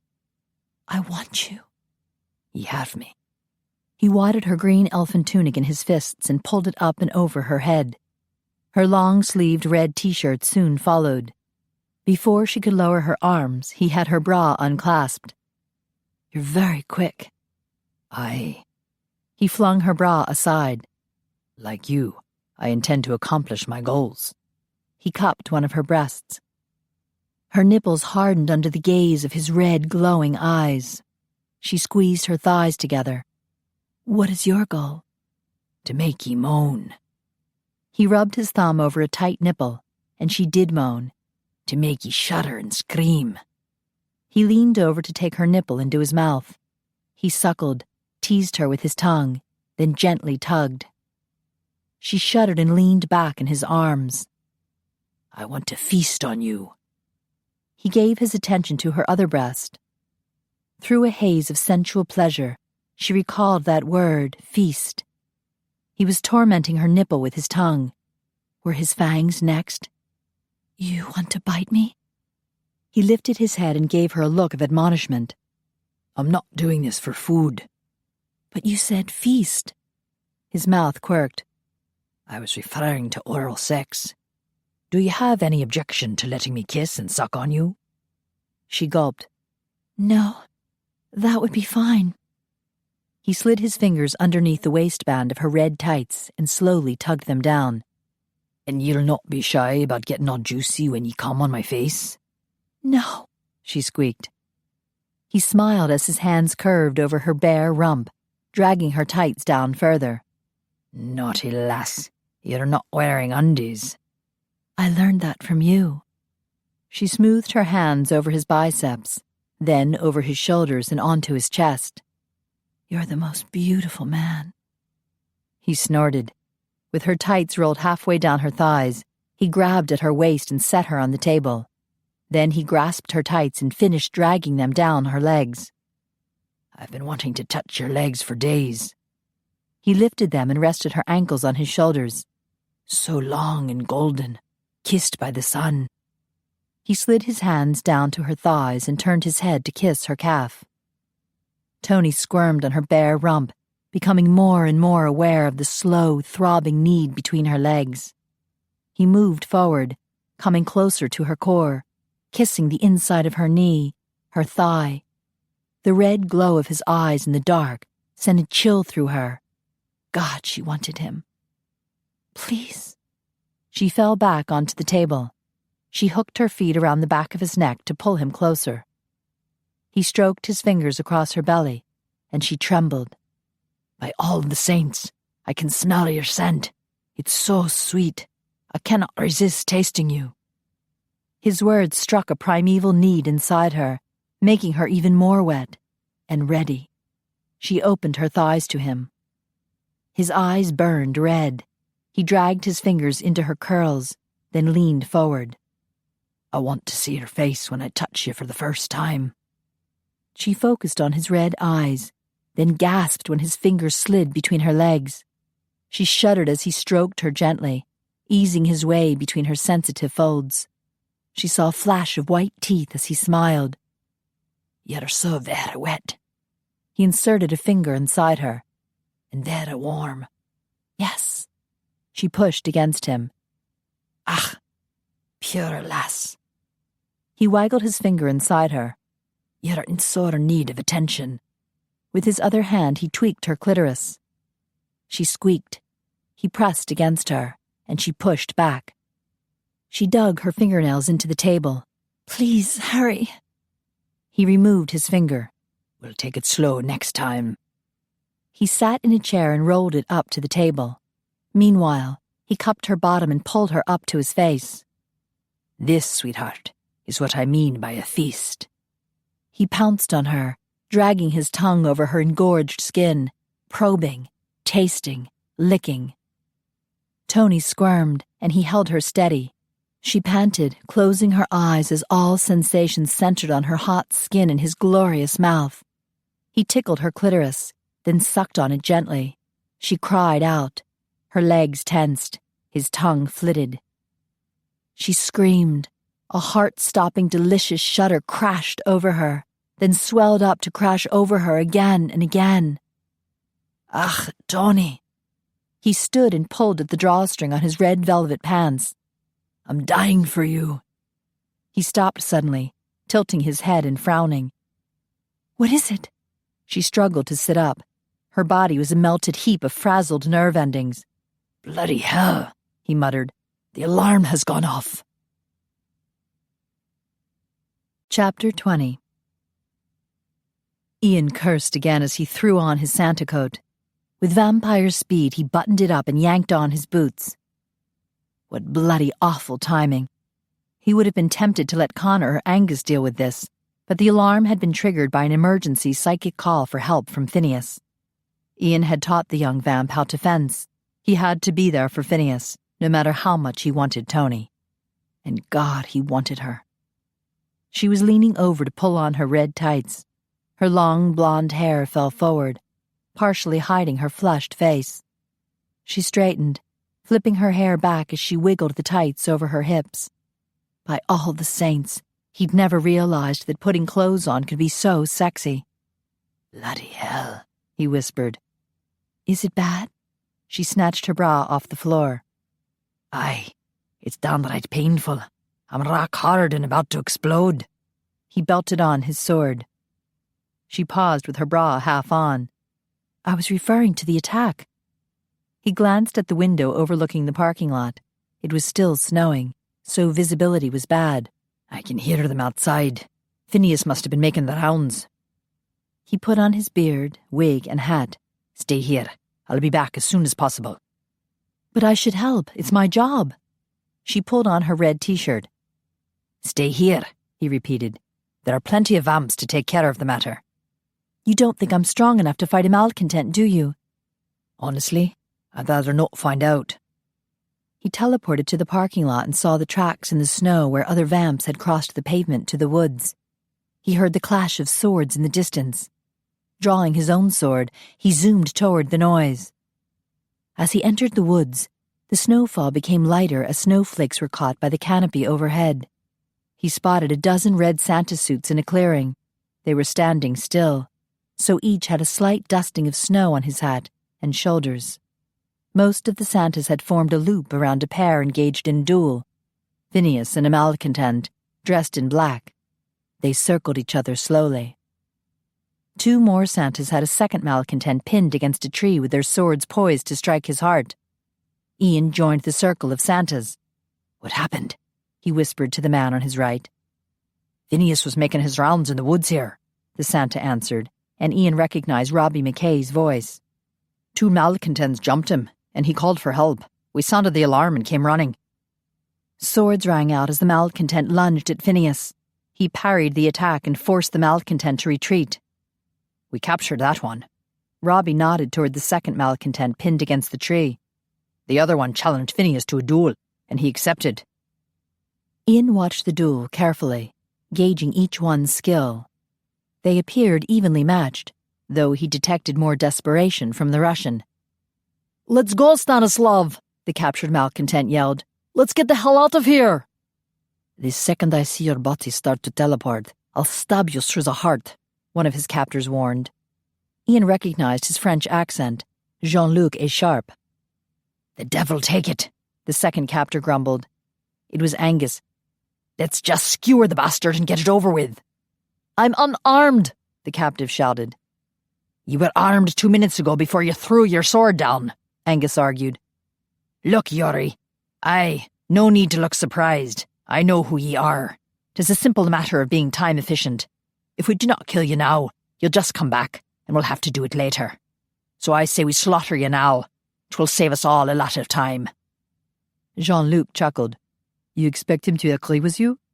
"If you're as good and noble as you claim to be," Yuri said, "then you'll never kill an unarmed man."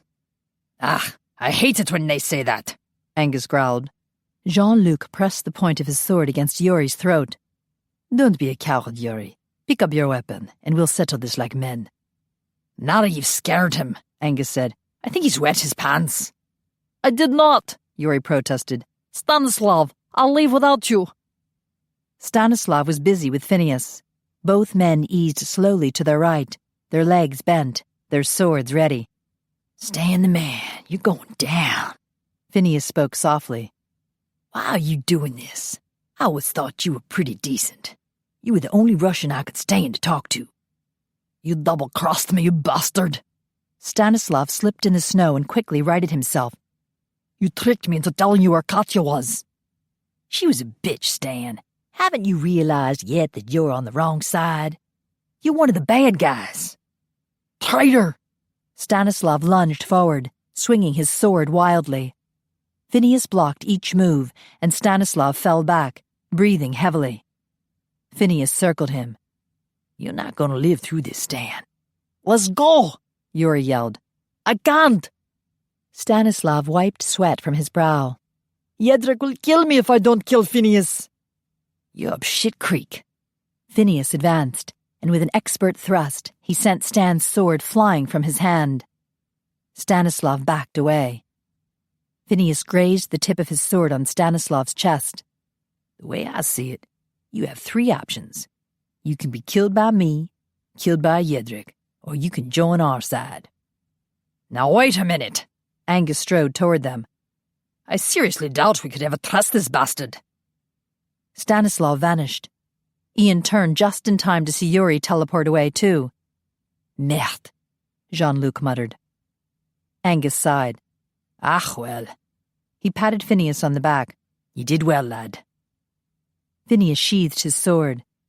I should have killed him when I had the chance. I just did not want to, Angus asked. That's what makes you one of us, lad.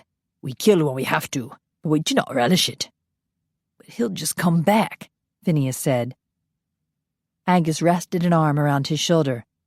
There are always bad vampires in want of killing. I've lived over 500 years, and that has never changed. One thing the time has taught me is that there's no need to be in a hurry to kill. Aye, that's true. Connor spoke from the circle. You kill one, and 2 more show up the next night. It's freezing out here, Roman observed. Let's get back to the party. The Santas walked back to the parking lot. Ian sheathed his sword. Robbie leaned toward him and whispered, You'd better watch her scent off before Connor or Angus get a whiff of you. He strode off to join the other Santas. Ian winced. He waited till all the Santas had entered Romatech. Then he zoomed down to the silver room. With vampire speed, he showered and redressed. He sprinted to the stairs. When he heard a dinging sound behind him, he glanced back. The elevator doors opened, and Toni stepped out. Toni. He strode toward her. So much for her doing as he asked and staying in the conference room. She spun around. Ian, what are you doing down here? I thought you'd be with Phineas. I was, but what are you doing down here? She lowered her voice. I was in the foyer, finding out what happened outside, when Emma McKay whispered to me that I should retire for the evening. She's one of the big bosses, so I didn't want to argue. But I got the impression that she knew what we'd been doing. Vamps have a very good sense of smell, and I received a similar warning. She stepped closer. They can smell that we, I know very well. Unfortunately, a few others have noticed too. Good grief, she muttered. Can't we get a little privacy around here? Ian grinned. Are you so eager to jump in bed with me? Quiet. She glanced around the hallway. I don't want to get you in trouble, and I don't want to get fired. I sure don't want to lose my memory, not after, Are you referring to how you gushed all over my face? She winced. We shouldn't talk about that. She glanced around the hallway again. We're all alone, sweetheart. She scanned the ceiling. But there are surveillance cameras around here somewhere. Aye. That's why I have not taken you into my arms. He folded his arms over his chest. I just took a cold shower, and it did not help. Oh, Ian, she sighed. I don't know where we can go. All the bedrooms down here have cameras. I'll figure out something. It'll be easier once Connor takes Roman back into hiding, and Jean-Luc is having a house party in Texas, so a lot of the guests are teleporting there later tonight. That's good. Toni yawned. You're tired. Go to bed, sweetheart. As he watched her enter the silver room, he knew he could never give her up. He wasn't sure how he could fit into her plan to run an orphanage and school, but he knew he loved her enough that he couldn't bear for her to sacrifice any of her dreams. Somehow they would make it work. Connor wouldn't dare erase her memory if she was engaged to him. That was a big step, but it didn't cause any warning signals to flare up inside him. It simply felt right and exciting.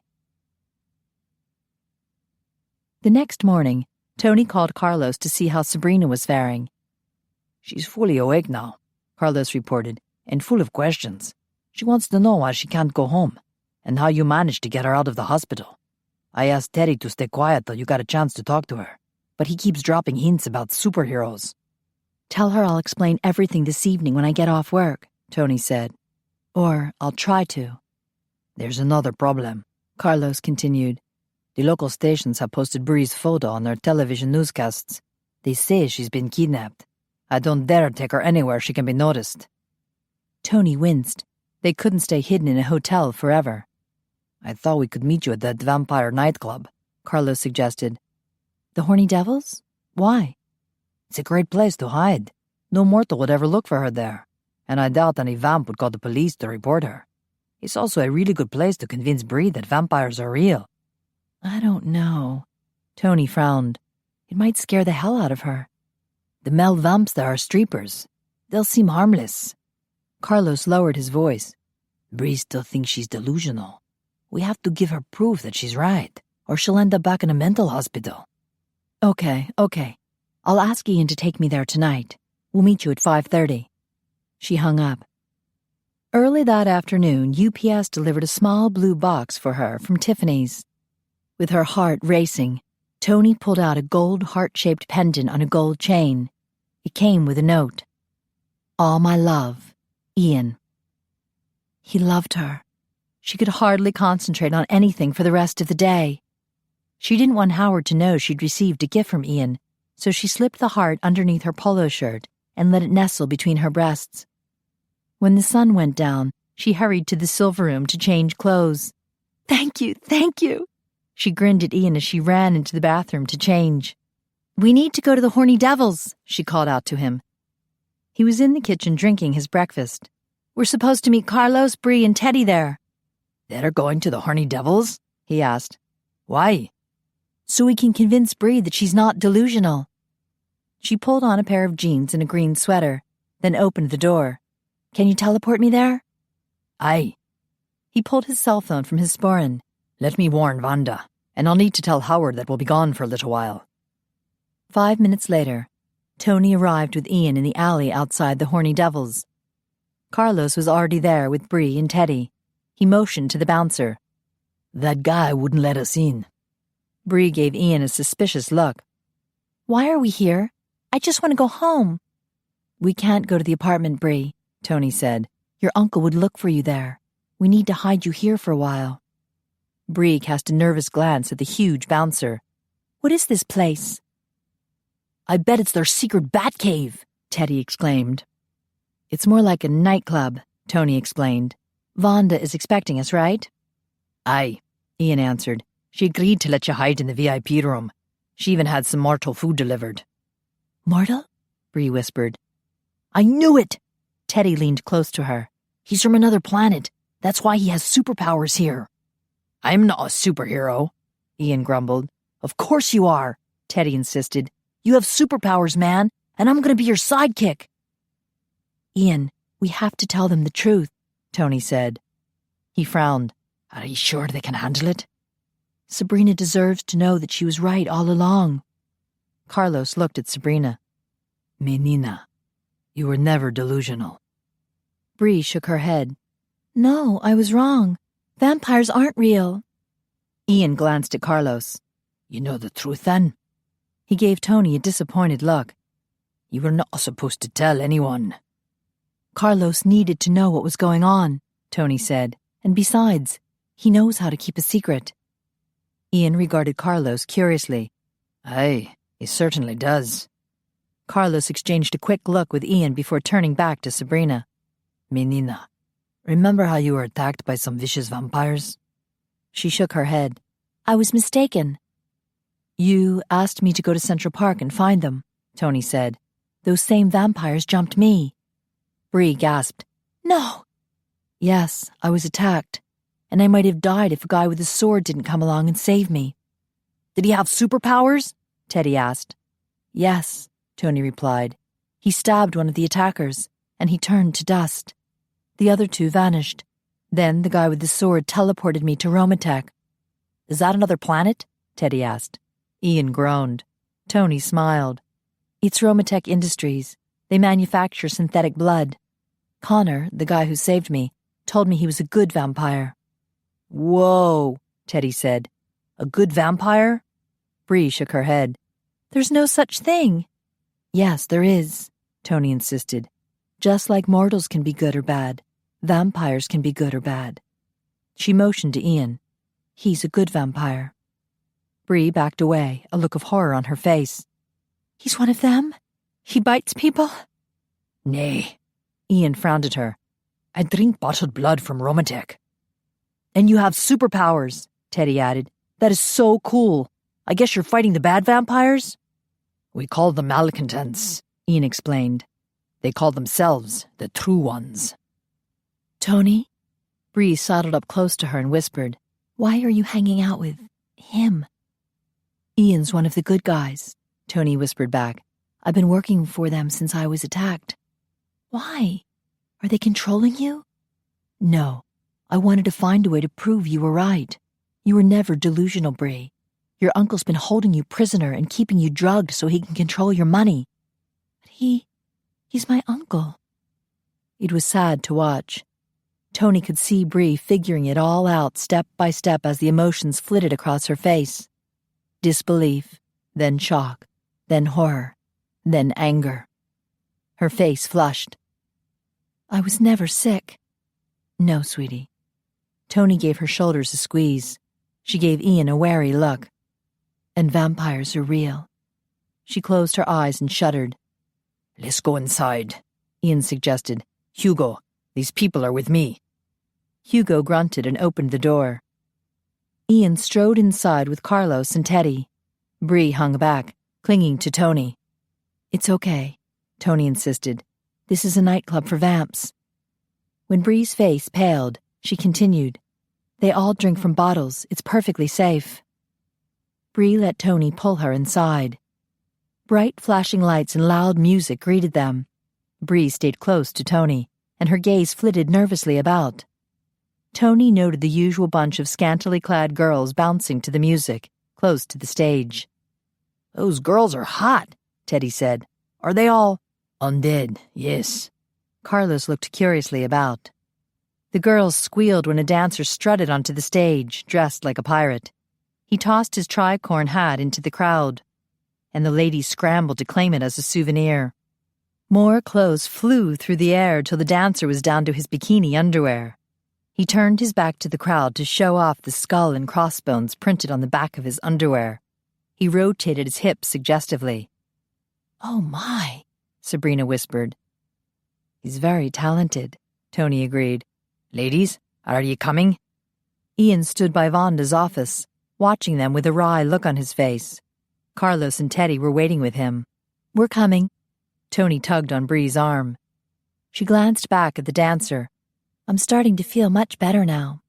Toni laughed. It's good to have you back. She joined Ian at Vonda's office, and he arched an eyebrow at her. Her face grew warm. I was just looking. His mouth twitched, and he knocked on Vonda's office door. She greeted them. Come on in. I've got everything ready. As Toni entered, she smiled. Thank you for your help. No problem. Vonda regarded her sternly. Toni had a feeling she didn't approve. As Ian introduced everyone, Vonda's gaze flitted over Bree and Teddy, then came to rest on Carlos. Her eyes narrowed suspiciously.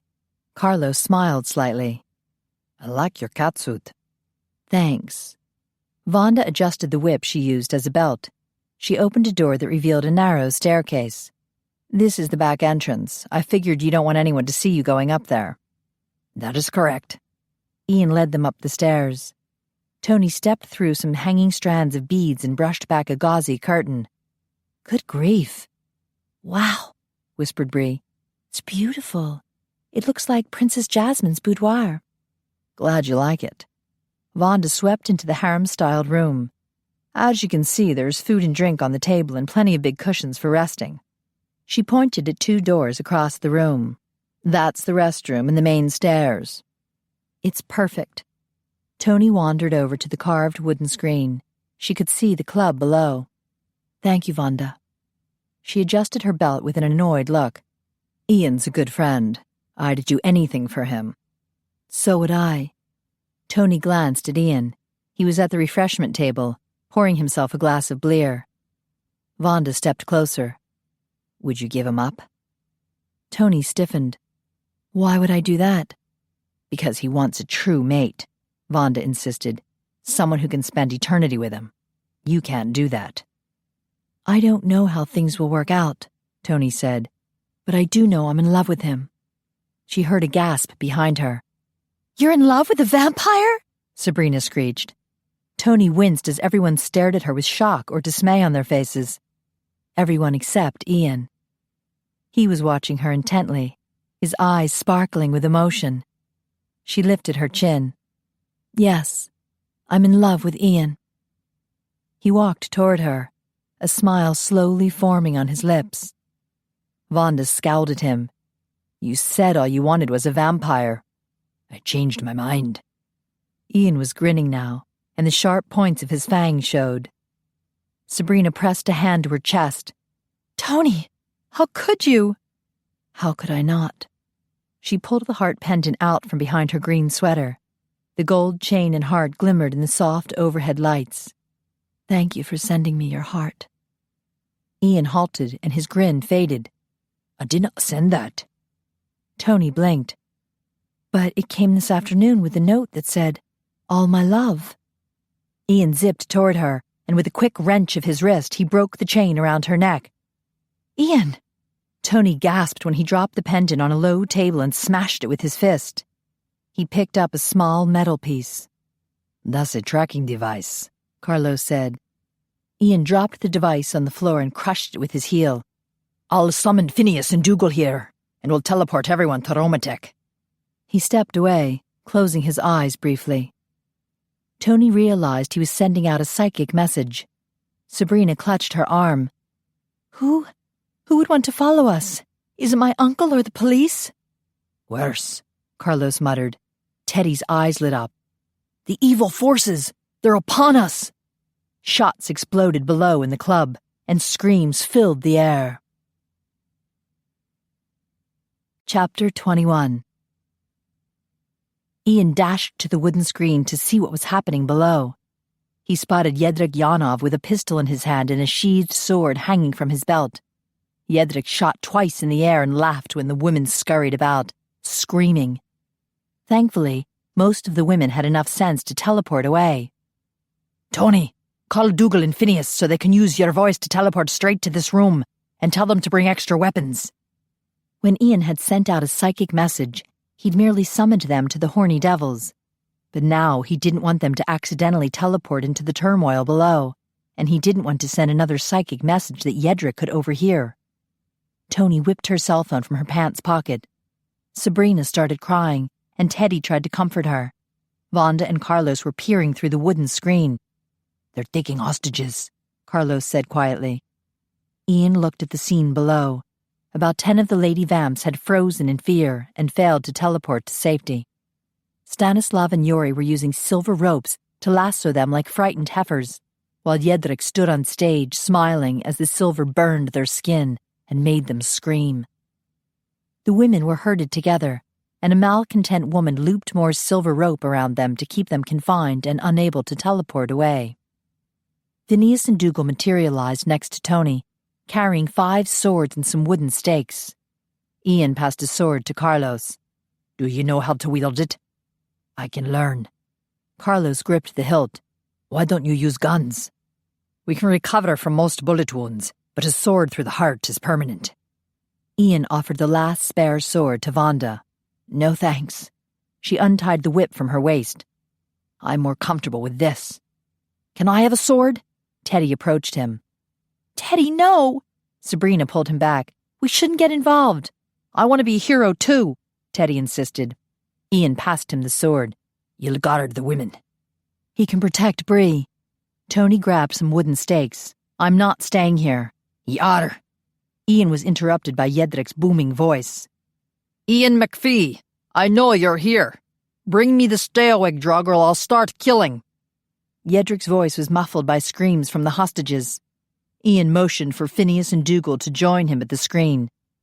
We'll teleport at the same time. I'll take Jedrzak. Phineas peered through the screen. I'll take Stan. Then I'll take Yuri, Dougal said. And I'll take the woman, Toni added. Ian stiffened. Nay, you're staying here. I will take the woman. Vonda glared at Toni. I can teleport. You can't. Toni glared back. I can handle the silver ropes to untie the hostages. You can't. You're not going. Ian was interrupted by Jedrzak. Don't think you can attack me, MacPhie, he shouted from the stage. We have a hostage here, and she'll die if anyone comes close to me. Nadia, you will kill the blonde to please me. Yes, master. With gloved hands, Nadia tied a blonde hostage to the dancer pole on the stage. Oh no, Vonda whispered. It's Coralie. The bartender struggled against the silver ropes that bound her and sizzled against her bare skin. Let me go! Jedrzak pointed his handgun at her. Silver bullets, my dear. They really hurt. When Coralie whimpered, he smiled. Your fear makes you even more attractive. Vonda, Toni whispered, do you have any wire cutters around here? Maybe. There's a toolkit in my office. Toni, Ian regarded her sternly. You're not going down there.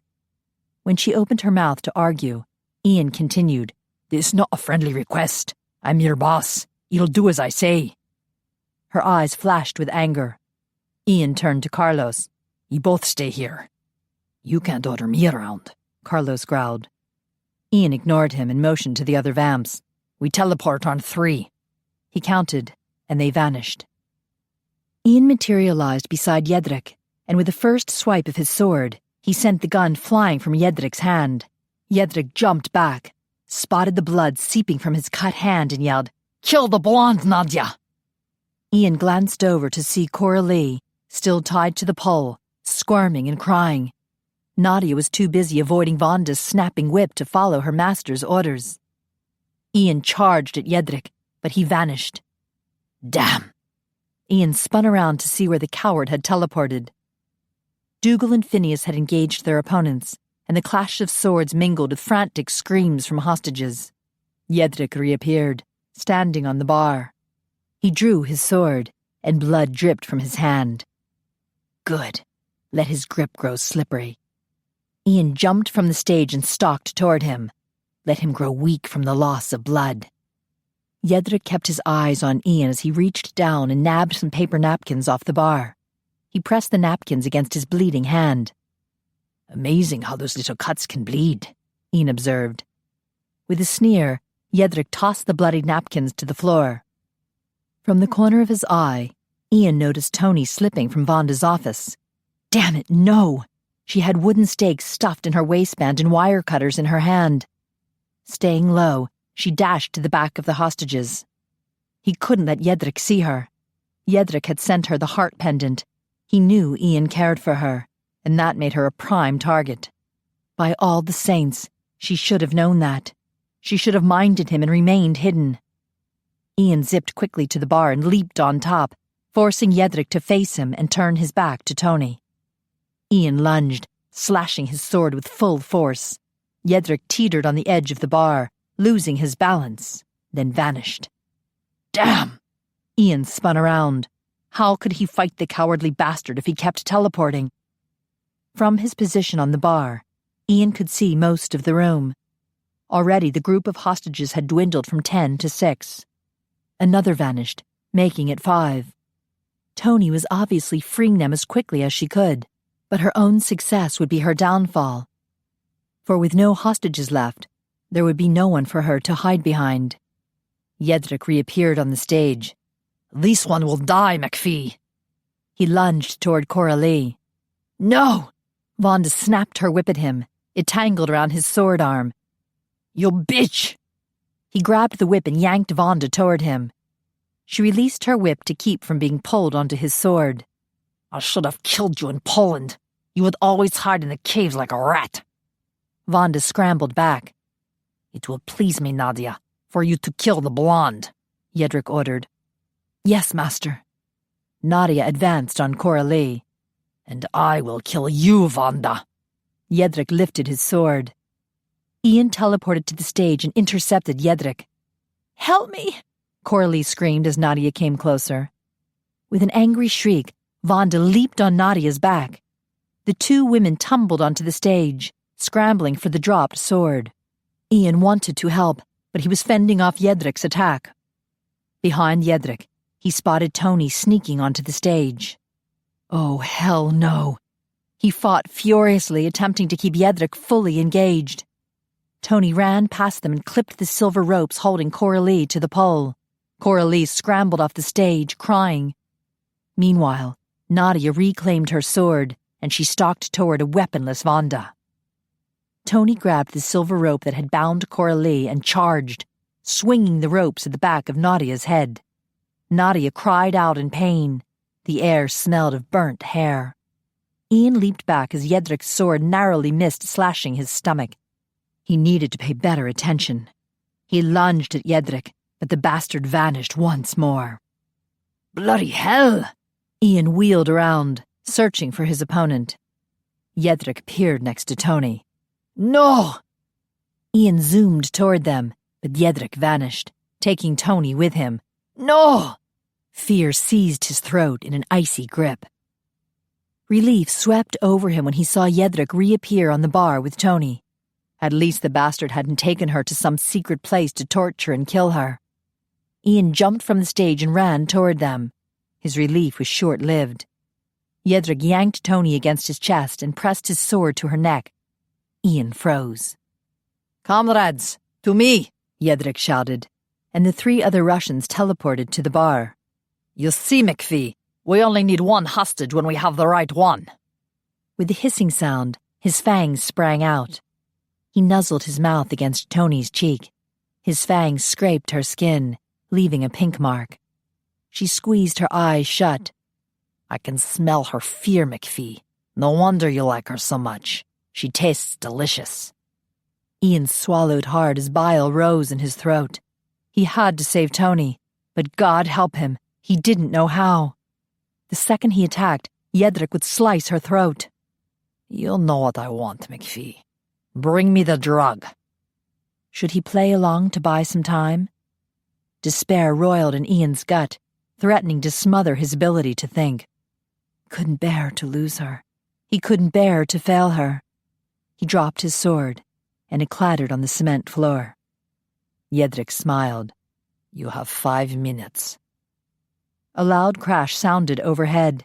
Everyone looked up as splintered pieces of wood rained down, and through the cracked opening of the wooden shutters, a giant black panther leaped into the air. It roared, and the sound echoed in the stunned silence of the nightclub. With Jedrick distracted, Ian retrieved his sword and moved toward him. Unfortunately, Jedrick realized the panther was headed straight for him. He pivoted, dragging Toni with him so she'd take the full force of the animal's attack. He extended his sword, obviously hoping to skewer the panther as it landed. With Jedrick's back turned to him, Ian zoomed forward and stabbed the malcontent's right shoulder. Jedrick cried out and dropped his sword. His hold on Toni loosened enough that she was able to duck just as the panther slammed into them. Its massive paws caught Jedrick on the shoulders and knocked him and Toni off the bar. Ian jumped to the right as the panther flew past him, hit the ground, and rolled onto its feet. Toni had landed on top of Jedrick. She dove to the left just as the panther pounced. Jedrick shrieked as razor-sharp claws ripped through his shirt and scored his chest with bloody stripes. Toni screamed and scooted away on her rump. The panther looked at her, then turned toward the bar, its amber eyes narrowing on the 3 malcontents. They teleported away. Jedrick, too. The cat, realizing its prey had escaped, roared in anger. Dougal and Phineas approached slowly, their swords pointed at the beast. "Shall we kill it?" Dougal asked. "Nay," Ian shouted. "Leave him be." The panther swung toward him, snarling, then focused its familiar amber eyes on Toni. As its head turned, Ian noted the gleam of 2 gold studs in its pointed ears. Of course, he should have known, but he would have never guessed a panther. The giant cat stalked toward Toni. "No!" She scrambled back and tried to get to her feet, but her legs were shaking. Ian flung himself in front of her. "Carlos, no!" The panther growled low in its throat. "Carlos?" Toni whispered. Ian heard a dull thud and glanced back. Toni was sprawled on the floor in a dead faint. "Ah, lass." He squatted beside her and brushed her hair from her face. "That's Carlos?" Phineas lowered his sword and whistled under his breath. "Hello, kitty." The panther patted toward Toni on its huge paws. Ian was relieved to see its claws were in, but those teeth were awfully sharp. One nip and Toni would be a werepanther for life. Was that what Carlos wanted? The cat lowered its head to sniff her. "By all the saints, do not bite her," Ian whispered. The panther whipped its thick tail around so hard and fast it knocked Ian onto his knees. Then it trotted toward Vonda's office.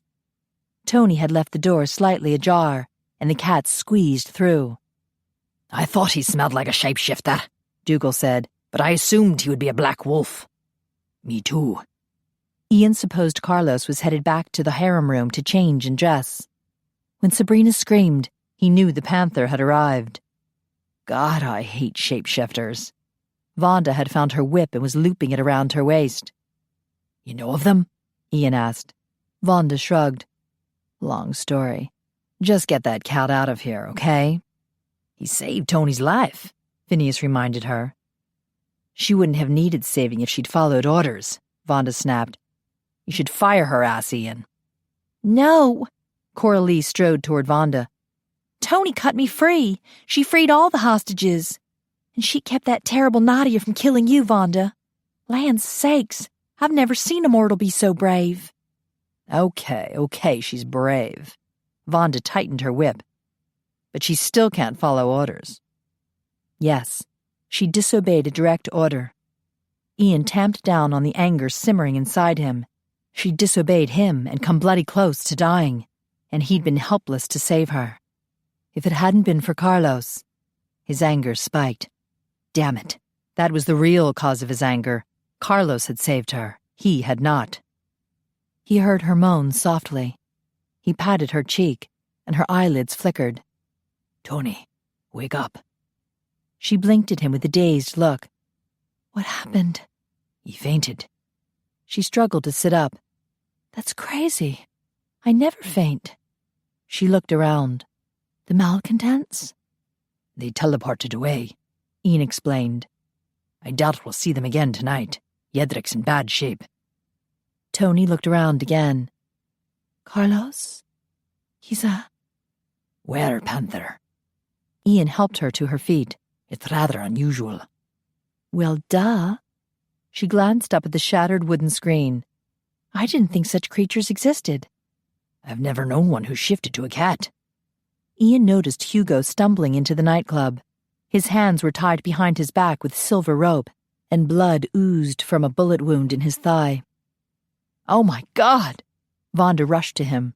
We'll take him back to Romatek, Ian offered. Laszlo can remove the bullet. I'll take him. Dougal grabbed Hugo's arm, and they both vanished.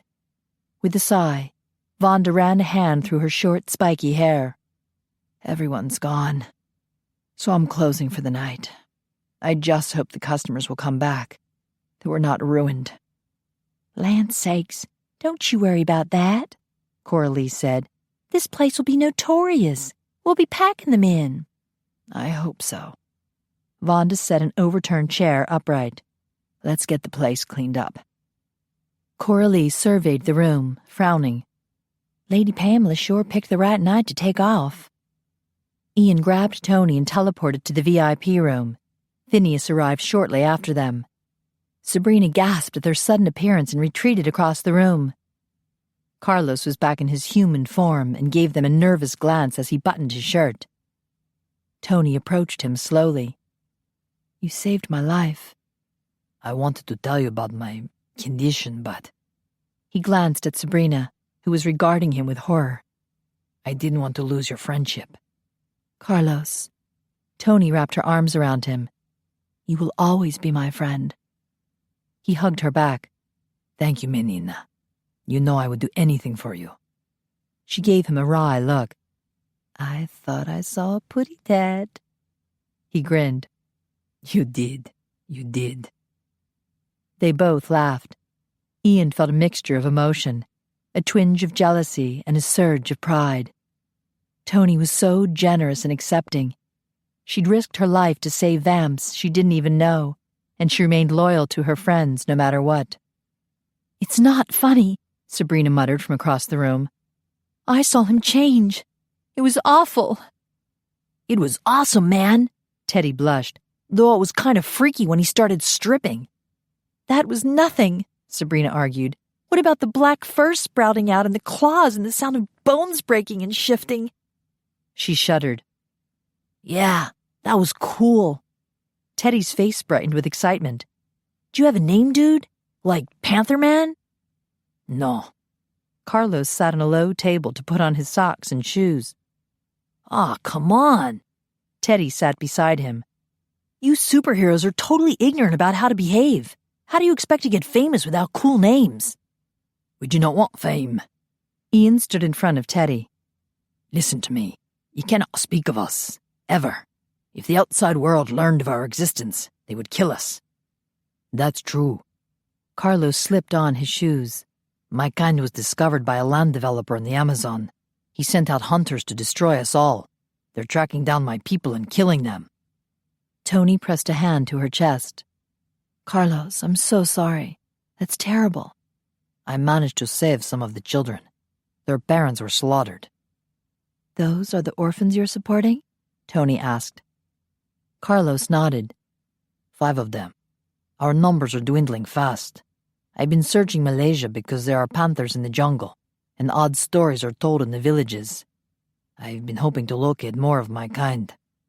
I'll tell Angus, Ian said. He'll be happy to fund your research. His company has always been supportive of werefolk. Carlos's amber eyes gleamed. That would be wonderful. Thank you. What other kinds of shifters are there? Teddy asked. Most of the ones I've met are wolves. Ian went to the refreshment table to pour himself a blear. Of course, Howard isn't. What? Toni looked confused. Howard's a shapeshifter? Carlos helped himself to a sandwich off the refreshment table. You said it yourself, Toni. He's a teddy bear. Ian snorted. Not nearly as cuddly as a teddy bear once he's shifted, believe me. Tony's mouth dropped open. My supervisor is a bear? Aye, Howard Bear. Ian drained his glass. That is so incredibly awesome, Teddy whispered. No, it isn't, Sabrina screamed. I can't take it. Panthers and vampires and bears. Oh my, Phineas quipped. You're all monsters. Sabrina edged toward the main staircase. I'm getting out of here. Bree, wait. Toni ran toward her. You can't go. You have no money, no ID. And the police are looking for you, Carlos added. Like that's my fault? Sabrina glared at them. You took me from my room. We rescued you, Toni said, frowning. You made me a penniless fugitive. Sabrina lifted her chin. Now I'm going to my apartment to get the key to my safety deposit box. I have a passport in there and lots of cash, so I don't have to hang around with monsters. Carlos walked toward her. You can't go to your apartment, Bree. The police will look for you there, and it's a good 10 hours before the banks open. I am not spending the night with vampires. Calm down, Menina. Carlos raised his hands. I'll take you somewhere safe for the night. Another hotel. I'm not going anywhere with you.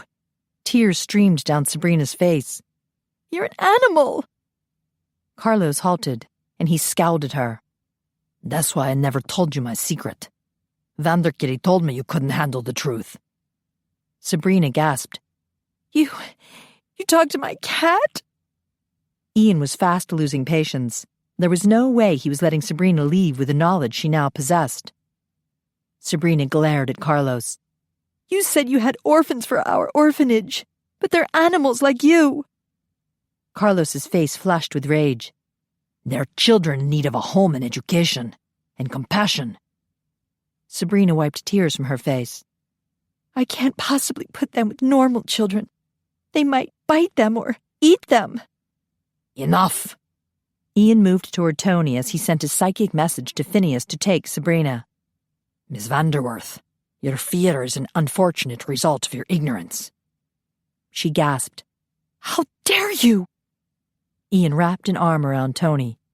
Ye and your friend are coming to Romatek. No arguing. No disobeying. That earned him a dirty look from her. He glanced at Carlos. You can come if you like. I'll come tomorrow, Carlos said. And I'll bring Teddy. Sabrina squealed when Phineas grabbed her. Ian vanished, taking Toni with him.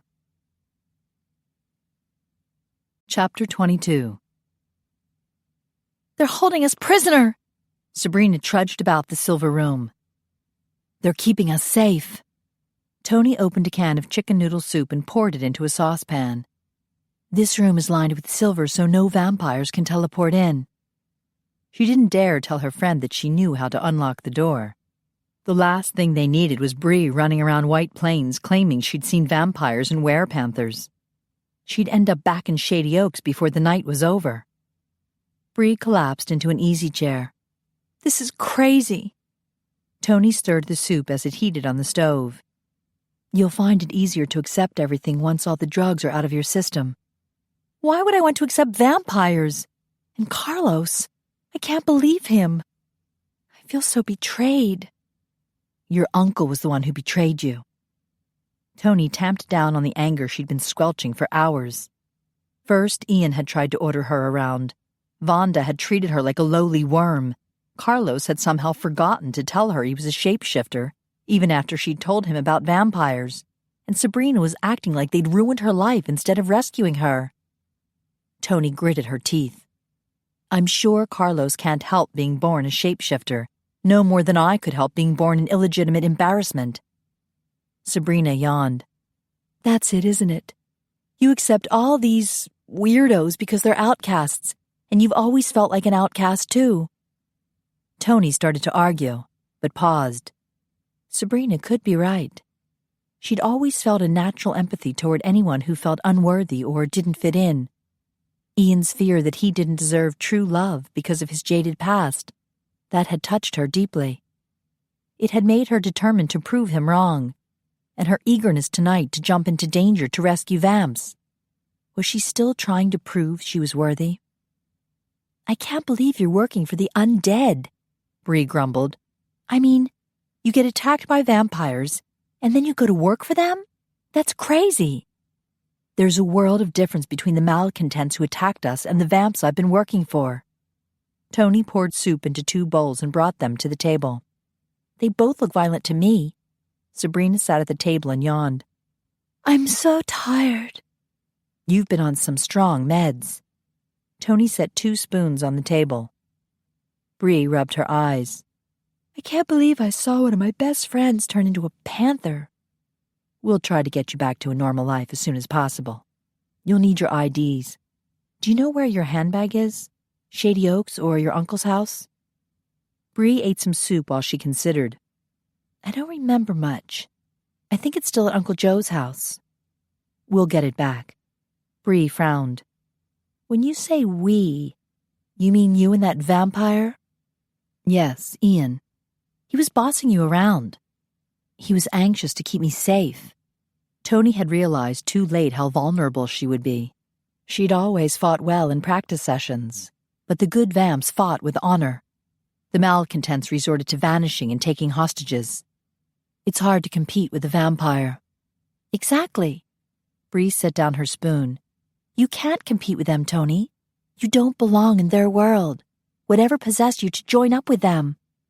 I did it for you. I wanted to find proof that they existed, so I could prove you weren't delusional. Bree's eyes filled with tears. I'm sorry. Here I am giving you a hard time when you've been such a good friend. You've always been there for me. Tears burned Toni's eyes. Careful, or we'll both start blubbering. Bree sniffed. It scares me for you to be with those creatures. I don't want to lose you. You haven't lost me. Bree frowned. You said you were in love with him. Toni set down her spoon. I am. How long have you known him? A week? A little bit longer. Toni took her bowl to the sink. But not very long. Can a relationship forged that quickly last an entire lifetime? Toni rinsed out her bowl, then cleaned the saucepan. Bree's comment stung, but she knew her friend was truly concerned about her. I'm not sure how things will work out, or if they even could. But I do know I love him. He's very good-looking, I'll grant you that. But Toni, he's dead. Only half the time. You want half a life? Sabrina yawned again. Go on to bed, you're exhausted. Toni took her bowl to the sink. We've been working on our plan for 10 years. I know. Toni rinsed out her bowl. You can't live in both worlds, Toni. She turned and saw Bree climbing into bed, the same bed where she'd seen Ian in his death sleep, where she'd touched the dimple in his chin. I really do love him. It was a chapter in your life, but it's over, Bree whispered. Just like the hell I've been through the past week. It's time for us to move on. Toni turned down the light so Bree could sleep. Then she collapsed in the easy chair. A dull ache was spreading in her chest. It grew more and more as reality sank in. For the last 10 years, she'd clung to their mission of the orphanage. It had kept her going when the workload from school had seemed too hard. It had given her a noble purpose and identity when she'd felt unimportant and unworthy. She hadn't expected Ian to come into her life, or love to bloom in her heart and make her feel whole. A few times during the last week, she'd felt pulled between two worlds, her new world with the vamps and her old world with Bree. When Ian had offered to help her rescue Bree, she'd felt elated, as if the two worlds were finally connecting and she could have both. The ache in her chest intensified, squeezing her heart. What if the two worlds could never coexist? What if she was forced to choose? How could she fail Sabrina after all they'd been through? How could she ever give up Ian? It was mid-morning when Toni awoke in the large bed. She glanced at Sabrina sleeping peacefully beside her and wondered where Ian was spending his daily death sleep. Probably next door with the other guys. She showered and skipped her morning affirmations. They seemed like a cruel joke now. Yes, she was worthy to be loved, but that didn't guarantee it would work out. She dressed in her uniform and slipped her cell phone into a pants pocket. Time to go see the bear, her supervisor. She took the elevator to the first floor, then strode down the hall. What kind of bear was he, anyway? A friendly little brown boo-boo bear or a huge grizzly? An image flitted through her mind of Howard turning bright yellow and fluffy with a sunburst on his tummy. She snorted. Well, why not? If vampires could be real, so could Care Bears. She passed some mortal employees going about their daily work. As far as they knew, they were making synthetic blood for hospitals. They were, actually. They had no idea that the night shift consisted of vamps who were making chocolate, blood light, bubbly blood, blisky and blear. Night and day, two different worlds. Could she possibly live in both? She passed by Constantine's closed nursery. She missed the little guy. As she walked past Shanna's dental office, she noted the sign on the door. On vacation, will return soon. Shanna, who managed to exist in both worlds, still had major problems keeping herself and her family safe. Toni entered the McKay security office. Hi, Howard. Don't think of him as a bear. Sorry I'm late. No problem. You haven't missed anything. Howard sat behind the desk, looking like his usual cheerful self. Not much going on today. Not a grizzly, Toni thought. Far too friendly and easygoing. Maybe a pink cheer bear. She sat beside him just as he pushed the donut box her way. Thanks. Toni hesitated with her hand halfway in the box. There were plain donuts and bear claws. She quickly grabbed a plain one and scanned the monitors. She could see Sabrina still sleeping in the silver room. Phineas and Dougal were on the twin beds in the guardroom, while Ian lay dead as a doornail on the floor. Poor guy. Though he would hardly notice a hard floor. So I heard it got rough at the Horny Devils last night. Howard grabbed a bear claw from the box. Yeah, pretty grisly. She winced and crammed the donut in her mouth to keep from talking. Like a virgin, a female voice sang. Toni sat up and looked around. Howard chuckled. Your pants are singing. Toni jumped up and pulled the phone from her pocket. She opened it, cutting off Madonna's claim that she'd been touched for the very first time. Carlos's idea of a joke, no doubt. He could laugh all the way to hell.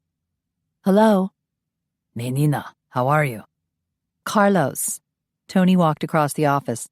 I swear I will have you declawed. He laughed. I see you like your new ringtone. How is Sabrina? She's still asleep. Toni glanced at the monitor. Are you able to talk freely? Sure. I'm in the security office with Howard Barr. She winced. Howard chuckled and grabbed another bear claw. Menina, the police were just here in the apartment building looking for you and Bree. They knocked on all the neighbors' doors to ask about you. Toni swallowed hard. So they think I'm involved in her disappearance? They suspect you. They questioned me, too, and asked to see my apartment. Good grief. What about Teddy? Don't worry. I sent him out this morning with some money and instructions to buy new clothes and a new hairstyle. We're supposed to meet in Washington Square at 3. He's fine then? Toni had worried that Teddy wasn't quite ready for the real world. He's very happy. The police are looking for him, too. They had photos of him and Bree. I gather the hospital takes pictures of all the patients when they're admitted. I acted very shocked and concerned, of course, about Bree's disappearance. Good. Toni could just imagine Carlos putting on a convincing show for the police. They think Teddy and Sabrina might have developed a romantic relationship and escaped together. Did they say anything about the nurse, Bradley? Toni asked. No. I suspect the hospital wants to keep that little problem a secret. Toni checked the monitor again. Bree was still asleep. I asked her about her purse. She thinks it's still at her uncle's house. Carlos paused. I could drive over there and see if the maid would give it to me. But we still have the problem of her Uncle Joe wanting her back in the psych ward. And problems with the police, Carlos added. I'll bring Teddy this afternoon and we'll discuss strategy. Okay, sounds good. I hope Bree can get over her fear of me, Carlos said sadly. I hope so too. Toni hung up. She also hoped Bree could get over her fear of 5 orphaned werepanther children. Those poor kids needed help. They needed acceptance and love, so they wouldn't grow up feeling like monsters who deserved to be butchered like their parents. A guard's coming. Howard stood and lumbered toward the door. Toni noted the daytime Romatech security guard on a monitor. He was holding a small gold box. Howard opened the door. Yes? This was delivered to the front gate for Toni Davis? Thanks. Howard closed the door and offered the small gift box to Toni.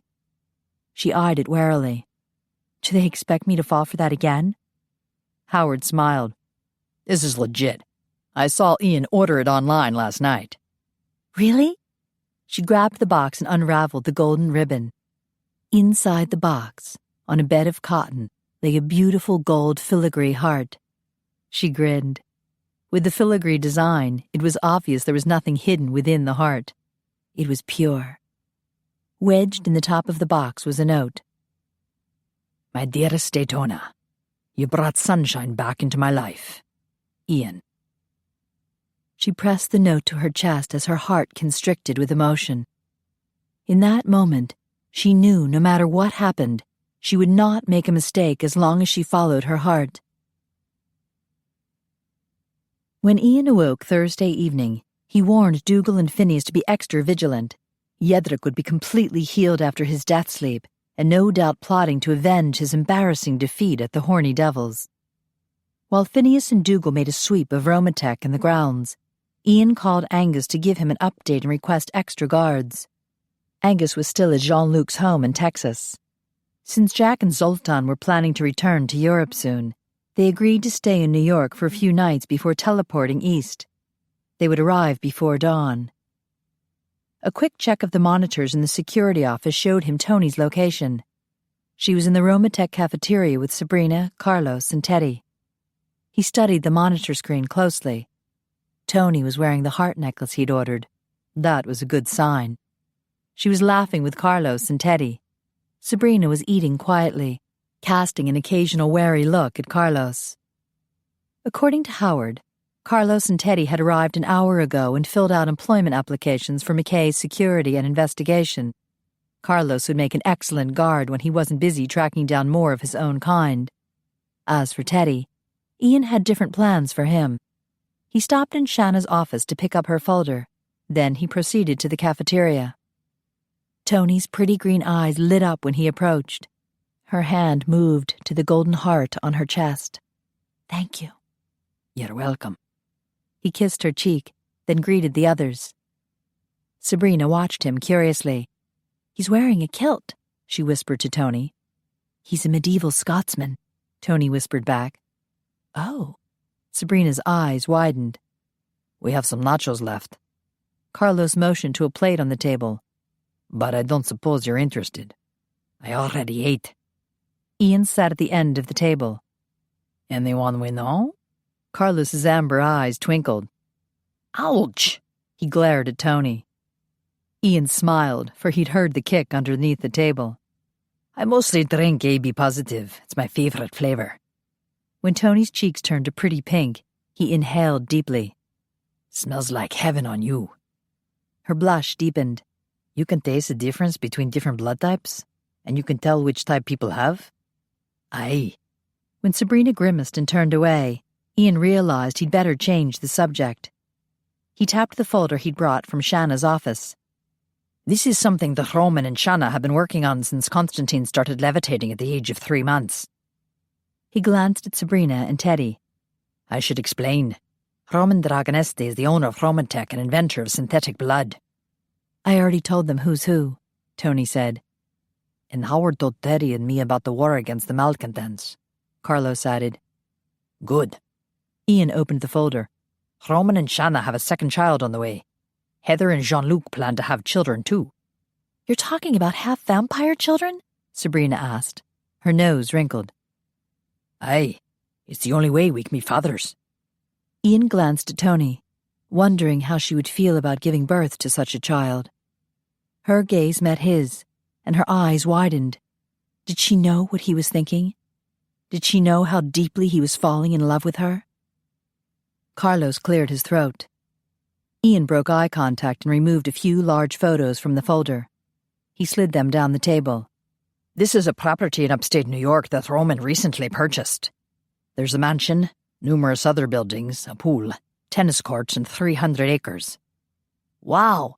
Teddy grabbed a picture. It's huge. Toni studied a picture of the main house. It's beautiful. She passed the photo on to Sabrina. Impressive. Carlos looked at an aerial shot of the extensive grounds. Roman must be extremely wealthy. Aye, but this is not meant to be a show of wealth. Roman's keeping it a secret. He and Shanna realized some time ago that the children would need a safe place to be educated and learn their special skills.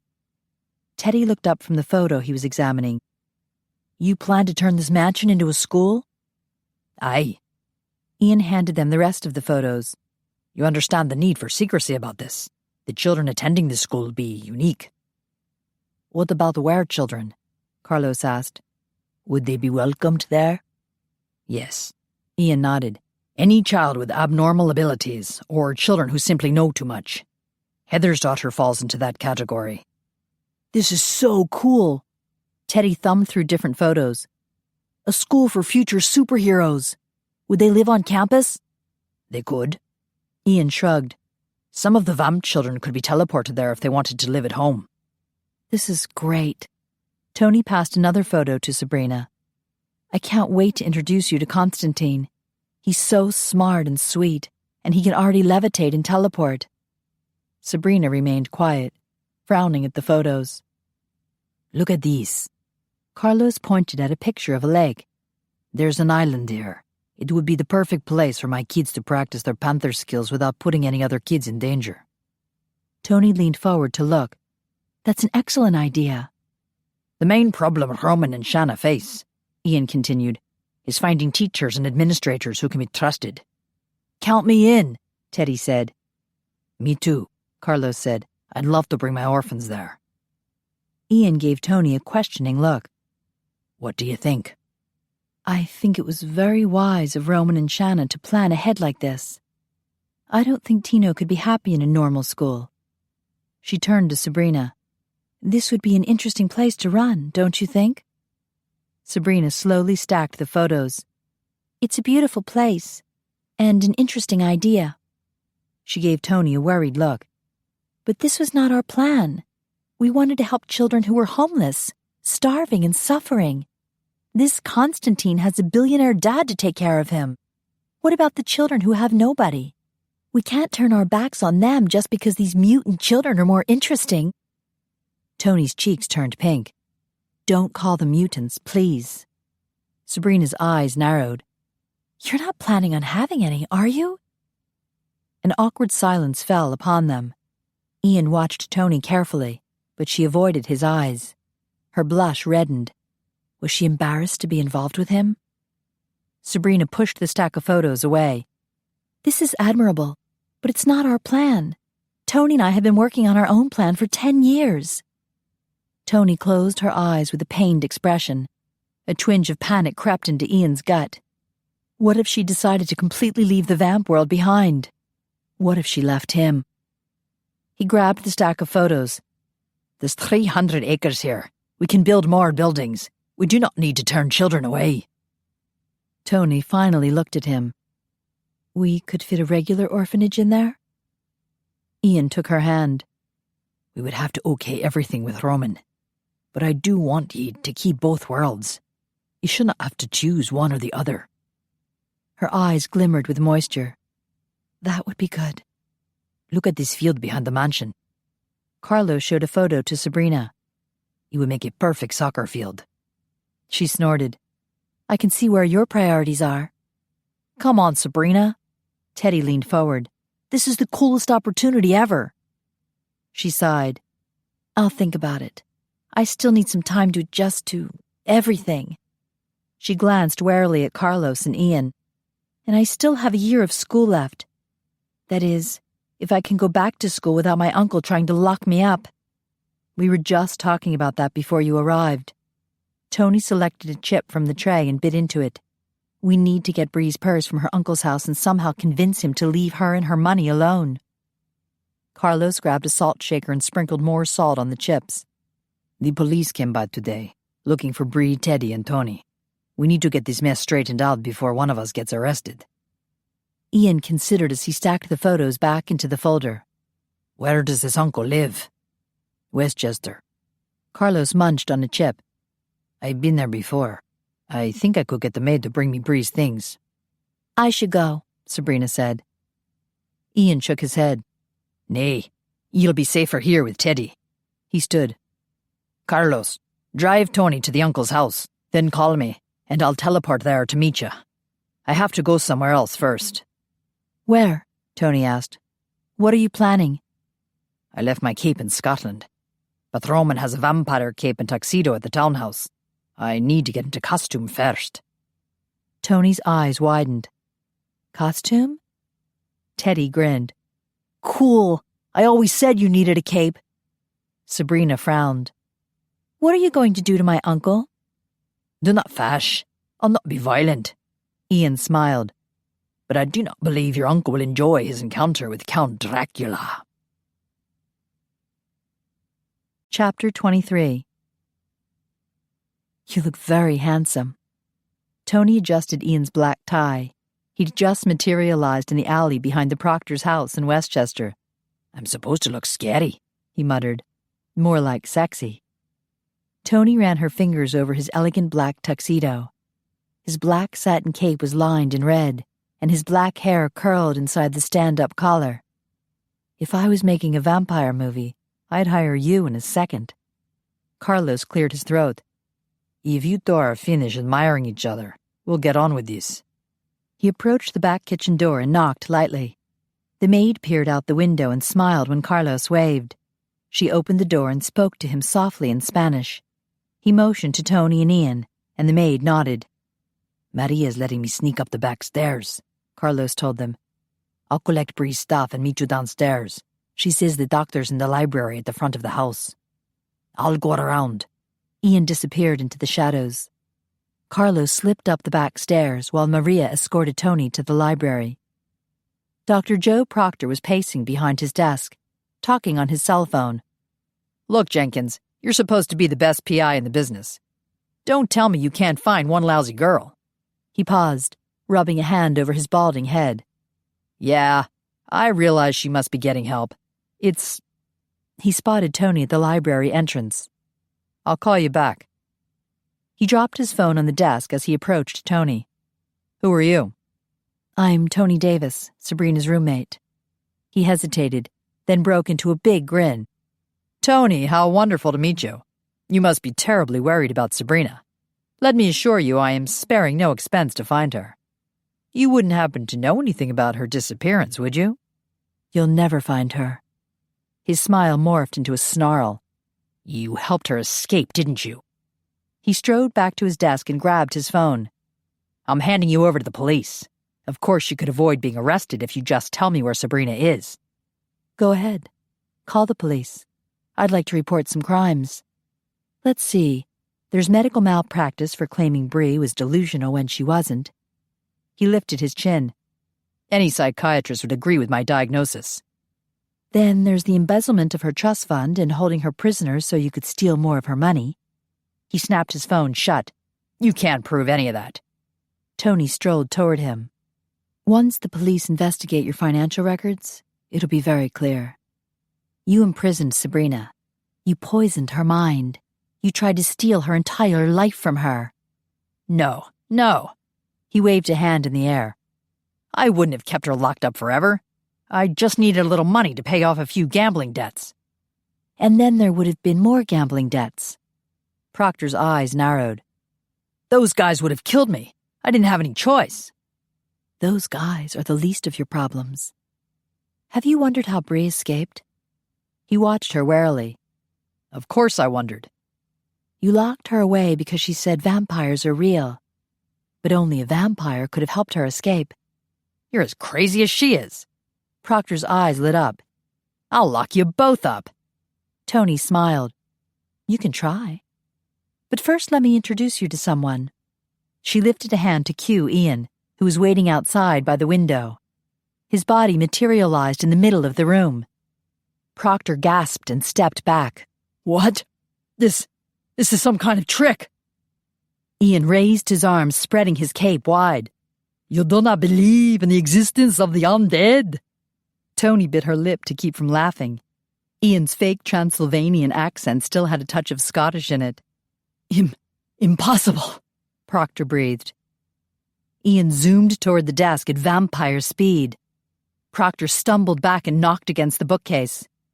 Ye will believe. Ian levitated into the air.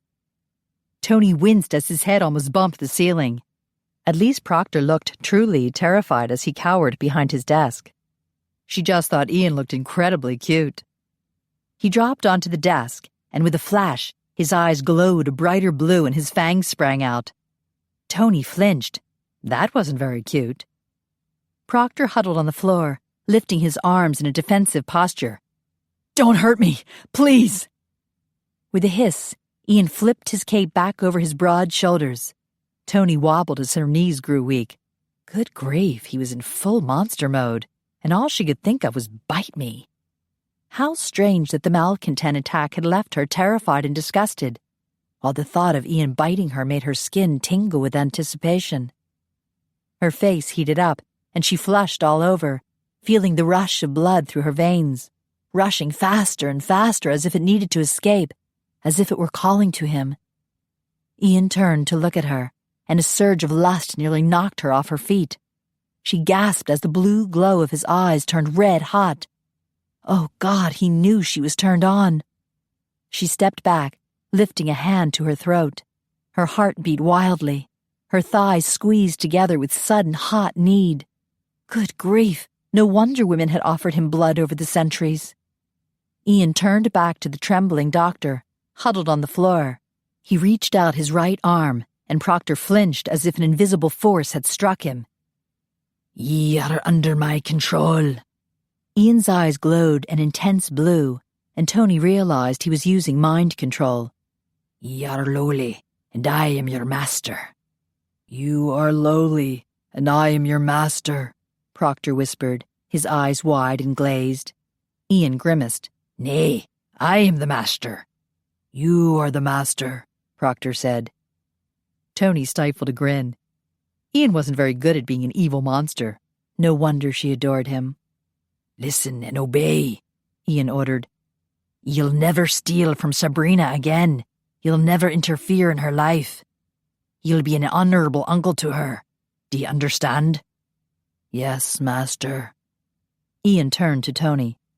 Anything else? Call off the police, she whispered. Ian extended his arm again. You'll cease your search for Sabrina and Teddy. You'll tell the police it was all a mistake. You'll fill out the proper release forms. You'll never gamble again. And you'll pay off your debts, using your own resources. Proctor nodded. Yes, master. Ian jumped down from the desk to stand beside the doctor. You'll tell no one about this night. I know how to find you, Joseph Proctor." "Yes, master." "Are you done?" Carlos asked at the entrance, his arms full of Bree's belongings. The maid looked curiously at Ian. "One more thing." Ian turned to Proctor. "You will treat your maid with respect." He laid his hand on Proctor's head, and the doctor slumped into a deep sleep. "Thank you, senor." Maria crossed herself, then led them to the back door. "Is Sabrina okay?" "Yes," Toni told her. "Thank you for your help." "Gracias."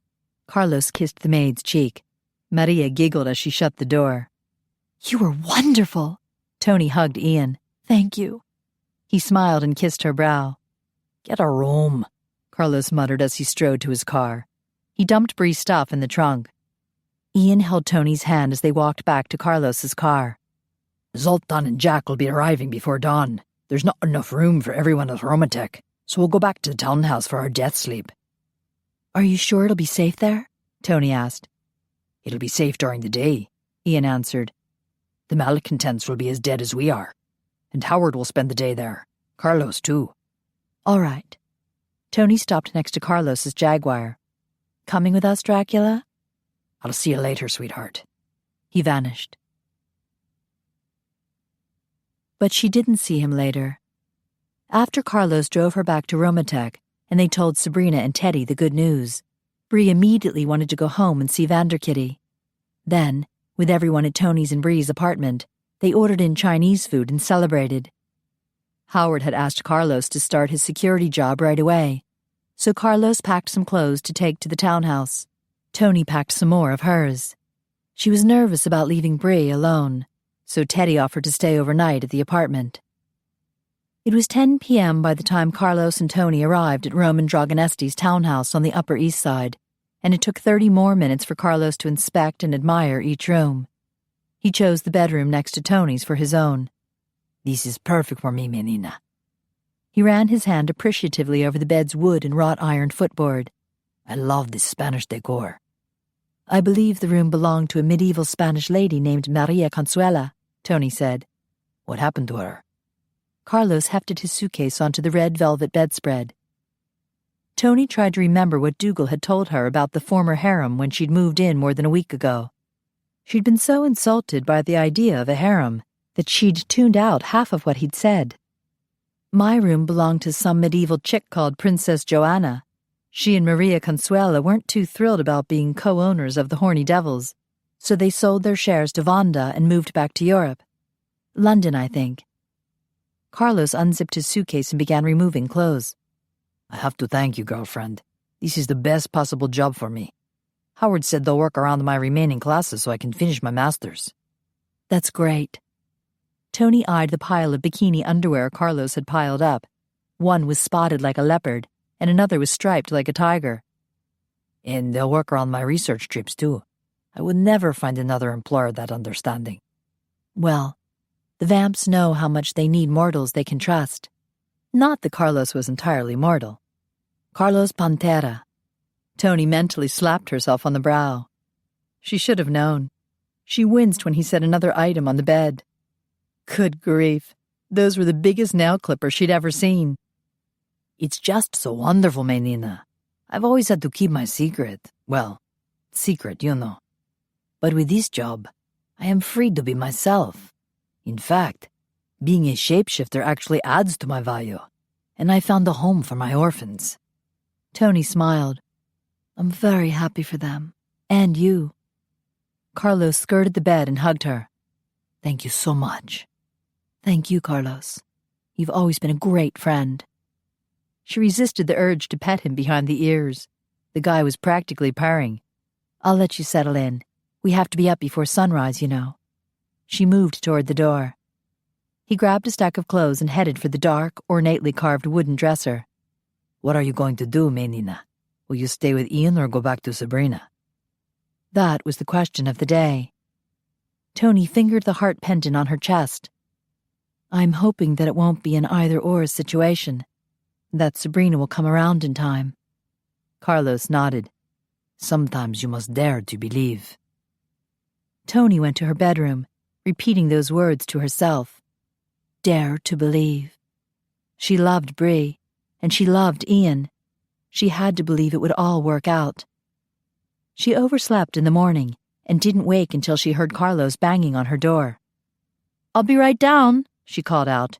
Damn, damn, damn! She hated these early mornings.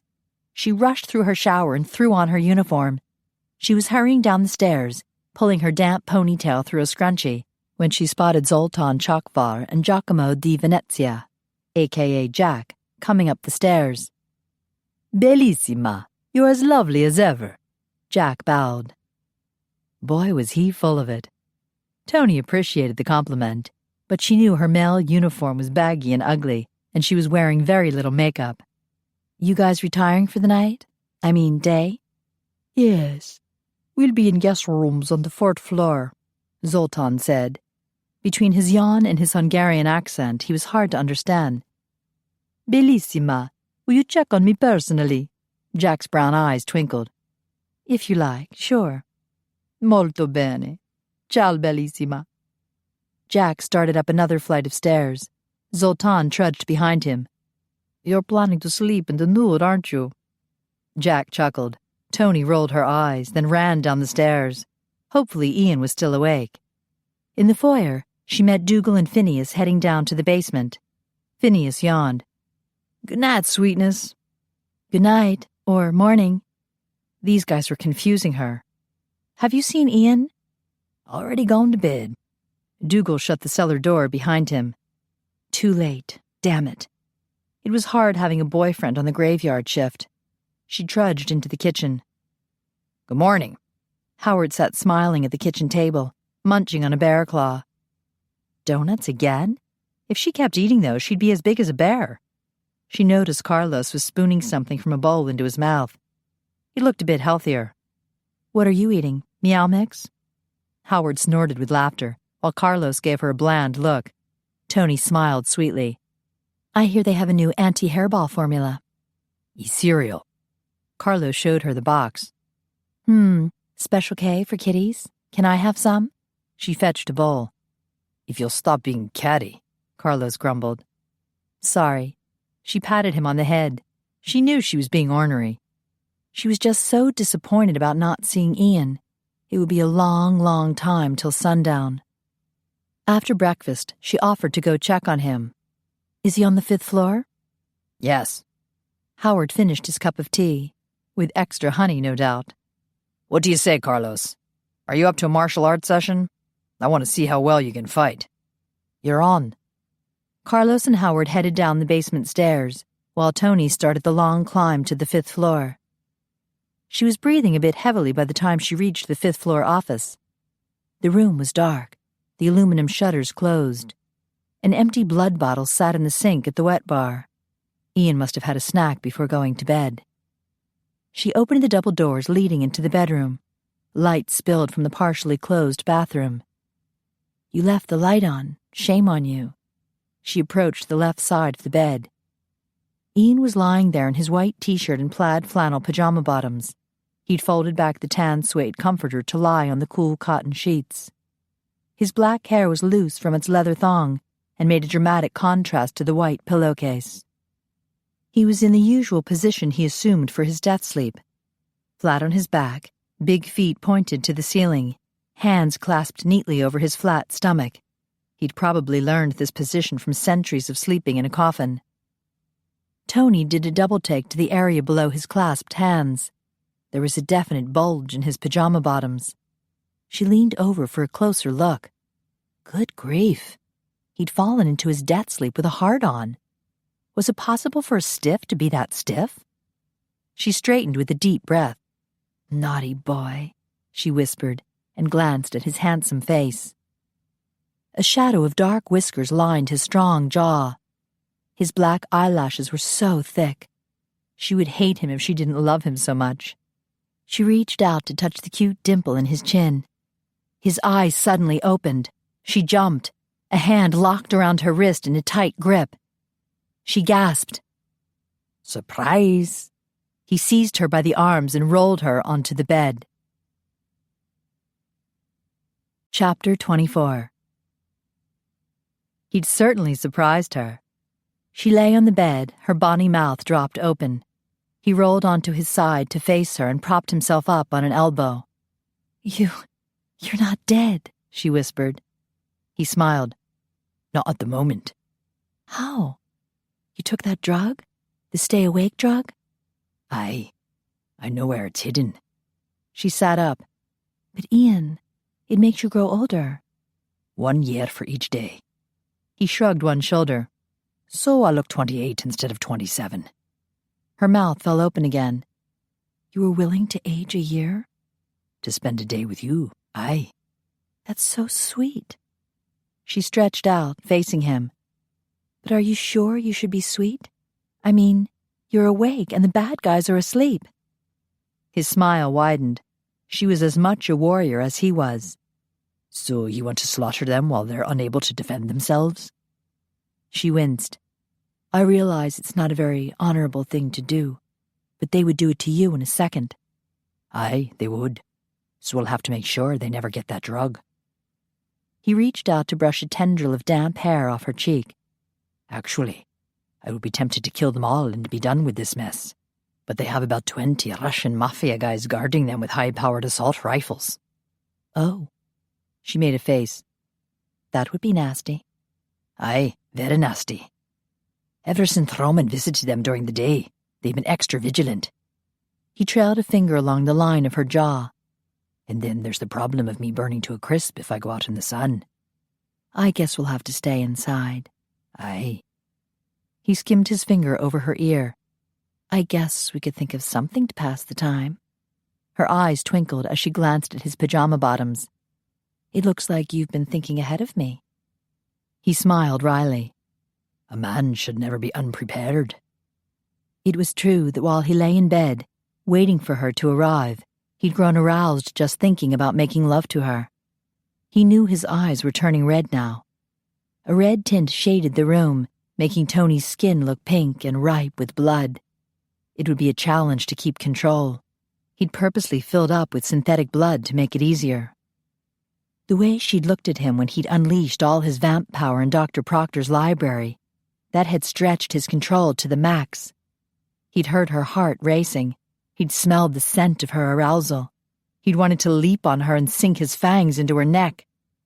His gums tingled, and he collapsed on his back, squeezing his eyes shut. Control. He didn't dare make love to her if he couldn't control himself. Are you all right? She whispered. I do not want to influence you in any way. If you stay in my bed, it should be your decision. But know that I will make love to you. Well, I was sort of counting on that. Her voice sounded muffled, then something soft fell on his face. He brushed it aside and opened his eyes. There was a navy polo shirt in his hand. Her shirt. She sat beside him, sliding her bra straps off her shoulders. The heart pendant he'd given her was nestled between her breasts. Are you certain? Do I look uncertain? She flung her bra on the floor. He pounced, pushing her onto her back. I love a decisive woman. She smiled. I love an aggressive man. He splayed a hand around her ribcage. I know you have not known me for very long. But I've waited for you for years. For centuries. I think my heart recognized you the very first night we met. It just took a few more nights for my brain to catch up. She touched his face. I was the same way. He skimmed his hand up to cover her breast. I want you to know that I'll be faithful. I love you dearly. That will never change. Oh, Ian. She wrapped her arms around his neck. I love you, too. He leaned down to kiss her lips. They were soft and moist, and they opened sweetly. He swirled his tongue inside, exploring and tasting. She quivered beneath him, so fragile in her mortality but so strong with passion. She was everything he wasn't, everything he craved, life and light, pure and good. Her tongue skimmed along his teeth, then swirled bravely around the sharp point of one of his fangs. He groaned. Did she know how badly she was flirting with danger? She pressed her tongue against the point. With a sharp breath, he broke the kiss. Her skin, her neck, Her breasts, they all looked pink and delicious through his red-tinted eyes. By all the saints, I want you. He trailed kisses down her throat to her breasts. Her pounding heart echoed in his ears, pounding faster and accelerating the flames of his passion. He scooped a hand behind her back and lifted her ribcage in the air. Her back arched, pressing her breasts against his mouth. With a moan, she flung her arms to the side, as if surrendering her body to his needs. And he needed her, every inch of her. He nibbled and suckled on her plump nipples till the tips grew hard in his mouth. He sucked on one and pinched the other one lightly. When he tugged on both, she gasped. Oh, please. She grasped his t-shirt and pulled. He yanked his t-shirt over his head and threw it. Then he unbuckled the belt around her hips and attacked the waistband and zipper of her khaki trousers. Bloody hell! I never thought I'd be removing a pair of men's pants. She laughed and tried to help him by lifting her hips in the air. He groaned at the sight. He tugged her pants down to her ankles, but was halted by her athletic shoes. With a quick flick of his wrists, they went flying into the air. Her socks and trousers followed. I love your legs.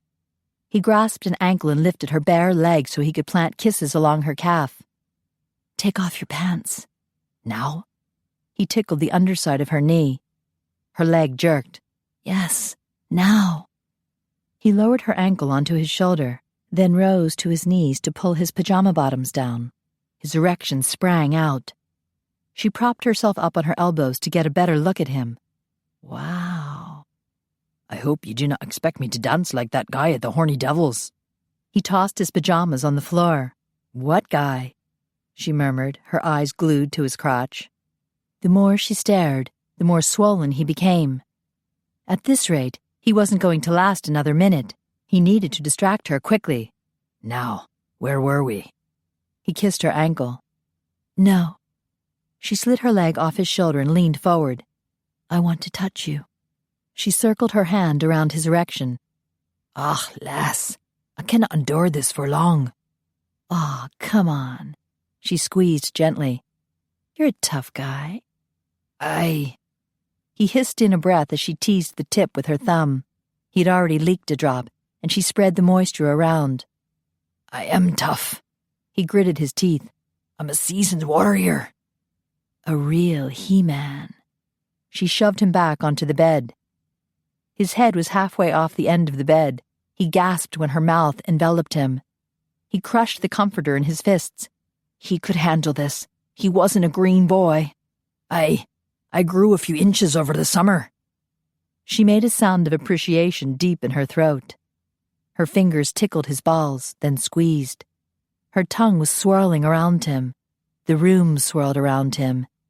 He couldn't believe it. This was different from all the sex he'd had over the centuries. Maybe it was because his equipment was slightly different, bigger and more mature. Or maybe it was because Toni was Toni. She was making love to him. He never wanted it to stop. But it was going to stop, and bloody well soon. Nay, Toni! She looked up at him just as he lost control. With a groan, he spurted on her chest. He retained enough control to turn away from her. Mortified, he ejaculated all over Roman's suede comforter. And the damn stuff kept coming. Ugh, lass, I'm so sorry. I'm not used to this longer. I did not control it properly. He lowered his head, too ashamed to look at her. The sound of giggling broke the silence. He looked warily at her. She was rolling from side to side, laughing so hard there were tears in her eyes. His face heated up. Ah, it is truly every man's desire to be laughed at in bed. Ian, you're so cute. Ah, mercy, me cock is too big. It's out of control. She mimicked his Scottish accent and laughed some more. You poor baby. It's so sad to be over-endowed. I think I may have to cry. He glowered at her. You're certainly enjoying this. Of course. She sat up, wiping her eyes. I am so thrilled that I can make you lose control. Really? Oh, yes. It's like an amazing power trip. She flexed her biceps. Mere mortal drives hunky immortal vampire past the brink of his control. I feel like Superwoman. You liked it? Oh, God, yes.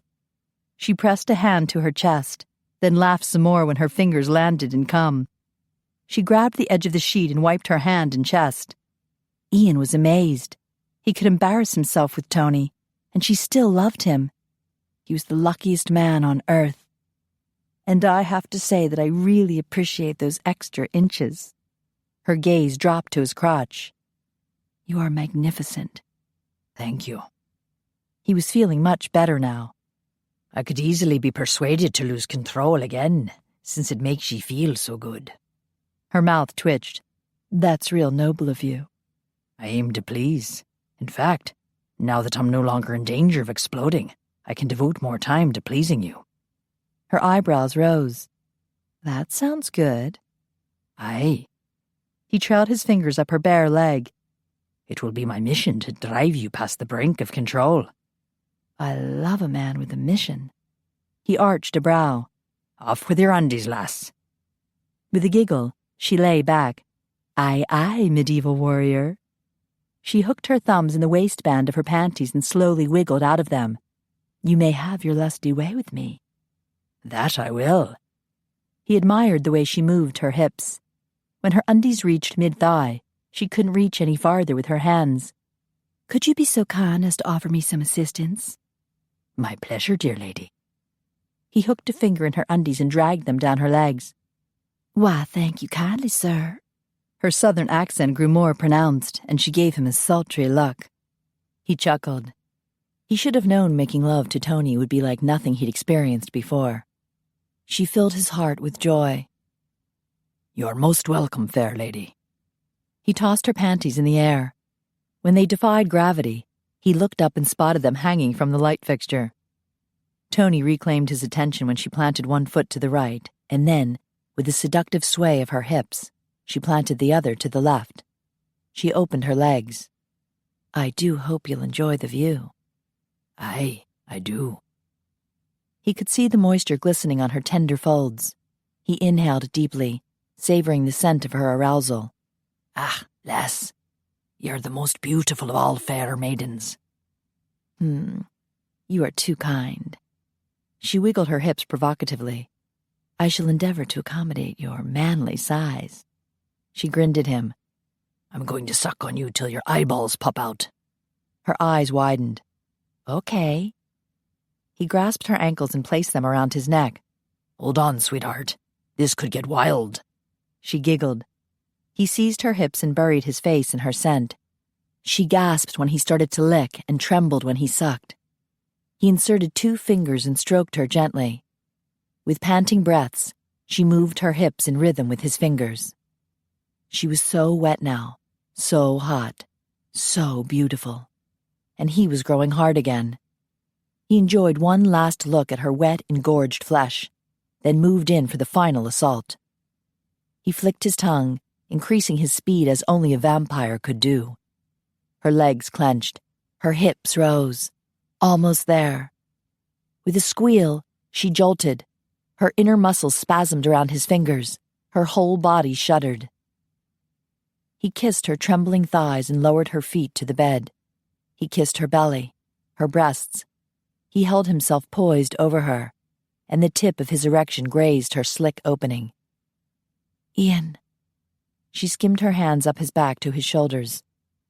I want to see the love in your eyes when I enter you, he whispered. You have it. She looked at him. I love you. He slid inside her. A mixture of sensations surged through him. Joy, love, erotic pleasure, and a primordial male triumph as he took possession. He intended to make love slowly, but she was so beautiful, so sexy, so loving, that they were soon hurtling together toward a climax. They couldn't get close enough. Her legs locked around his waist, and they ground their bodies together. His orgasm hit hard. He pumped into her with the speed and ferocity that only a vampire could do. She screamed and came with a shuddering rush. She clung to him as her body continued to spasm. "Oh, my," she panted, trying to catch her breath. He rested his brow against hers as their breathing slowly returned to normal. "I hope I didn't hurt you," he whispered. "No, it was wonderful, spectacular, mind-blowing." He collapsed beside her and pulled her close. Her eyes flickered shut. "You wore me out." He shut his eyes and nuzzled his chin against her hair. A man could easily want an eternity of this. Toni woke up, slowly becoming aware that she was naked and cold. She sat up. In the dim light that spilled from the cracked bathroom door, she spotted Ian beside her. Her gaze drifted down his naked body and back to his face. Gorgeous man, so sexy, and so sweet to age another year just to be with her. Had the drug worn off? He certainly looked dead to the world. She glanced at the bedside clock. Good grief, it was almost noon. Carlos and Howard had to be wondering what had happened to her. She pulled the sheet up to cover Ian to his chest. Then she went to the bathroom and took a hot shower. She padded back into the bedroom with one towel wrapped around her head and another around her body. She found her polo shirt on the floor on one side of the bed and her bra on the other. She glanced up at the wrought iron chandelier above the bed. Her underwear was dangling from one of the spiky branches. She doubted she could reach it, even if she stood on the bed. What a shame she couldn't levitate like the vamps. Maybe she could find something that would knock her panties down. She looked inside the closet and smiled at the kilt hanging there. She stroked the softness of Ian's sweater and leaned close to smell his scent. She spotted the black leather pants he'd worn the night they rescued Bree. Behind that was the tuxedo he'd worn to play Dracula. And then there was the vampire cape. She skimmed her fingers down the sleek black satin. The stand-up collar was so cool. She glanced back at Ian, still dead to the world. Well, why the heck not? She dropped her towels to the floor and grabbed the cape. She twirled around, flourishing the cape like a matador. Then she swirled it onto her shoulders and tied the strings at her neck. She clasped the edges with her fingers so she could lift her arms and spread the cape wide. Whoosh! She ran across the room, letting the cape billow behind her. Then she executed a few lunges in a paso doble style. Happy with that, she bent her right elbow, letting the cape cover the bottom half of her face. Like Snidely Whiplash, she stalked across the room. She jumped onto the foot of the bed and lifted her arms wide. With an ominous glare at Ian, she said in a spooky low voice, "I am your master." Like a virgin, a female voice answered. Toni jerked around. That had to be her cell phone. Her pants were somewhere on the floor. Madonna claimed she was being touched for the very first time. Oh, hush. Toni jumped down from the bed and strode about the room, searching for her pants. You're about as virginal as I am. "That's debatable," a male voice said. With a squeak, she spun around. Ian? "Toni?" His eyes widened as he took in her costume, or lack of costume. She whipped the edges of the cape together to conceal her nude body. I thought you were dead, again. His mouth twitched. "I wouldn't miss this for anything." Her face heated up. Like a virgin, Madonna taunted her. She snatched the phone from her pants pocket. Hello? "Menina, what happened to you?" Carlos asked. "You went upstairs to check on Ian and never came back." I'm fine. Ian's fine. She glanced at the bed. Ian was grinning at her. "Did you fall asleep?" Carlos asked. "I know you were tired this morning." I slept a little. Sorry. "It's okay. Nothing's happening. I just thought you might be hungry. Howard's making some paninis in the kitchen. You want one?" She watched Ian stroll past her into the office. The view from the back was great. He removed a bottle of blood from the small fridge at the wet bar and popped it into the microwave. "Toni, what's going on?" Carlos demanded. "Do you need some help up there?" No, I'm fine, really. "He's awake, isn't he?" Carlos demanded. "Either that or you have developed some tastes that are way too kinky." Okay, he's awake, she confessed. "Howard told me about the stay-awake drug. Carlos said. I guess you two are putting it to good use? Oh, yeah. Carlos chuckled. Ciao, menina. He hung up. They know what we're doing? Ian removed his bottle from the microwave and poured the blood into a glass. Yes. She dropped her phone and wandered into the office. Are we going to be in big trouble? No one has a way to contact Connor right now, so I would not worry about it. Ian sipped from his glass as he watched her approach. That cape looks better on you than it does me. I don't think it's the cape you're looking at. She swept the cape open for a second to flash her body. Ian smiled and took another sip. Something amazing happened. Oh, yeah, the sex was great. She perched on a bar stool. He chuckled. That too. But Toni, I actually fell asleep. He leaned toward her, resting his elbows on the bar. It was so strange. I have not slept in centuries. Wow. He drank more blood. I'd forgotten what it was like. Death sleep is so blank. It's nothing but death and total oblivion. But this was sweet and restful. His eyes glimmered with moisture. I had a dream. I dreamed of you. Oh, my. She noticed the tears in his eyes were reddish in color. He touched her face. I would have never thought it possible. She took his hand. What did you dream? His mouth quirked. You did a striptease dance for me in a vampire cape. Really? When he laughed, she made a face at him. Very funny. What was the dream? His eyes softened. I'll tell you someday. She scooted off the bar stool. She walked away from him, then flipped one side of the cape back to reveal a rounded hip. I have ways of making you talk. She gasped when he zoomed up to her at vampire speed. I have ways of making you scream. He untied the strings at her neck and pushed the cape off her shoulders. The satin material pooled on the floor, the red side up. Ian lifted her in his arms, then laid her down on the scarlet satin. Well, why not? She gave him a wry look. We've stained everything else in this place. With a laugh, he zoomed back to the bar and grabbed his glass. An inch of blood still remained in the bottom. You've given me an idea. You're going to stain the carpet? Nay. He knelt beside her and drizzled the blood over her breasts and down her torso. Ooh, I hope you plan to clean that up. She forgot to be indignant when his tongue lapped the blood off her breasts. He followed the trail of blood down her torso, then licked the last remaining drops from her belly button. She squirmed on the red satin, enjoying the decadent feel of it against her backside. Ian returned to her breasts to suckle. She felt his teeth nibbling ever so gently and recalled the look of his fangs when he'd gone into full Dracula mode. His eyes had glowed blue, intense with vamp power. Then they'd turned red as he'd looked hungrily at her. The old bite marks on her breasts and torso itched, but not with fear or repulsion. She felt desire and need. Ian? He glanced up at her, and the red glow in his eyes tugged deep within her. Her bite marks burned.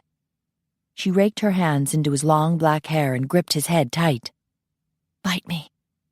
He blinked. Nay. Do not say that. I will not use you for food. I'm not hungry. I am. I have a deep hunger inside me. Toni, you're reacting to my vamp power. I'll try to tone it down. No, let it loose. He studied her curiously. Do you know what you're asking? You were attacked. You have terrible memories. I want to turn that terror into something beautiful. Can you do that? I can keep it from hurting. But it is all an illusion, mind control, and I know how ye feel about that. I'm not afraid of your mind. I love you. He hesitated, frowning. Do it. Do it all. I want to experience everything with you. He closed his eyes. You're so very tempting. I can smell your blood, hot and delicious. I can hear it rushing through you, calling to me. Take me. His eyes opened, and she gasped at the startling blue. A wave of icy cold air struck her forehead, then swept down her body, prickling her skin with goose flesh. I am with you His voice reverberated in her mind, and her entire body tingled as if he were blowing his breath over her. He nuzzled her neck. We will share mind, body, and blood. He licked her neck, and she gasped as the same sensation happened between her legs. It had to be an illusion, but one hell of an illusion. All the tingling on her neck was echoed below. Her need grew more desperate, and the tingles grew into throbbing pulses, demanding satisfaction. She wrapped her legs around him. Take me now. His fangs extended with a small hissing sound that made her ache for him. She shuddered as his erection pressed against her, and his teeth softly scraped her neck. Soon it would happen. He plunged into her core with so much force, she barely noticed the prick on her neck. And then he was loving her, taking her body and blood. I am inside you in every way. You're mine, and I am yours. With each suck at her neck, a shudder of pleasure skittered through her. Then he pulled away from her neck. I do not want to take too much. He licked the bite wounds, and the shudders continued, intensified with each bodily thrust into her core. His pace picked up. I can feel ye coming. We're coming together. And they did. Toni cried out just as she heard his roar of pleasure thunder through her mind. She'd never felt anything like it. Their bodies shuddered together like a choreographed dance. Their minds pulsated in shared pleasure. Amazing, she thought. Or did he think that? She could no longer tell who was who. They were one. Ian, she whispered as their breathing returned to normal. Even their breaths were in sync. Do you feel how much I love you? His voice filled her mind. A warmth flooded her and brought tears to her eyes. Then a chill swept through her, and he was gone. Gone from her mind, but lying next to her with love in his eyes. And she knew, then and there, that nothing would stop her from spending her life with Ian. No friendships or villains could stop her from loving him. Even death couldn't come between them. Chapter 25. That evening, just after sundown, Toni was sitting in the parlor with Ian, Carlos, Howard, and all the vamp guys, watching the Digital Vampire Network. Stone Coffin of the Nightly News droned on and on. Phineas and Jack made everyone laugh with their impersonations of the boring newscaster. Stone turned his head. What is the meaning of this? The camera swerved, and Toni gasped. Yedrik Yanov was approaching the newscaster's desk with a pistol in his hand. Take him, he ordered, and a Russian malcontent rushed past him to loop silver rope around Stone Coffin. What are you doing? Stone asked. This is highly irregular. On me, Yedrik demanded, and the camera shifted to him. You, cameraman, will do as I say if you want to leave. The camera didn't budge. Yedrik nodded. Good. Now show our audience what we have behind door number 1. He motioned to his right. The camera panned to the door. Yuri and Stanislav entered the recording studio, each dragging a hostage. Toni gasped. They have Corky Corrent. And another woman, Ian muttered. I say we let him kill Corky, Phineas said. Shh. Ian turned up the volume as Yedrik spoke.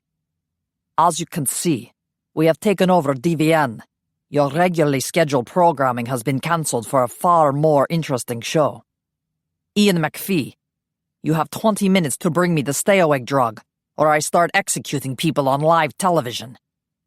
Toni remained stunned and speechless, while the men all started to talk at the same time. How many men did Yedrik have? Who knew the layout at DVN? The vamp men suddenly leaped to their feet. Sorry, a voice called from the foyer. Grigori entered the parlor. Didn't mean to trigger the alarm. Dougal rushed into the foyer to turn off the alarm. Grigori glanced at the TV. I saw what was happening. I thought I should warn you in case you didn't know. Do you know the layout of DVN? Ian asked. Sure. I've done a bunch of commercials there. Got some paper? Grigori asked. Toni ran to the desk.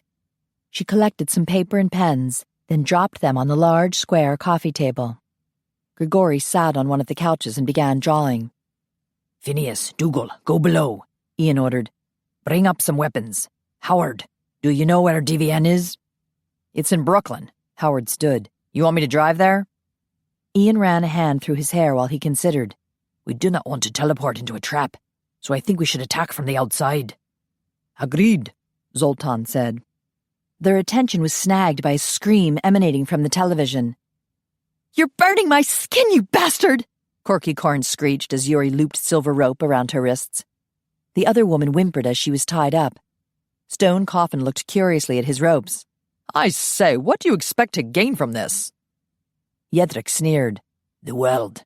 With the stay-awake drug, I can rule the vampire world. Stone gave him a bland look. No such drug exists. Of course it does. Ian MacPhie took it. That's how he aged. Yedrick moved behind Corky and slid his hand around her neck. I have you to thank, Miss Corrant. You're the one who brought him to my attention. Corky's eyes widened as his hand tightened. If I helped you, then why don't you let me go? Yedrick tilted her head back to force her to look at him. I enjoy watching blondes die. Isn't that so, Nadia? The camera swerved to a small brunette standing next to Stone. It pleases the master when I kill a blonde, she whispered. You can't kill me! Corky screamed. I have fans! She glanced at the captured woman beside her. Kill Tiffany! She's blonde, and she slept with my boyfriend. No, Tiffany squealed. I'm too young to die, and too pretty. Pretty? Corky snorted. Men just tell you that so you'll sleep with them. That's not true. I've been told I'm pretty by hundreds of men. And how many of those men did you sleep with? Corky snarled. Tiffany's eyes widened. Enough! Yedrick rolled his eyes. Gag them, Yuri, before I kill them now. Yuri plastered a strip of duct tape over Tiffany's mouth. Corky struggled with her ropes. You can't kill me! I'm entertaining! Kill Stone! He's boring as hell! Why, I say, Stone stammered. That seems uncalled for. I happen to find myself somewhat interesting. Yedrick held Corky's head still while Yuri stuck duct tape across her mouth. Then he turned to inspect Stone, who stared blankly back at him. What do you do? Stone blinked. I read the news. Yedrick strolled toward him. And? I have nice hair. Yedrick rolled his eyes. This man is boring. I can't even sense any fear from him. Let him go. Stone looked mildly surprised. I must say, that is rather good news. Nadia untied the silver ropes binding him and led him to the door. Corky tried to trip him as he passed by. Yedrick paced in front of the two blonde hostages. Now, the question is, which one of you shall I kill first? Or perhaps Ian MacPhie will come to save you. Corky and Tiffany strained against their ropes. Yedrick smiled. That's it. Show me your fear. Let it ooze from your pores so I can revel in the smell. His gaze lowered to Corky's overly abundant breasts. We'll need an extra long steak for this one. Yuri chuckled. Yes, master. Corky's scream was muffled and desperate. Yedrick inhaled deeply. Ah, the smell of fear. He turned to the camera. Are you afraid, MacPhie? Are you going to let these women die so the entire vamp world will remember you as a coward? Go to hell, Ian muttered. I'm done, Grigori announced. He'd drawn a detailed schematic of DVN at vampire speed. Phineas and Dougal whooshed into the room, their arms piled high with weapons. They set them down on the floor. Howard and Carlos, arm yourselves and get going, Ian ordered. As the two mortal men grabbed swords, stakes, and daggers, Toni looked at Ian. Did he have other plans for her, or was he trying to completely leave her out? Ian? His eyes met hers. Can you stay here? She shook her head. For better or for worse, I'm with you. A pained look crossed his face. All right, go with Howard. She quickly gathered some weapons. Find a dark, secluded place nearby, Ian said. Then call us and we'll teleport. We'll have a plan by then. Okay. Howard motioned to Carlos and Toni. Let's go. On the way to DVN, Howard drove like a madman. Don't get into a battle with a vampire, Toni. They're too fast and strong. They'll use mind control to freeze you. I understand. She couldn't compete with them. The vampires would always be superior. Even Howard and Carlos had abilities that she would never possess. Howard drove onto the Brooklyn Bridge. Carlos, if they try to take over your mind, shift. They can't control us when we're in animal form. I'll be ready for them, Carlos said. Toni turned to look at Carlos in the back seat. Be careful, she whispered. You too, Menina. Carlos winked. Toni nervously fingered the wooden stakes in her lap. I wonder how many men Jedrick has. Well, he had 2 men and a woman in the studio with him, Howard said, and at last count, the Russian coven was down to about a dozen. So there could be 10 more scattered about the building, Carlos concluded. Toni mentally counted their number. 3 mortals and 6 vamps. Ian, Phineas, Dougal, Zoltan, Jack, and Grigori. Howard parked in a dark alley next to the DVN parking lot. They immediately called the townhouse, and within seconds, the 6 vamps were there, fully armed. Moonlight gleamed off their swords and daggers. Ian explained the plan. All the men nodded, but Toni shook her head. No, Ian, it's too dangerous for you. I'm the one he wants. This is the best way. Shh. Phineas held up a hand. Someone's coming. The men spread out in the alley, and soon Toni heard a yelp. I say, there's no need for violence. Toni blinked. It was Stone Coffin. What are you doing here? Ian demanded as Phineas dragged the newscaster forward. Are you the good guys? Stone asked. I was hoping you'd come. I want to help. He patted his perfect hair. I want a piece of the action because I'm not boring. Shh. Ian hushed him. Can you wield a sword? No, but I'm real good with a hairbrush. Oh, and I know where there's a secret entrance. Will that help? Yes, you'll take the mortals in through the secret entrance, Ian ordered. Grigori, go with them. The rest of you, you know what to do. Let's go. He strode toward the end of the alley. Toni ran to join him. Ian, please don't do this. There has to be a better way. I've weighed the options, Toni. If we attack, Jedrick will kill the hostages. This way, he'll think he's won, and he'll be easier to defeat. He gave her a worried look. If I begged you to stay here in the alley, would you do it? You know I can't. I have to be there for you. Ian sighed. Dinna try to take on a malcontent. Yeah. The vampires are superior. I've heard it before. I'm not good enough. Ian stopped and took her hand. No one is more valuable to me than you.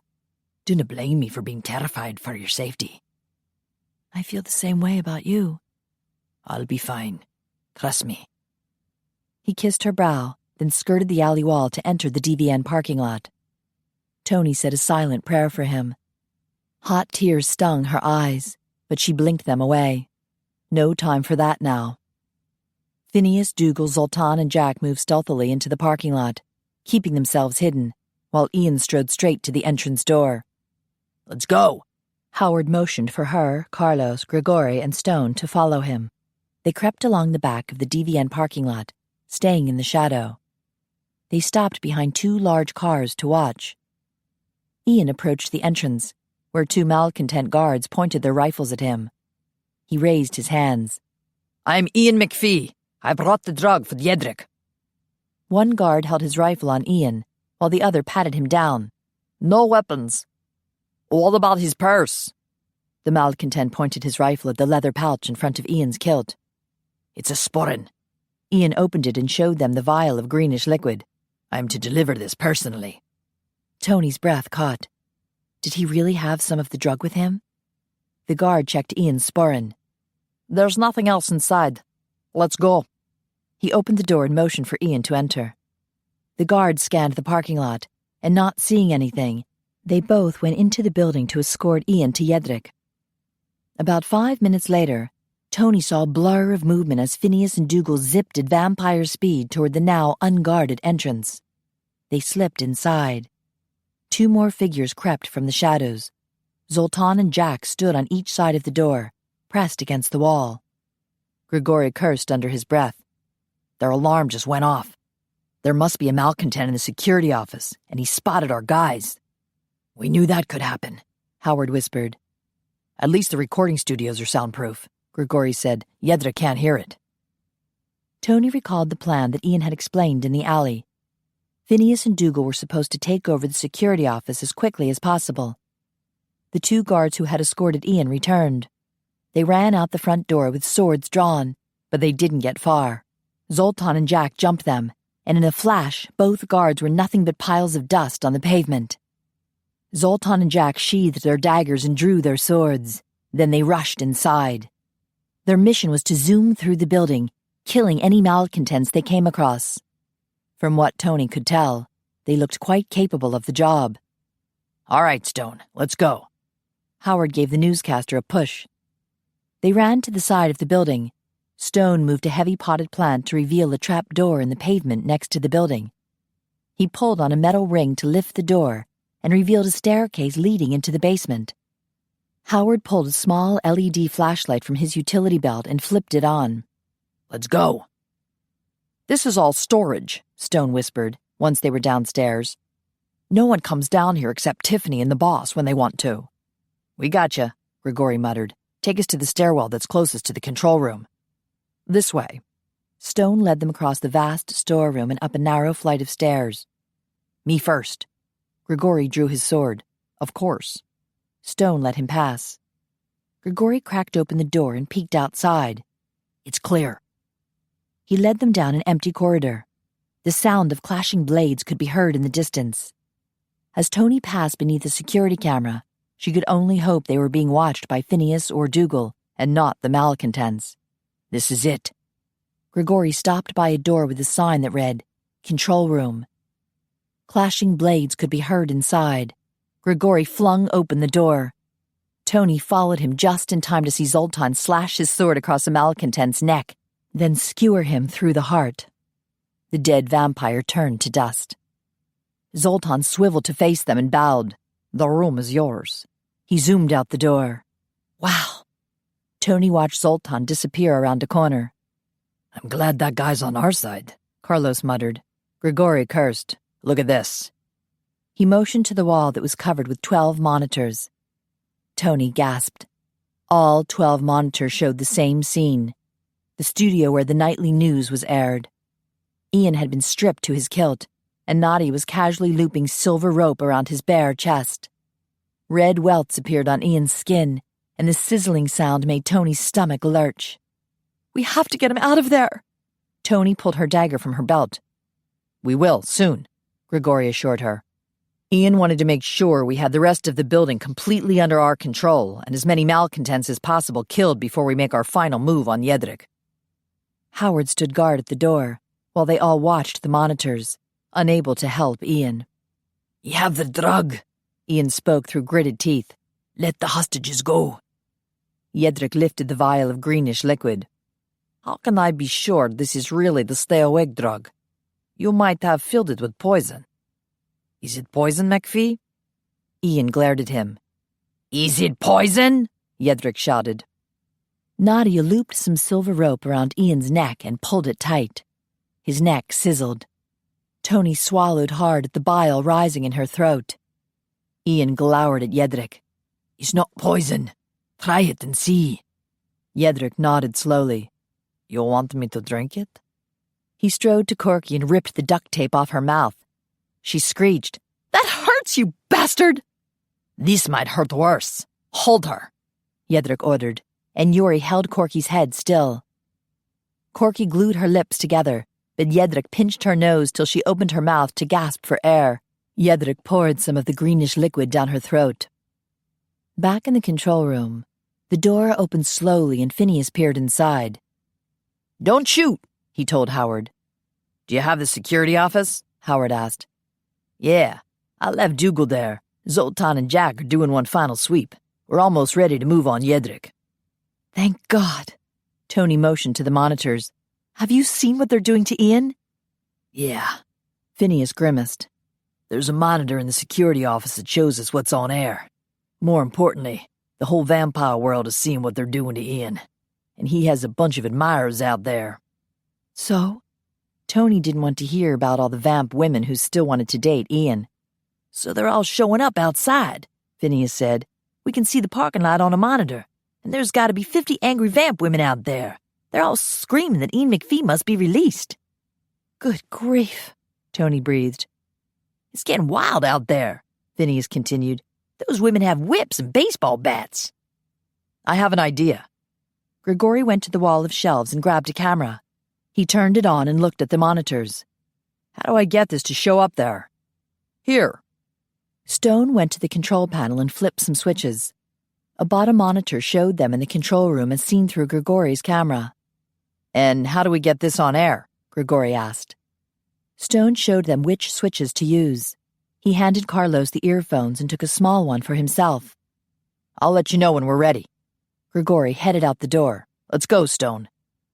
Phineas and Howard stood guard while Carlos studied the control panel. Toni watched the monitors, wondering how Ian was faring. She couldn't see him at the moment because the cameraman was still focused on Corky. The vamp world was waiting to see if Corky was going to die from poison. How do you feel? Jedrick asked her. I'm fine. You don't feel anything at all? Corky glared at him. I feel great, actually. Full of energy, like I could kick your ass all the way to China. Gag her, Jedrick said, and Yuri stuck the tape across Corky's mouth. Jedrick paced across the room and stopped in front of Ian. Full of energy? That sounds about right. He lifted the vial to his mouth and drank the entire contents. He sneered at Ian's face. You realize what will happen, MacPhie. The sun will rise, and you'll fall into your death sleep while I remain awake. You'll be the first one I'll kill. Ian remained silent. Master? Yuri asked hesitantly. What if he's taken the drug too? Jedrick turned sharply to look at Ian, who simply stared back. It won't matter. We'll just keep him tied up. He won't be able to defend himself. Master! Another male voice called, and the camera swerved to the door where Stanislav was entering.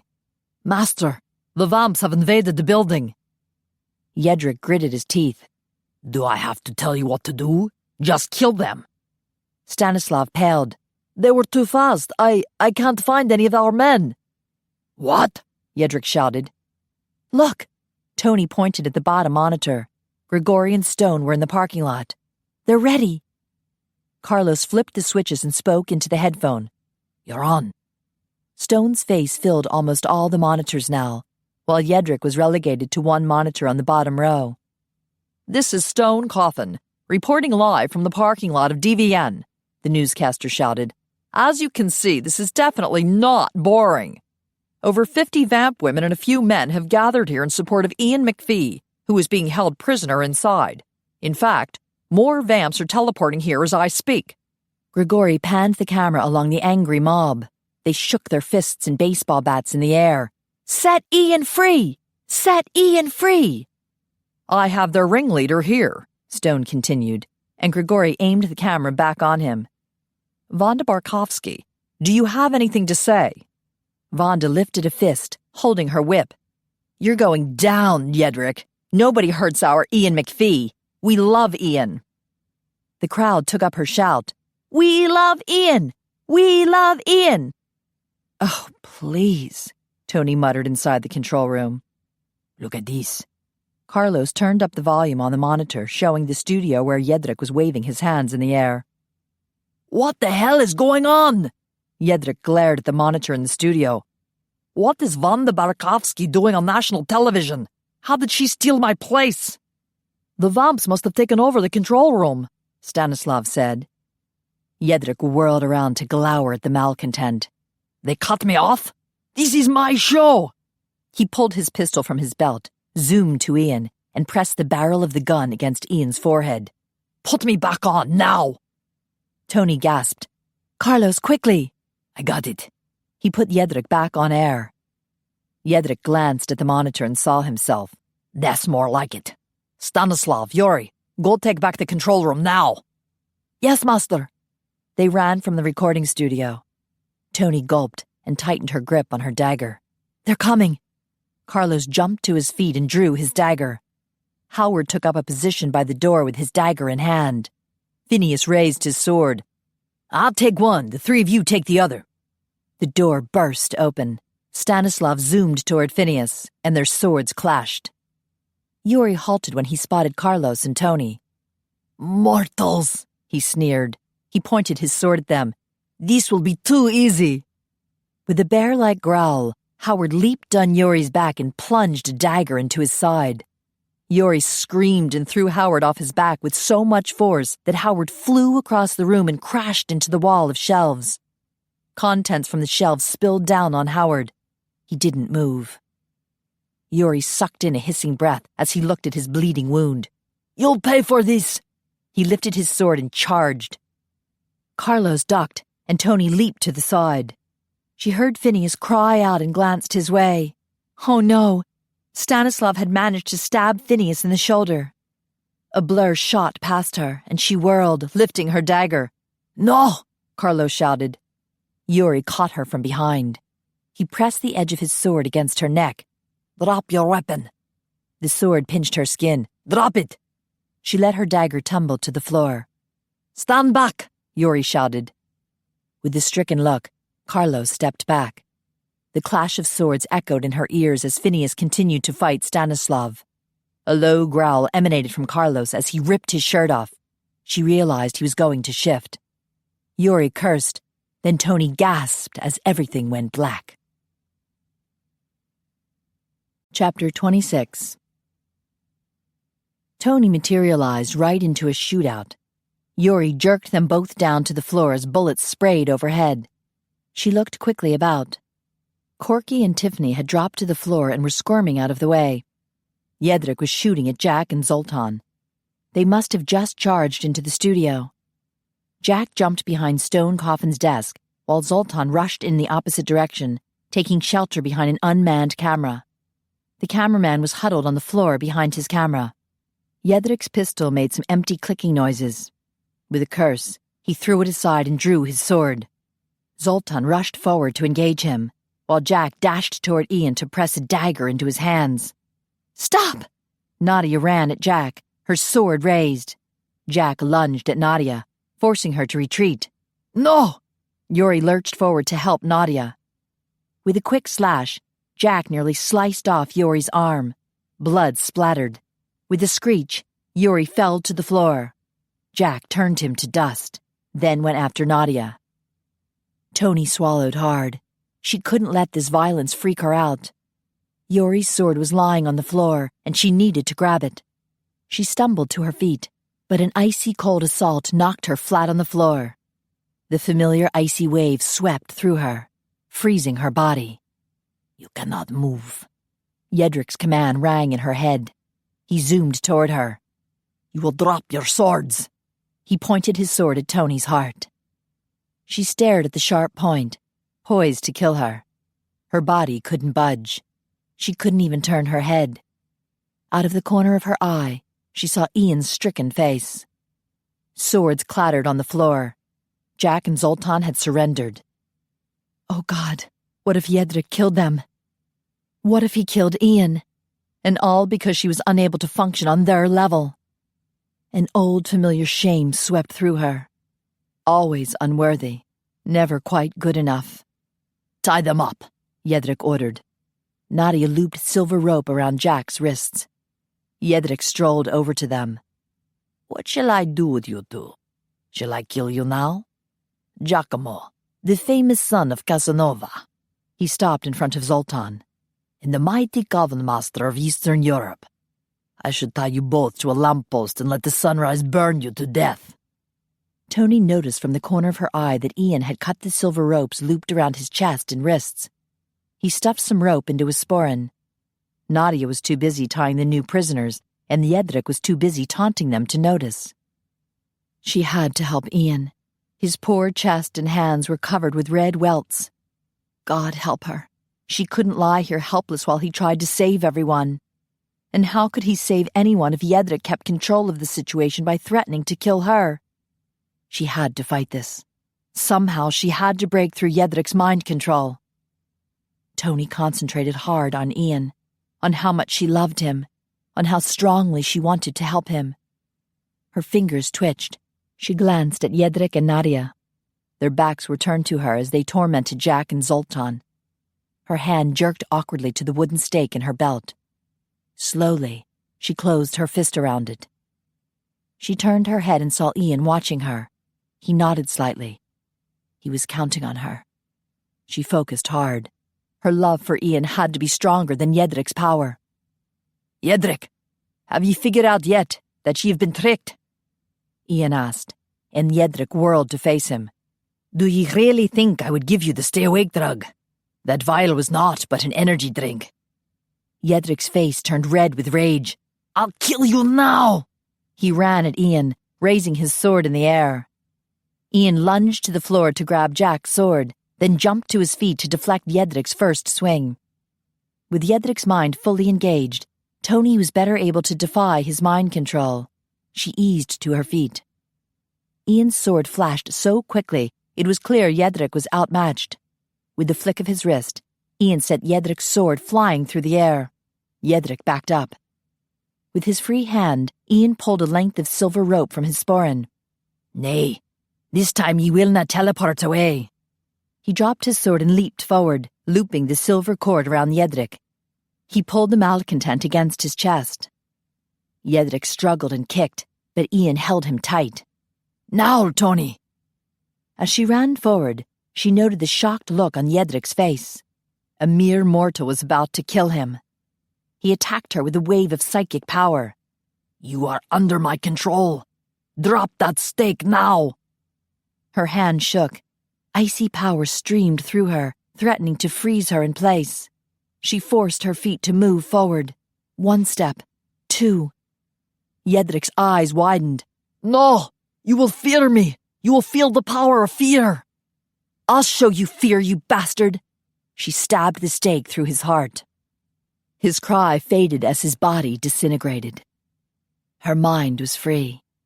She dropped the stake, and it fell onto a pile of dust. Ian tossed the silver rope aside. Toni. He pulled her into his arms. You are amazing. She leaned on him, closing her eyes in relief. Jedric was dead. To please the master, I will kill the blonde, a voice whispered behind her. No! Ian yanked Toni to the side. She jolted when a dagger plunged into her side. Stunned, she saw Ian grab at Nadia, but the female malcontent teleported away. She looked down at the dagger in her side. How strange. Then a burning pain ripped through her and dragged her into oblivion. Panic gripped Ian. He swept Toni up in his arms, and the dagger clattered to the floor. It must not have been in very deep. A good sign, but she was losing so much blood. He shot a pleading look at the camera. Roman, Connor, if ye hear me, come to Romatech, please. The door burst open, and Phineas, Dougal, Howard, and Carlos rushed in. Ian knew they could take care of the hostages, so he teleported straight to Romatech. Laszlo! He zoomed to the operating room. I'm here! Laszlo opened the door for him. I saw what happened on the television. Put her on the table. He rushed to the sink to wash his hands. Ian laid Toni on the operating table. Forms wavered in front of him. Roman materialized, holding Shanna, while Connor appeared with Constantine in his arms. Oh, thank God, Ian breathed. She's losing so much blood. Already the sheet beneath her was stained red. Roman and Shanna ran to the sinks to wash their hands. Connor disappeared, then returned with Radinka.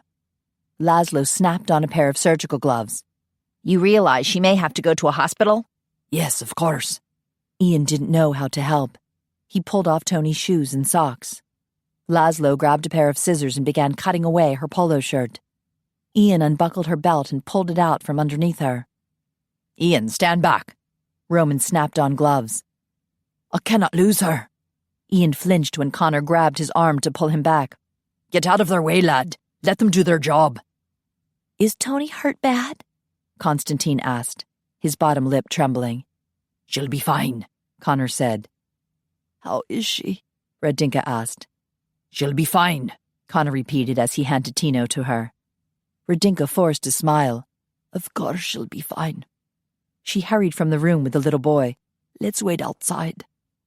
Ian watched helplessly as Toni lay on the table bleeding. By all the saints, I cannot lose her. She'll be fine, lad, Connor murmured. Ian turned to him. I love her, and I will not let you fire her. I do not care what the rules say. Calm down, lad. No one wants to fire her. We saw what she did on the telly. She overcame vampire mind control and staked a vicious malcontent assassin. It was truly an amazing feat for a mortal. She is amazing. Ian looked at Roman.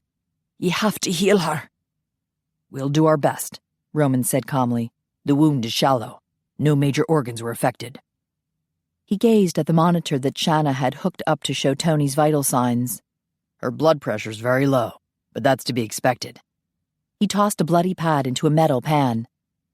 Laszlo passed him another pad. We could give her a transfusion. She's AB positive. Do whatever you have to do, Ian demanded. I'm not going to lose her. Calm down. Shanna walked toward him, carrying a tray of gauze pads and a bottle of something nasty, no doubt. You've been burned. Let's get you cleaned up. Ian waved a dismissive hand. I do not care. I'll heal during my death sleep. Ian, Shanna spoke sharply. Those wounds need to heal cleanly. He groaned. Fine. He endured the stinging medicine she applied to his burns. It served him right for failing to protect Toni. He'd been so relieved to hold her in his arms. He hadn't seen Nadia sneak up on them. It's all my fault. He watched Toni on the operating table. She looked so pale. I did not get her out of the way fast enough. We saw it on TV, Shanna said. It was terrifying. Everything was happening so fast. Aye, Connor agreed. You did well, lad. The malcontents lost about 10 men, and we didn't lose a single one. But he'd failed to keep Toni safe. Ian gazed sadly at her. Can ye fix her? We're trying, Roman said, but we're not surgeons. Laszlo nodded. We've never had to repair internal injuries. Vamps always heal naturally from within. Because of our vampire blood. Roman looked at Laszlo. I've always been curious about how well our blood can heal. What if we give her a transfusion of vampire blood instead of regular synthetic blood? Laszlo fiddled with a button on his lab coat. We could give her a sedative to keep her unconscious. That might simulate death sleep enough that the vampire blood would start to heal her internally. Are you planning on turning her? Shanna asked. We should have her permission. This won't transform her, Roman said. She would have to be drained completely and in a vampire coma. And then she would have to drink from a vampire and ingest the blood in order to change. This would keep her mortal, but we could see if the vampire blood heals her. Laszlo nodded. It would be very interesting to see if it works. Shanna gave the two men a dubious look. You want to experiment on her? Wouldn't it be safer to take her to a hospital? She would have to undergo surgery in a hospital, Roman argued. If our theory works, she'll heal naturally and quickly. Indeed. Laszlo twisted a button. We'll be able to tell fairly quickly if it's working or not. If it doesn't, then we can take her to a hospital. Then let's get on with it. Ian strode toward the operating table. I'll give her my blood. We'll need to make sure your blood is compatible. Laszlo swabbed Ian's arm with antiseptic. It should be. I drink AB positive all the time. So I see. Roman glanced at the bite marks on Toni's neck and frowned at Ian. I didn't force myself on her. How recent? Laszlo cleaned Toni's arm and inserted a needle. About 9 hours ago. When Ian received some confused looks, he explained. I took the stay-awake drug, so we could have some time alone. Connor muttered a curse under his breath. Roman exchanged an amused look with his wife. Well, since your blood came from Toni, it should be a perfect match. Laszlo rolled a second gurney up to the operating table. Get on. Ian lay on top, and soon his blood was being pumped directly into Toni. Roman and Laszlo kept a close watch on Toni's wound, while Shanna watched her vital signs. The bleeding stopped, Roman whispered. Laszlo fiddled with a button. That's a good sign. Blood pressure's still too low, Shanna murmured. Sir, I believe that tissue is closing, Laszlo exclaimed. Yes, it's working, Roman announced. Let's sew her up. 30 minutes later, Toni's wound was continuing to heal, but her vital signs were still problematic. The transfusion had left Ian weak and hungry, so he rested on the gurney while he drank several pints of synthetic blood. AB positive, just in case Toni needed some more. A loud cheer erupted from the waiting room. Connor's announcement about Toni's recovery had been well received. Shanna shook her head. We shouldn't celebrate just yet. She's running a fever. Ian said a silent prayer for Toni as he slipped off the gurney. Connor had brought him a navy polo shirt from the security office. He put it on and peeked out the door to see who was in the waiting room. His mouth fell open. Everyone was there. Jean-Luc and Heather from Texas, Angus, Emma, and Robbie. Zoltan and Jack were there. Their burned wrists had been bandaged by Laszlo. Dougal was there, unharmed. Phineas's shoulder was bandaged. Ian walked up to him. You are injured? It's nothing. Phineas waved a dismissive hand. Stan managed to poke me a little, that's all. Did you finish him off? I wish. Phineas made a face. When Carlos shifted into a panther, Stan freaked out and ran. Ran straight into the parking lot. And the women out there nearly tore him to shreds before he managed to teleport away. So he's still alive? Yeah. Phineas shrugged and winced. I'll have to watch my back from now on. Duna fash, Dougal said. We'll watch your back. Ian spotted Carlos sitting between Sabrina and Teddy. Carlos must have called them about Toni. Teddy grinned as he approached. Hey, man, I heard you guys defeated the evil forces. Toni killed Jedrick, Ian said. She was amazing. Sabrina snorted. She could have gotten herself killed. I told her to stay away from you, vamps. It's not safe to be around you. The mortal world is dangerous too, Carlos told her. But Toni has no business trying to fight evil vampires, Sabrina insisted. She glared at Ian. I swear, if something happens to her, I'll sue your ass. She paused when Constantine climbed up on the chair next to her. My gosh, little boy, how did you get in here? What are you doing with these people? These are my friends, Constantine said. I'm worried about Toni. Toni's going to be all right, Ian told the little boy. He just hoped it was the truth. Constantine gave Ian one of his bright, angelic smiles. Good. I like Toni. Who are you? Sabrina whispered. I'm Constantine. My mommy's like you, and my daddy's a vampire. Sabrina's eyes widened with horror. Oh my God. She flinched when Tino touched her arm. Constantine gazed at her with his wide blue eyes. It's going to be all right. Sabrina's horrified expression slowly melted away. She glanced down at Constantine's hand. What did you do? You were hurting, Tino said. Do you feel better now? Yes. Sabrina's eyes widened with wonder. I do. This gave Ian an idea. Tino, would you like to see Toni? Constantine jumped in his seat. Yes, I like Toni. Ian picked the boy up in his arms. She's still hurting. Do you think you can make her feel better? I'll try. In just the short amount of time it took to carry Constantine into the operating room, Ian noticed that the pain from his burns had lessened. Hi, Mommy. Hi, Daddy. Constantine grinned at his parents. Goodness. Shanna took him from Ian. I thought you'd be asleep by now. I want to see Toni, Tino announced. Shanna hesitated. She's not feeling well, sweetie. Constantine stuck out his bottom lip. I want to help her. I like Toni. All right, sweetie. Shanna set him on the gurney next to Toni. He reached out to touch her, then withdrew his hand. She's hurt bad. He stretched out beside her and wrapped his little fingers around her hand. Look at this. Roman motioned at the vital signs monitor. Her fever's going down, Shanna whispered. Constantine yawned as he gazed at Toni. She's going to be like me. His eyelids shut, and he drifted off to sleep. Thank you, Tino. Ian smoothed a hand over the little boy's blonde curls. Toni was going to be all right. Toni woke slowly as if she were climbing out of a deep, dark hole. Look, she's coming too. Oh, thank God.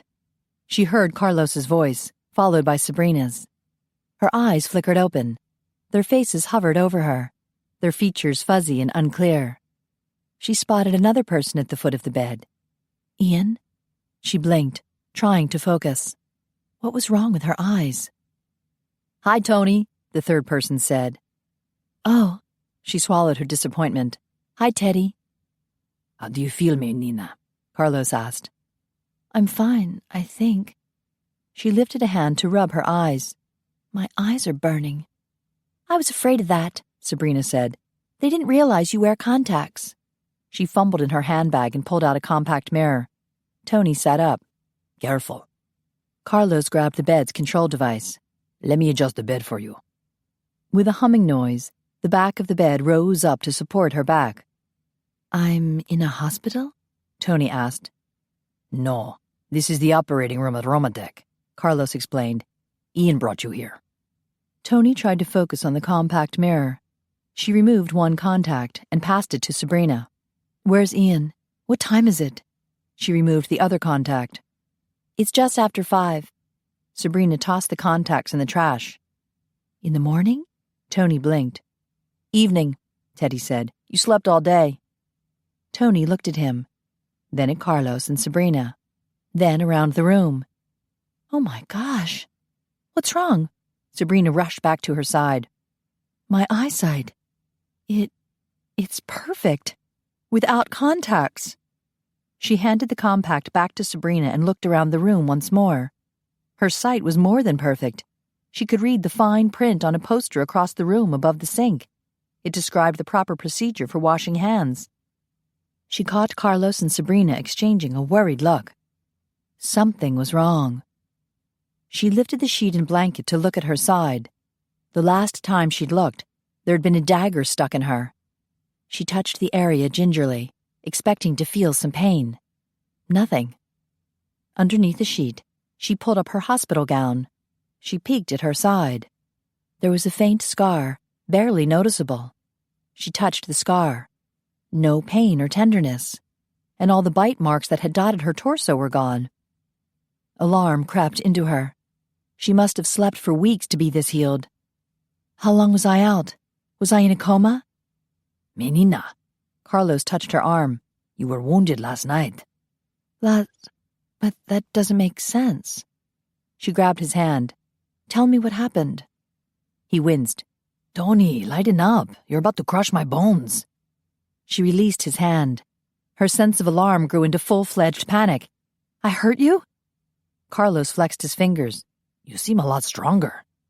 Oh my God. Sabrina stepped back, her eyes widening. Will someone please tell me what happened?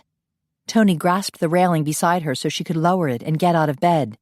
She gave it a little push, and it broke completely off. Sabrina gasped. She's Superwoman, Teddy announced, grinning. What? Toni dropped the bed railing and it clattered on the floor. Oh no. Great eyesight, super strength. Was she still alive? She touched her teeth to see if she'd acquired any pointed fangs. Relax, menina. Carlos patted her arm. You're not a vamp. She exhaled with relief. Oh, thank goodness. Not that I have anything against them. I'm really fond of them, and I love Ian. But I'd really hate to die and miss it. I mean, I'm glad I'm still alive. I really like to eat. Good grief, she was babbling like an idiot. I'm just so confused. How did I heal so fast? Just then, Ian walked into the room, carrying 2 vases of flowers. He grinned at Toni. You're awake. How do you feel? I have perfect eyesight. She looked him over. He was looking great in his jeans and blue sweater that matched his eyes. That's good. He set the vases on the counter. I didn't have perfect eyesight before, Toni said. What did you do to her? Sabrina demanded. She's ripping the furniture apart with her bare hands. She's Superwoman, Teddy added. Ian looked at the broken railing on the floor. It was an accident, Toni said. I didn't mean to. I just pushed a little and... Ian nodded. We thought something like this might happen. He could have heightened senses and abilities. Toni swallowed hard. What kind of abilities? You'll be very strong and fast. Ian walked toward her. Constantine was the one who made us realize it when he said you would be like him, mortal but with special powers. I hope you do not mind. Mind? Teddy said. This is so awesome. Toni will be like the bionic woman, but without the metal parts. Toni sat there, stunned. She glanced at Sabrina, and her friend was staring at her with a shocked expression. What did you do to me? We gave you a blood transfusion. Ian perched on the end of the bed. My blood. You filled her up with vampire blood? Carlos asked. Awesome, Teddy whispered. Are you trying to turn her into a vampire? Sabrina asked. Nay. Ian rested a hand on Toni's foot. We're only trying to heal her. You see, vampires heal naturally during our death sleep because of our blood. We thought my blood might be able to heal Toni, and it did, sorta. He shrugged one shoulder. Constantine helped too. Sabrina approached the bed. That sweet little boy helped heal Toni? He helped me, too. You met Constantine? Toni asked. Sabrina nodded. You were right. He's a very special child. She turned to Ian at the foot of the bed. Then Toni is still mortal? Aye. She's entirely normal except for having a few extra abilities. We're not exactly certain what kind of power she'll have. Toni leaned back against the bed. Would she be able to levitate or teleport? I'm really a superwoman? Ian smiled. I'm just grateful I didn't lose you. I've never been more frightened in my life. Oh, Ian. She reached a hand toward him, and he slid down the bed to take her hand and kiss it. How are you? You had so many nasty burns. All healed. He leaned closer to kiss her brow. You must be hungry. Carlos motioned for Teddy and Sabrina to come with him. We'll get you some food. We'll be back. Sabrina gave her a worried glance as she left the room. Ian looked her over carefully. How do you feel, sweetheart? I feel great. She flung her arms around his neck and hugged him. I'm so glad it's all over. And I love those flowers. I can smell them from here. Aye, you have stronger senses. The white lilies are for me, and the red roses are from Vanda. Vanda? Ian grinned. They've been showing your assassination of Jedrik Yanov on DVN. You are a hero, and Vanda's very happy that he's dead. I gather she had some bad history with him. Anyway, she wanted me to tell you that she was wrong about you. She says we are perfect for each other, and you should jump my bones at every opportunity. She said that? Ian's mouth twitched. Well, I added that last part. Toni snorted. I'm glad Vanda decided I'm good enough. I should be now that I have some super vamp abilities. It always irked me that you guys were superior. Toni, do not say that. I have never considered you less than worthy. You've always been brave and fearless. You rescued your friend from her greedy uncle. And look at what he did last night. He defied Jedrik's mind control. He was desperately trying to stop you from staking him, and you just kept coming. It was amazing. I do not know how you did it. You don't know how? She touched his face. It was simple. My love for you was more powerful than his hatred. Ian took her hand and kissed it. I love you, Toni. I admire you and respect you, just the way you are. You do not need vampire blood running in your veins to be worthy. You were always a superwoman.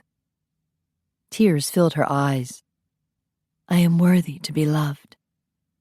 Ian squeezed her hand gently. I have to tell you that your new abilities may not be permanent. Our bodies replenish themselves over time. Of course, if you want to retain some vamp power, I'll be happy to share my blood with you. I'll share mine with you, too. She grinned. As long as our love is permanent, that's all that matters. He pulled her into his arms. You will always have my love. Epilogue. Christmas Eve. Dressed in his Santa suit, Ian set down his bulky red bag on the threadbare carpet. He'd teleported with Toni, who was wearing her elf costume beneath a red woolen coat. The wood frame house in Aurora, Virginia was small enough that they had to be very quiet. He could hear the parents snoring in a nearby bedroom, their 4 children crowded in a second bedroom. Sabrina had given them the information about this family. The father had been injured in a farm accident, and they were barely scraping by. Only 4 little presents, wrapped in newspaper, sat under the Christmas tree. Ian opened his sack, and Toni helped him remove several boxes of warm winter clothes. A plastic bag contained a frozen turkey. Then came the toys, a video game set, some books, and a pretty doll for the little girl. With his bag empty, Ian grabbed hold of Toni to teleport. She pointed up to the roof. With a wry look, he did as she asked. They landed on the roof, ankle deep in snow. He held her steady. Why did you want to come up here? It's more like Santa Claus. Where do we go now? Back to Romantek. My bag is empty. He touched her red nose. Are you sure you want to keep traveling with me? You look half frozen. I am, but this is just too cool. When I think about these people waking up in the morning to find all that stuff, I love it. She flung her arms around his neck. Careful. He widened his stance. These roofs can be very slippery. She cuddled up to him, then glanced down. Either you have something in your pocket, or you're getting excited. Both. He reached in the pocket of his red velvet pants and felt the small black box. Should he give it to her now? Back at Romantek, they would be surrounded by noisy people, rushing to get all the presents out tonight. He looked around. Stars twinkled in a clear sky. Moonlight gleamed off white, snow-covered pastures. The air smelled of cedar and fresh snow. This is a lovely spot, eh? Yes, very peaceful. She rested her head on his shoulder. I have a present for you at the townhouse. But before I give it to you, I was hoping you'd tell me about that dream you had of me. He kissed her brow. I dreamed you were round with child. Our child. Really? She leaned back to look at him. Why didn't you tell me? I did not want to push you into something you might not want. Although he hoped she did want children. He took the black box from his pocket. I have a present for you, if you'll accept it. I hope you like it. He opened the box to show her the ring. Oh my! She took the box. It's so beautiful. Ian went down on one knee. De Tonalyn Davis. Will ye? Snow shifted beneath him. Then suddenly a block of snow went sliding down the roof, taking him with it. Ian! She cried. He went flying off the edge of the roof and fell on his back on a thick bank of snow. Oof! He saw Toni skidding down the roof like a surfer. She jumped off the edge and landed neatly beside him. She laughed. Being a superwoman has its perks. Are you okay? I was trying to propose. He started to sit up. Yes! She flung herself on top of him, pushing him back onto the snow. Yes, I'll marry you. He grinned. We didn't lose the ring, I hope. Nope, right here. She showed him the box. He pulled off her mittens so he could slide on her ring. I didn't know what else to get you for Christmas. She hugged him there in the snow. All I want for Christmas is my vampire.